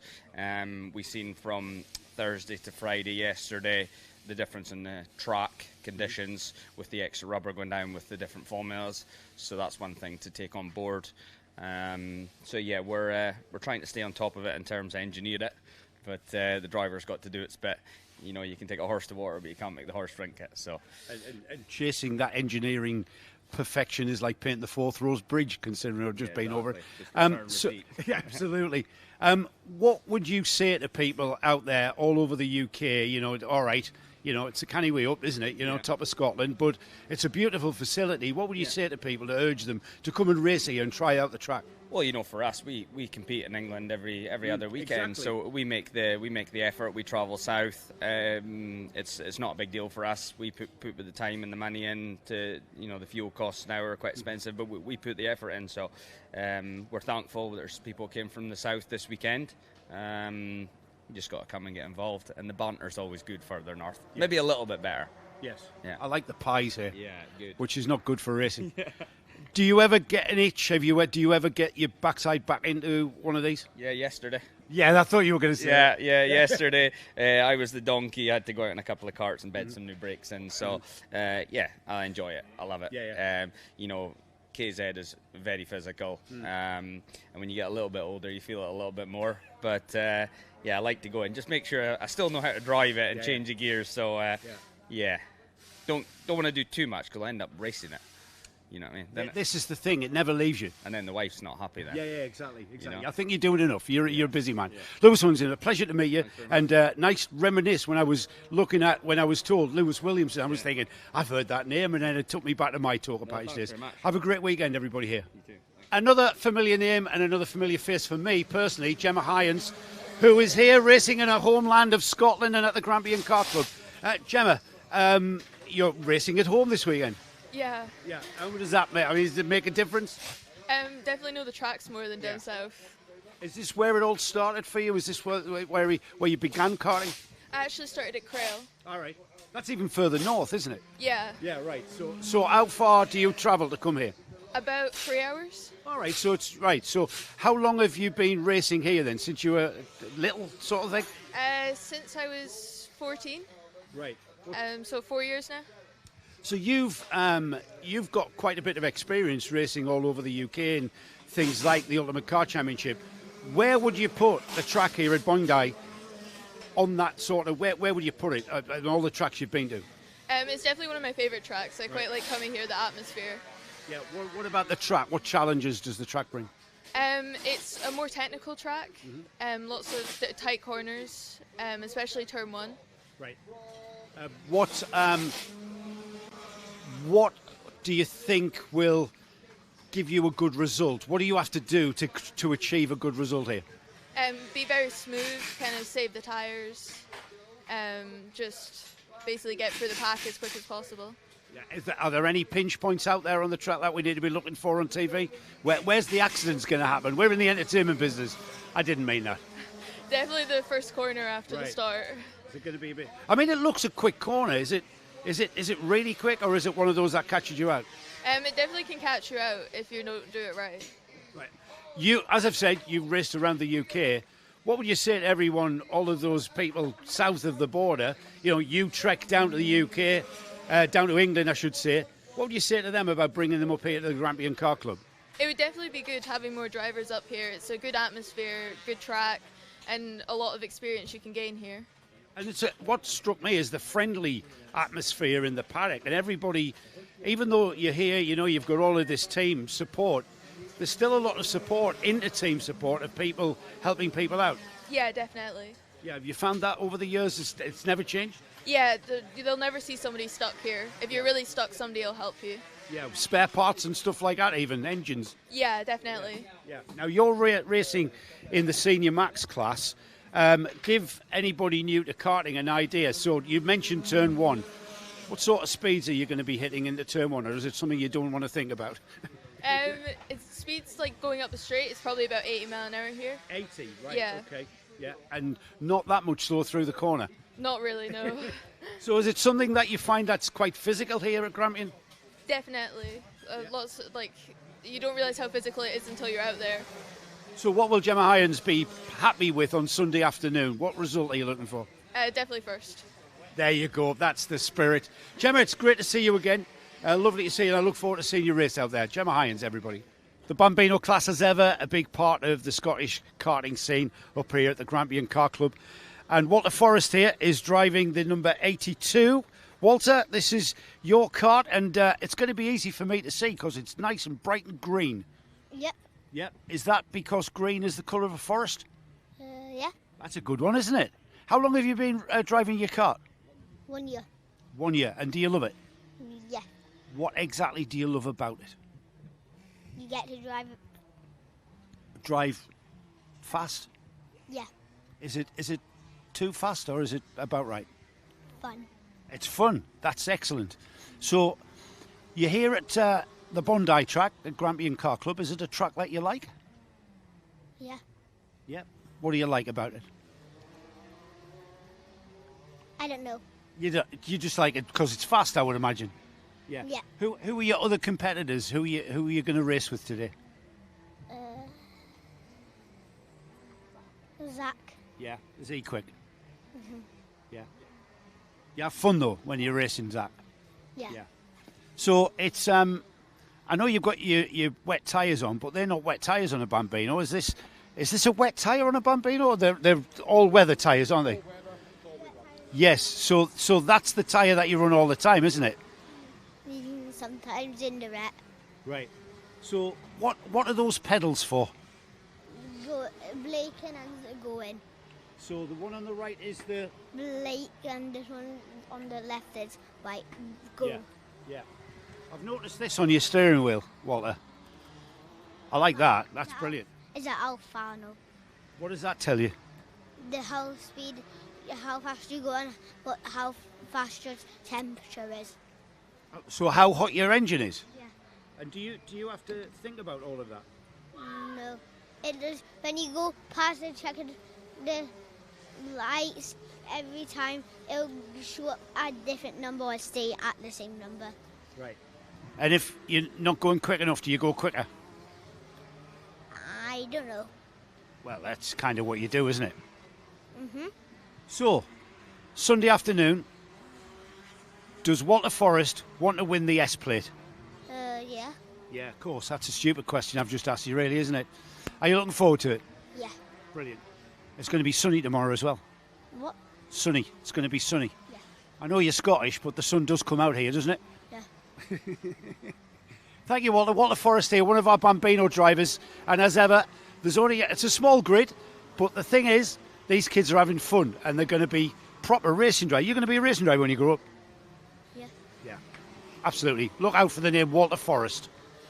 A familiar face in British karting, not so much the past year or so. Lewis Gilbert here and Craft Motorsport, another Scottish talent that has come down from this part of the world.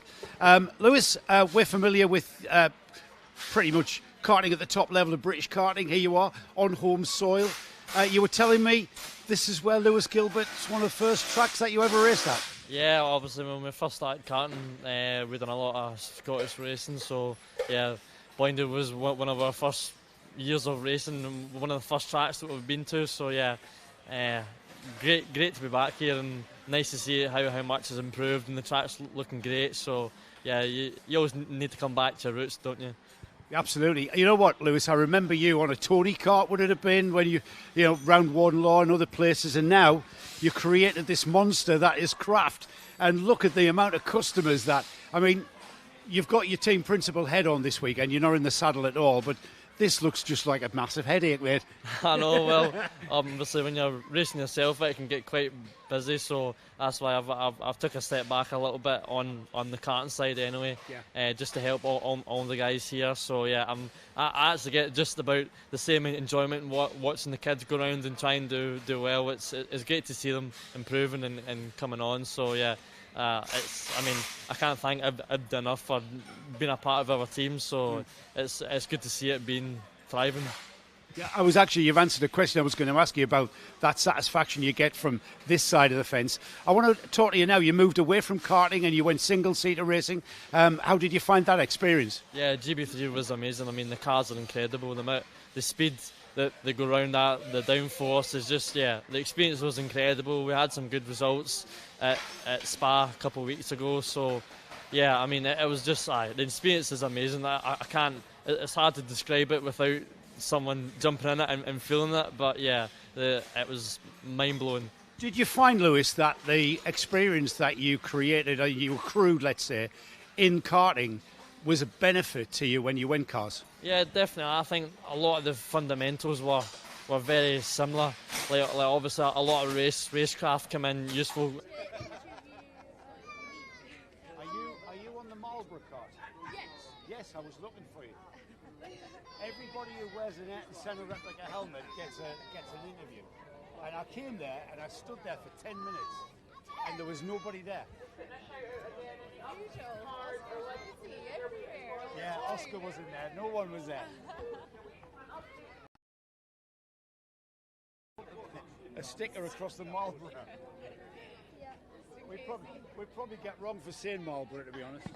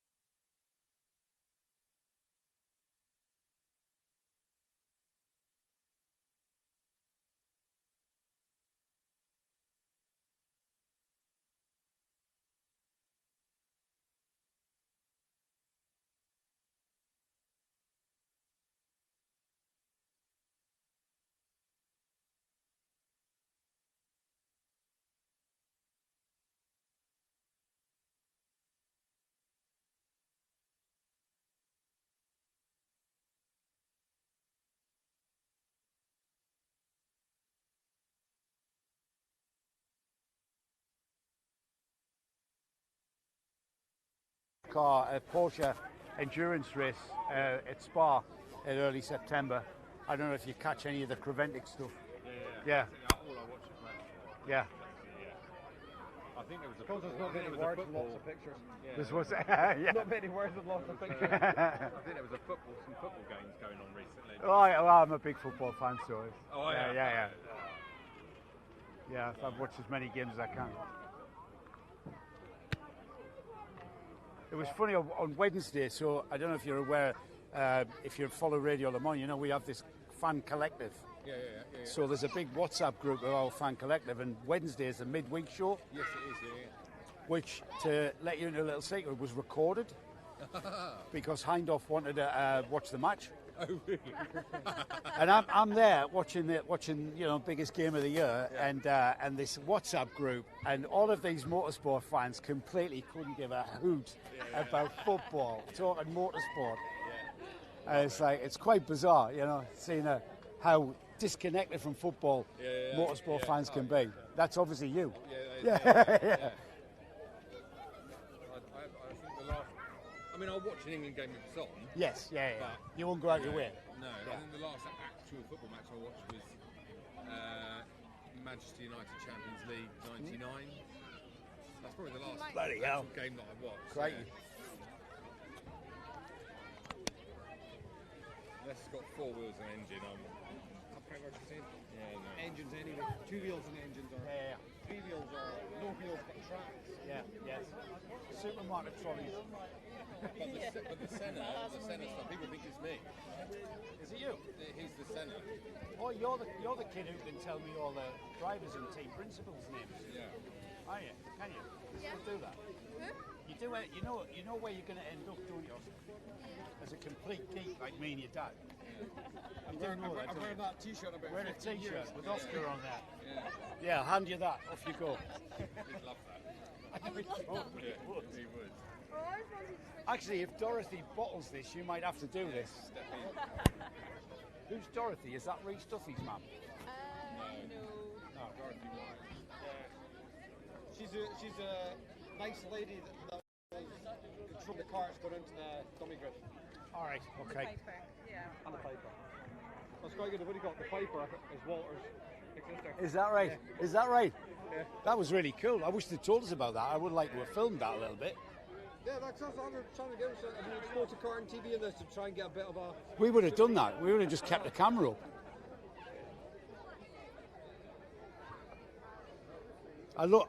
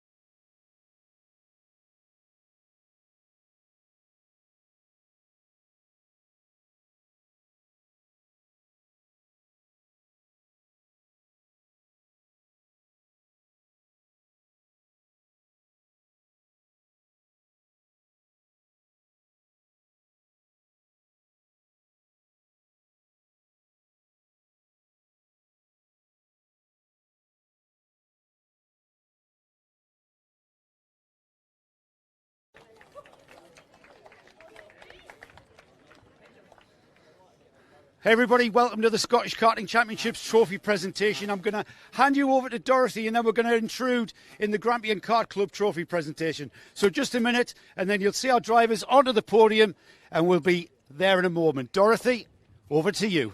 Thank you. Thank you all. Right, we'll start with the Bambinos. And fourth place, you get a medal. Oh, yeah. And fourth place, Zach McDonald.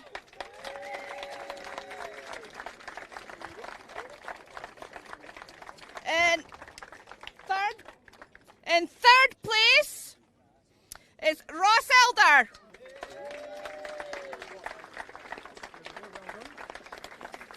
And second place, Walter Forrest.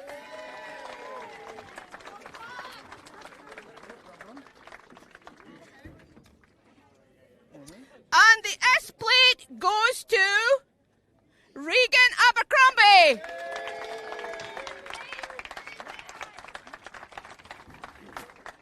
And I would like to thank Roco for sponsoring them.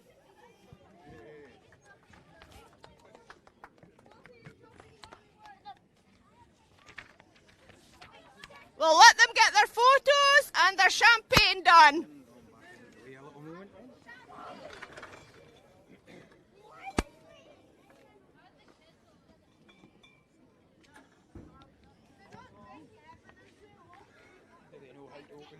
Oh, I think some of them do.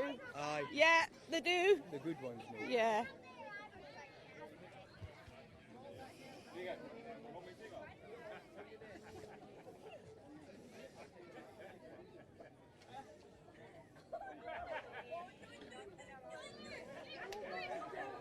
See, the dads know how to do it.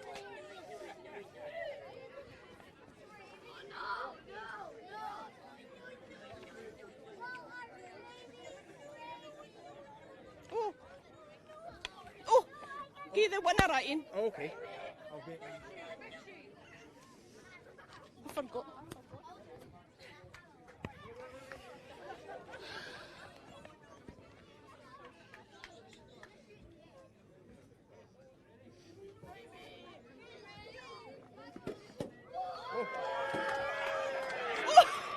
Just about took the camera out.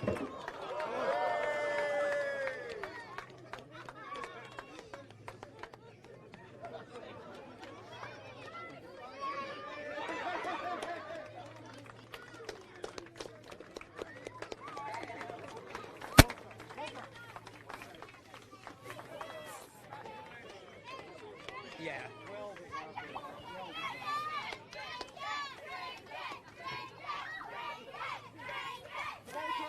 It's okay, it's alcohol free.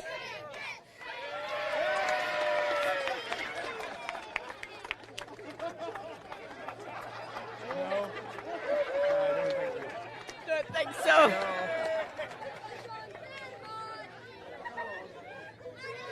Okay, thank you. Yes, just put it down under there just now. Thank you. Okay, right, we'll move on to the Micromax. All of these guys are getting medals. Yeah. In 10th place, James Brock.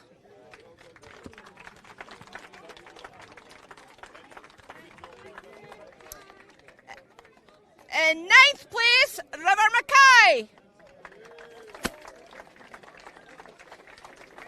Yeah, go and stand at the side. River Mackay. He's away. In 8th place, George Cohill Jr.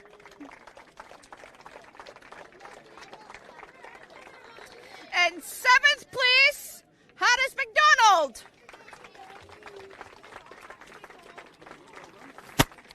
And in 6th place, Sandy McCaig. And in 5th place, Sam Hope. And in 4th place, James Strath.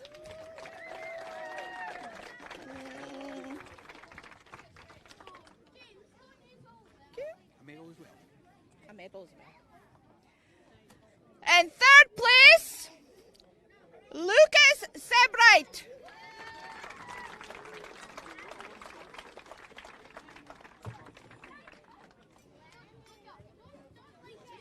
In second place, Luca Bicocchi.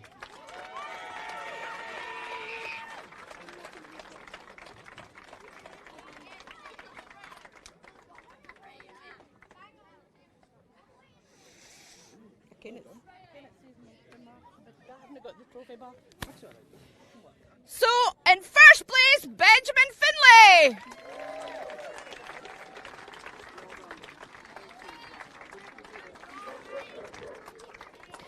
And we will thank our Strachen Metal Fabrications for sponsoring the Micromax.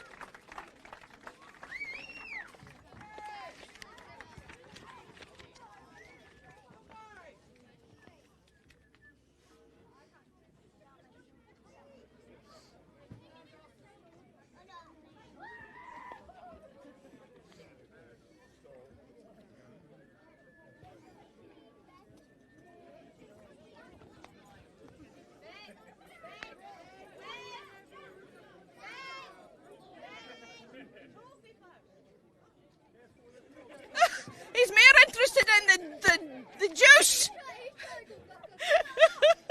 He's more interested in it.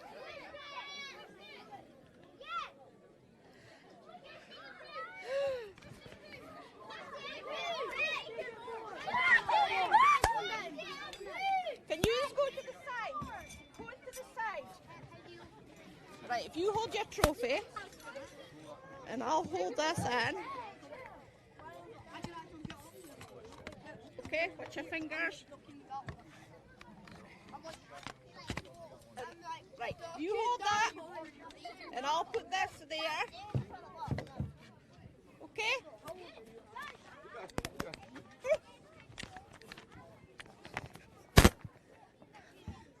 Their poor little hands are too little.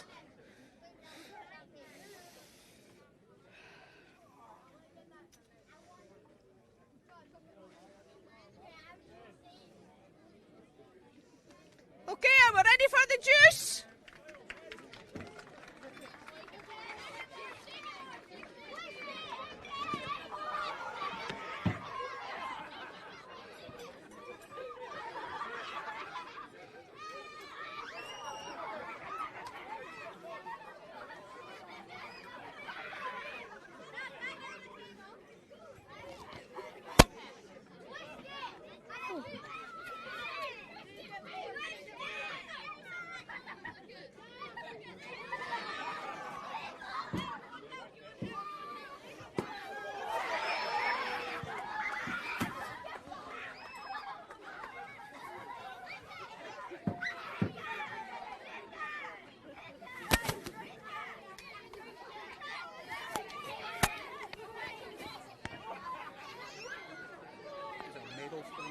Aye.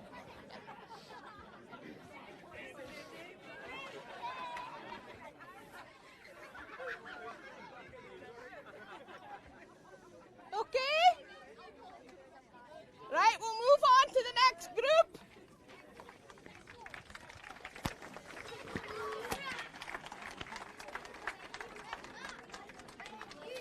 Right, we'll move on to the Intermax.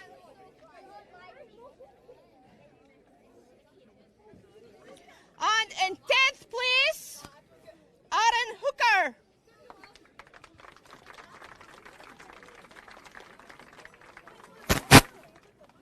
Is he gone? Aaron Hooker?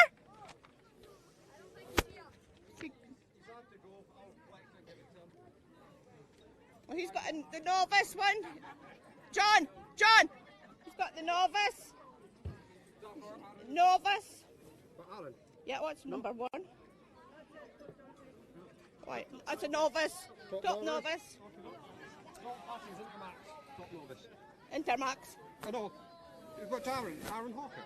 No, it's not what I said. I said Oh. Aaron Hooker. Not me then, sorry. Sorry. Somebody just told me. Listen, come on, boys and girls. Right, in 9th place, Nathan. Foreign name, can't pronounce it. Quiet! Boys and girls, And boys, please, be quiet. Right. Nathan Swasowski, or some, I don't know.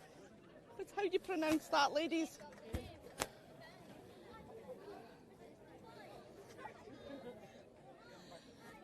Number 47, Nathan, in Intermax.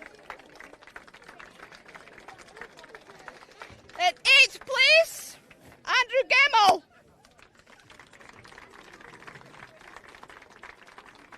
Okay. In 7th place, Calvin Sherlock.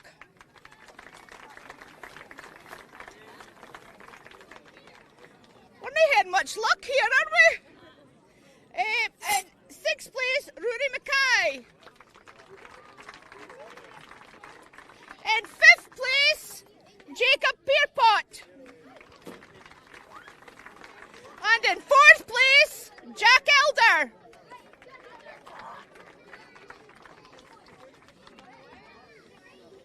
Okay. So in 3rd place, Lewis Piper.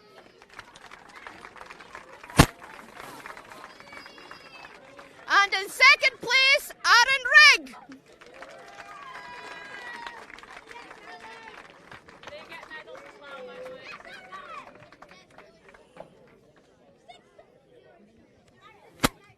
And in 1st place, and as the S plate goes to Hamish Gordon.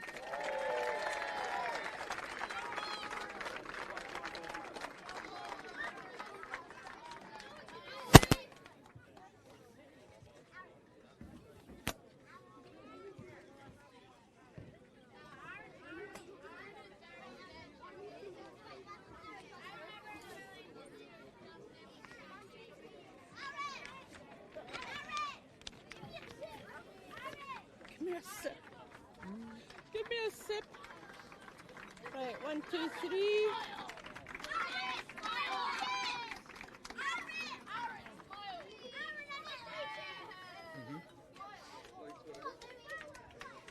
No medals for these guys. No for them one, 7, No, 7. no for the big lads.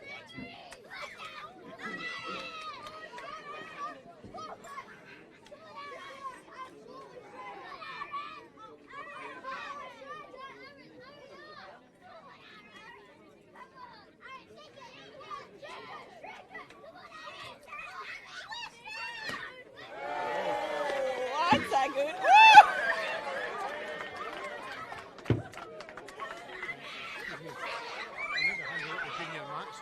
Yeah. No, no, we meant to. Just stand there. Just we met. I no bother. By the looks of it, for this next class, you're red.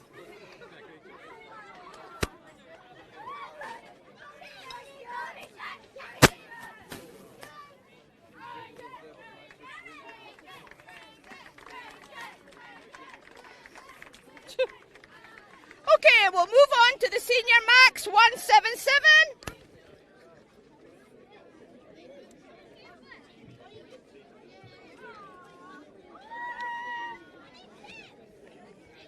And they were sponsored by Buchan Power Tools. So thank you very much. In 3rd place, Chris Waddle.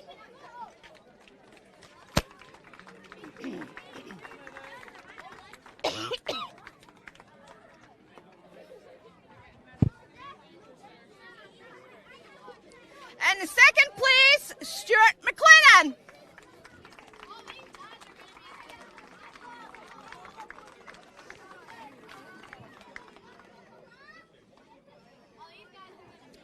And in 1st place, on the S plate,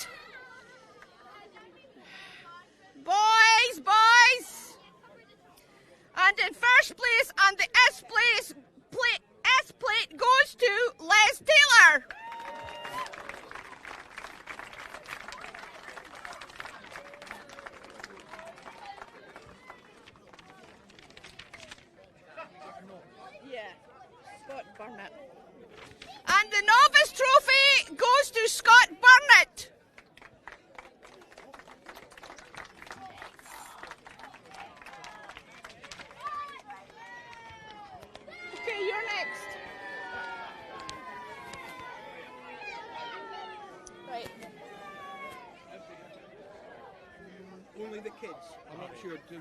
Medals Juniors? ticket? No. No. No, no more medals. There's only 1, 2, 3. Andrew Gamos. Okay, you pick up 8 left. Okay, we're moving on to the Junior Max. And it was sponsored by Motive, which is up the top of the road. And in third place goes to Lewis Reed.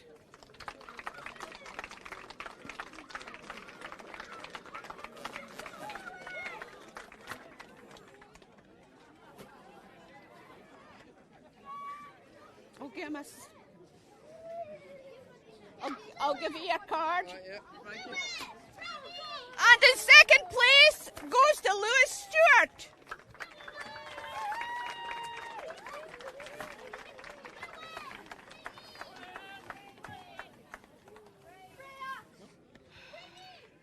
Lewis Stewart. Lewis.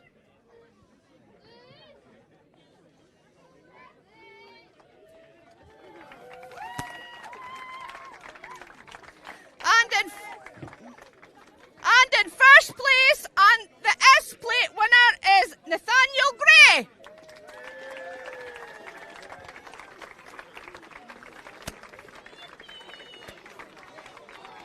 He gets that in.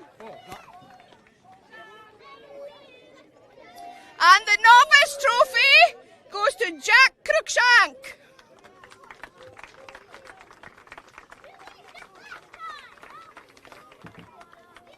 Jack Cruikshank.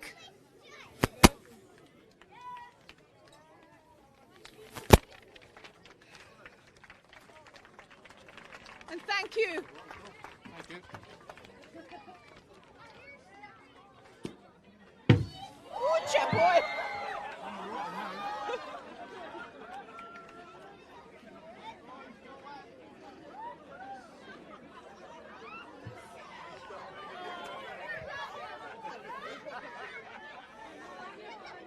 Oh, Nathaniel.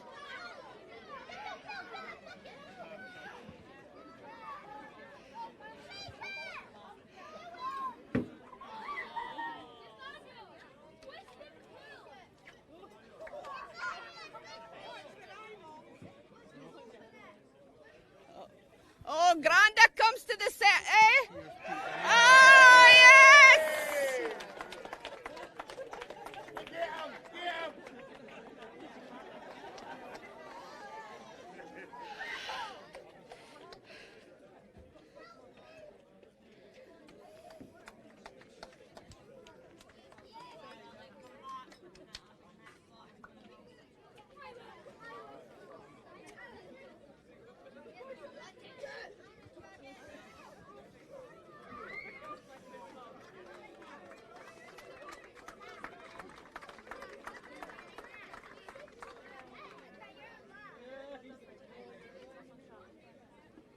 Okay, we'll move on to the Honda Cadets, and that was sponsored by Youths of Cornhill.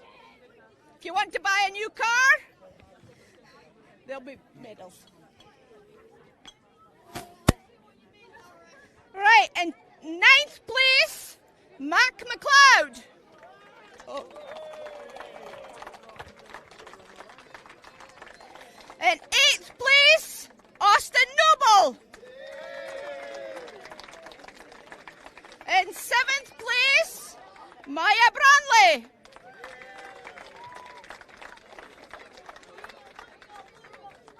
And in 6th place, Cohen McIntosh.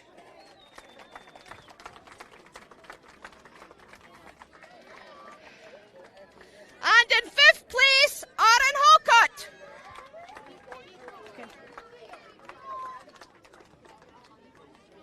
No, and we're going on to the 3, 2, 1, and a novice. So somebody's going We've to. still got a fourth to go yet. No, we've done it. So we've handed out the wrong trophy. I've given it the Micromax. We'll sort it out. We'll get all this sorted out. In 3rd place is Oscar Forbes.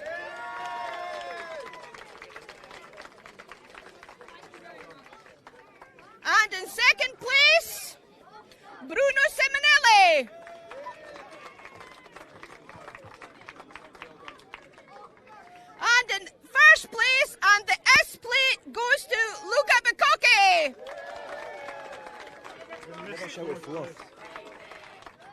Oh. You never shouted Nathan. Sorry, I've missed out Nathan. Nathan Martin. Sorry about that. Can you just hang on?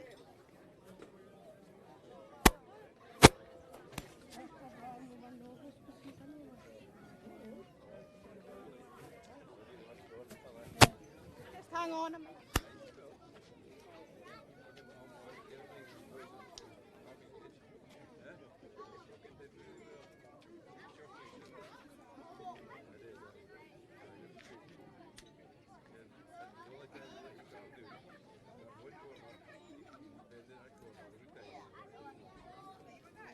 Just hang on a minute, we're discussing because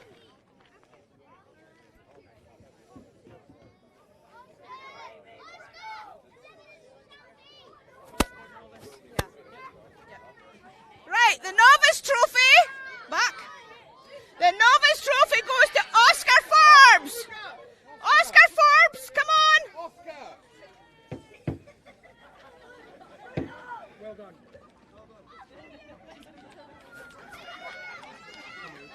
I know.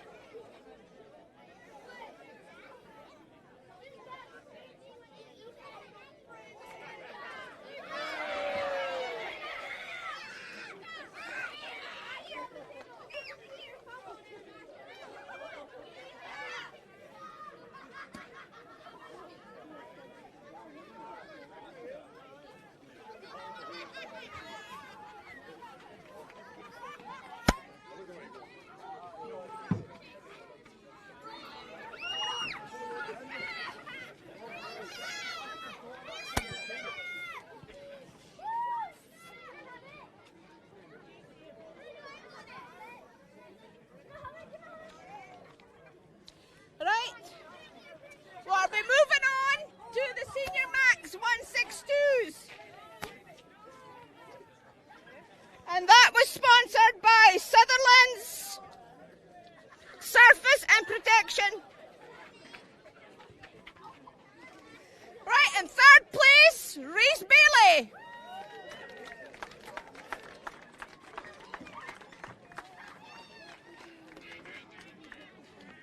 And in second place, Leo Massey.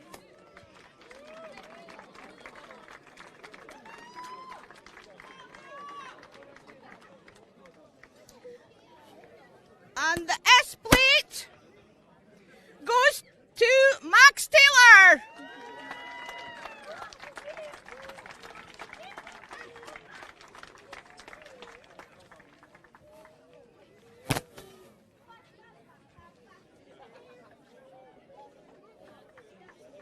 They're very subdued, the Senior Maxes. Very subdued. Oh no! Oh no! Oh no!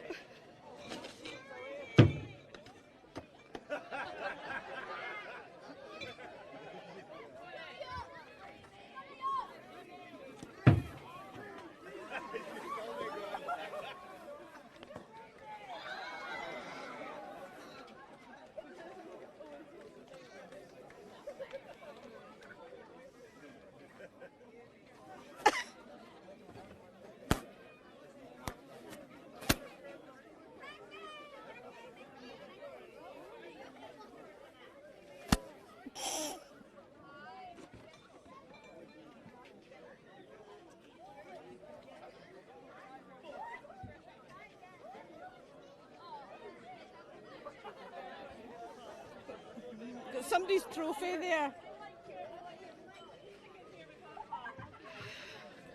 Do we hear novice for the senior road tax?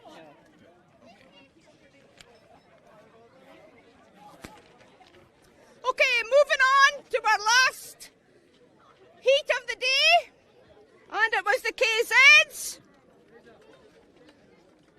and they were sponsored by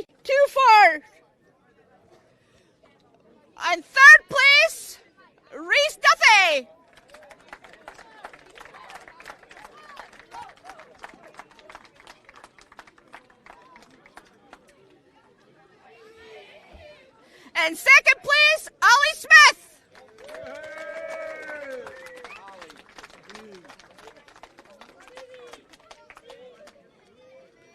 And the S plate goes to Alexander Hawkett. Well done, you.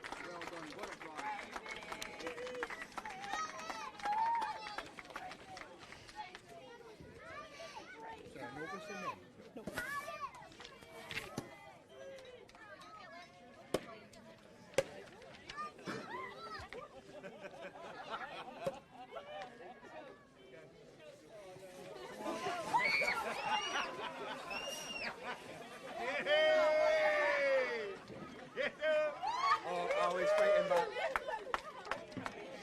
This is what it's all about.